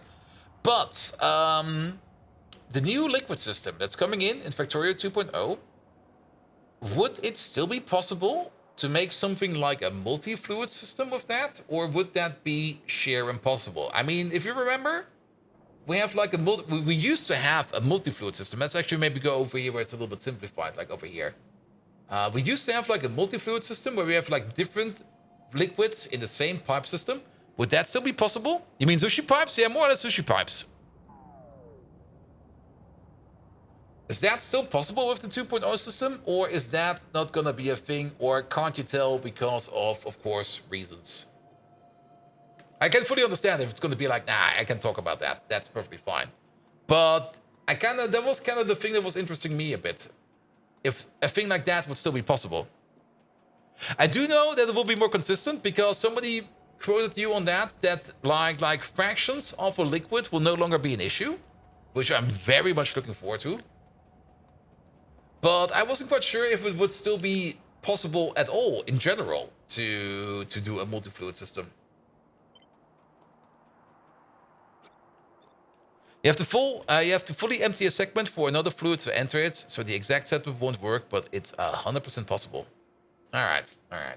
Well, then I guess the answer I have will still be the same, and that is going to be like, we'll probably have to check it out once we get our grubby hands on it. Good. Now, this is only part of the build, and the more I think about it, the more I would be like, let's just place it over here as well. Let's make some place over there. This is kind of turning more and more into the advanced ore processing center over here, which I kind of like. I mean, it used to be an ore processor before that, and now it's getting even more of an ore processor. And if we can get some chromium out of it, as well as some gold, that would be amazing. All right. But as everybody is already probably anticipating in chat, and we'll probably have to wait for Friday, because it does seem that this Friday we get a very special announcement. As at least quoted by the last line of the last Friday Factorio fact. So I do hope that Friday will be coming soon. I also have to, oh, that's going to be so annoying. I will be sitting at my job interview on Friday, and I already know like that while I'm sitting at the job interview getting my skills tested, that the Friday Factorio fact will be out. Oh, that's going to be annoying. That's going to be annoying.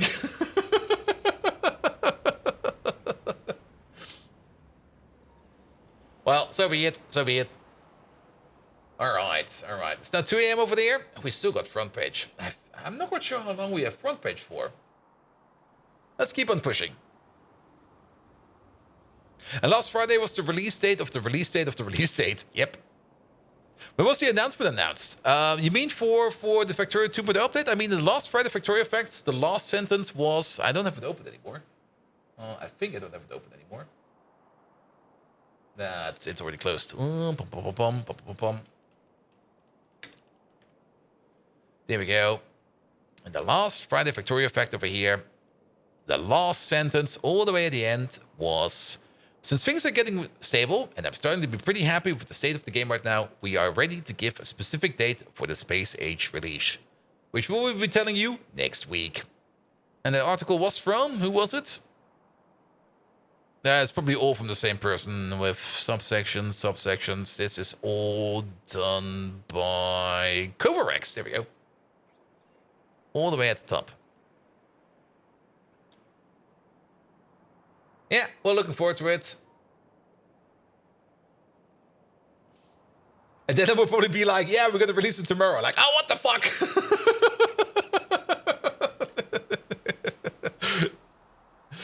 Good. Will they just drop it like Friday Factorio Effect, announcing 2.0 live that moment? Maybe. I could see them doing that. Just going like, actually, you know what, we're done. Here, have this. Boom.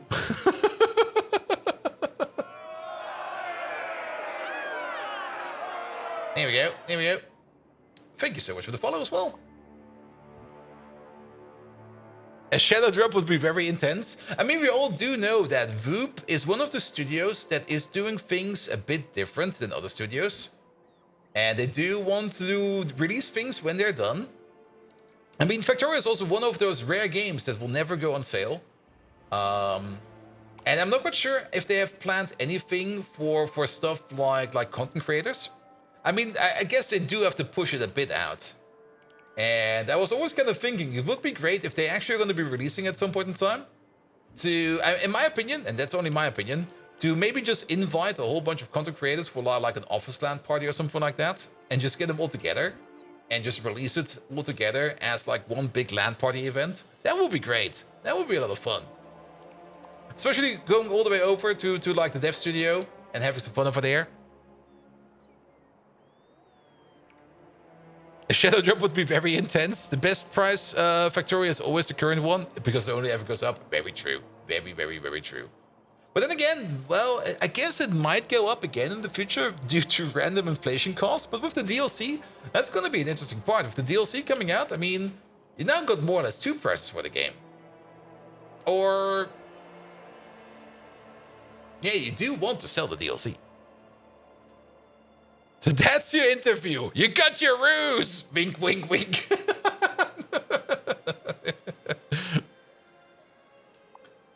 I think that could be a fun idea. Just to get like all the Factorio content creators all over to where is it? Krakow, I think it is.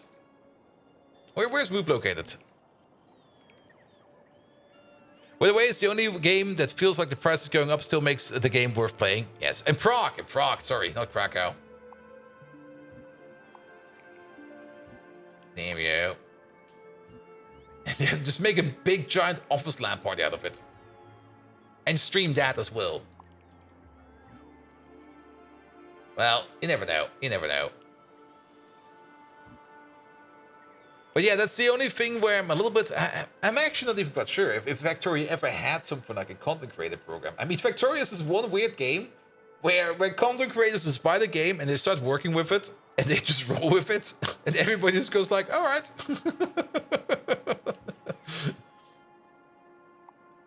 All right.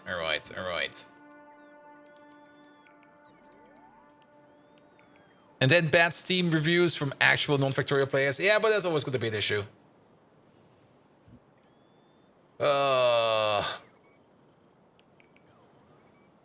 I mean, the last price increase was mostly argumented with just like inflation costs, which is fine in my opinion. I mean, if you haven't got Factorio yet, go get it. And if you're not sure about getting Factorio, go get the demo. It's one of those games that still provides the demo. That's also something you rarely see these days, because most of the time, devs just make a game and go like, here, take it or leave it. Or be one of those crazy speedrunners that actually complete the game in its entirety in like 2 hours and then refund the game.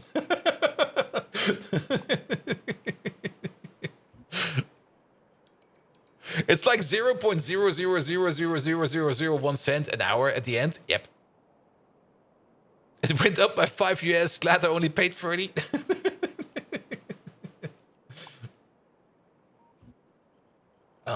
Factorio is definitely this one very weird game in the entire gaming industry, if you kind of think about it. It's probably one of the most polished game out there. Like no other game out there is as polished as Factorio. Like the amount of effort the dev team has put into Factorio, into all the updates, into all the bug fixes that are still going on to this day. And they're still finding more and more very obscure bugs every now and then. No game has, I think, this many patches around ever. I could be wrong about it because I did zero research. And do please correct me if I'm wrong. But yeah, there's nothing similar out there that even remotely compares to what Factorio actually is. I've got quite a few Linux work reports I need to get to. Been putting that off. Yeah, I get that. All right, did we actually disconnect power over here? Looks fine. Looks fine over there as well. The only game you've paid 30 USD for and you put like 2K hours into it, the fastest you've done in any game? Yep. Yep. That's Factorio. I mean, I don't even know how many hours I've got into the game. I mean, I don't really play it on Steam. I always play it with the standalone launcher, so I can boot up like any kind of base like I left it the last time around. For example, we could still boot up the old Pi base to have a look at that, but I don't think we're going to be doing that today because that will only lag out everything. Factorio and Kerbal Space Program. Yeah, the original Kerbal Space Program has also got a whole bunch of great attention. Alright. Perfect. There's still a little bit of stuff down here. Here. This can also go away. Nobody needs this. We need the space over here for more construction. Just like Steam, because it's like seeing how much time we waste on the game. Oof. Oof. Good. Alright, this thing over there. It doesn't really look that big. I think this is bigger than we might think it is, especially with the gold output at the end. But this is big enough. It does kind of fit over here, but we do need a whole bunch of different inputs over here. We can place it over here. I think over here is fine, like just under Dr. Drago over there. All right. And then this over here will be the chromium build mostly. At the top, we get like chromite sand out of it. I do hope that we did not miscalculate anything over here. It still kind of feels a bit off, actually. Like how much chromite sand is this going to be making? Okay, it's going to be kind of fast. It is going to be making 110 chromite sand per second out of this scrubber over here. If that thing is actually running at full speed. If you compare that to anything else that we have right now, even chromite grade 4, we're making about 48 chromite grade 4 per second over here. If we would wait a minute, something feels off. Times 6, would that be in chromite sand? Something is kind of off over here. We should be getting more out of this. Then again, we do get the option now to get gold out of this. Maybe that's where we lose some of our process, which could be fine. But this is the starting process. And this thing over here is going to be consuming 40 chromite grade 4 over here per second. And technically, we should be making more out of this at the end than we are currently doing. There might be a horrendous bug in here. Because if we would take, let's just assume 40 for now. If we would take 40 chromite grade 4, that means we can do this recipe over here 20 times. Because there's enough for that in there. Which would mean we would be ending up with 240 chromite sand per second over here, if we would just be processing the chromite grade 4. However, we're going all the way up over here to the pulp. We're kind of forgetting the chromite solution over here. The chromite solution over here can also be turned into chromite sand, but we're going all the way up to over here. I don't really want to do the calculation again. But this over here is going to be making This over here is going to be turning 100 chromite pulp stage 7 into 55 chromite sand. Alright. One more time. Because it's getting late. There we go. So, 40 chromite grade 4. It's going to be turned into 200 chromite pulp per second. 200 chromite pulp per second is going to be turned into 4 high-grade chromite per second over there, which is going to be turned into about 400 chromite pulp stage 2. Give or take a little. Yeah. Give or take a little. Which is going to be turned into 200 pulp stage 3, which is going to be turned into 75 pulp, 150 pulp stage 5, which is going to be turned into 150 pulp stage 7, which is going to be turned into, yeah, 55 plus half of this on top of that, so about 80 chromite sand per second. We're definitely losing out on stuff. But we're kind of completely ignoring the amount of chromite rejects over there that we can turn technically into chromite sand. And I guess this is more a leaching recipe over here to get the chromite out. Unless I'm missing something over here, because chromium is already one of those things where we can make like a lot out of it by just processing it. But over here we got the chromite solution as well. And if we go back to the chromite solution one more time. Not like that. That was horrible.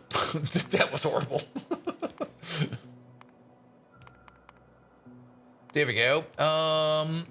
Chromite solution. So we make 200 chromite pulp, which turns into 200 chromite solution over there. And then not only that, we also get like, what is this one at the end over there? We get,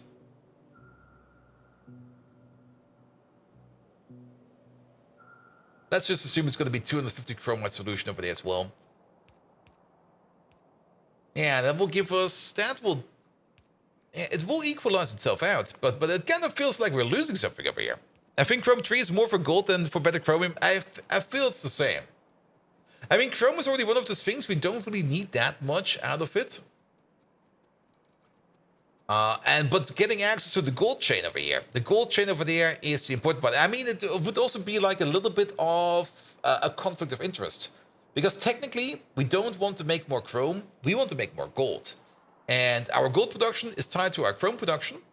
And if our chrome production over here speeds up too much by trying to make gold out of it, then we might snuff out our gold production over here. So I guess it does make kind of sense over here.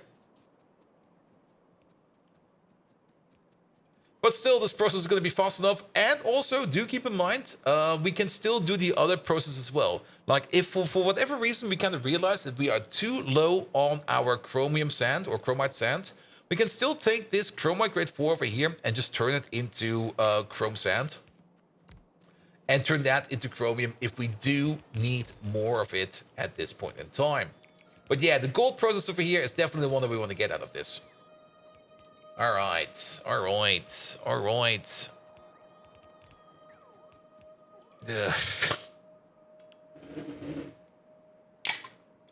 There we go.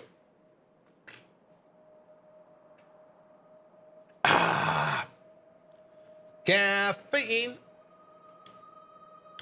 And Raid Minton, hello there. How you doing? Welcome. All right. Let's hook this up to some power, and then let's get some train stations in.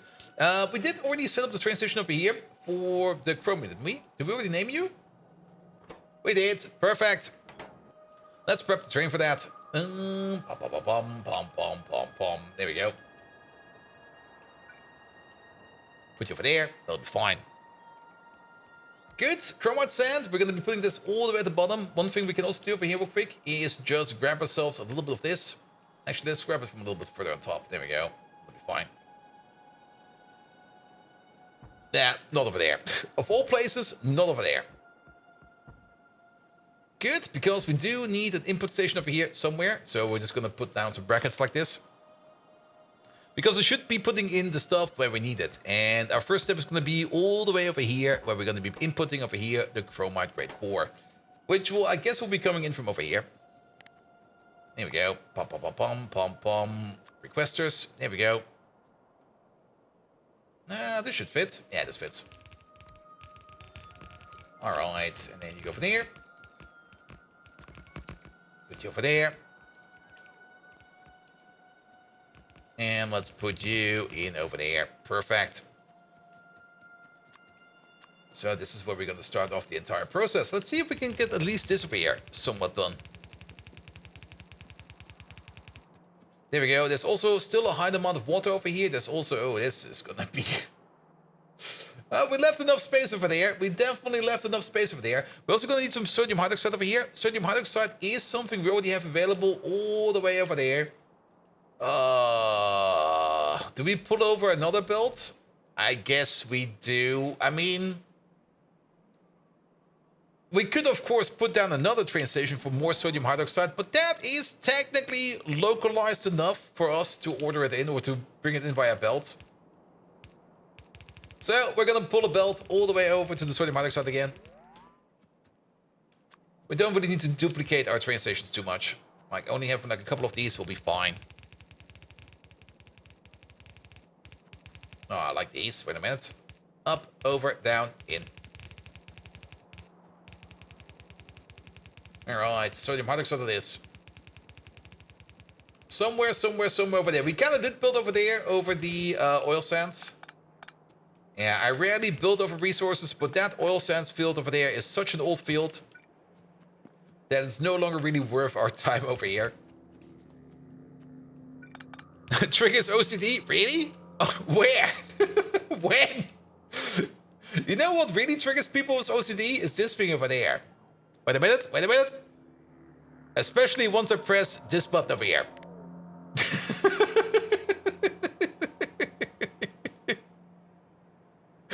It's tilted. It's super tilted. But we do need it. This over here is the uranium hexafluoride heater. And we've prepared this for a future build. Since we don't have all the technologies right. It's still uniform, it is, but the tilt over here. The tilt is usually like what really is pushing people a little bit over. but really, I mean, the entire base over here is this absolute nightmare over here of pipes going everywhere. Especially the old base over here. Okay, we did nuke this thing over here at some point in time. Then again, we do have the occasional real nice builds over there. I'm still really do enjoying this oil refinery over here. The Leaning Tower of Pi. By the way, how's this thing going? Did we already make some more over here? Is rubber working now? We haven't checked up on rubber in a while. It does not seem to be an excellent issue no more. Oh. What is this? Is this a phenol issue? We need phenol over here? We do need phenol over here. But it doesn't really seem to be a phenol issue. Is this another half and half belt? Not really.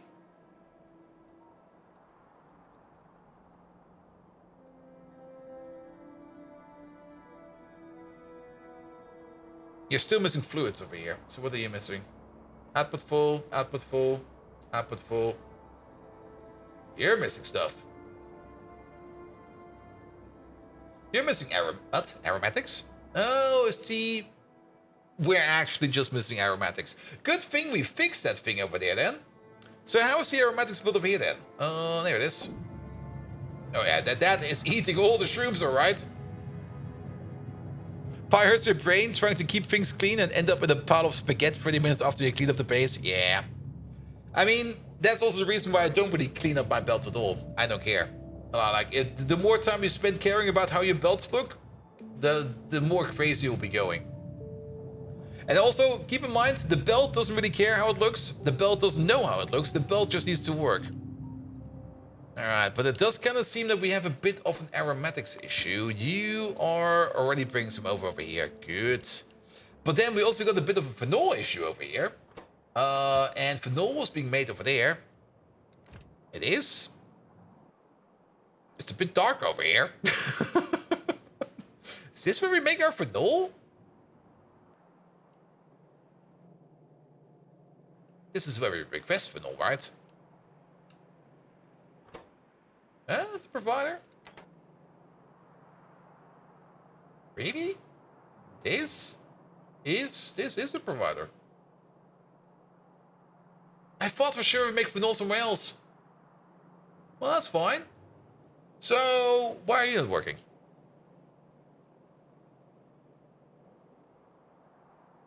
Because there's more than enough phenol in here. There's 46,000 phenol in here. Huh? Huh? Wait, what?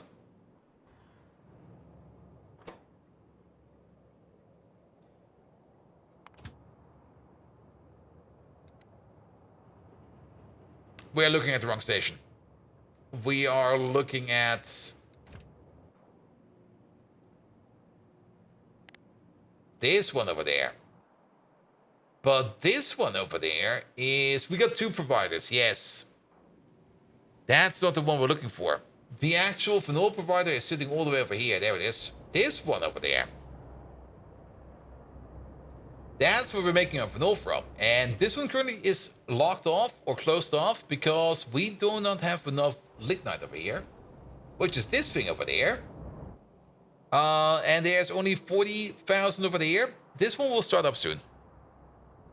Yeah, this is the modernized one. Yeah, this one over here will probably open up as soon as this signal over here is set, which will probably be set at 48,000. So it's currently in between of crafting cycles.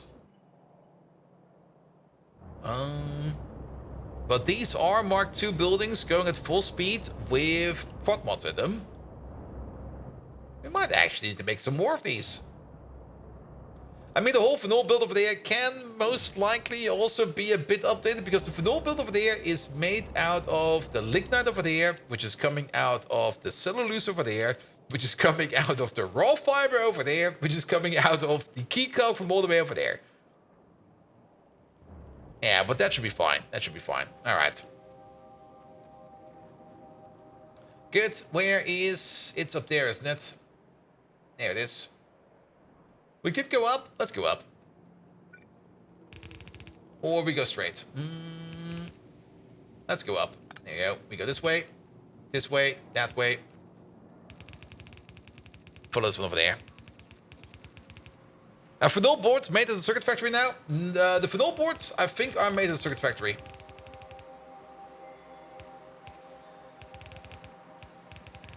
I think they are. Wait a minute. That might actually be a good question. But I don't think we got an issue with circuits. Alright. We need to be over here somewhere.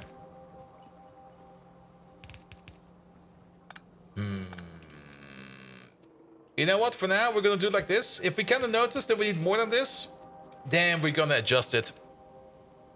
I mean, the circuit boards. Yeah, the phenol boards are being made over here. Though this is bakelite and fiber boards and sodium hydroxide. There's no phenol boards over there.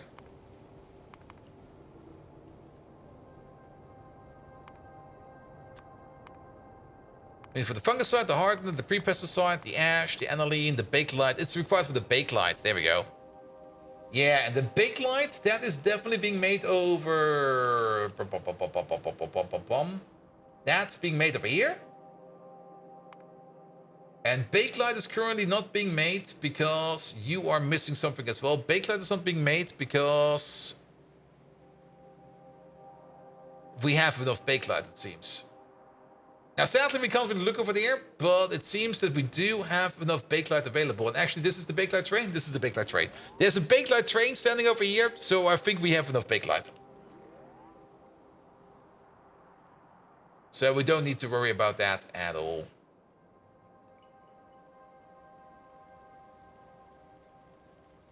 Here we go.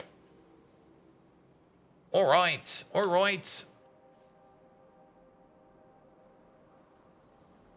Good. Back to center over there. And that is all the way over there.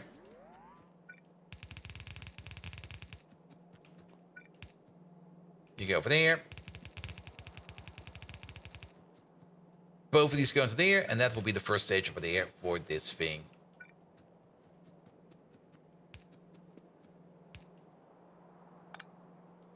Good. Get some power in over there. We are missing a little bit of construction range over there. Can easily fix it by... Wait.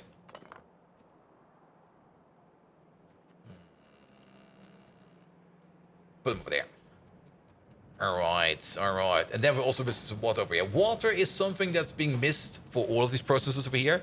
We're doing this recipe over here 1.2 times per second, so we need 20% more water on top. That's 360 water per second, 720, 1440, and then more than that over there. It's 720 water per second per row, so a singular water pump over there will be enough to provide water for each of these rows if we give the pump over there some speed modules. Because these over here have a crafting speed of 2, the recipe is 300 water per second, and at the crafting speed of 3.6, that's going to be more than fast enough to give us all the water that we need over there. Good. Yeah, make sure that you get some water over there. We also still need to put some speed modules over there into these beacons over there as well. And that's a quick peek at power. Power is fine. Alright, alright, alright. Here we go. And then this process over here is done. Unless we break it like this, of course.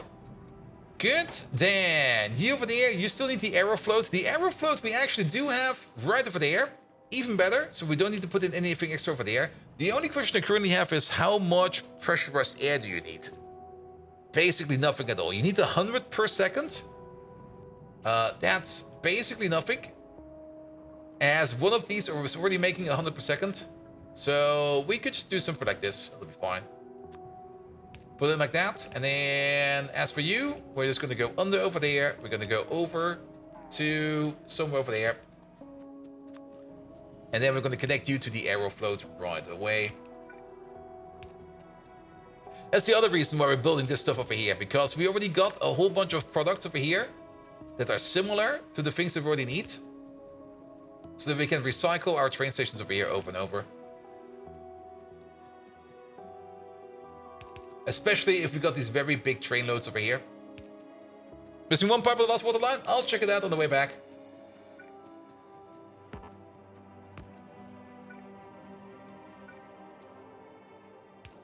Here we go.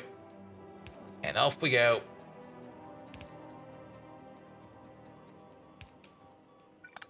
I do hope that there will be no corner over there. Do we still have? Yeah, there we go. Ah!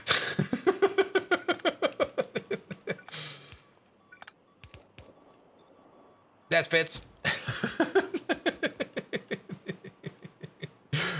Good, good, good, good, good. Alright, that's the aerofloat over here done. Okay, water. This is fine, that is fine. Oh yeah, this one over there. Thank you so much for that. Alright, you're missing the pressurized air and you're missing the pulp stage 1. Pulp stage 1 will be coming in from over there. You're still missing water. You can get some water from over here. How much water do you need? 200 water per second. You over there, you're making 900. And a bit more than that. I'm pretty sure we can just attach you over here. I don't think this will matter too much. There we go. Have your water. We still need that chromite train. So let's name the station over there. You over there. That's not how you write chromite. Eh. There it is. Requester, please. There we go. And set up the train. Peter, you give up? You go to bed before Bolt even stops streaming? Yep. Like I said, we're milking front page for whatever we can. I mean, we only get this opportunity like once every now and then. As such, we're gonna use it for as much as we can. But Nagapito, thank you so much for being here today. Have an amazing rest of the evening. Have a good night's sleep. See you soon, mate. Also, did this train not move? Oh, you know why? We forgot to switch out you. You are still not the correct one. And it actually needs to be over here, 16,000.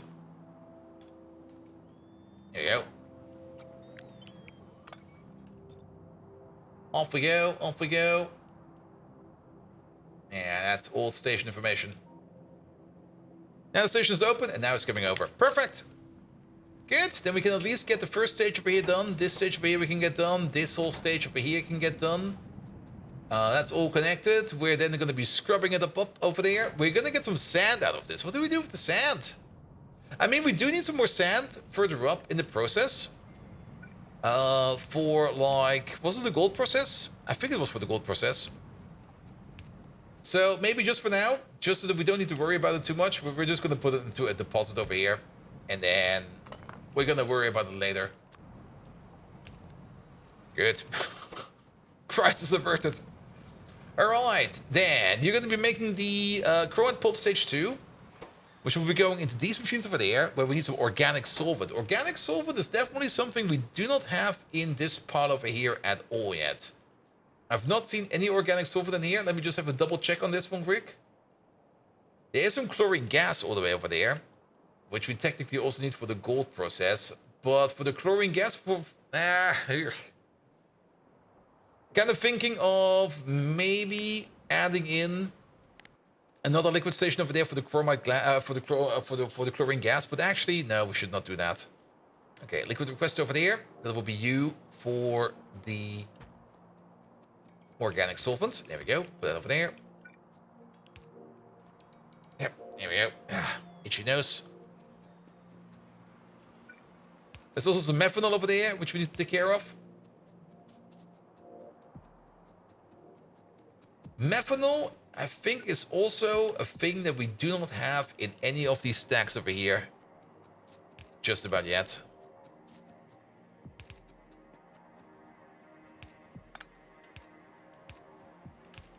There we go. Here we go. You over there. You over there. Good. That is going to be the organic solvent over there. Yes, this over there is methanol. Methanol. Methanol. Methanol. Kerosene. Acid gas. Sulfuric acid. Mipic. Random red pulps. Kerosene again? Wait, what? No, what the fuck? God damn it. That was the whole point to not do that.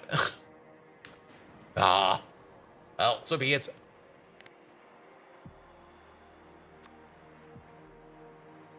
Put you over there.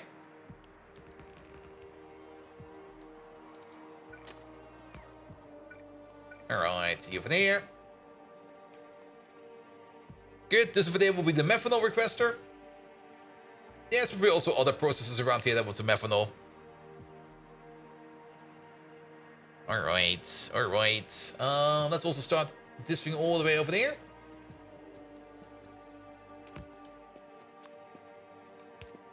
Good, good, good, good, good, good.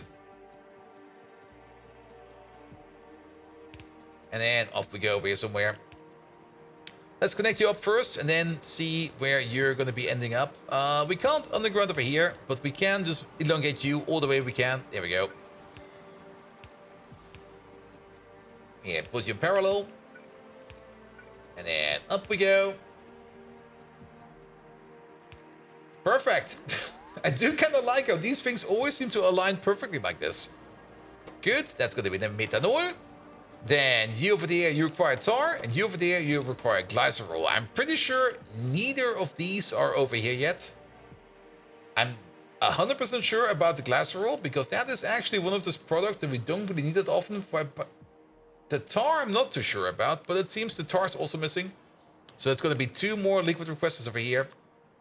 Like one over there, and one over there. There is one thing we have to be careful about over here. Actually, is that going to be a thing?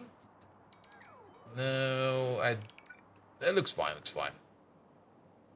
Good, good, good, good, good, good, good. All right, so glycerol, and then over there it's going to be tar. Or the other way around, we will see. Put you over there. And then we're going to put you over there as well.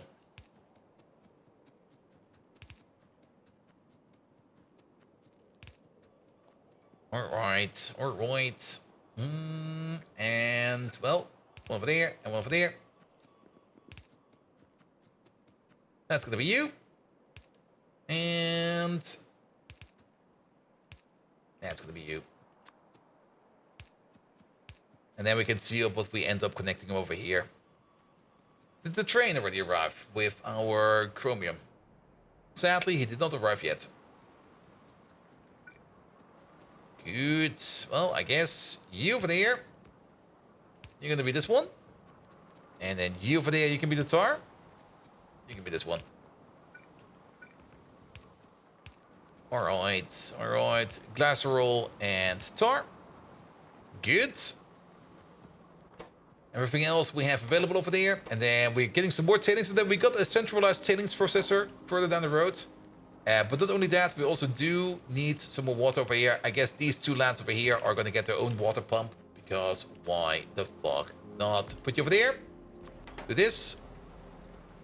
It gets your turn to go wait to go into bed, even though it's almost 9 p.m. Oh, nah. I also see myself calling the quits soon because it's getting more and more. I mean, but now we're streaming. It only says 4.5 hours over there, but we have more or less been streaming since like 7 p.m. We're reaching about. We're just past the 8-hour mark. We're reaching into the 9-hour mark. At some point in time, even my brain will be super duper fried. But a little Churu, thank you so much for being over there. Sucks getting up at 6 a.m. I get that. I get that. But thank you so much for coming over. Also, thank you so much for the follow over there. Good, good, good, good, good, good, good. And also thank you for that follow. Have an amazing time. See you soon. Good, good, good, good, good. Yeah, we do need some sand over there to turn that into more chromite sand. You should do the same for the exact same reason for you sticking around a little longer. Yeah, I don't think we're going to be doing too much over here. Let's just push for like a little bit more. Like at least get like some of these connections in over here. And maybe at least see a little bit of the process over here running. But I think we're definitely not going to be starting like another build or something like that. That is definitely not going to happen. Yeah, put everything over there. Even though this thing over there should technically not be over there, but it'll be fine for now. Put you over there. Good, so then we can construct the rest of there. I mean, the only thing we're currently doing up is hooking up stuff over there. There's still like some fine tuning that needs to be done over there, but yeah. All right, this train is finally coming over. He is about to be here. We might need to put down a turning point over here somewhere because he's going a bit the long way around, but that is fine. That is perfectly fine. We should also already start putting in some speed modules over there, like you. I did remember that we did want to put some extra speed modules in there because we're gonna need them. Here we go. You're also gonna get some. And you at the top. Damn, we're gonna need ourselves the tailings output. We got a tailing processor right over there, and we can just use this tailings pipe over there.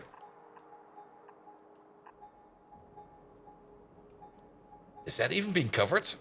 Oh, it is. Perfect. Let the bots do that one. We don't care. Any more tailings we're getting out of any of these processes over there? Not really.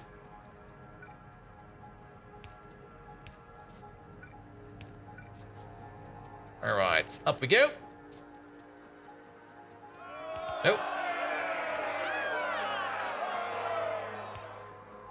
And thank you so much for that follow as well.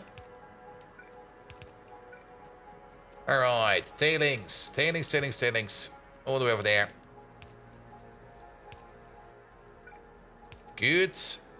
That is in as well. We should probably start requesting the trains over here for the liquids that we have put down over here. For example, this one over there, I already forgot what it was. This one over there is the organic solvent. So you over there, you're going to be the organic solvent to 8 requester.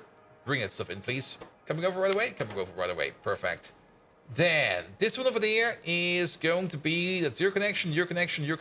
That is going to be methanol. There you go. Methanol to 8 requester. Thank you so much for that. Then, top ones over there. One of them is tar, and the other one is glycerol. I already know that the top one over here is the glycerol one. So you over there, you're going to be glycerol to 8 requester, please. Coming over right away. Perfect. And you over there, you are going to be the tar requester. 2A. That is not tar. That is wastewater. This is tar.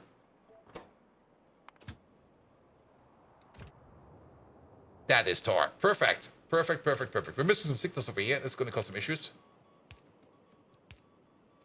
And we're still missing a little bit of power over there. Good.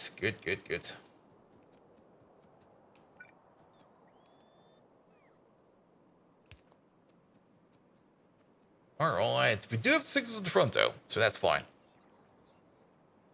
Good. Anything else we're missing over here? I mean, liquid trains are going to be rather fast in their processing speed. I can already see some sand over here, so that already means that some of these processes over here have worked. And we're currently waiting over here on the organic solvent, and then methanol over there, tar over here, glycerol over there, sand over there. We're definitely going to connect this one over there. Now this over here is not really that good if you got like this big of a buffer over here, where you put stuff in and you pull stuff out. It's only going to be a temporary thing for now, just because I don't really want to be dealing with it right now. But this should definitely be different. This is not good. This is way too big. Alright, but at least now we got a little bit of sand going all the way up to over here. And actually, how much sand do we make over here? Not that much. I mean, these two will be running at full speed, so we're making 0.4 sand per second. And this process over here, this does need about 3.333 sand per second. So that's not gonna be good enough. But at least we can sink our sand all the way over here. The more you think about it, the more sense it would then make to actually just completely kick this thing out. Do something like this, and then just do an injection line over there for some sand coming from somewhere. We might actually have some sand over here somewhere. We got some sand costs. I don't think we can crush these down back into sand. Would be great though, but I don't think that's too much of an issue right now. Good. Then, if we go all the way to the bottom over there.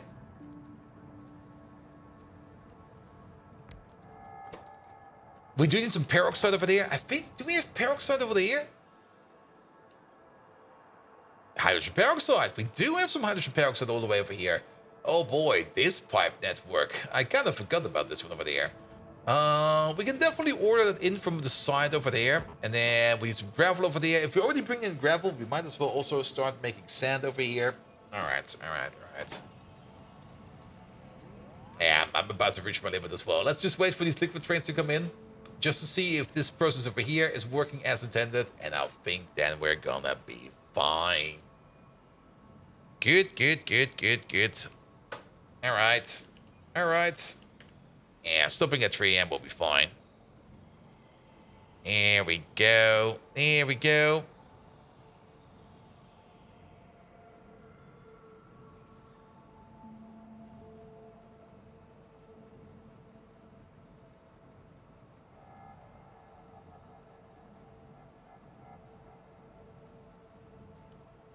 Are we gonna be out performing the rating target over here?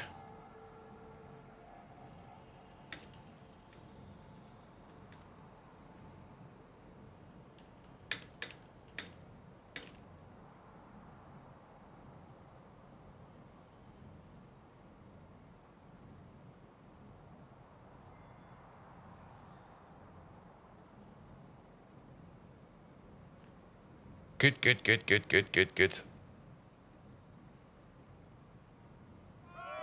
Oh! That'll be fine.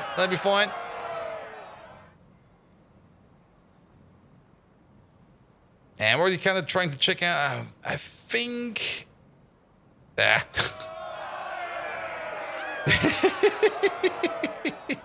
Well, it'll be fine.